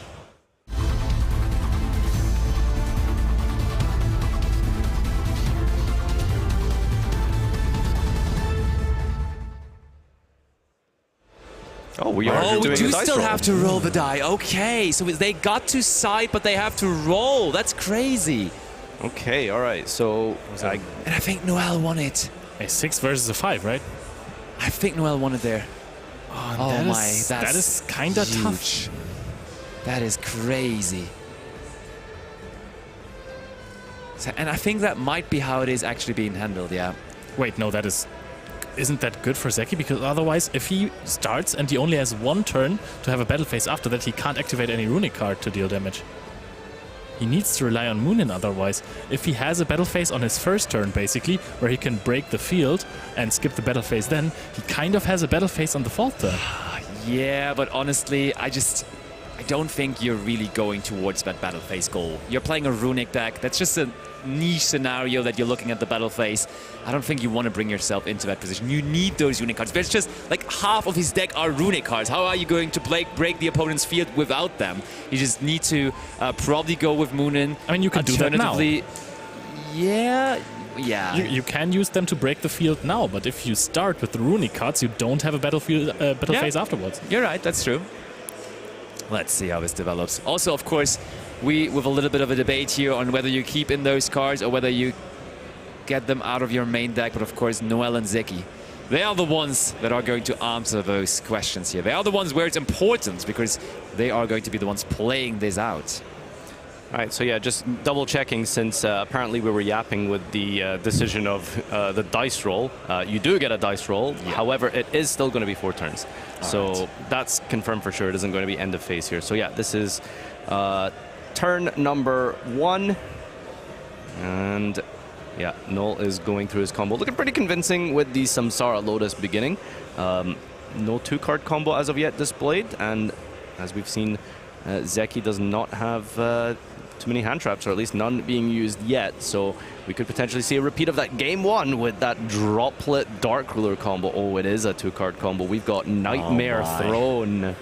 Noel doesn't make jokes. Noel is here to perform the biggest combos of the tournament, and he did that in game 1, and he's ready to do it again here. The thing is, I saw in Zeki's hand that he has like loads of runic cards. I saw 1 trap card, which might be an evenly match, which might be something else, because, you know, we haven't known what we are going to be playing, if we are going to play go first or go second. And this, I think this is a card that you keep in even if you might go first, right? Because you can always discard it with Hugin. Yeah, for sure. But this, I don't know. This seems kind of... You know what's a very interesting card against Jubel? Ghost Sister and Spooky Dogwood, because they're summoning so many monsters with 0 attack, so you would really have to wait for a super specific moment, right? You just have to wait for Shavara. That's what I was thinking as well. You just gotta wait for that specific moment, and at that point, they already did so much, so I don't even really know how big of an impact that card would be anymore, but it doesn't seem like or feel like Zeki has access to that card anyways. Dogwood seems particularly weird against Jubel. You do have to make... I mean, it would have been... Yeah, I'm just thinking because like any monster they summon is usually going to be 0 attack, and you can risk having your turn pass there. So if you do wait for the Shavara, I'm just wondering maybe by that point you've already established a Phantom? Yeah, that's the thing. Absolutely. So don't really know whether that card even is good to keep around versus that deck, honestly, because it really feels like it has such a small usage, and yeah, it might just be too late. But let's see. Zeki has a lot of hand traps in the side deck here, and either he hasn't brought them into this matchup or just hasn't drawn them, which is going to be really unfortunate. We already saw Perulia. There's a bunch of other things as well here that hasn't been used. So here is the Shavara destroying the Spirit of Jubel. It's going to bring out Jubel from the grave here. Oh, triggering Yama, actually. Brings back the Spirit of Jubel. Spirit of Jubel brings out Jubel, and that's 2 level 10s. That is true. And you know what? A card that we could totally see here as well is another Fiend. Not a Light Fiend, but a Fire Fiend in the side deck of Noel. And I think we might see some Resonators in this game as well. But who knows? Is he going to get to that point or not? Probably the way into that would be Aerial Eater, I would assume. You just send it with Aerial Eater and then bring it back with Muckracker. Red Resonator is the card that I'm talking about. Yeah, probably right. That's a solution, yeah. You know, you're absolutely right. We'll see if that actually comes up here. I don't know how much time cards are necessary for Null. That's the thing, though. It's probably worth it, but I'm just thinking, like, if you just power through a powerful enough field, then you don't really need to worry too much about time, because you are guaranteed a battle phase, but maybe only one isn't enough as we cycle through sequence Your here. opponent is playing Field Breakers and Runics. Exactly. I think that you're very good to go if you gain like 2k life points at some point. Very much. I think so as well, because going for all those crazy fields is just going to suffer against all the Runics, but also the Dark Ruler Moors of the world. And those cards also just leave them without a battle phase and without dealing really damage. So I could see that Resonator coming down here for sure. Is that going to be a fusion summon right there? Let's find out. First of all, we are just going to establish our... Did he maybe side out something that he needed there? Oh? Did he side out for Rudras? I think we wanted to go for the Rudras there. Huh. There's no way. Is that a thing?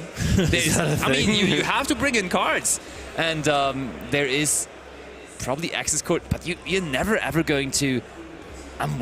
It must be that there is no Varudras. He's going through it. I think I saw Caesar, and that was the only Exceed monster. He motioned to overlay, and he didn't. So it has to be a Varadras that he's forgotten that he's sided out. I mean, what are you bringing in for it? I see Unchained Soul of Anguish and Access Code Talker plus Nightmare Phoenix being the only options in his side deck that are for the extra deck. And do you, you do value Access Code Talker, but do you value it more than that Varudras? You thought maybe he's going second. Yeah. And the Varudras hasn't helped him in the first game. It could be a Wave King Caesar. That would be a good card to side out instead of Varadras for sure. But I saw an Exceed, and I think that was the Wave King Caesar It negates 2 Runics though. So I suppose, but the thing is, like, you have to really, open Insane for the Wave King Caesar combo. Okay, so but this is the Aerial Leader. Oh, no, wait, that's just the Caesar there. Look at it. I'm pretty sure we're going to see it just there. Oh, yeah, I mean, he's definitely not sided out both of them, so... That's for sure. I hope for him. But I'm pretty sure I saw an Exceed monster, but that is Necroco Princess, first of all. So do we have a way to maybe also trigger the draw effect of the Princess here? Doesn't look like it. We're going to go for a Link Summon using the 6 and the 10. Cracker. Oh, sequence. Sequencing through this turn here is Noel. Last French player left in the tournament. Can he keep it going for this French YCS here, for this Jubilee YCS? Oh, there is Desiree. Oh, wow. We're not going for Aerial Eater here, so we're not going to go Red Resonatoring. Very, very interesting altogether. Yeah, we're going to go for Desiree, it looks like. That's 3 materials being sent and shuffled back from sequence. So yeah, there's Desiree. We're going to be able to negate a face-up card. How much do we value that over the Resonator combo? Like, maybe you didn't bring it in? I feel like you would. But perhaps it's 4 turns. Feels like the life gain isn't necessary. Honestly, he definitely had the combo, he just didn't go for it. Against a runic deck that plays field breakers, I think leaving some of the Tantric, okay. Keeping stuff like that instead of completely extending your hand into your field does feel kind of good for me. I think if you're okay, we get to draw off the princess now. It's still on the field, and now we discard it, and therefore we didn't activate it though. No. Did he forget? It's optional. No, not like this. Of course, I'm pretty sure it's optional. Yeah. Nicaraguan princess says, yes, you can activate. Well, it's a little bit of a snowball situation for No here. I think realizing the Varadras out has maybe caused a couple of missteps and the nerves to come out. But I don't think that the end field necessarily matters in this matchup, because you either win because your opponent can't break your field or you don't. And if they are able to break your field, they're basically able to break every field. Yeah. I'm probably agreeing on that, but let's see. Either they have Dark Ruler and drop it or not. It's 50-50. I mean, yeah, the thing is you need to combo them. You can't really deal with just one, right? With the Desiree. However, I mean, I guess like you did giving up Muckracker now too. All right, over to Zaki. Turn. First extra turn of this very special top 8 match here. Third game, no more games after this, but still a couple more turns in theory. This is turn 2 out of 4. If you're just joining us wondering what's going on here, time has been called. And we are in top cut with the time having been called in the middle of side decking. So we performed a dice roll to see who would go first. And Noel opted to go first here. And Zeki is now on his first turn, 2 turns each. That's a fountain for a freezing curse on the Wave King Caesar. And I think that's particularly interesting. It looks like Zeki is trying to fish for a draw here, some kind of, but there's also still the Desiree. Maybe he's also trying to lure out an interaction, because I can see, oh no, I can see double talents, a trap card, and I can see another fountain in hand here. So he really fountain for 1 it is. So we're really in need of a good draw here. Let's Zeki, what are you getting here? Another I think it was another card. runic. So Slumber. So maybe just the same thing again with the fountain and another runic. Goodness. He knows that there is talents in the deck of Zeki on Noel's side. So he is definitely aware of that. I think if your opponent plays the first turn like that, you're also very much inclined to just negate the fountain. However, I do agree on letting it go here to play around the triple tactic talents. Negating 1 single fountain draw feels weird, especially when you've got 5 other cards in hand, potentially 4 other cards in hand. This is such a bad hand on Zeki's side. Yeah. And it must feel even better for Noel when he sees now that there's another runic fountain, because that is kind of giving him the tell there is not much going on in the opponent's hand. And so we're going to go for the runic slumber next. And does he have impermanence? Because that would be very, very... we're negating it now? Did we activate Desiree? Oh my. Negates both cards, and now we have triple tactic talents live. Do we have an answer for that card? Is there maybe an Ash Blossom in the hand of Noel if he's even playing it? Ash Blossom does seem like a good card to keep in this matchup, honestly, for the amount of draws that this deck has. But just double checking the text on Nightmare Pain there. And yeah, I feel like this talent absolutely needs to be draw. Get those 2 cards. Pot of Greed, your way to victory, or keep an open field for Noel to attack it. What is your option here? Zeki is going to activate draw it. time, triple tactic talents. We need to draw cards. What does and they Pot of need Greed to do? be good as well. What are they? 1 Tip. and 2. Wow, that is Tip and already curses. Those are phenomenal cards in this situation. Curses is pretty bad, but the tip at least is really good. I mean, I'm not sure what you do with it. That's the issue, right? Because Fountain has been negated. Gary. Yeah, you can Gary retrieve it and then try and resolve it for 2 again.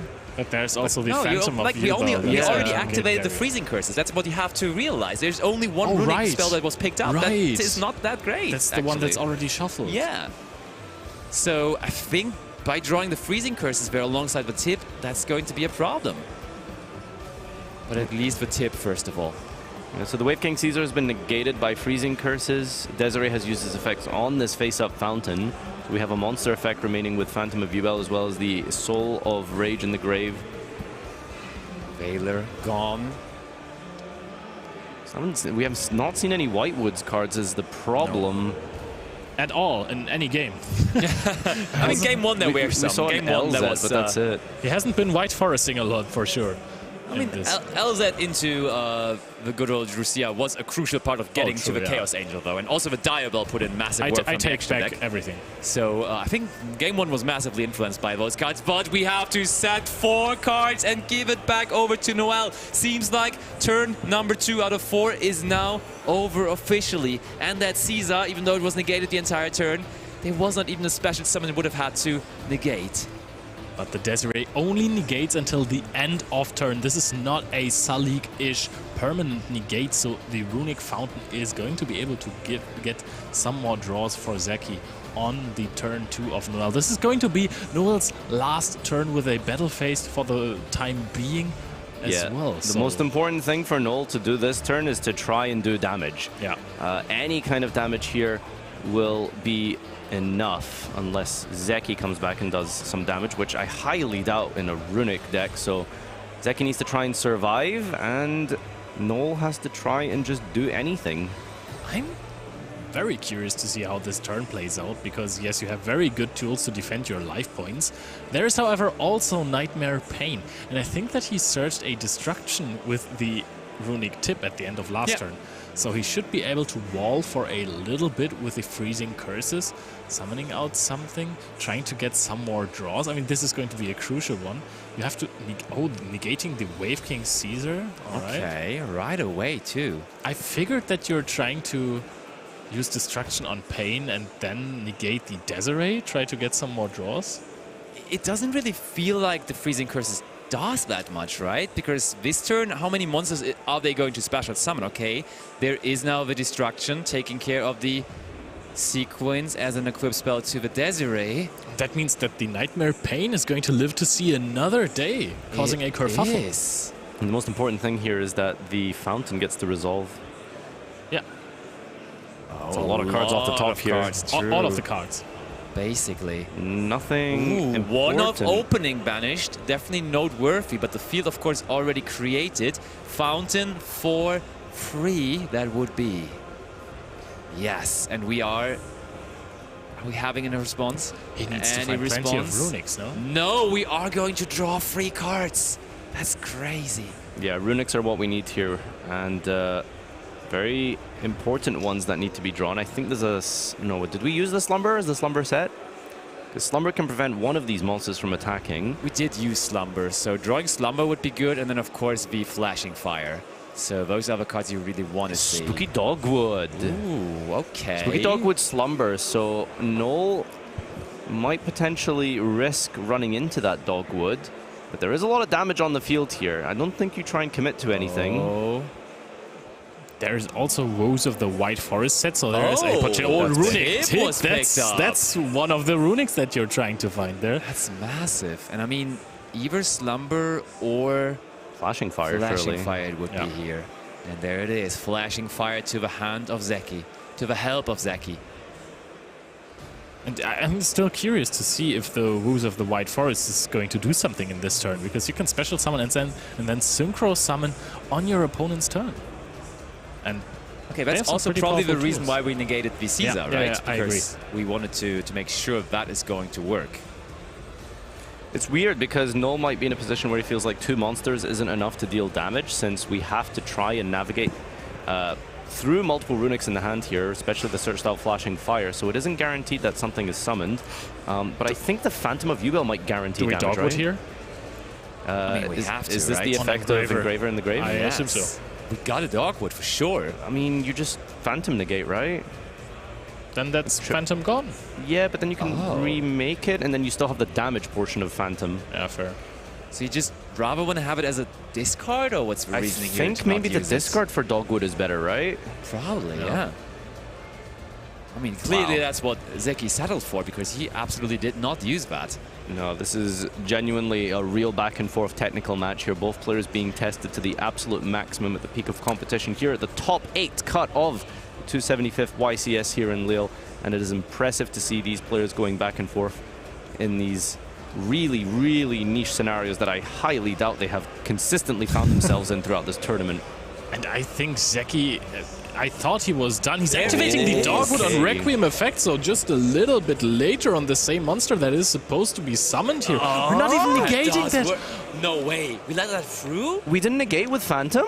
There's no way. Phantom is absolutely live, right? I think so. We used curses on what? Wave King Caesar? There is no Rairatora on the field. I can't tribute that. I mean, possibly there is the chance that there is no more Jubel cards to destroy in our main deck because they banished all of them did with we cycle Runix? through all of them, maybe? They banished cards with Runix, possibly? I don't know. All right, we just need to put everything into attack here and do more than 18. Does the OG U-Bell deal damage when it attacks? I think it does, yeah? With the Nightmare Pain specifically. Yeah, so the issue is I don't think Zeki has enough to prevent this. So while he's ahead on life, he is in danger of just taking so much here. It's nowhere near game, but it's a lot of damage. And I don't know how he's going to recuperate from this. Here's the Desiree. There's 28. What do we do about 28? We got to prevent it. You can activate the Woos to block one of the big attackers. Yeah. I mean...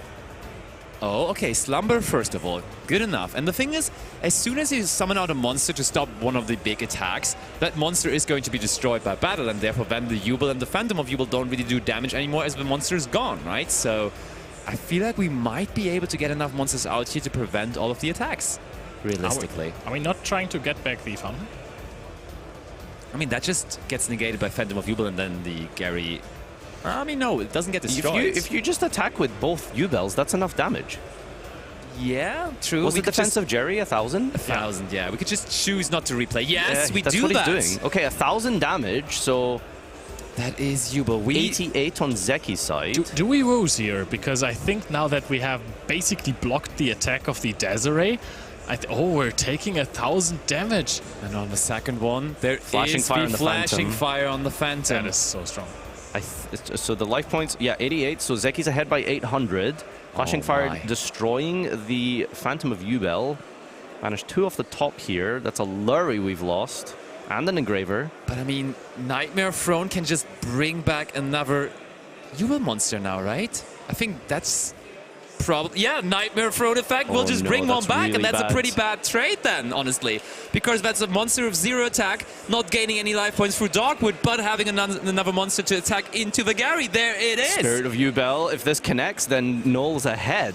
Yeah. And Zeki doesn't look like he calculated with this. Yeah, I think that was a misplay for sure. Probably forgetting the effect, the other effect of Throne here. An attack is declared. Yes, and I mean, we were thinking, okay, they didn't use Phantom of Jubel. Possibly there are no more Jubel monsters in the deck. But of course, the Nightmare Throne can summon from the banishment, and therefore there is the Spirit of Jubel coming back. And I do believe, because that came from the banishment, there probably was no way to activate the effect of Phantom of Jubel legally anymore. Can we use Woes to make the Book of Moon? No, I think the Book of Moon is a level 7, and you only have level 4s. And oh wait, no, this is a level 6. It is a level 6, yeah, for sure. Is this not possible? Wow, we're... This kind of... We are having life points, though. The attack of Spirit of Jubel has went through. Look at that. Wow. Zeki is at 7,800 life points, and therefore behind in life. But if it is not going further than 7,800, there is just a Moonin that is necessary for Zeki. We're still attacking with the Caesar, though, right now. That's a good point. Yeah, we also need to stop Zeki. Caesar here.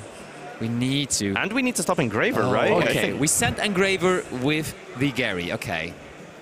Why didn't we send the Caesar? Valid question. Maybe Caesar can't attack, because... Did we slumber it? Might be. Didn't we slumber? We must have slumbered something, and I mean... It must be slumbered. Yeah, it definitely was slumbered. Oh wait, no, didn't we? Because it was cursed. I know it was freezing cursed. It was slumbered. But no, we used slumber to summon though, right? That's a or good is there point, another yeah. runic spell? There isn't, right? No. Nothing was slumbered, I'm pretty This sure. has been a really long turn, let's say that. Yeah. But no attack came through. Look, that Samsara Lotus is signalizing we are in the end phase, and therefore we are giving play back over to Zeki, and the life points of Zeki are only down to 7,800, meaning... Wait, do we Is there no more runic? But calm down for a second, because there's now 20 negates live. Yeah, of course, of course. There is a negate from Desiree and 2 Solemn Warnings from Caesar and the U-Bell negate. And somehow, some way, we have to find 200 damage without a battle phase. The only win condition I can think of is a Munin being forced out. And shall I give you bad news? Go on. Shall I give you really bad news? We were talking about Munin non-stop. Zeki didn't talk about Munin enough in his preparations. There is no Munin in his extra deck or side deck. Huh. Yeah. There you are surprised, huh? Left speechless. Strange card to not play in a deck that goes to time. But, of course, there is the Scarlet Red Dragon Archfiend, still a very viable option. There is triple Tactic Talons. From the Are we bottom. finding those cards now? It just Talents came to draw, from the surely? bottom. We get to draw again. Desiree negate. Runic Destruction. Okay, There's so many draws. This is draw 5 5. draws. This is okay. There's no way. This is the anime effect of card demise. Zeki, you are crazy What a in this. madman. It's resolving. Wow. No way. 1, 2. Pick them up with the triple Tactic And banish off Talons. the top here. Imagine he just went to draw 5 now in this situation. Runic Fountain. Yeah, you do need to put them back, I suppose. Oh, Droll and Lockbird, though! That's not a draw 5, but there's Droll and Lockbird being activated as a chain link to the Runic Fountain, of course. That is incredible. Wow. The Droll and Lockbird on the new chain. Of course, it's not just an immediate draw 5. You have to wait till the new chain, activate the fountain, provide your targets, and then the Droll and Lockbird is chained, preventing the fountain from resolving. And it's only runic spells. Those aren't going to cut it. Those aren't going to get you into the big Scarlet Dragon.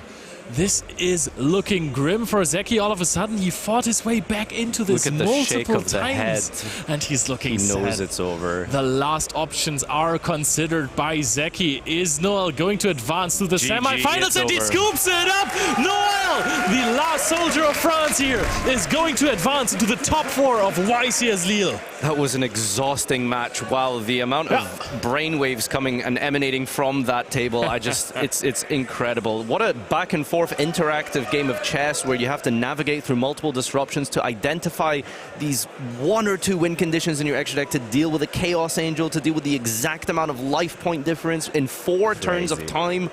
Unbelievable match, genuinely. Noel Hamel, probably more like Noel Ubel at this point, because he is that Ubel player now going into the top 4 of this tournament, and still, as you said, the last soldier here of France, trying to bring it down, bring it home to the French, because when was the last Frenchman winning a YCS? I don't remember. That was YCS London, 250th. The last Jubilee YCS, actually. So maybe this is a reoccurring theme, because it was Samir Bashar who won with Sprite against Tom Kleingriff in the finals. Maybe we see a France versus Germany rematch later on versus Julius Schwarzkopf, who is, I think, the last German who is still in competition. We, besides having 2 Did Canadians Julius in beat top 8. Herman in top 4? We don't know yet, We don't know yet, actually. okay. But while we are talking about all those names, why do we not go over to the bracket and really quickly check out which players are actually left here in our competition? So let's have a look and see how it is going over there in the tournament, because of course next to that featured match there's plenty of other matches going on right now. There we have them.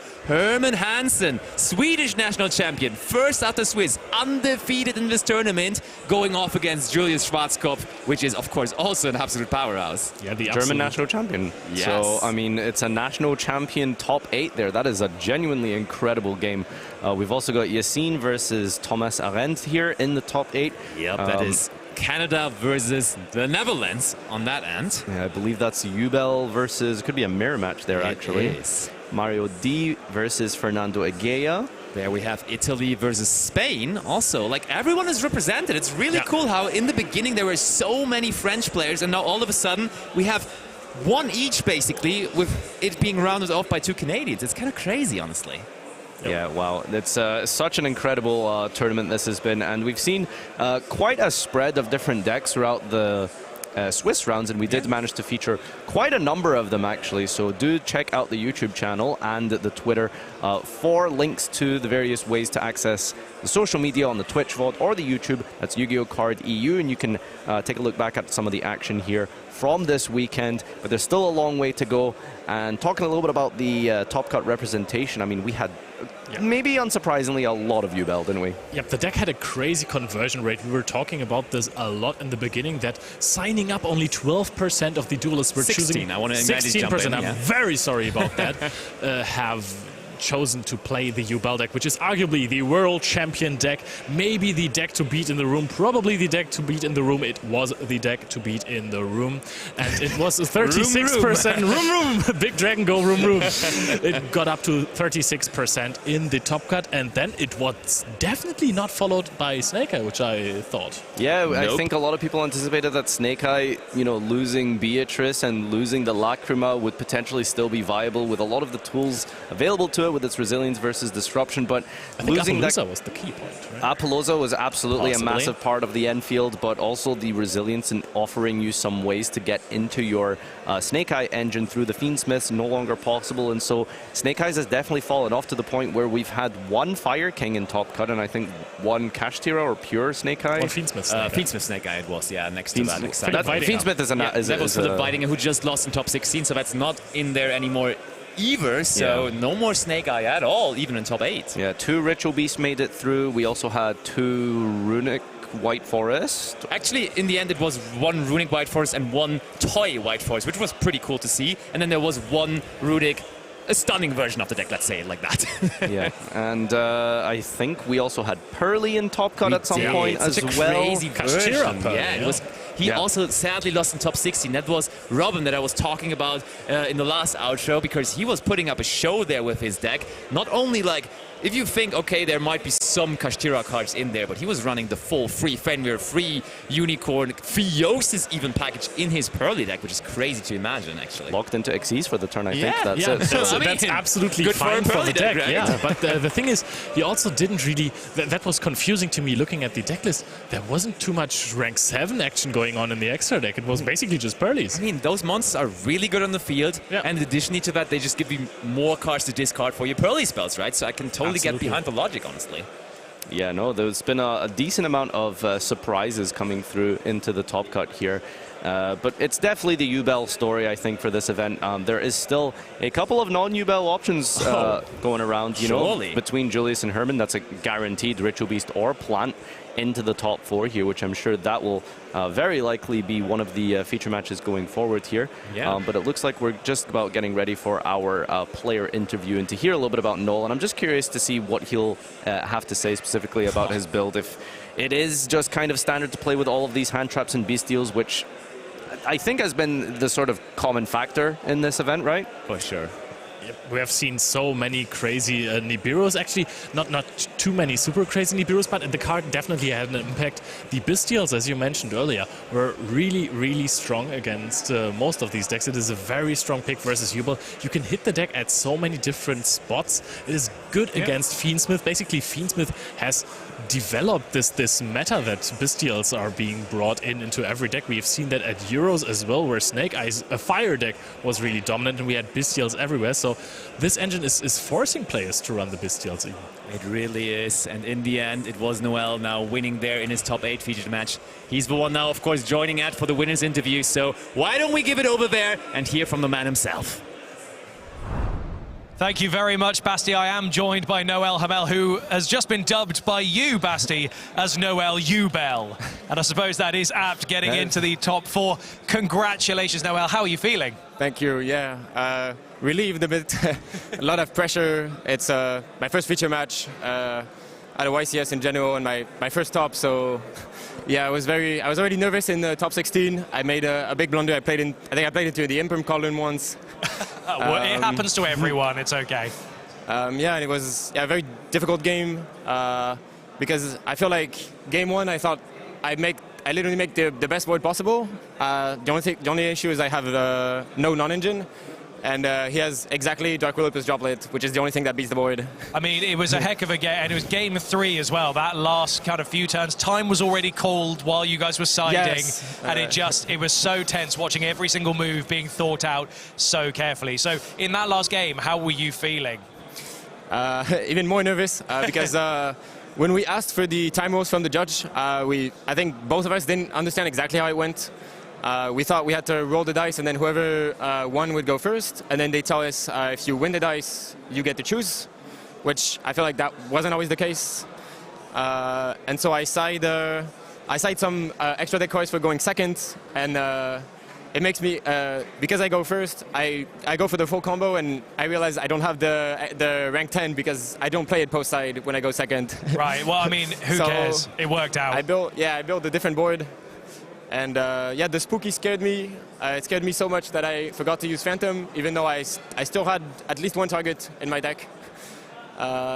But I knew I had a way to be ahead in life points, and I don't think he had enough cards to deal with my whole board and still summon. I assume he was trying to summon Munin in the end phase. Yeah. It was really exciting to watch, and all I can say is congratulations. I can tell you your next opponent for your next match to get into the final will be Mario D'Amico. And so the other two, Julius Schwarzkopf and Hermann Hansen, are in their own match. You'll be facing one of them in the final if you get through. Well, I have actually played against Mario in Swiss. Okay, so you guys get round two. Yeah, we get round two. I think, yeah, I won 2-1. He wins the first game, and then I think he had very mediocre hands, games 2 and 3. And do you think you can repeat that for this next upcoming match? I hope. I can only hope. Congratulations on getting this far. Amazing job. I'm going to let you put your microphone down and you can go and join Tom over there. Thank you so much. Congratulations and best of luck in your next feature match game. I mean, goodness me, what a top 4 cup that was right now that we've got on the... So Hermann Hansen, Julius Schwarzkopf, and then Noel Hamel, Noel Ubel, and Mario D'Amico. That's going to be really interesting to see who makes it to the final. But before we get there, we have to go and have a look over there with Tom to talk through some of those plays. Thanks a lot, Ed. I'm here with Noel. We're going to have a chat about the game over some clips. How do you feel? Relieved again. Very, very nervous to be on the feature match for the first time, and this is my deepest one in a YCS so far, so yeah, a lot of pressure on myself. Well, an absolutely fantastic game, so let's just have a look at some of the big moments from it. So if we can have a look at the first one. As you mentioned with Ed, you had this absolutely massive field. You've got, you know, seemingly infinite negates, and then Zeki comes in with this Dark Ruler and Droplet Chain. So what was going through your head there when this Dark Ruler came down? Well, I knew it was a possibility, you know, it's kind of the only way to deal with the end board, and I figured if he made it this far with Runic, he was probably playing it.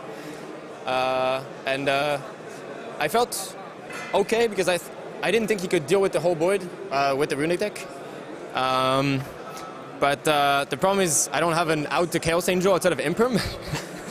And so when he slapped down Chaos Angel, my only win con was to try and whittle down his resources, loop the Desiree, try to get rid of a card, and hopefully I drew into Imperm fast enough. And eventually I scooped because I realized I was not going to draw it in time. And if it takes me too long, he just goes first, and he just wins in time. Yeah, so one of the potential win conditions here in our next clip was maybe the Nightmare Pain, but you can see he goes after it with the Chaos Angel. So, I mean, when he did that, you were thinking, right, I just now I don't have a win con ramming into it, which is obviously well played on this part. Okay, well, yeah, I mean, that's got to be tough after going first. You've got to, you know, you've set up this great field, and then all of a sudden, just the one Chaos Angel. But you kept through, and then in the second game, in our next clip, it looked like a much less intimidating field you set up right at the beginning here, just the Desiree. So why did you choose to end like this rather than... So he activates more Charmy, and when you have a normal Lotus, it's difficult to make a full board without giving him like 2 or 3 draws. And I know Desiree is very, very, very strong in the matchup. He's untargetable. Pretty much his only out is having Destruction. And I knew I had Cosmic for Fountain. I had to gamble on him not having evenly, I guess, if he had a way to deal with the Desiree. And then I knew I had 2 Veiler in hand as well. So I felt relatively safe. I didn't really have too much going on the crackback if he actually broke my field. But since I only give him 1 draw for more Charmy, I felt fairly confident. I had like 4 interruptions. Oh, that makes a lot of sense. And we saw like a really key chain with that Cosmic Cyclone you just mentioned here. So we can see it here. There was a big chain involving an Effect Veiler, an SP, a Cosmic. Hopefully we can get it up in just a second. But yeah, I mean, how did you navigate this one? Yeah, so he went, I believe he went tip for Destruction. And so I realized I could, he would go Hugin, and I would chain Desiree. I would target both. It forces him to use Destruction. And yes, he deals with the Desiree negate, but I know I can negate Hugin, so I denied the second fountain. And then on the new chain, I don't think he expects a Cosmic Cyclone. And since it's 3 runics, it's devastating. He also loses a fountain in the grand game. So it sounds like you pretty much saw this whole turn coming, as you said, with the Desiree. Yeah, because as long as Desiree lives, Desiree is pretty much full combo on itself because it makes Requiem, and so it gives me all the bodies. If he sets cards, it also deals with them, it recycles the sequence, it does everything on the follow-up turn, so... Yeah, I mean, that makes a lot of sense. I mean, it doesn't look so intimidating, just the one card, but you had the foresight that it's going to be full combo next turn, and backed up with the Cosmic Cycle and the Effect Veiler. That's basically everything. Yeah, and also one thing that caught my eye is that he goes more Charmy in the standby phase, I think, and then he thinks for like 10 seconds, and that's when I realized he has a second Molt Charmy in hand, and that's already a dead card in hand, so he's playing with 5 cards to my quote-unquote 4 interruptions. So that's why I felt fairly confident that I could win a resource battle here. Oh, well, that makes a lot of sense. So going into the third game now, right at the beginning, you have to roll the dice to see who's going to start. So what did you think? Did you know what was going to happen? No, not at all. Well, I mean, here we knew what was happening. The person who goes first, who wins the dice roll, gets to choose. And then we have 4 turns total, so 2 of my turns and 2 of his turns. And so we would check the life points for the first time during his end phase, his second end phase, yeah. So did you have a plan going in for that? Did you feel like you needed the time win condition, or you thought you could just try and win on a battle phase? I had a time win condition, but I thought with the hand I had, I could go full combo, and if he has the Dark Blue droplet, he has it. But I think otherwise it's impossible to beat it, and there's a lot of big beat sticks. So I felt confident I would be able to do damage. So I hard committed to the combo, and mid combo I realized I don't have a redress in my extra deck because I sided, I think it was Nightmare Phoenix and Access Code because I wanted now to Chaos Angel, and Phoenix is just good in general against runic decks. So I have to improvise. I make sequence too early, so I have to use Requiem to turn it. I was a bit dizzy on that turn, definitely, but it worked out. I still end on I think I end on a very solid board. I'm playing around Sphere Mode and Lava Golem because I don't have a monster in my extra monster zone. And usually when you go full combo, you have a Murkraker, and so they summon it in the zone that's pointed, and you can't use the Rage because you don't have a link. You don't have a link zone. Oh, that's a very neat trick. Yeah, that makes a lot of sense. So, speaking of time win conditions, there was the Spooky Dogwood, which we saw in the next clip, drop from Zeki. Yeah. What happened here? And here honestly I panicked because I'm like, okay, now I don't really have another summon on this turn. I only have the because he's plus 18, and I'm like, if I go battle, he's probably gonna go Gary, and that's when in my head I'm thinking, okay, I can crash with the 2 U-Bells, and then I can clear the Gary. I'd still have a really difficult field, and I know I have Joel, so it's difficult for him to play on the following turn. But what I should have done is just activate Phantom. I still had a target to destroy in my deck, and then I could have done much more plays, and maybe I could have even OTK'd, or at least have more than 200 life points ahead. Yeah. So it must have felt pretty nervy going in with this, the 200 life points. Yeah, I mean, the thing is, I didn't realize the play until after when we discussed it. He was like, I activate Spooky Dogwood, and I'm kind of hoping you're misplaying, and well, I actually didn't use the Phantom in that position. Well, I mean, 200 life points was a short lead, but it was enough to win the game, so congratulations on making it through to the top 4 of the YCS. Well done. Thank you. All right, and now we're going to hand back over to Ed. Not Ed, we're going to go straight to a little cut and then straight into our semi-final, so stay tuned, everyone. Feature match immediately, getting ready to get straight towards that final. In front of me, I have Yasin Sahli and Julius Schwarzkopf, who are ready to jump into this match. Gentlemen, we're going to do a high roll to see who goes first. Who would like to roll first? Julius will roll first. And that is a 6 for Julius. And that is a 10. Are you going to go first, Yassine? Yassine is going to go first, so I'm going to hand you guys over once again to our Italian and English commentators. We've got Alberto, we've got Tom, we've got Marcello, and they're going to take you through this top 4 feature match. Gentlemen, we're almost there.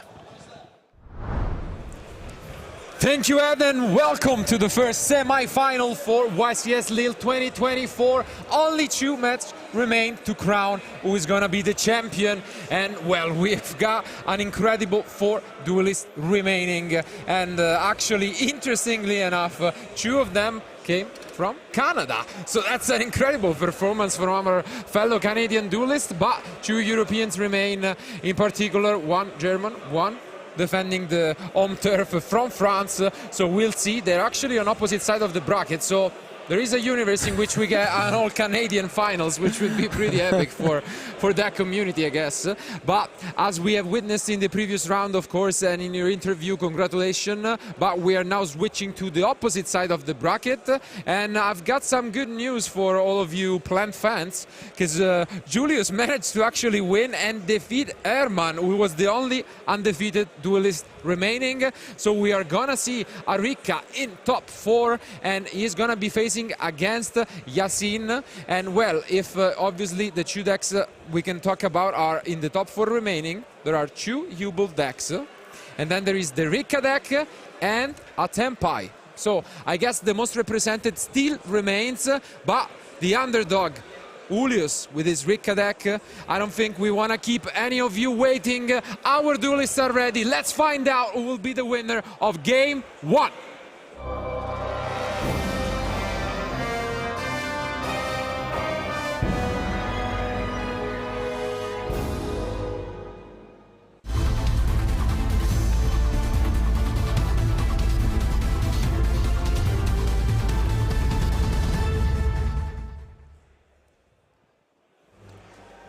And here they are, Time Wizard making one last appearance as our mascot, but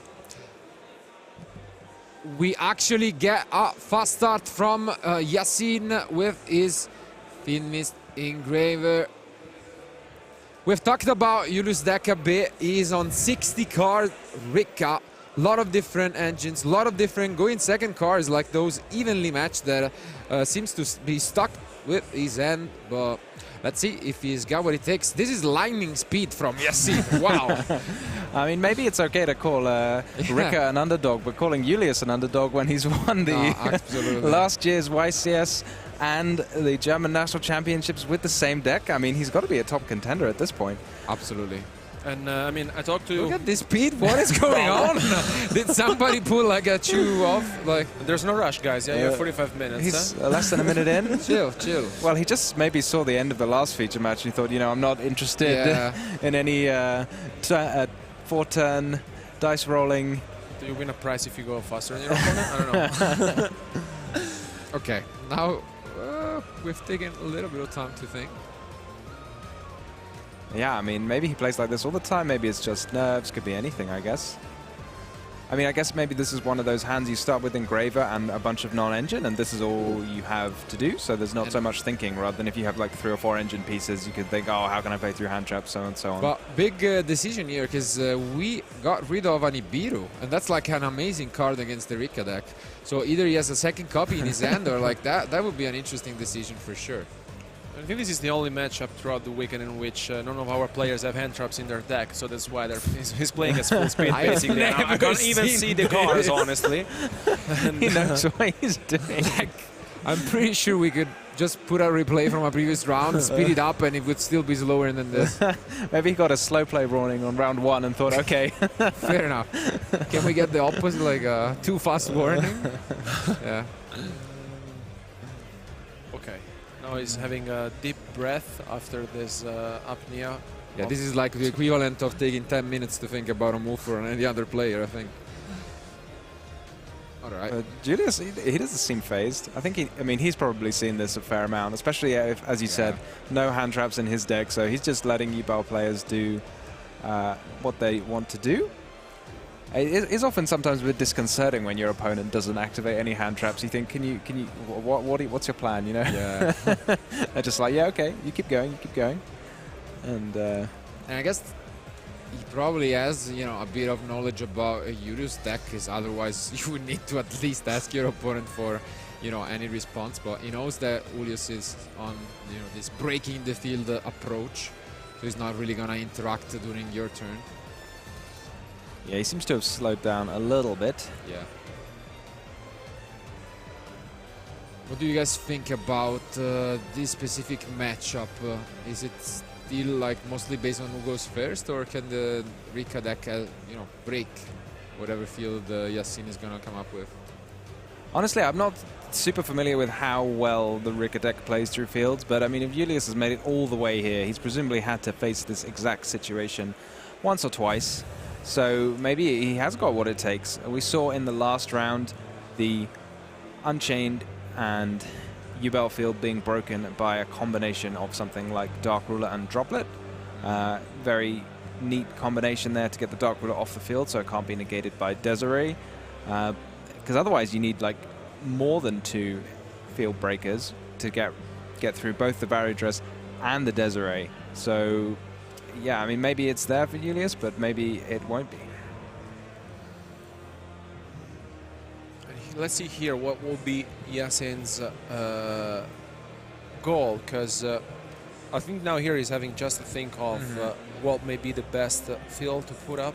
Also, kind of interesting, is he also on Chamber? Because he just said the escape, and we have always seen Chamber this weekend, and maybe he has actually decided to, yeah, he's just playing the escape, it seems. So a little bit of a difference here, but wow. And I guess it's probably got to be a couple of non-engine pieces, right? Because he only used the singular and this engraver, and then he discarded a Nibiru. So between that, like not using any more engine and discarding a non-engine, I guess the cards you're expecting to be other non-engine, but I don't know what you'd like set. Maybe it's an infinite impermanence or something. But maybe. Well, I know one thing for sure, that if your opponent asks you battle phase, this could be scary. But okay, luckily for him, that's not the case at the moment. Yeah, it's almost the opposite, right? They're playing a continuous spell that's never leaving the field. Well, it's not never leaving the field, but, you know, not easily going to leave the field, so unlikely that the evenly match is going to come down. Yeah, we are going to give some translations to Yassin, and this is the one copy of Narika Bloom in the deck. I think the Evil Seed is the ideal one to draw. I don't think the other ones are they're not terrible, they're not kind of bricks, if you like, but they're not ideal.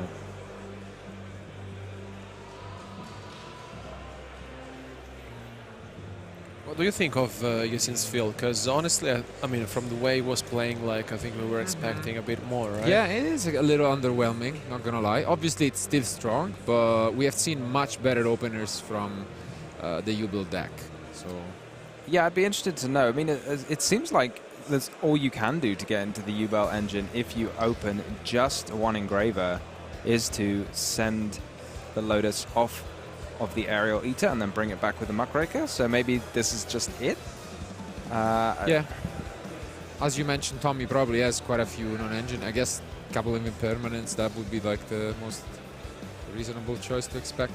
And maybe that last card, you kind of have to have a read on Nibiru, right? Because in my mind, you're never keeping an impermanence over a Nibiru if you have just the one copy. No way. Of each. I agree with you.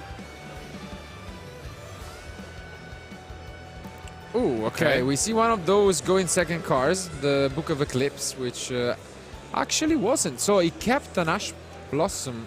He shouldn't have any more cards, right? Yeah, he's out of cards. Yeah, his hand looks empty, so I guess those face downs. I mean, maybe we could have a peek at his deck list and see if there's any sneaky trap cards or anything like that. But no, honestly, I think it's gotta be the impermanence, and then we'll have to. I mean, wait and see how this will play out, because as you mentioned, the Nibiru was there. Obviously, with this opener, the Nibiru can be a double-edged sword, so maybe that's why. Yeah, maybe he's worried about the follow-up. Yeah. But kind of at a minimum, you're going to end up with a Phantom on the next turn, because you're going to have a couple of zero-attack monsters. You're going to get to add a Fiend back from the grave with that Unchained if you destroy it with Escape. Yeah. Do we have a Droplet here? Because, I mean, we're still thinking. I can see it only as the first, I mean, only option. I guess that would be considering it, it, and but for now, no. I suppose theoretically, if he runs Called by the Grave, you could be thinking about whether to chain that. Oof, but it is a trust. That's a great one. There is no grass, right? Even though it's on 60. Unfortunately, I was hoping for a grass deck, but yeah, it is plants, so yeah, it makes sense. Makes sense. You need grass in your plants, you know. But I think, yeah, his grass is probably green enough, I guess, with this deck. And yeah, we just go for talent. Do you reckon he's got a U-Bell in his deck and he can just take the Phantom now? Of course. Let's see. Yeah, they're quite nice one-sided interruptions, if you like, because a lot of the time someone leaves a couple of interrupts and you can take it with talents. You can then use it yourself, but you can't use either the Rage or the Phantom as an interrupt yourself. Okay, and there goes the match with the Ragnarika Bloom. And yeah, as expected, there was indeed a infinite impermanence, if not Shu, face down. So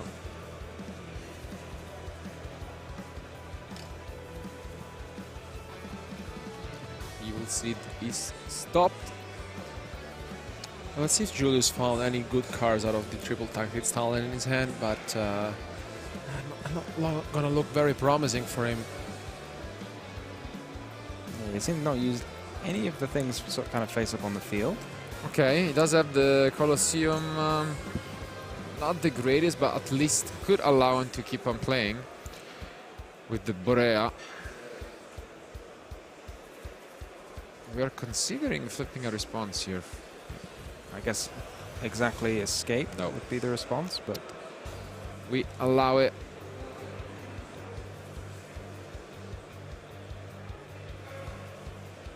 Is Borea an effect that starts chain when you summon it? Feels like it ought to be, but sometimes cards are not quite like that. I think it should be, yeah. Yeah. Because you target it first.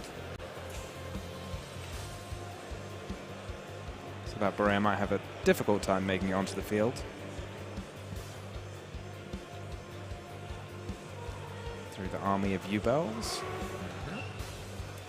I mean, even if it does, we still have the Soul of Rage, and yeah, it's not gonna be an easy task. But yeah, there was a droplet indeed, but waited, and now we can use it for Shu. Getting excellent value off the droplet there. And the Samsara, interestingly enough. And yeah, seems like it resolved, so. How many cards has he got left now? Just the 2, maybe? Might be on 3, to be fair, because he did draw 2 with... Yeah, I think he was on 3.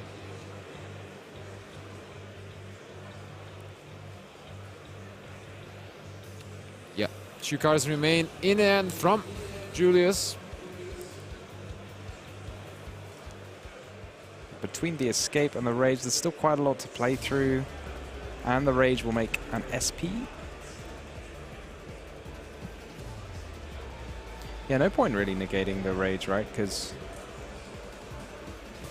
rage will get escaped before it uses its effect and just take a short break in the graveyard before returning to the field.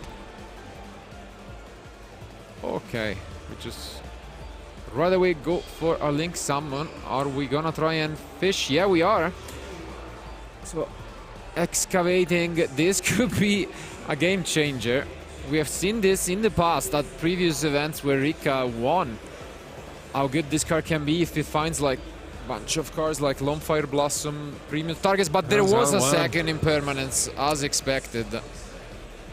Oof, this is a tough situation for Julius. I think it might be one of the last interruptions. He's gonna go and try to push, but that was what he needed. So here comes Mudan. And only one more card in the end.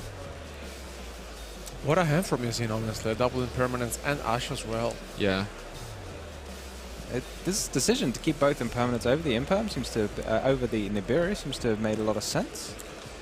Yeah, what we were briefly mentioning was, again, with the lack of engine, he prioritized just keeping, I guess, his own field, because he wouldn't have much of a follow-up if he just resolved the Nibiru, so... Yeah, I mean, these 4 monsters, they've not done anything yet. They've just been sitting there kind of menacingly, you know. Okay, and here comes the big difference, and that is enough. So Yacine takes game 1.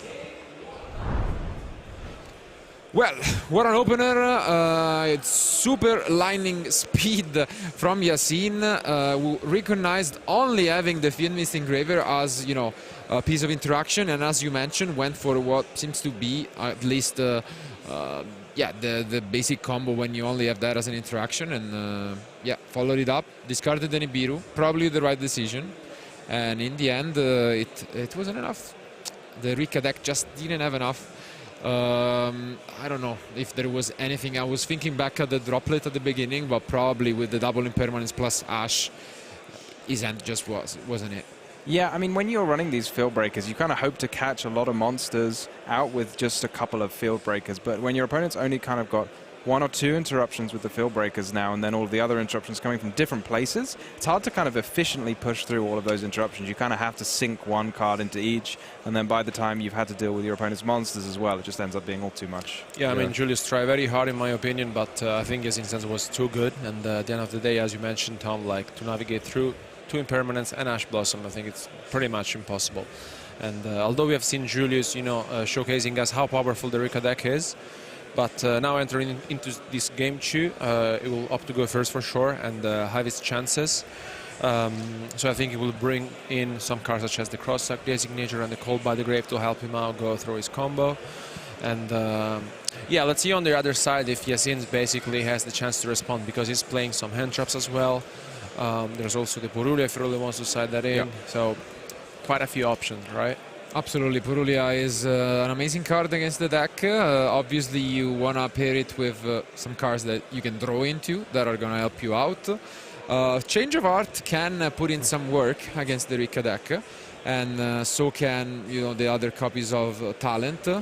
But yeah, he's gonna have to try and adapt. It didn't seem to be extremely comfortable with the Rika deck. Makes sense.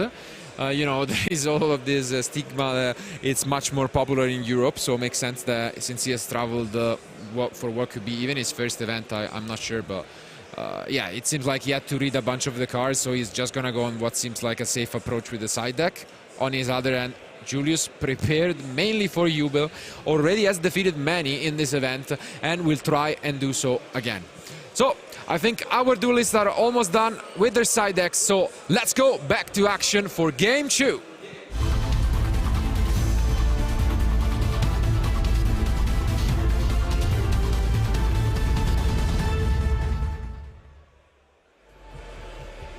You reckon maybe Yacine was going so fast so he could tell Julius, hey, I went really fast. Come on, go, go, go. Nice return. And there's a Purulia. Yeah, oof.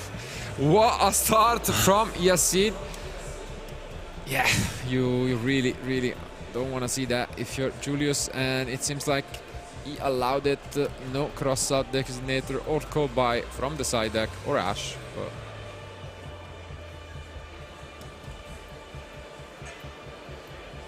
it's definitely one of those decks where the Purulia can put in a lot of work. So want to see how Julius try and navigate this. Yeah, it does special summon an awful lot. And a couple of those are from the hand. Not much you can do, really, it feels like, with the Rika deck. It feels like you kind of want to go all in. Yeah. And we start with the Evil Seed. Let's see if... oh, and there is a Vader, wow, which is drawn by the Purulia, by the way, because didn't shuffle his hand. So. Maybe he's hard drawn the Sunvine Sowing. Oh no, just getting that in the grave for we the do have a Borea. But again, one of those other cards that give Yacine a draw. Yeah, and it's going to search the Regulus, which is going to be another draw. Ooh. Yeah, as you can see, there are some decks just like flow wonderies as well, which just keep on summoning from the end, and you know, in those matchups the card just gets so much better. Yeah, it feels like there's just very little downside to putting it in your deck as well. Just stop your opponent a little bit, and sometimes even more. Oh, he did hard draw the Sunvine Zone.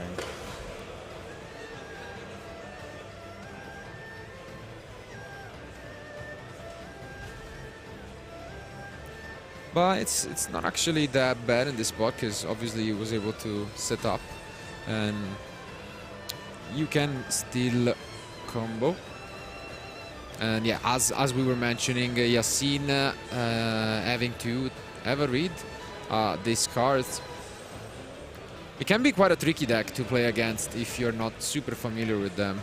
There are a lot of very much unique like effects. We have seen it previous finals, and yeah, now comes arguably one of the best cards. Yeah, this feels like almost like a Zold, one of those cards that is absolutely powerful for the type that it is in, and yet we can still use 3 copies of this, so yeah. Maybe one day it will go the same way, but for now, Plant players can enjoy using it. Ooh, there's a Ghost Ogre. Ghost Ogre, another one of those not so popular choices, but again, a card that Yassine maybe wasn't too familiar with. And yeah, you can see him having a little bit of a shake of his head. And I mean... Yeah, that's got to be very frustrating. Just one of those little things in the graveyard that's completely dealt with one of your hand traps. Yeah. And on the other hand, you can see just how many times Julius have gone through this. And yeah, on the other hand, Yassine having to read all of the cards can definitely take away a bit of your focus. You see him being a bit confused on how this works.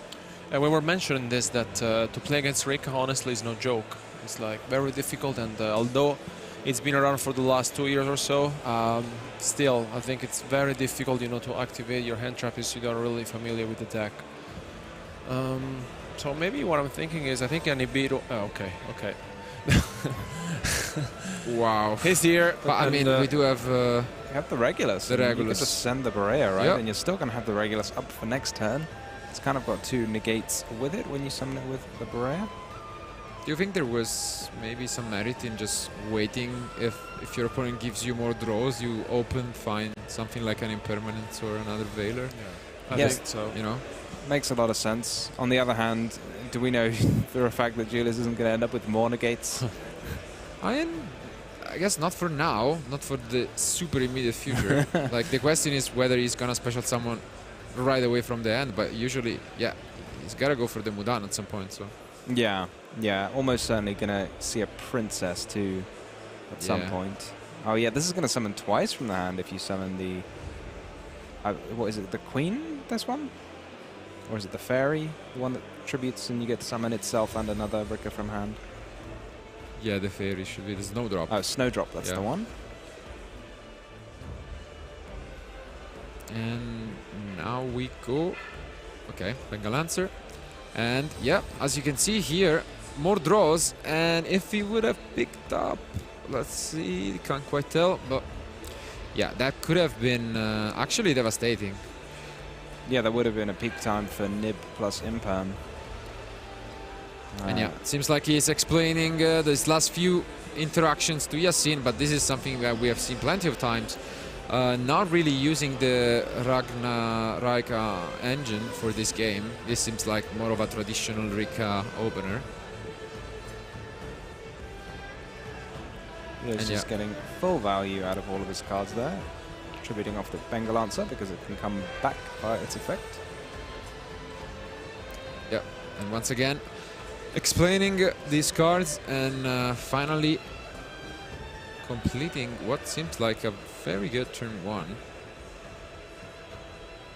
Replacing field spells, getting the sheet, we can assume. Yep, there it is.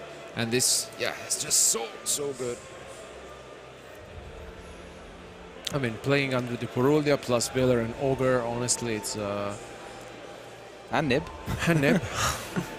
Even with this abridged combo through 3 hand traps, it still feels like quite a lot. I don't know why, I was kind of sure that when he activated the Nibiru, he had like a Velar or an Imperm. Yeah, I mean, when you're Julius, I mean, maybe you just kind of assume your opponent doesn't know what they're doing. Because if you 100% think your opponent knows what they're doing, are you supposed to tribute off the Regulus just straight up and prevent Nib? Prevent a possible Imperm? But then again, if your opponent like was being super careful, you just Imperm the Regulus before activating Nib, and then so it has to be a bluff almost. Right. Otherwise, we're getting too deep in the mind games. Yeah. But now the play is on Yassin. I think he's on 7 cards maybe, but 6 or 7. And now it starts things off with this Dark Beckoning Beast, which actually prompts this Droplet. And wow, we see the Mulcharmy. I guess maybe the one-off for the cross-out was actually drawn. I think that's exactly it. Getting double duty there, the Droplet negating both the effects to search and preventing an extra normal summon. And yeah, for now this is it. We have multiple ways to interact with the Ubel deck at the moment. So Julius just... Is this time for just the sheet? Just take those 2 monsters off the field at once. Yep, that's what he is explaining. Exactly gonna tribute the Larry and then take away the Beckoning Beast. And now still has 3 interruptions at least, with a compulsory kind of like effect negation plus a destruction. So this is still tough. We have 1 for 1. Oh, okay. Discarding Engraver. That's a good one. I was thinking it made possibly more sense to tribute the Beast and take the Lurie, because that would deny Yassin a Light Fiend in the graveyard. And I was thinking, oh, that's probably not going to come up. And then all of a sudden, 1 for 1 discards Engraver. Do we negate this with Regulus? I would do it, I think. There is some merit to it, for sure. Is the Lotus a quick effect, though? The Samsara? Yeah. Because if not, you can just... Surely it's kind of better just to tribute it with the teardrop. The summon from deck is not. Yeah. I feel like the Regulus is better to hold on to compared to Teardrop or Julius agrees. And it does resolve. I mean, Yassin had so many cards this game. Julius is showing off how much it takes to efficiently deal with this. I was also thinking Venga.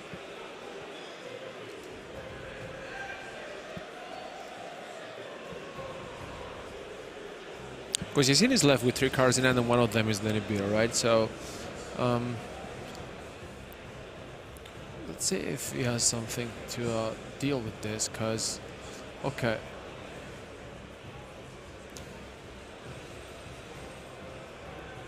There's not a princess in the grave as well, is there? So Julius just going over the graveyard there? Don't think so. There might be, but I don't... Yeah, I'm not sure on that. So right now we can still return something to the end with the Bengal Lancer, and we have the Romulus. That's about it. So that's also what I think Yassin is asking. Yeah, I mean, this feels like it's going to be enough, right? I was just straight up returning it there, maybe in response to the Requiem effect. So that was going to force out an interruption. Anyway, guy still has the Nightmare Throne. The throne. The throne is there from Yassin, and we use the Regulus. Is there still another push from Yassin? Last card in hand, basically, this because is so much, and there is not. So a pass back. Julius navigating this perfectly, but is there enough to close this one out, or is he gonna just pass back? Yeah, you've still got the sheet because you have the still have a Rika monster on the field. Glamour. Should the Nightmare Throne be in the graveyard? I feel like if you negate a field spell effect, the activation, doesn't it go to the grave? I think Romulus only negates effects, by the way, but let me check. But well, if you negate like the I know what you mean with like continuous or field spell, it just never resolves. So I think it's not going to be super important this game, but... Yeah, he only negates the effect. Oh, it doesn't negate the activation, okay. Yeah. Oh yeah, that's important with the Rose Whip, isn't it? I'm not sure Julius felt the need for that one, but...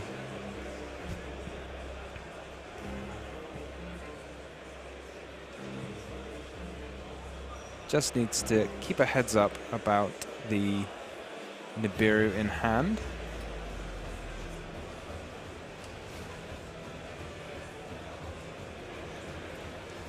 Yeah, I don't see a universe where Julius just forget. As you mentioned, he has been in this spot before. He's used to playing on stream and under pressure, and it's just showing us. Looking really good to just tying this one out, but yeah, I mean, he had to fight through everything. A lot. Yeah. Yeah. And there it is. He manages to do it. Yacine has seen enough and he picks up his cards. We are gonna go to a game 3. And wow, what a show from Julius.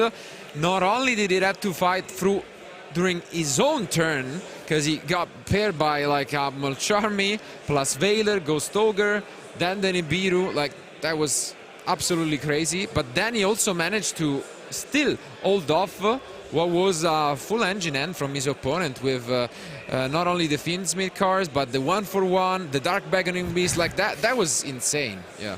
Yeah, I mean, I was thinking like maybe it's quite difficult to effectively use Field Breakers against plant decks because they just have so much, but those are like premium hand traps.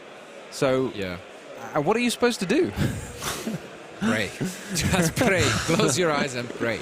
But I mean, obviously now the roles are reversed as it is gonna be Yacine going first again, and well, Julius' pressure is similarly to what we have seen. It will just allow him to do whatever, and then taking a look at his side deck, maybe putting in some more going second cards. What do you guys think? I mean, having had a look at Julius' side deck, it feels like a lot of it's tailored to going first, and he's just got such a packed main deck for going second with the Dark Rulers, even these Droplets, Eclipses. I mean, this is a 60-card deck, remember, so, you know, there's not quite the high density of these cards as you might think, but other than that, his side deck seems to be devoted to cross-out targets almost. Yeah. So, which makes sense because, as you mentioned, he probably wants to take out almost all of those 12 going first. So, yeah, that is something to consider. But on the other hand, Yacine just gonna maximize his deck and his consistency for going first, and gonna try and just repeat what he did in game 1. And yeah, I think no matter what, one of these two duelists will be a great contender for winning the title and advancing to the finals, where they will be facing the winner of the other semi-final, which, as we have mentioned, is the one between the winner of the previous future match on Jubel against the last remaining Tenpai deck. So we'll see whether we have an all Jubel final, so some more diversity. But without further ado, for one last time, let's go to the table for this semi-final.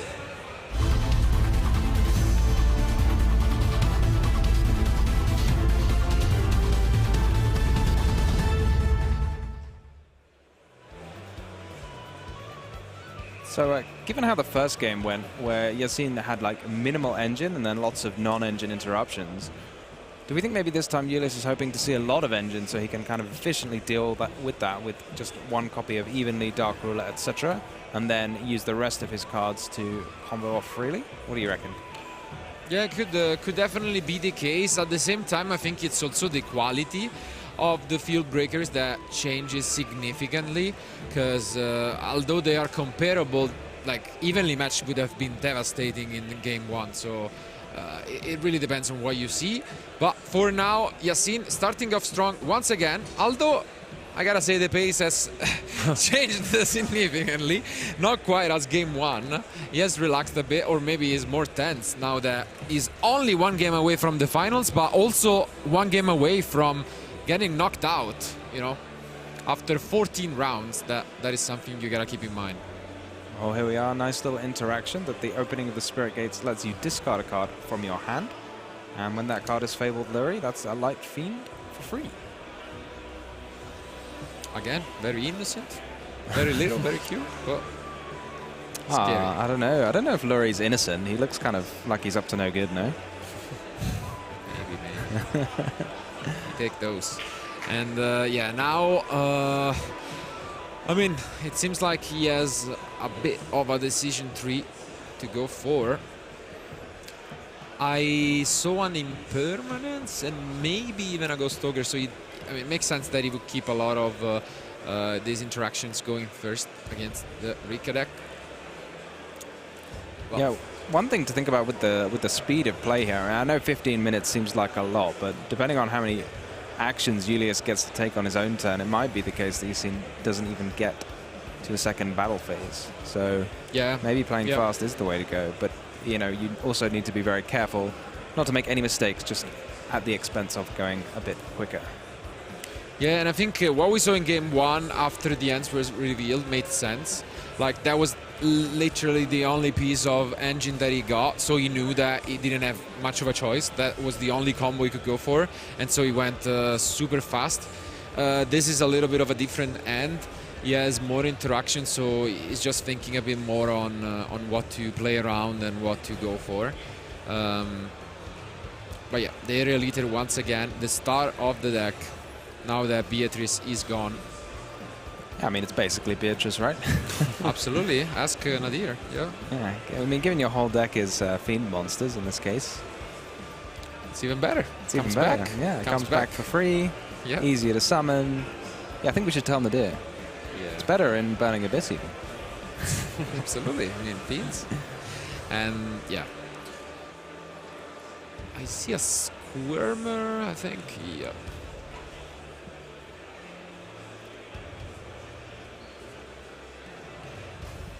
Okay, we now commit to a play, go for the Muckracker, and we are using the effect to just bring back this Samsara the Lotus. Yeah, once again, the Muckracker really proving its worth in combination with the Aerial Eater, allowing you to get into your U-Belt engine when you otherwise wouldn't be able to. Basically, how, you know, any one starter can get you into your U-Belt and Fiendsmith engine is very, very impressive in this deck. It's very smooth. Such a great card, and now we are using the Samsara. And as you've mentioned, Tom, the time, I think, will for sure become an issue at some point. We have seen these duels last even for 25 to close to 30 minutes. So like 13 is not that much at all. And yeah, if there's one deck you don't want to be in a little life point struggle with, it's Arrow Mages. Totally. Very good at gaining a couple of life points here and there.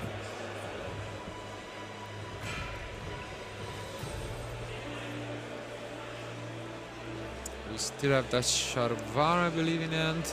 So the good thing, I think in a matchup like this one, the decision from Yassin to include Escape instead of Chamber is actually massive. It's like having a different kind of you know, interaction can really be even better when you're facing you know, field breakers. So we'll see whether that will be the case as in game 1, where that was the card to which Julius scooped up. Yeah, that makes a lot of sense. It's something that players haven't seemed to reach a consensus on as to which is the better trap. I mean, they're both powerful traps, so maybe some people will just think, you know what, I'll just play both. Alberto. But yeah, in case you draw one, right, then you can just get the second one. Yeah. And have fun. Not gonna The lie. more trap, the better. Yeah. And yeah, this definitely looks much better than game 1 as an opener. But we are actually going for an XYZ. Interesting Beatrice? here. Nah, I don't think so. And yeah, it's gonna be the Icing Caesar, such a strong card, able to stop a lot of the engine from Julius. Those unexpected dies, for example. There are a lot of interesting cards that card just shuts down. It's showing like a somewhat of disrespect to Nibiru here, I feel like, because Yeah. just before the Wave King Caesar came down, it could have been on the field. Maybe he just knows. I mean, Julius probably just got the one copy of Nibiru in his side deck for the And he has one, finally enough. Designator. Yeah. So, I mean, I guess 1 out of 60, but it's still, it could still be in his hand. I mean, obviously it's not, but could have been.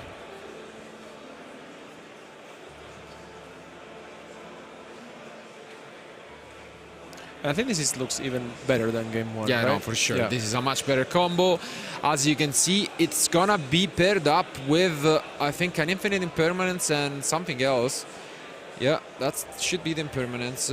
We are still vulnerable to that battle phase, but yeah. Yeah, I mean, you're totally right. No Varudras and no Desiree. Julius, if he can get out. We're not done, Oh, though. we're not done, though. Yeah.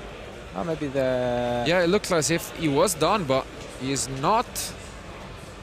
Oh, no, I think the Grave Squirmer just got tributed and then the Lotus came out, so Yeah. this might just be... Okay, is that it? 10 minutes remain. And that is the end of the turn for Yacine. Julius pick up his cards. Does he have the evenly matched? I think he did say battle phase. I don't know. I saw just a very unhappy face from Yacine. It is the battle phase, I think. Oh man, oh man. Is it going to be... Yacine is looking... He has like it. something's He about does to have happen. the evenly matched. Wow, and see, just look at Yacine, he looks crushed. Wow. He knew about it once again. He knew that that could be a possibility. Wait a second, you can't destroy the evenly matched here. Oh.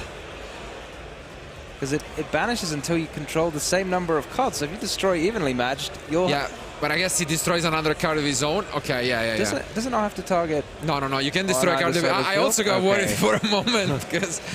Yeah, you can destroy a card of your own, but now in a new chain, at least he has got a couple of his cards destroyed, so good recognition by Yacine. Keeping the Eye King Caesar. Maybe evenly matched too, you know? Oof. And now he's considering this Yama as... Going to add back the Yama with the Soul of Rage. Activate the U-Bell to summon the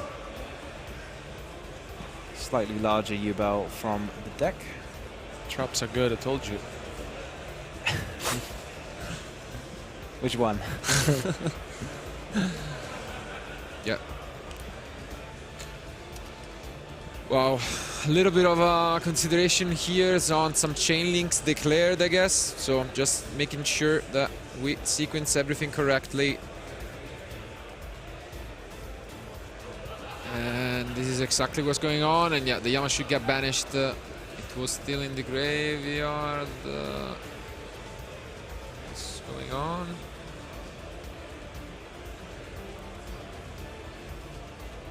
Okay. Then resolve the Yama.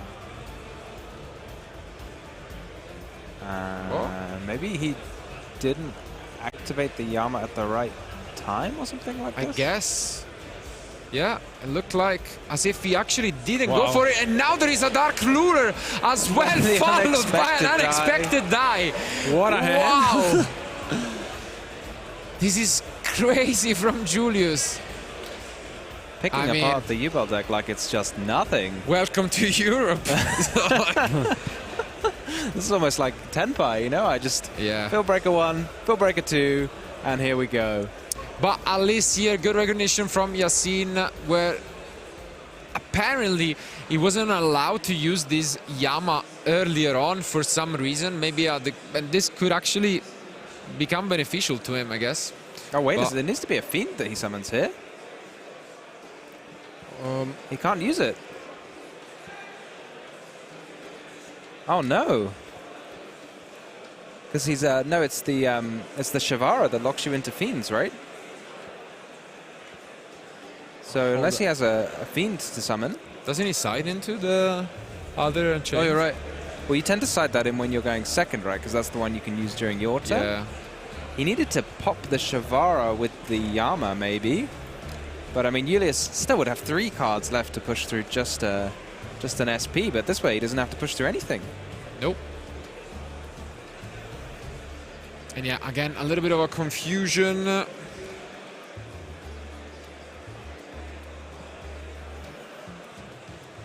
But yeah, that nearly benefited him quite a lot, having missed the Yama. Yeah, and I think in the meantime we can actually go back to us while there is a discussion, as the head judge is required due to the essentially what happened in the previous turn, where we were confused about the activation of the Yama, was that the Yubel would have missed timing, and then since the activation, you know, there was obviously a warning, but now they need to check whether there was a previous penalty of the same kind from Yassin. So obviously in this case is as a formality, we need to call the head judge over. But I mean, for now, this semi-final is a roller coaster of emotions, honestly, as we would expect. Yeah, I mean, absolutely clutch from Julius here, like the dream team there, if you like. Evenly matched, followed by a Dark Ruler. I mean, it just goes to show you how important those sort of what we call Omni negates are, the ability to negate any card your opponent throws at you, because if not, then you're very, very vulnerable to an evenly matched. Yeah, I mean, I think this is what we were saying before while Yassin was doing his combo, and I mean, we were saying, what if Julius has the evenly matched, right? And might have jinxed it. Well, yeah, we did discuss that. Indeed, there is a huge difference between what we are seeing in Game 1 and what we are seeing now in Game 3, and that is mainly due to the evenly. Wow. I mean, I guess in this case, it wouldn't have mattered that much if he was able to even set up with what you call an Omni negate, because he could have just sequenced them the other way around with the Dark Ruler first and then the evenly. And so, like, that is definitely a scary opener. But it's definitely tough. And once you basically haven't even committed your normal summon, there is so much that the Rika can do with just a single card, let alone 3 more. So, yeah, this is looking phenomenal for Julius, no matter what the outcome of this call will be. And yeah, if that is the case, we might have yet another Rika in a final of a European event. I guess it just is the deck. And Julius is proving us, just like Jessica did in the past, that when you pick on this deck and just focus on it, it gets you there. Yeah, I mean, you did ask at the beginning of Saturday which deck I thought was going to win, and I stand by that, Rika. Yeah, absolutely. So maybe once again, the problem, as you mentioned, is in a previous round where we featured it, was players had to read everything and understand the deck, and now the deck has changed, you know, once again, as it did with the Ragnarika, and yeah, it doesn't seem like it's stopping anytime soon, and yeah, this is definitely different. But let's go back into action as the match is rewinding. There will be no upgraded penalty, as the previous didn't have a previous warning of the same type, and then we can move on. So as you can see, Julius has now gone for the Lochi. I think the penalty is now you have to watch as your opponent plays half of the monsters in their deck, and you sit there powerless with the Unchained Soul of Rage, unable to link summon anything without an appropriate Fiend monster in your extra deck. Oh, just in case. Yep, and there is even the droplet. I think he even had the princess, right? Discarded from it? Yeah, yeah, he had the princess as well. What a hand from Julius. Oh, wow. I mean, 60 cards is the way. It's just a better number. Yeah, this is crazy. And I actually glimpsed that one Nibiru in the deck. So you were right, Tom. There was a universe in which Yassin would have been punished by that one Nib. So that would have been a funny one.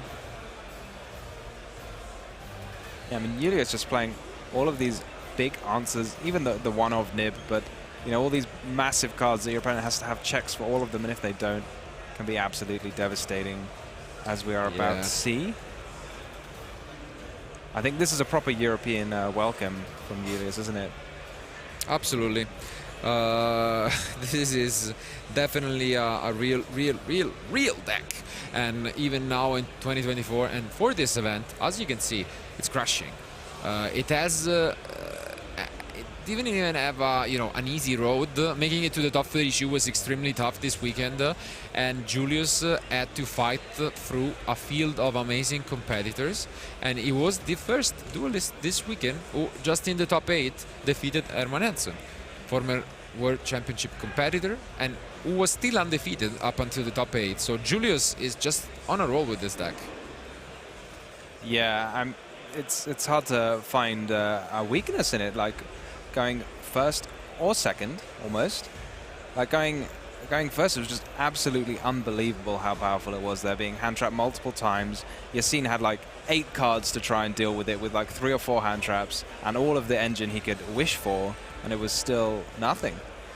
And here we see going second, Julius has got all the tools he needs in the non-engine, and then followed by just one innocent-looking Seed, which I'll maintain is slightly more innocent-looking than the Fabled Lurry. I guess so.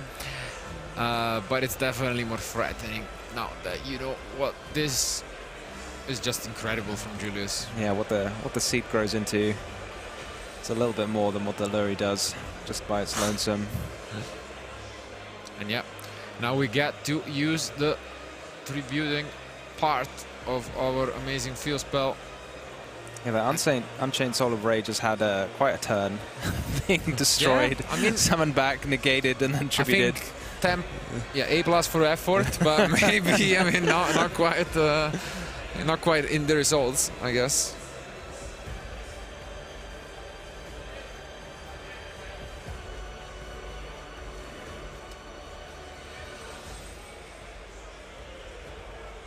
Only thing for Julius to keep an eye on whilst he's having all of his fun is not to somehow end the turn with less life points than his opponent, because you do pay life points a couple of times, or at least once with that Humid Winds. I think you have to pay 1,000 and you can search an Arrow Mage from your deck to your hand, but I think you then gain a few life points afterwards. I think even after all this, he's probably going to have enough time to swing for game the normal way on the following turn. Yeah, he also has ways, obviously, to keep on getting life points later on, and yeah, we'll see whether he's able to just get over this gap. But as you have mentioned, there should be enough time to just have another turn. Yassine doesn't have anything outside of this Shervara, so yeah, I'm feeling an Elemental Hero Bubble Man off the top. Yep. Let's draw 2. There goes the other Jasmine.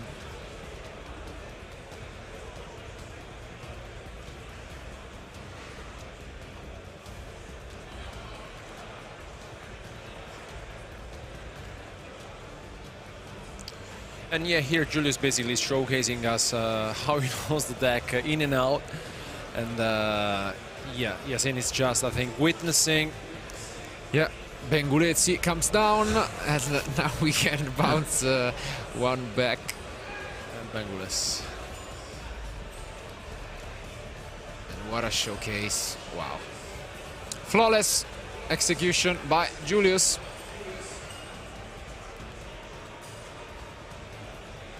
And now we are ahead, by the way.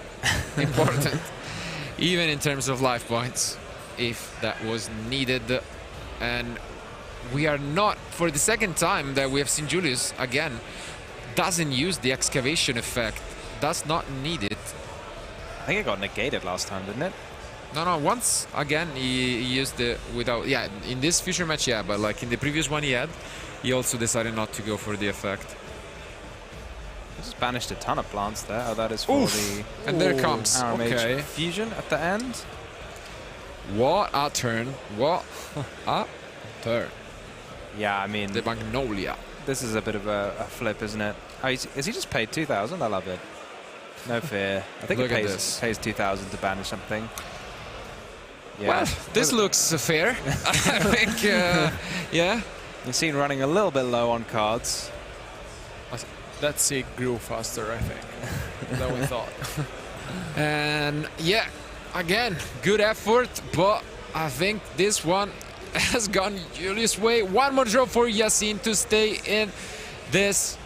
Don't think of a card that can keep him. Is definitely not the Ash Handshake. It is Julius who wins, accomplishes an amazing comeback, and makes it to the final of YCS Lille. What a run. Yeah, I mean, this year for Julius is an absolutely crazy, winning a YCS, German national championships and now into the final of another YCS. Alberto, do you think is it going to take it home? No, I mean, like, I'm speechless, honestly. Like, it's so confident. He's humble at the same time. He knows the deck in and out.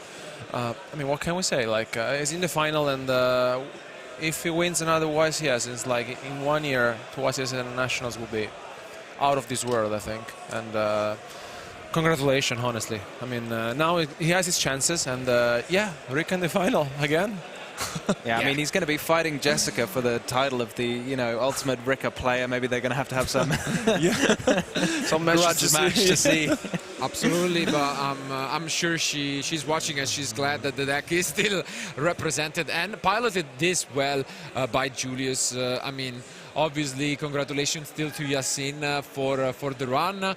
He made it all the way here, coming from Canada, and we'll find out soon whether the other Canadian representative is actually made it to the finals and will try and avenge his colleague, or whether he has also fallen victim. But no matter what is sure that Julius is just on a roll. Absolutely has been crushing it. Deserves another chance at a title, which would be absolutely unheard of. And yeah, doing it with the same deck is just incredible, just adapting to whatever threats you're facing. And I think we did mention it at the start of the day. And by the way, wasn't that your pick? Yeah, I said so. It was my Yeah, pick, exactly, yeah. right. So you did manage to make it out. So good job. Thank you very much. Good job. And I mean, no, I was saying, and I've repeated myself a few times this weekend, that when you have a format such as the one that is this for YCS Lille, so a new list suddenly released, no events, I think one of the best strategies is often to just pick the deck that you're comfortable with. Obviously, if the list was, I guess, gracious to it, and then just adapt it and come up with that, because your opponents are gonna need to adapt their decks more than yours, and you're just gonna be used to what you're doing, and that is exactly what has happened for a lot of duelists this weekend, in particular Julius. So I think it's just an incredible deck list, an incredible choice, and yeah, that was very, very well execution by him. I can't wait to see him in the finals. Can't wait. Yeah, it's going to be a fantastic finals. And I mean, maybe for Julius, he might have thought, you know, prior to the new Forbidden Unlimited list, this was the best deck, you know. And then, you know, going in, absolutely no change. Well, okay, absolutely no change for me either. I'm just going to take it. Yeah, I mean, and honestly, I think that, I mean, being at this age and having your chances to compete and winning another YCS is going to be incredible, honestly. What a feeling it has to be. And can't wait to see the final, to be fair. Yeah, and before we do that, and before obviously we get a chance to find out who his opponent will be, I think I want to have a masterclass from Julius on how to play this deck, and so we'll get the chance to get into his head and know what were the decisions between his plays in this amazing semifinals. And to do that, we'll just go straight to Nadir for the post-match analysis. Welcome back, everyone. I'm here with Julius for the post-match analysis. Congratulations. We're going to keep this nice and short because you do have a final to go and play, and you can give us another masterclass on how to break fields with that incredible plant strategy. Real quick, first of all, you're playing 60 cards and field breakers more so than hand traps. Any reason you found that was the way to beat Ubel rather than trying to disrupt them? Yeah, it's so kind of important to have the 6th card, especially in such a deck where, like, I play so many breakers in a main deck. I have very good combinations you can draw, like evenly plus droplet, or like also the Dark Ruler you saw in game 3. You have like a lot of good combinations to draw, and like also Ubel is so, yeah, it's so good into hand traps that I didn't think it's gonna be worth to like play hand traps, because like you have to draw 2 or 3, and that's without a 6th card, so it's nearly impossible in my opinion. So I decided to play the breakers. Okay, let's go on over to clip number 2 here, actually, just so we can skip ahead and get you into the final. We're going to take a look at, this is the Enfield, and you've managed to Ash, Eclipse, Imperm on the Ragnarika. The Sylvan has been dealt with, and then you escape Con into Yama reviving despite the droplet. I mean, that was a wild way to break that, right? Like, obviously his field wasn't that impressive because, you know, it wasn't the full combo, but I mean, as you described, that was just the way to deal with it. Yeah, especially in that game, that was like game 1, so it was very hard to play through the Ash and 2 Imperms. It's like, I couldn't make that. Like without, like maybe without the Ash or without one imperm, maybe I would have been able to make it, but not with 3 hand traps. Yeah, it was specifically the Soul of Rage being able to use on the on the Mudan triggered off the escape. I mean, have you seen a lot of escape? I think people normally play chamber, don't they? Yeah, I think a lot of people are still in chamber, but I definitely think the escape is way better, especially into like cards like evenly. Like you just chain it and like pop your rage and like the Jubel, for example, or like anything else, and then just trigger the Yama, keep like the Caesar. It's like very good into board breakers, I think, but into hand traps, I think the Rebond's better. But I expected like 50-50. A lot of people are on the Rebond, a lot of on the Destroy.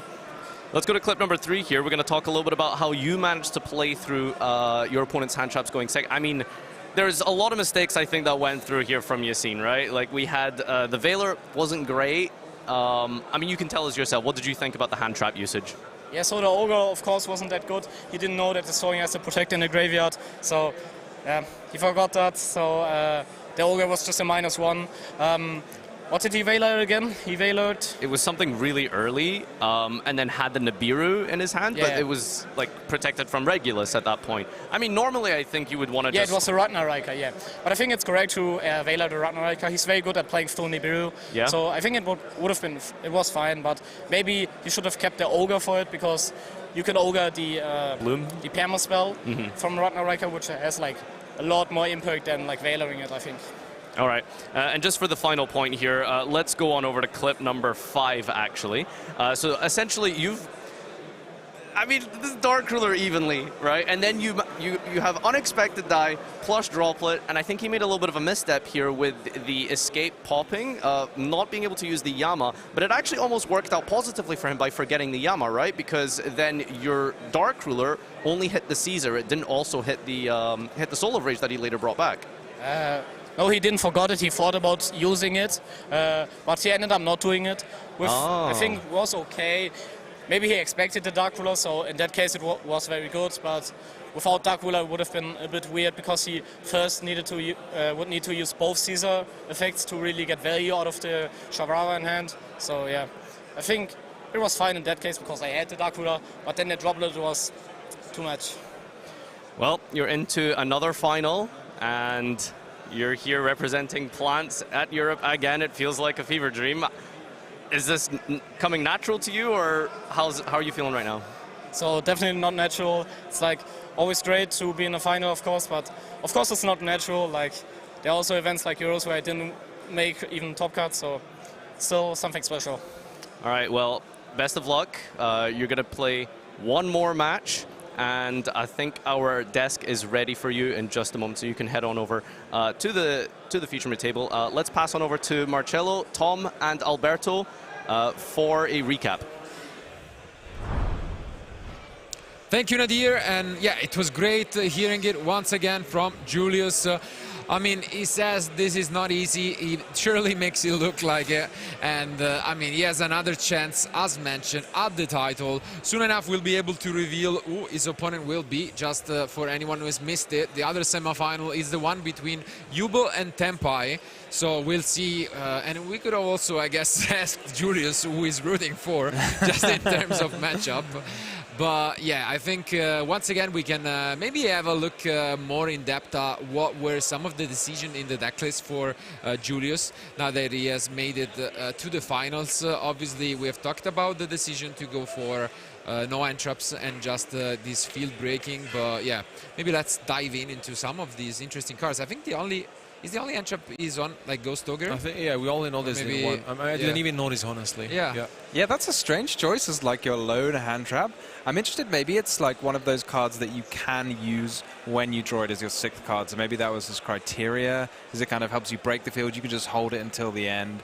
Maybe use it to, I mean, mitigate something like a Desiree. Does it hit Desiree, right? No, you can definitely use it. Desiree, and then you chain it to Desiree, something like that. But it's definitely interesting as a choice. I guess, yeah, it does make sense that similarly to Impermanence, you can draw it later on and still have it, you know, be useful. At the same time, maybe in some of the matchups, it could be the case that he doesn't feel too comfortable against Tenpai, and it's obviously really good at eating the one copy of the field spell nowadays. Yeah, one thing you mentioned, like, who's Julius rooting for? I mean, he's just seen him beat Ubel, but honestly, if you're playing this absolutely heavy, massive combo deck, and you're going to come up against Tenpai who are going to let you go first, I'd be taking that every day.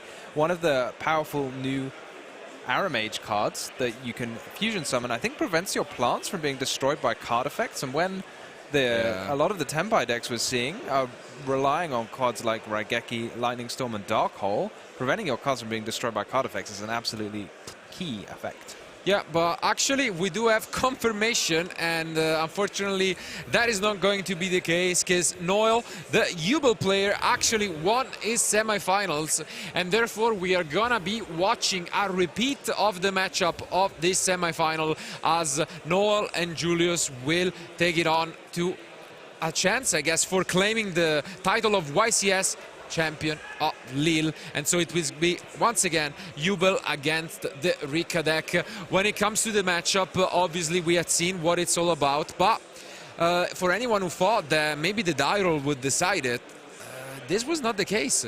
Yassin won the die roll and still was the loser of the match. And I guess this was definitely not was expected. But when it comes to this finals, I think our players, as we've mentioned, are set up. It is unfortunately for Canada, both of their duelists lost out. But this means that Europe will indeed take the title. But there is a chance, because Julius from Germany will be facing against Noel from France, and the home turf advantage will play a role. There is still a chance for the French player to make it. Our duelists are ready, although it won't be on us to do the commentary, so we'll say a farewell and thank you for watching, but we'll go to the table and then it will be on the Germans plus Nadir to have it as a commentators. Attention duelists. Thousands have assembled in Lille for the 275th Yu-Gi-Oh! Championship Series here. And it's all come down to this, the grand final of YCS Lille. In front of me, I have Noel Hamel and Julius Schwarzkopf, who are ready to see which one of them is going to be taking home the title. Gentlemen, we're going to do a high roll, see who goes first. Noel's going to roll first here. That is an 11. Let's see what Julius gets. And Julius has rolled a 7. So Noel, are you going to go first? Is he going to go first? Okay, Noel is going to go first, which means once again, for one of these Yu-Gi-Oh! Championship Series, I get to say the thing that I always look forward to saying. It's time to duel. I'm going to hand you over one more time to your amazing commentators, Basti, Nadir and Leo, who are going to take you through our grand final here at YCS Lille. Thank you, Ed, and welcome back, everyone. It's the 275th here in Lille, France, 2024, and we have Ubel versus Plants in the final, Julius versus Noel, the last and final broadcasted event for Infinite Forbidden before Rage of the Abyss. I'm excited. Are you excited? I am. We have the chance to see a two-time YCS champion, one that has never been that young before. I think he might have been the youngest YCS champion. He could be the youngest two-time YCS champion, of course, winning 2 in just a year. But he, of course, will have to fight through Noel, and he looked good on feature with his Ubel deck as well. Absolutely incredible. 4 events in a row. This is the 3rd final now.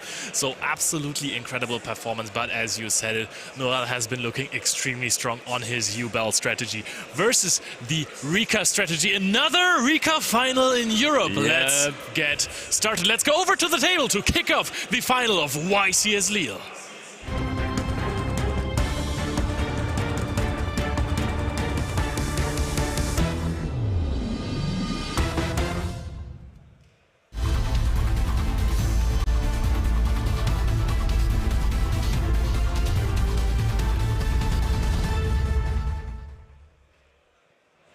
Already number 275, still it never gets old to crown a new YCS champion. So who is it going to be here in Lille for this weekend? Who is coming out on top from over or just under 2,000 players actually? So Noel, gets to go first. Yeah, really important dice roll. The most important of the entire weekend as we have a combo deck mirror match. And that's a good start. Dark Beckoning Beast. Now, how far do we go here? All the way. I think we're going to see a pretty big field from Noel. The bigger question is, though, is this field prepared for all of those breaking cards that Julius is running even in his main deck? There is Thrust that can search the Dark Ruler no more. There is Droplet. There is Evenly Matched. What else could there even be? Yeah, so Julius is just going to relax here, watching this cutscene before it makes it over to his turn. Because as you mentioned, there are so many deadly cards when combined with one another are going to do an incredible job of taking apart this field. And you can see that we use the double Spirit in the hand here to go into one was an original Jubel. And the other one was a Spirit, yeah. But there is Nightmare Throne as well. Oh man, Noel is a man of 2-card combos, and here he goes again. No, this absolutely should be the entire field that we have seen him perform before. It's most likely going to be Phantom, Varadras, Wave King Caesar, Desiree, Soul of Rage, and Chamber. Yes, and one thing that might be favorable here for Julius, though, is he just beat all of that, right? We just saw him in the feature match in top 4. He's used to playing through Jubel fields like no one else on the tournament. His deck does that for breakfast, basically, even though it's pretty late in the evening. And Noel, on the other hand, this might realistically be the first Plants deck he's facing in this entire weekend, right? He has an advantage, although he is European, so he has read a lot of the Rika cards already. We have seen some slight missteps in the round before against the Rika strategy. Let's see if Noel is familiar with all of those techniques that Julius can throw at him, because there was also in the semifinals of Yasin some pretty strong moves after having basically the entire field removed, having this negated Caesar, still going for Shavara, summoning back the Rage. That was pretty strong. Let's see how resilient Noel's field really is to the breakers of Julius. Absolutely. I'm excited to see Noel. I think you can tell is really deep into that Jubel gameplay. He's really locked in, he's in the zone, he's really focusing on every single move. And what a story it is, right? It's his first YCS top, and it goes all the way here into the finals in his home country. I mean, how could it be any better? We could see him being a first-time YCS champion instead of Julius being a two-timer, of course. Yeah, no, I think it's really clear to see the preparation that went into this event for Noel, because watching a bunch of the Jubel feature matches throughout the course of this weekend, which you can catch up upon on the YouTube or Twitch channel, Noel has been performing these combos and sequencing in such a way that has been almost to perfection. It's been great to see him pilot this deck in such an expert way, really proving to everyone that he is the best Jubel player on the day. Absolutely, and one thing you're also going to mention is not only the combo that he did was so good against Zeki in top 8 versus the Runic White Forest deck, he also used the unconventional effects of the Fiendsmith cards so well. Like, he used them to send cards to the graveyard. He has been recycling them non-stop, and like, usually you just use them to build a big field and your opponent doesn't even have a chance to play through it. But they're also pretty good then in the later turns where they can just diminish the field of the opponents. So we're going to continue with this combo here. We are not already there. This is going to take a little more. Let's see if we're also going to get a draw from the Necro-Quip Princess to find our way into maybe another hand trap, because this is the beauty of the Jubel deck.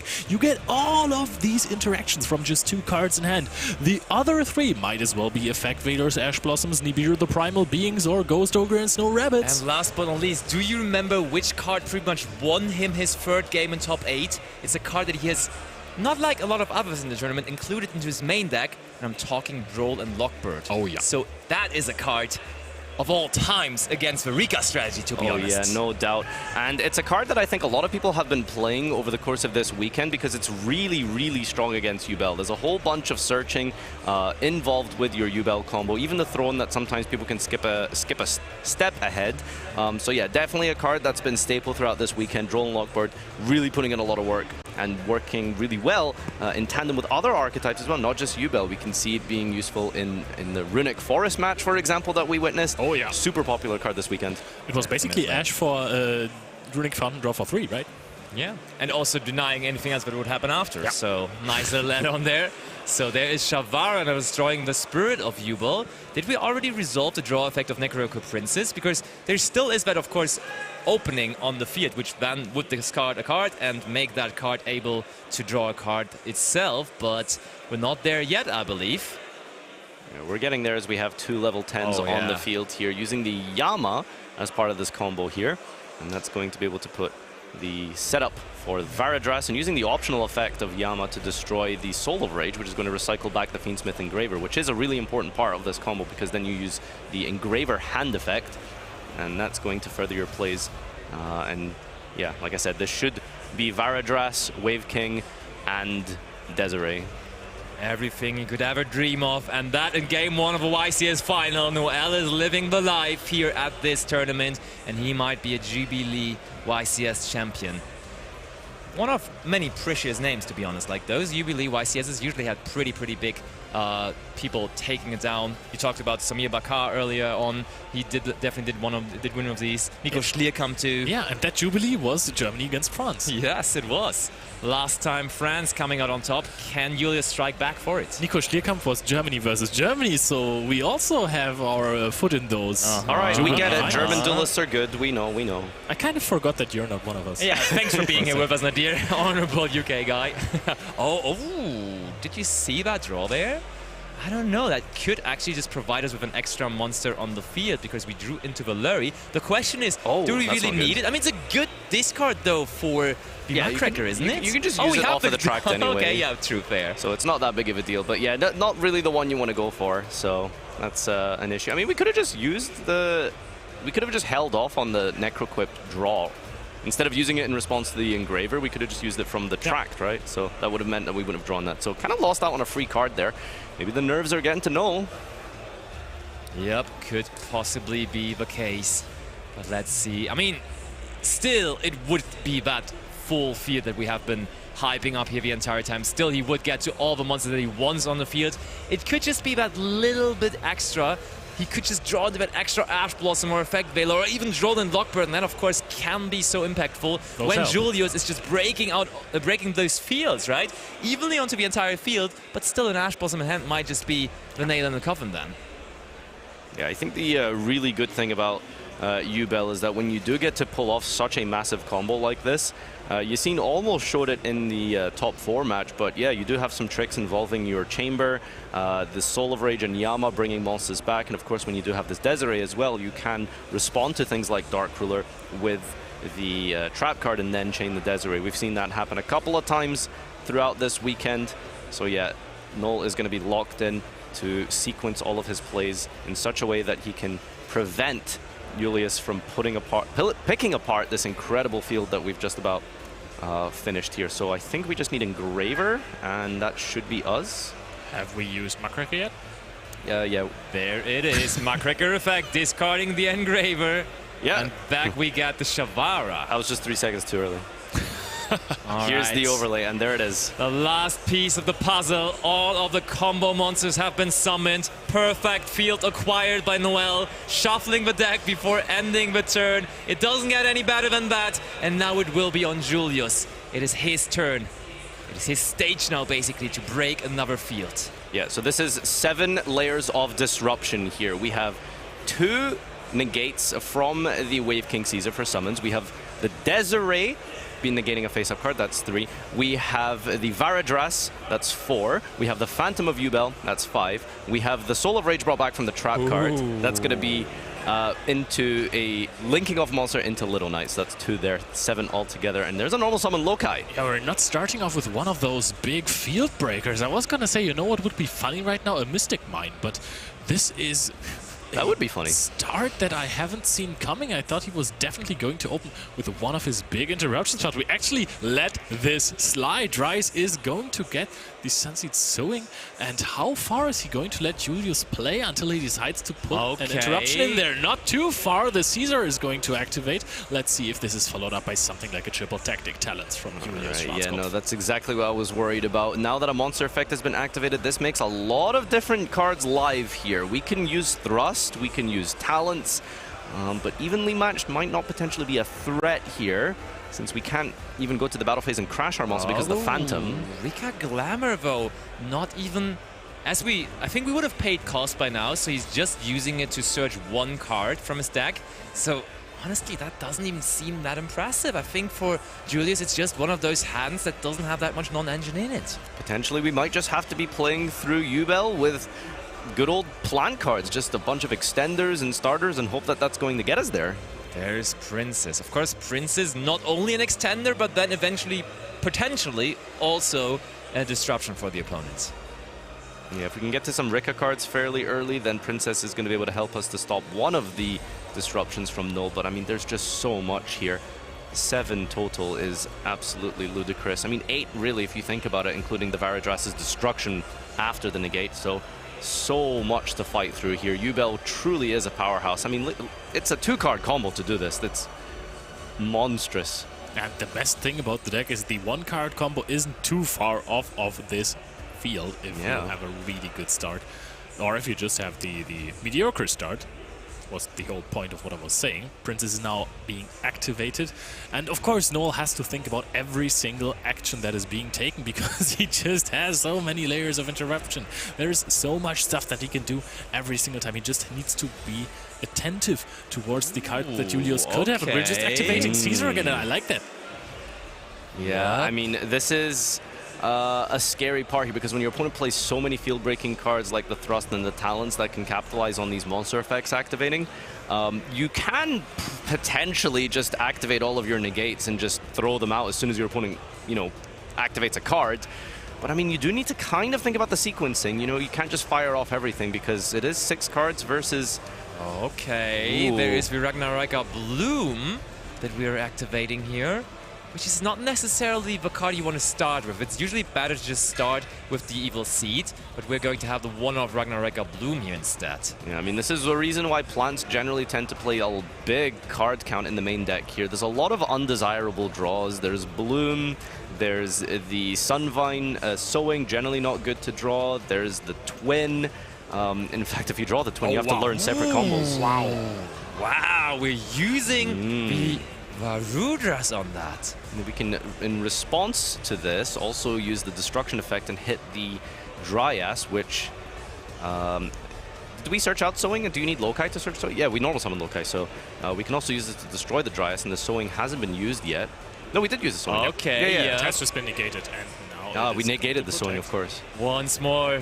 Is that the next episode of Top 4? Because in Top 4 already, Julius had that where his opponent tried to destroy one of his Link monsters with a Ghost Ogre, and this time they tried to destroy it with Varudras, but Sowing there to save it. So is working over hours. Also, I'm just wondering, the Bloom is also still on the field because Varudras is not destroying the card, right?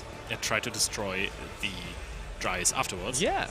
And now we're in a little bit of a Give me a little read of Varadras. I want to double check that. Varudras does in fact say you can attach one material from this card, negate the activation. If you do detach one material, yeah, it's 2 different things. It immediately goes over to the second part of the effect, so we're not destroying. So now the question is, it felt for a moment like he just immediately did it on the activation, right? That could be a little bit of a weird moment. Do we see just Julius activating the Bloom effect next? Oh. I mean, there's just so much here, honestly. It's Soul of Rage that can be brought back here, link with the Dryas, and then destroy the Bloomon banish the Bloomon Resolution with SP Little Knight potentially here, and then you still have the negate of any face-up card with the Dryas, and a monster negate with the Phantom of Ubel. So still a lot left here. And the other banish effect of SP Little Knight to... Yeah, and the other effect, yeah, exactly. So that's still 3 interruptions, still a lot. That's 9 total, actually. We've missed one. Thinking of SP Little Knight is here to help. And it's also going to be... Oh, we could also banish the Princess, possibly? Yeah, looks like it. That's what we're going to do. Yeah. The Bloom already has used its effect. There is no further damage that it could do. But there is the special summon of the Beetle now. That is... So we drew multiple parts of our Ragnaraka package, and honestly that package is the smallest one of all of them, so drawing multiple pieces of that cannot be optimal, to be honest.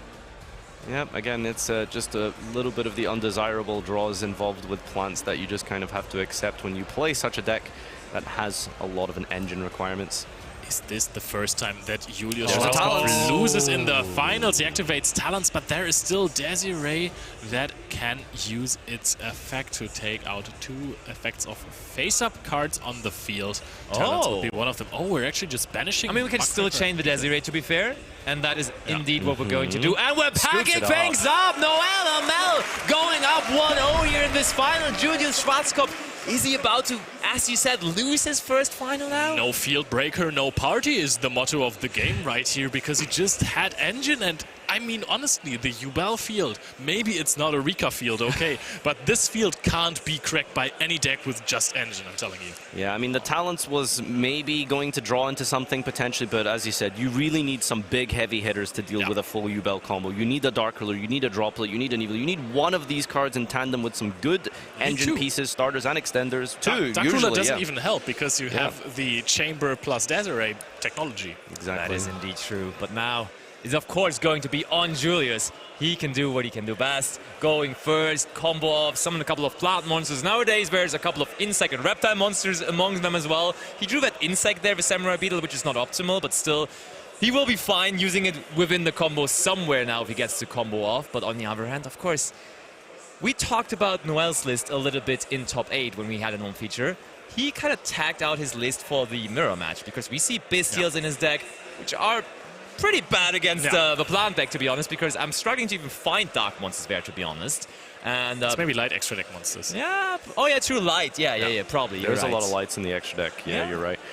Julius gets to go first here, and plants do have a lot of different tech. I mean, there's been a lot of plant support cards over the years, and old school cards have been sticking around for a while. Not playing the once per turn spell and trap.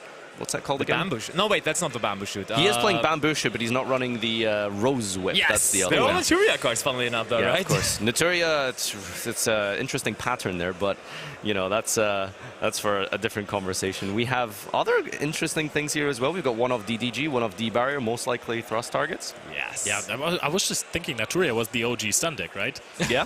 Like everything just tries to stun you. Double Barkion, cherries is Barkion locks you out of trap cards. Yeah.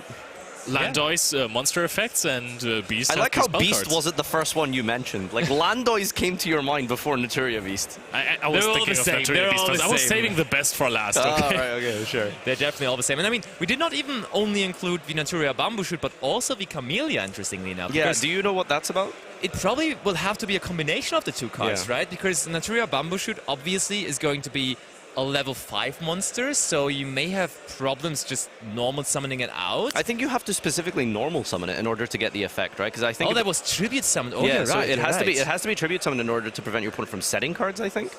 I mean, probably then you summon out the Camellia, send the Bamboo Shoot to the graveyard, then retrieve it possibly with the Strenna. And I mean, Strenna, yeah, that's a good idea. Tribute summon the Naturia Bamboo Shoot over Strenna seems pretty good if you ask me. We've almost identified some combos. Maybe we're going to see that. Seems legit to me, at least. Yeah, duelists are just about ready for this game number 2. We are ready to head back into this final. Julius is down a game here, but will be getting to go first versus Ubel. Let's jump back to the table and see how this game 2 will unfold.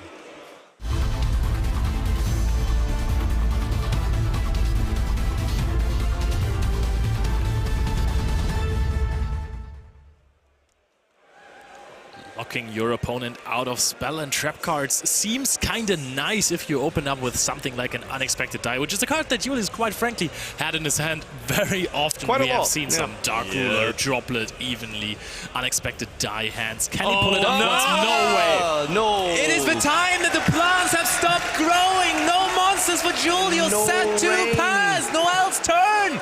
It is, and maybe his finals to win it is now.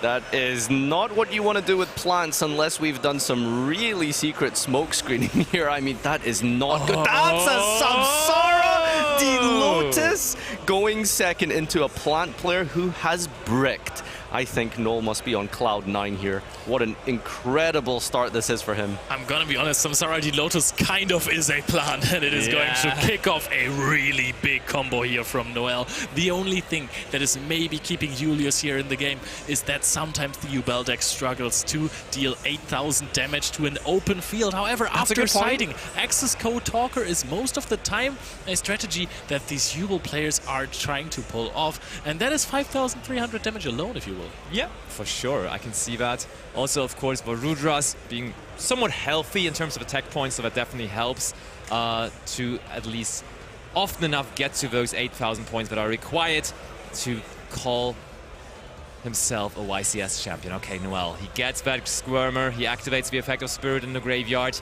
The Ubel train is up and running. Noel here, now the one comboing where we expected Julius to do so. Oh my god, that's a nightmare thrown in the hand as well. This is incredible. Noel is just... Oh, I mean, the only thing that he can really lose to is himself potentially at this point. Does Julius have something special back down there? Do we have a spicy set card? Yeah, are there any trap cards? Torrential Tribute, maybe? Didn't cite that one in, unfortunately. Good thrust target, potentially, you know? Yeah, I mean, different Dimension Ground would have been one of those where would have been like, that would have been cool, but you probably would have just already activated that by now, so unlikely that we're going to see it. It's just really unfortunate. I mean, maybe just like a bluff of like a sowing with no other monster. I don't even know. One technology that he kind of brought into the plan strategy was siding in Blink Out. That was a card that he was religiously siding in at German Nationals, and that we even saw in the featured match. It was really, really good, which is like kind of a cross-out designator substitute because it makes you dodge hand interactions like Valor and Imperm. But of course, when you don't have any cards, it might be problematic. But of course, you can use it defensively against opponent's card as well. So that could be one of the cards we're looking at here. I mean, maybe there's a world where he has Nibiru in hand. Julius plays 1 in 60 as a cross-out target. I don't know. Not really going to be good here. We've already established Phantom, so... maybe Blink Out and then the Nibiru after. I can see a couple of scenarios where this works. Blink Out can't be used on Phantom of Ubel. Oh, it's just a Link monster. Oh, so I think you're we're right. maybe waiting for an Access Code Talker, and on Resolution. True. You are trying to blink it out and summon back a 0 attack point monster. Oh my. It's a good idea, yeah. What do we have here?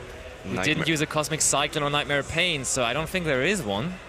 Oh my, This we're is destroying looking Ubel. grim for Julius, but if I have learned anything from watching those matches, from casting those tournaments, those YCSs, the German Nationals, never count out Julius Schwarzkopf.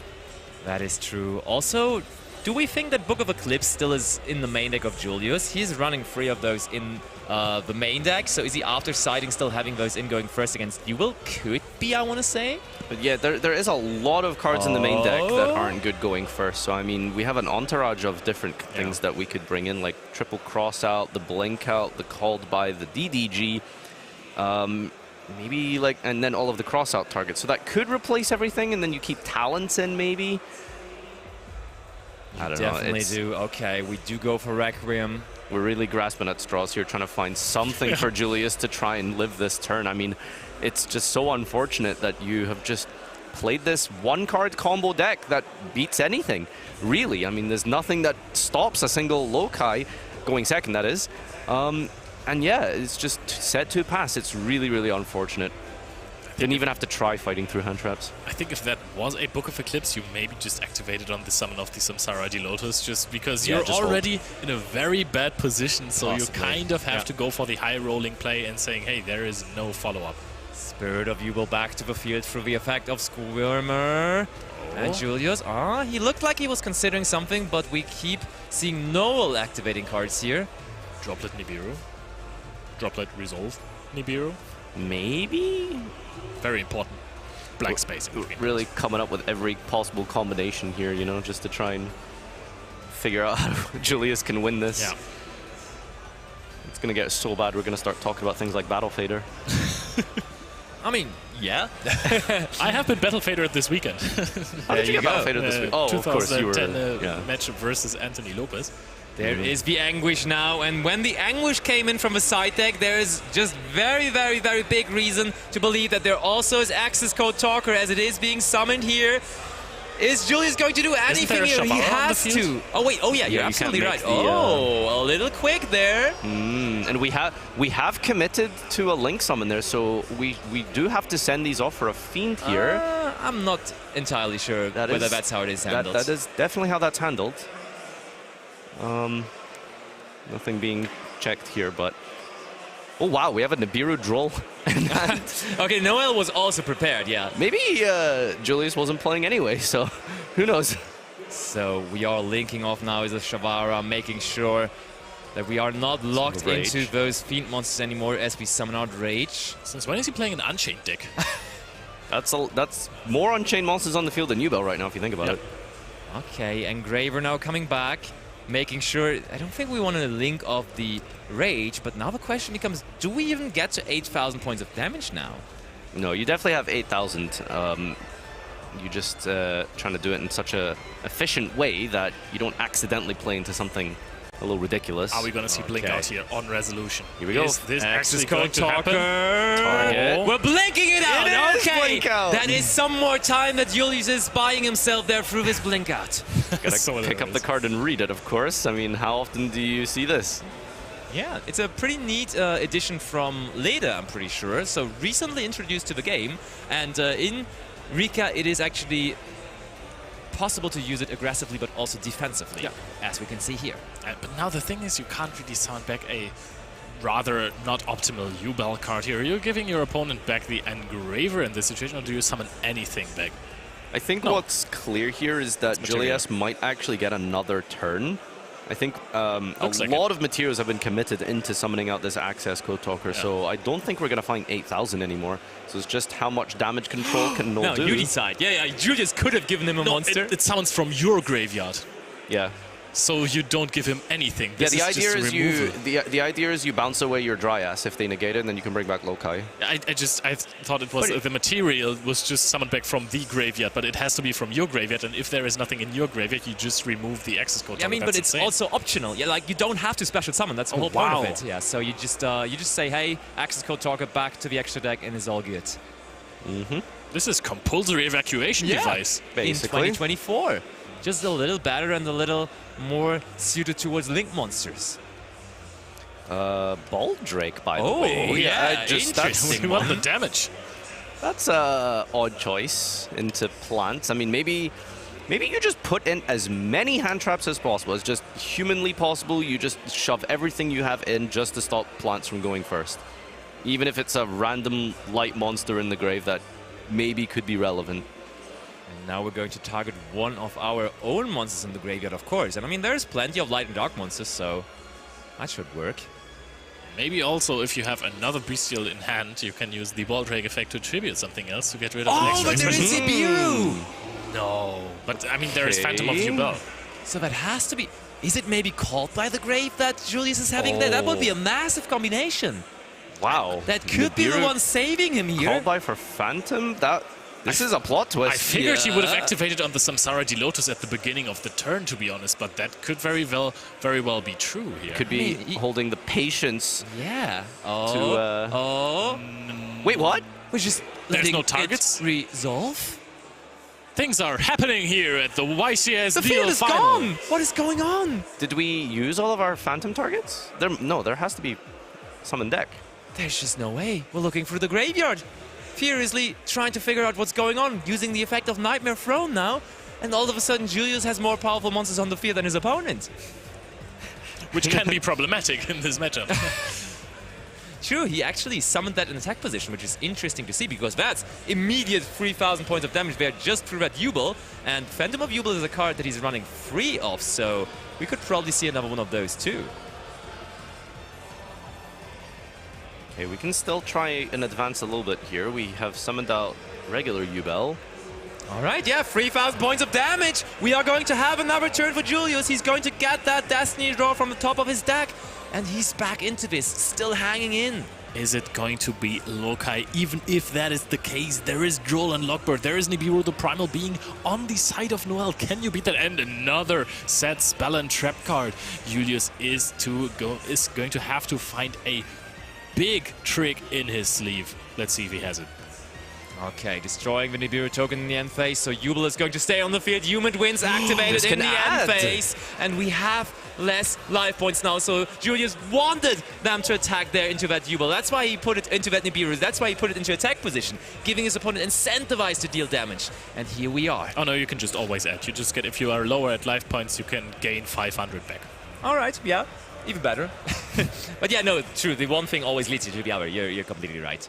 Honestly, it's unbelievable to have the patience to hold Nibiru for that long, to the point where you're just going to essentially wait till your opponent doesn't have the U-Bell in the deck, and then you negate, then you drop the Nibiru. That's wow. And I mean, that is now confirmed. There is no U-Bell in the deck of Noel, and therefore he was not able to activate the effect of Phantom of U-Bell, and therefore that was a crazy point of dropping that Nibiru, because you have to realize that, right? You have to realize there is just right now nothing they can do against it, and therefore perfectly timed. At not even 18 years, a veteran of the game already, isn't he? Oh yeah, impressive. I think our players are just paused here for the moment. You can see there's a pause on the timer. Go back to us for a moment here and just discuss exactly what's going on. We have the trophy, actually. We can probably show you guys what that's going to look like. Here you go. Another verse Solaria as part of the first place victor for today. Who will it be? Will it be Julius or will it be Noel? What a turn that was, though. Honestly, I was ready to pack it up. I was like, okay, that's going to be one of those quick finals, being a quick 2-0. Yeah, let Leo do his thing. He's going to get a lot of he's going to be fine, yeah, for sure. But like, I was ready to already announce the winner. Weren't you? Like, those two set cards, I was like, how much can it be? Are you again announcing a different person as the winner? Yeah. When Julius is winning a YCS, Why maybe? you gotta do him bad like that? Oh no. Yeah, so it's just a bit of a pause here between the players. I think we're getting an appeal of a head judge just to discuss exactly what happened. I think maybe it could have been an illegal activation of Phantom. I'm not sure. We're just trying to figure out exactly what happened. You will get some confirmation in a moment as our judges figure that out. But yeah, is he out for the count? Is there still life in this for Julius? Just top deck a Lokai and we are all in this. Yeah. I mean, he has access to more than one Aroma card at least, so I don't know how much that does for him in this current game state, because there is also Nibiru, there is Droll and Lockbird. How are the resources looking for Noel after this turn? Because there is one set card, he has the Nightmare Pain. I'm sure that Julius is going to find at least a way to remove the Jubel from the field. There is going to be Droll and Lockbird and Nibiru. How far can Noel play from this point on when he actually gets to stop Julius in his turn, if he actually gets to do that? And honestly, I'm very curious. We haven't seen the other cards in his hand. What can there be? Like Thrust? Talons? Possibly. Yeah, I think like most likely will be cards that need an activation requirement for your opponent using a monster, but if you can't play the game, you're not going to bait a hand trap out of your opponent's hand. So, see the Humid Winds, are you able to... So he's using the effect in the end phase to search, correct? Yeah. And then on his turn, can he search again in the draw phase to play around Droll? Yes. Okay, so we can get 2 searches off of this Humid Wind, so we just needed to survive 1 turn. And Julius is absolutely not out for the count. That's 2 Arrow Mage, sir. I mean, it's really not that great, I suppose, because you just search Rosalina. Well, I mean, all you need is 1 Rosalina. That gets you somewhere. Absolutely, It's something, so for sure, Julius is going to be able to play here. So, yeah, we can see our head judge is just moving on over to the table here to... finalize the appeal. I think we're confirming. I think there is a slow play warning being given out, which is valid, and I think there is the debate on whether it's going to be upgraded. Just technicalities, but of course always making sure that the head judge is going to have his word when there is an appeal, and therefore that's what's happening right now. But probably we should be good to go again in just a moment. We of course hope that there is as much Yu-Gi-Oh as possible here, that we are going to see a nice clean game 2 here, because I think actually you said, is there life in this for Julius? I think he has the momentum right now. It's his turn. There is not a lot. We can see the screen still. There's one face down card, which is a miracle surprise card. We don't know what it is. Maybe he searched some card and I forgot. But we don't know what it is. Remaining, yeah, Droll and Nibiru remaining. But there's only Jubel on the field. There is Nightmare Pain for follow-up. And if Jubel is removed, you need to top deck a Dark Monster, which is not the hardest thing, but could also not work. There is, I think, Engraver in the graveyard. There has to be some follow-up still remains. So I think there is follow-up. But Julius, he has done so many things with fewer cards than 2 Aroma cards. If he gets a response... Literally fewer cards. Yeah. Just a Lokai. Can there be a talent that takes away the Nibiru? I have seen these players, these Rika players, play through Droll and Lockbird like it was nothing. Set up still 3-4 negates. Yeah. Yeah, a lot of special summoning from the deck rather than just searching. Sometimes Yeah. there is a couple of ways to circumvent it, so we'll see if he can do that. Yeah, we're just getting the finalization from the judges here. We can head back onto the table now as this match is just about to resume in the middle of Game 2 here at YCS Lille. And honestly, I'm here for the storyline now. Julius almost out, but now really back into this. He's the main character. Absolutely, he is the main character, and he's now finally able to also summon plant monsters to his side of the field. Okay, so just confirmation from the judges, it was indeed a slow play warning, which I think has resulted in an extension, but it's not going to be an upgrade. Perfect. Laurel on the field, which is an upgrade for Julius, though, because that's now 2 plant monsters on the field. And we keep on going. All right, so what can we do here? Rosalina plus Laurel. We can go immediately into Jasmine, get a search, but this will be a little bit rough for the Droll and Lockbird, or is that going to be enough? Do we need just one single search? Let's see, it's activating Laurel in the graveyard. Okay, so gain 500 life. Trigger the Jasmine. When you gain life, you can use the effect to search a plant monster from your deck. Gotta call it. If we search a plant monster after that, Droll and Lockbird is probably going to be dropped, and then we're going to see maybe even Crossout Designator into... True. I mean, there's a lot of cards in his hand that, like, you know, Julius went first, 5 cards, none of them were usable. It could just be something like Crossout Talent Thrust to be able to switch on off of a monster effect. There's the Princess now, and there is the Droll and Lockbird. Let's not forget that Nibiru, just under that Jasmine in the zone it points to, can be tributed to summon out another plant from the deck, because that doesn't need to be a plant monster. So there's already potential for extension through that Droll and Lockbird. Yeah, and it's just a question of how much can the plant deck do while under Droll and Lockbird. Checking the grave to make sure that there's nothing else spooky here waiting for Julius, as he is almost, at least from his perspective, uninhibited in proceeding with this turn, except for the fact that we cannot search. Will that be a big deal?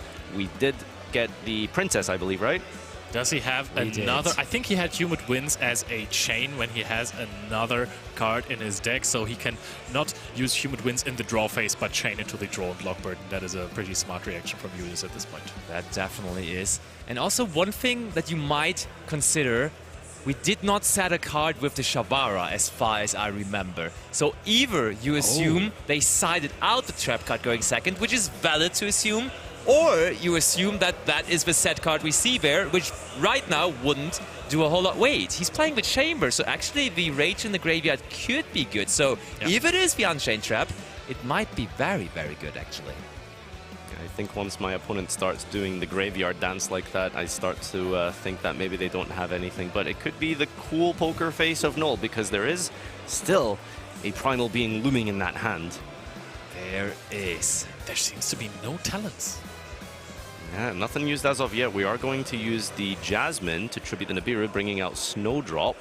Oh, Noel wants to clarify on the situation. Is he just going to do something here?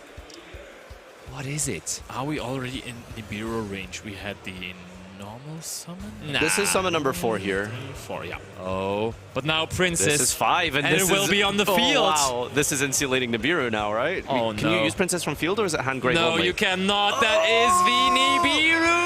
It was huge for Julius, but now it's also there for Noel. The Primal Being is activated in response to the summon of Rika Princess here, and as you mentioned, you can't use it on the field. And even if he had a designator for that one, the one Nibiru that he's running is in the graveyard. You are correct, yeah. True. Oh, wow. I mean, what's left here? We're under Droll. We've been nibbed. We've used our normal summon. We've used Princess. Oh, this is really rough. It's a toughie. He has so many cards in hand. Even the Throne triggers, because the Throne, of course, the Throne does not care whether it was your opponent or yourself removing the monster from the field. There is a lot going on for Noel. He also has the follow-up in the graveyard. He has the Nightmare Pain. It is looking good for him if Julius does not find another way to We have to attack into the Terror Incarnate as of now, right? So that could be insane. Isn't that just... How big is that token? It is Snowdrop's attack plus Jasmine's attack and Princess's attack. So I think Princess does not have that many attack, yeah, but I mean, Jasmine does have 1800. What else do we have? 1800. So the Snowdrop is 12, so it's 3K. How much is the Princess? I think it's lower. Okay, yeah. Okay, so we aren't going to just... That would be a poetic end. Yes. Ramming into a Ubel monster for the loss. Yeah, wow. To be honest, if you pass the turn after this, you're just going to lose into the battle phase. So. All right, we're going to summon Lilyporia. That's an extender. Okay, yep, indeed it is. Wow. We didn't have that available to us previously because we couldn't get a plant into the graveyard.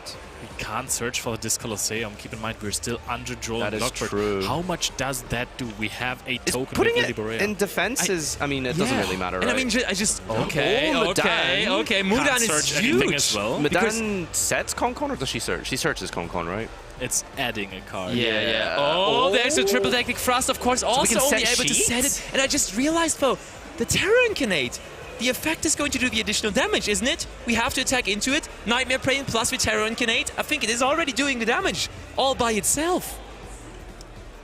Because it is the final form, the Terror Incarnate. Oh, we're setting the Impermanence. Let's see how this one goes down. So do we take Nightmare Pain damage and Terror Incarnate damage? I would assume so, but let's see how it turns out here. Because we will have to head into the battle phase very, very soon. Okay, so remember, this token is 3,000 attack here. You do need to enter the battle phase. I think he's just telling him all about it. He will have to go into the battle phase. Battle phase, attack Terror Incarnate. Oh, what are we doing here? We're shuffling up. Oh my. Noel is explaining Effective Incarnate. That's how it is, right? We're grabbing the Terror Incarnate. There is additional damage being applied by that card. Ubel itself is going to end it all here. The final form of Terror Incarnate is going to And there it is. Noel, a YCS champion here of the 275th YCS in Lille. What a way to end this. Ubel is just doing Ubel things. We're winning the YCS with the burn damage of an attack in the battle phase. There was nothing else it could have done. It couldn't have been more anime because Julius didn't even know about this.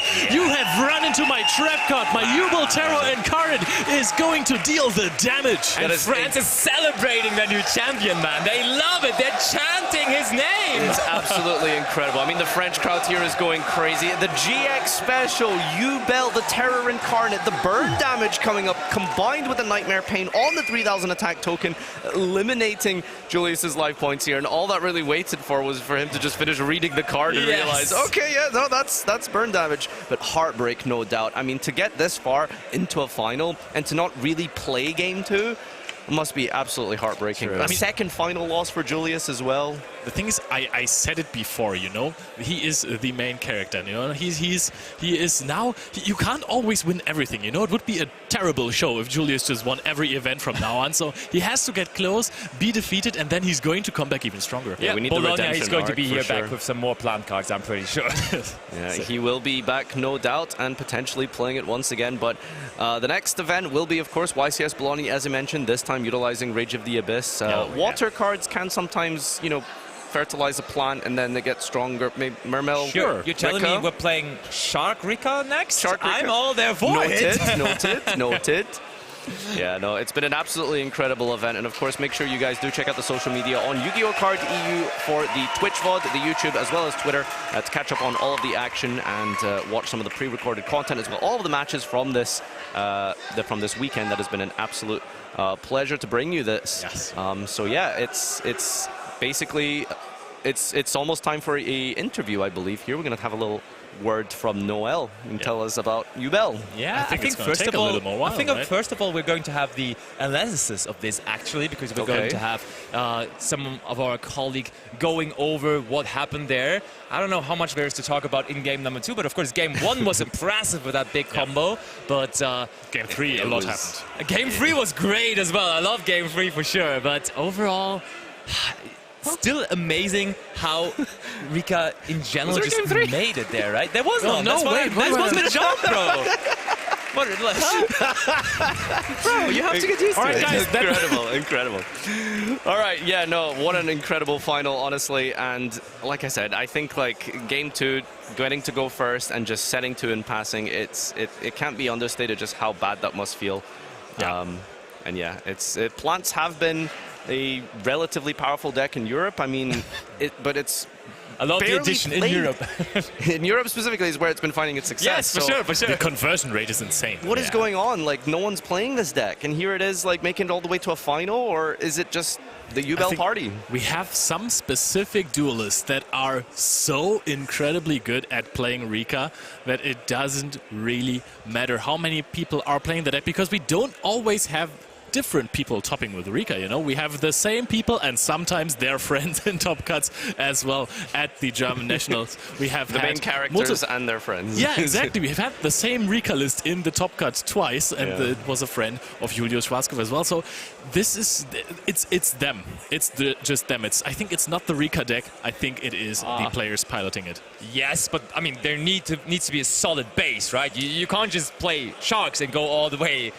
You can from Rota, but not just yet. I mean, I would love to do so, but usually it doesn't work out. But of course, after all those strong words for the plant deck, we gotta, of course, now talk about the Jubel deck. Yeah. We have a winner from France piloting that Jubel deck, and that, of course, is Noel. Yeah. And therefore, we are going to go into a deep dive analysis with Marcello Barbary and, of course, our new YCS champion, Noel. So let's go over to the analysis desk now. Thank you, Seb, and congratulations from me as well for becoming a YCS champion. What a great finals, what a roller coaster of emotion. How do you feel? Great, I'll be honestly relieved again because it's so much pressure sitting in the feature match. Yeah. Especially when it's the final. Absolutely, but you had an amazing show all weekend long. We were mentioning it, how your play with Jubel just felt flawless, and you are indeed the #1 Jubel player of the weekend. What a run from you, really amazing. And now, if you don't mind, I want to go through some of the key moments in what was an amazing finals, I gotta say. If game one was more straight line, the game you will see so much happen. So I would say we can bring up the first clip, which is just about your incredible ending field. And this is just as good as it gets. I think this was your goal before walking into the match. So what do you need to actually make this field in your deck? So this is the 2-card combo. Yep. You need a combination of like Lotus, Throne, Beckoning, or a Finsmith. If you have like access to the UBEL engine plus a secondary engine, you can make the full board. Yeah. It only doesn't work when you have a Beckoning Finsmith because you have to fuse Aeroator to make the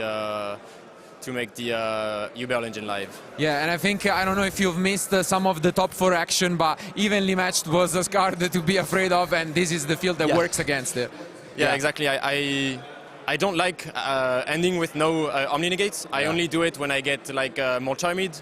And usually when you play under more Charmy, you can't really Sharvara from hand. You can't really Squirmer either unless you're forced to. But usually, yeah, you end with at least 1 Omni Negate, and ideally end with 2. Absolutely. And yeah, you smashed it. And the second clip is about how we ended this game, which I think was an incredible play where he goes for the talent. You did set up the SP, and here you can just talk as you mentioned. You do chain the SP and then chain. And yeah, exactly, because Desiree doesn't have to respond to the card, and so you can always put it wherever you want in the chain. Absolutely, and very well played for this game one. And I gotta say, obviously, you made an amazing field. You played really well through the interruptions, and you won game one. Game 2 is a completely other story. So yeah, let's bring the first clip, which is obviously, unfortunately, your opponent sets you pass. How do you feel in that moment? What goes through your mind? Obviously incredible, because I had 3 hand traps and I have 2 starters. I draw a 4th hand trap, so I'm like, let's say I don't kill, I feel fairly safe. Yeah. But yeah, my goal obviously was to try to kill him. Yeah.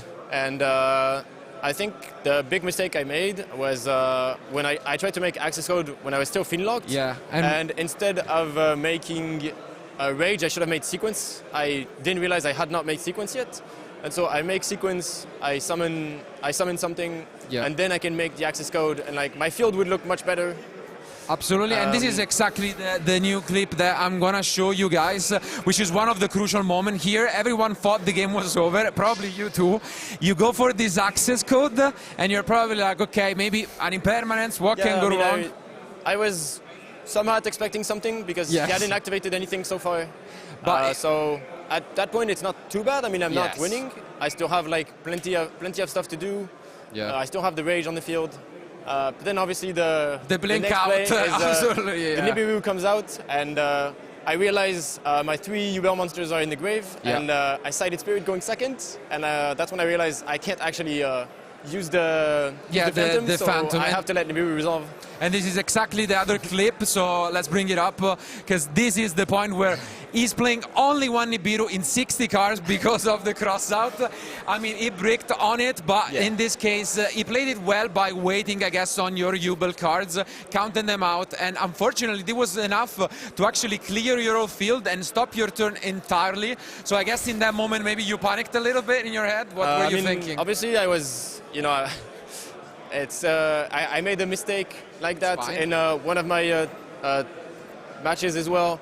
Yeah. And yeah, I mean, the thing is, we also had a judge call at one point, and the judge, he had already told Hulos that he was, they thought he was playing a bit slow. He was playing a bit slow, and then they tell me the same thing, and they say, we will give you a slow play warning, and that's when I tell them it had happened to me once already.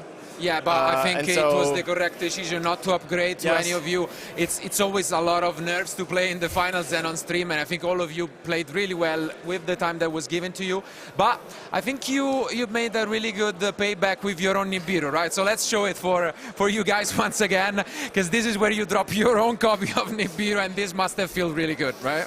Yes, obviously. So I knew like on his first action I would try to draw him, obviously. Yeah, and then what you did. he doesn't negate draw with Princess, so I assume he has enough gas to keep playing. And this is where I identify, I think, my win con on that turn is to hopefully have him summon more than 5 times. And exactly when Princess hits the field, he no longer has the negate. So unless he has a second one, which, you know, he's playing 60 cards, so it seemed a bit unlikely. Yeah. Especially because he bricked, and I think you can normal summon Princess and like do the Sun Avalon stuff at least. So I assume he didn't have it. And so yeah, I dropped Nibiru there, and I know that I will put a Yubel monster back on the field, and the Nibiru token will be summoned in attack, and so he's forced to go battle phase. He can't switch to defense on that turn. And I knew it would be enough damage, so unless he had like a way to clear the token, but he didn't. He just activated plant monsters. Nothing really happened. He uses Thrust. It just sets a card that can be activated, and so I just know. I think even he forgot about Nightmare Pain because he tried to go to the end phase, and I tell him, you're going to battle and you're taking 6,000 damage. And this is exactly the last clip, which I think you'll replay in your head a few times, and this is the winning moment, the handshake, and this is where you become a YCS champion. But again, congratulations on an amazing run. I think as compared to his top 4 opponent, you seem to be a little bit more comfortable with the Rika deck. Did you play against it in the past? Or? So I actually played against Rika yesterday during the 3v3. Okay.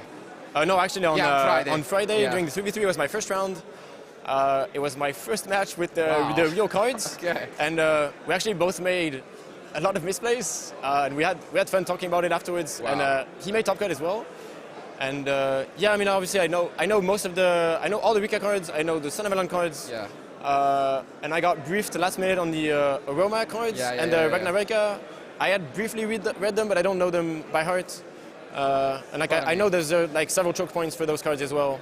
Yeah, so I guess a lesson to be learned. Maybe come on Friday and play the 3v3s. Yeah, and you never know. read the cards, because apparently this deck really will keep topping. Absolutely it does. But again, we want to just wish you one more time from me, congratulations. You should be proud. You made one hell of a weekend. It was a very tough competition, almost 2,000 players, but tough for issue, which makes it even tougher. Yeah. You did it. You are the man of the weekend. So I think we just want to give you your deserving trophy, your deserving prizes. But before we do that and we go to the prize ceremony, let's go one more time back to our commentary trio.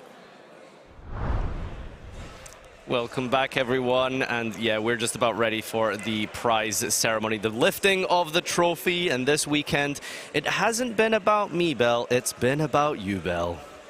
Perfectly said, beautifully said, jubilee said. Oh, that was phenomenal. I can't even top. You know what? I'm gonna sit this one out. I'm gonna not add any bad jokes to this one. I mean, it's not about us here for real, but it's about Noel, to be honest, because he is now on his first YCS top. A YCS champion. How must that feel? Now, do you quit at this point and then just have a 100% win rate? do you think, or are we gonna win again? He's gonna keep it by winning again. That's what he's going to do. So I think that we can also crown the Bologna YCS champion as well. But I think as this is our last segment, I want to say that this has been an absolute pleasure casting with you two, and I just absolutely loved the entire weekend. Hope you guys enjoyed watching from home, and hope you had a good time being here as well, Sebastian. Absolutely. I think from us here, we are just about ready to sign out as our player of the weekend. Noel is going to be lifting that beautiful trophy, the victor of YCS Lille 275 for UBEL. Let's go over to the prize ceremony. Attention duelists, your 275th YCS champion is Noel Hamel! Noel, this must be an amazing feeling. You said you never featured before, you've never topped a YCS, and here you are winning. How do you feel right now? Great, obviously. Yeah, it definitely takes away from the pressure now that everything is over. And yeah, it feels great, obviously, to break the barrier and then to actually make the run all the way to the end. I mean, congratulations. It must feel amazing. We have a trophy for you, so I'm going to invite our Konami representative, Kat, to come along and present it to you. Give it up there for Noel! There it is. Rounds of applause. Do you have anyone you'd like to say thank you to here? Yeah, all of my testing partners, the person who actually sold me the cards, because I've had to find them last minute, and then everyone who gave me a word of encouragement. Congratulations, it's really amazing. And now we're joined by the rest of our coverage crew. But give it up again for your new champion, Noel Hamel! That is going to be it here from our live stream here at the 275th YCS here. It's amazing what we've had today. It's been a fantastic weekend, and thank you so much to everyone. Thank you to our staff and judges for making this possible. Thank you to all of our players who came to make this possible. And thank you to all of you watching at home as well, because without you guys, we couldn't make this possible. Thank you also to my amazing coverage team who've helped make this an amazing weekend. Thank you also to the live streaming crew who made all of this happen for you at home. And we will see all of you guys in Bologna from the 22nd to the 24th of November, and we can't wait to see you there for that live stream. But one more time, give it up for your new champion, Noel Hamel! That's going to be it from us. Take care, and we'll see you next time.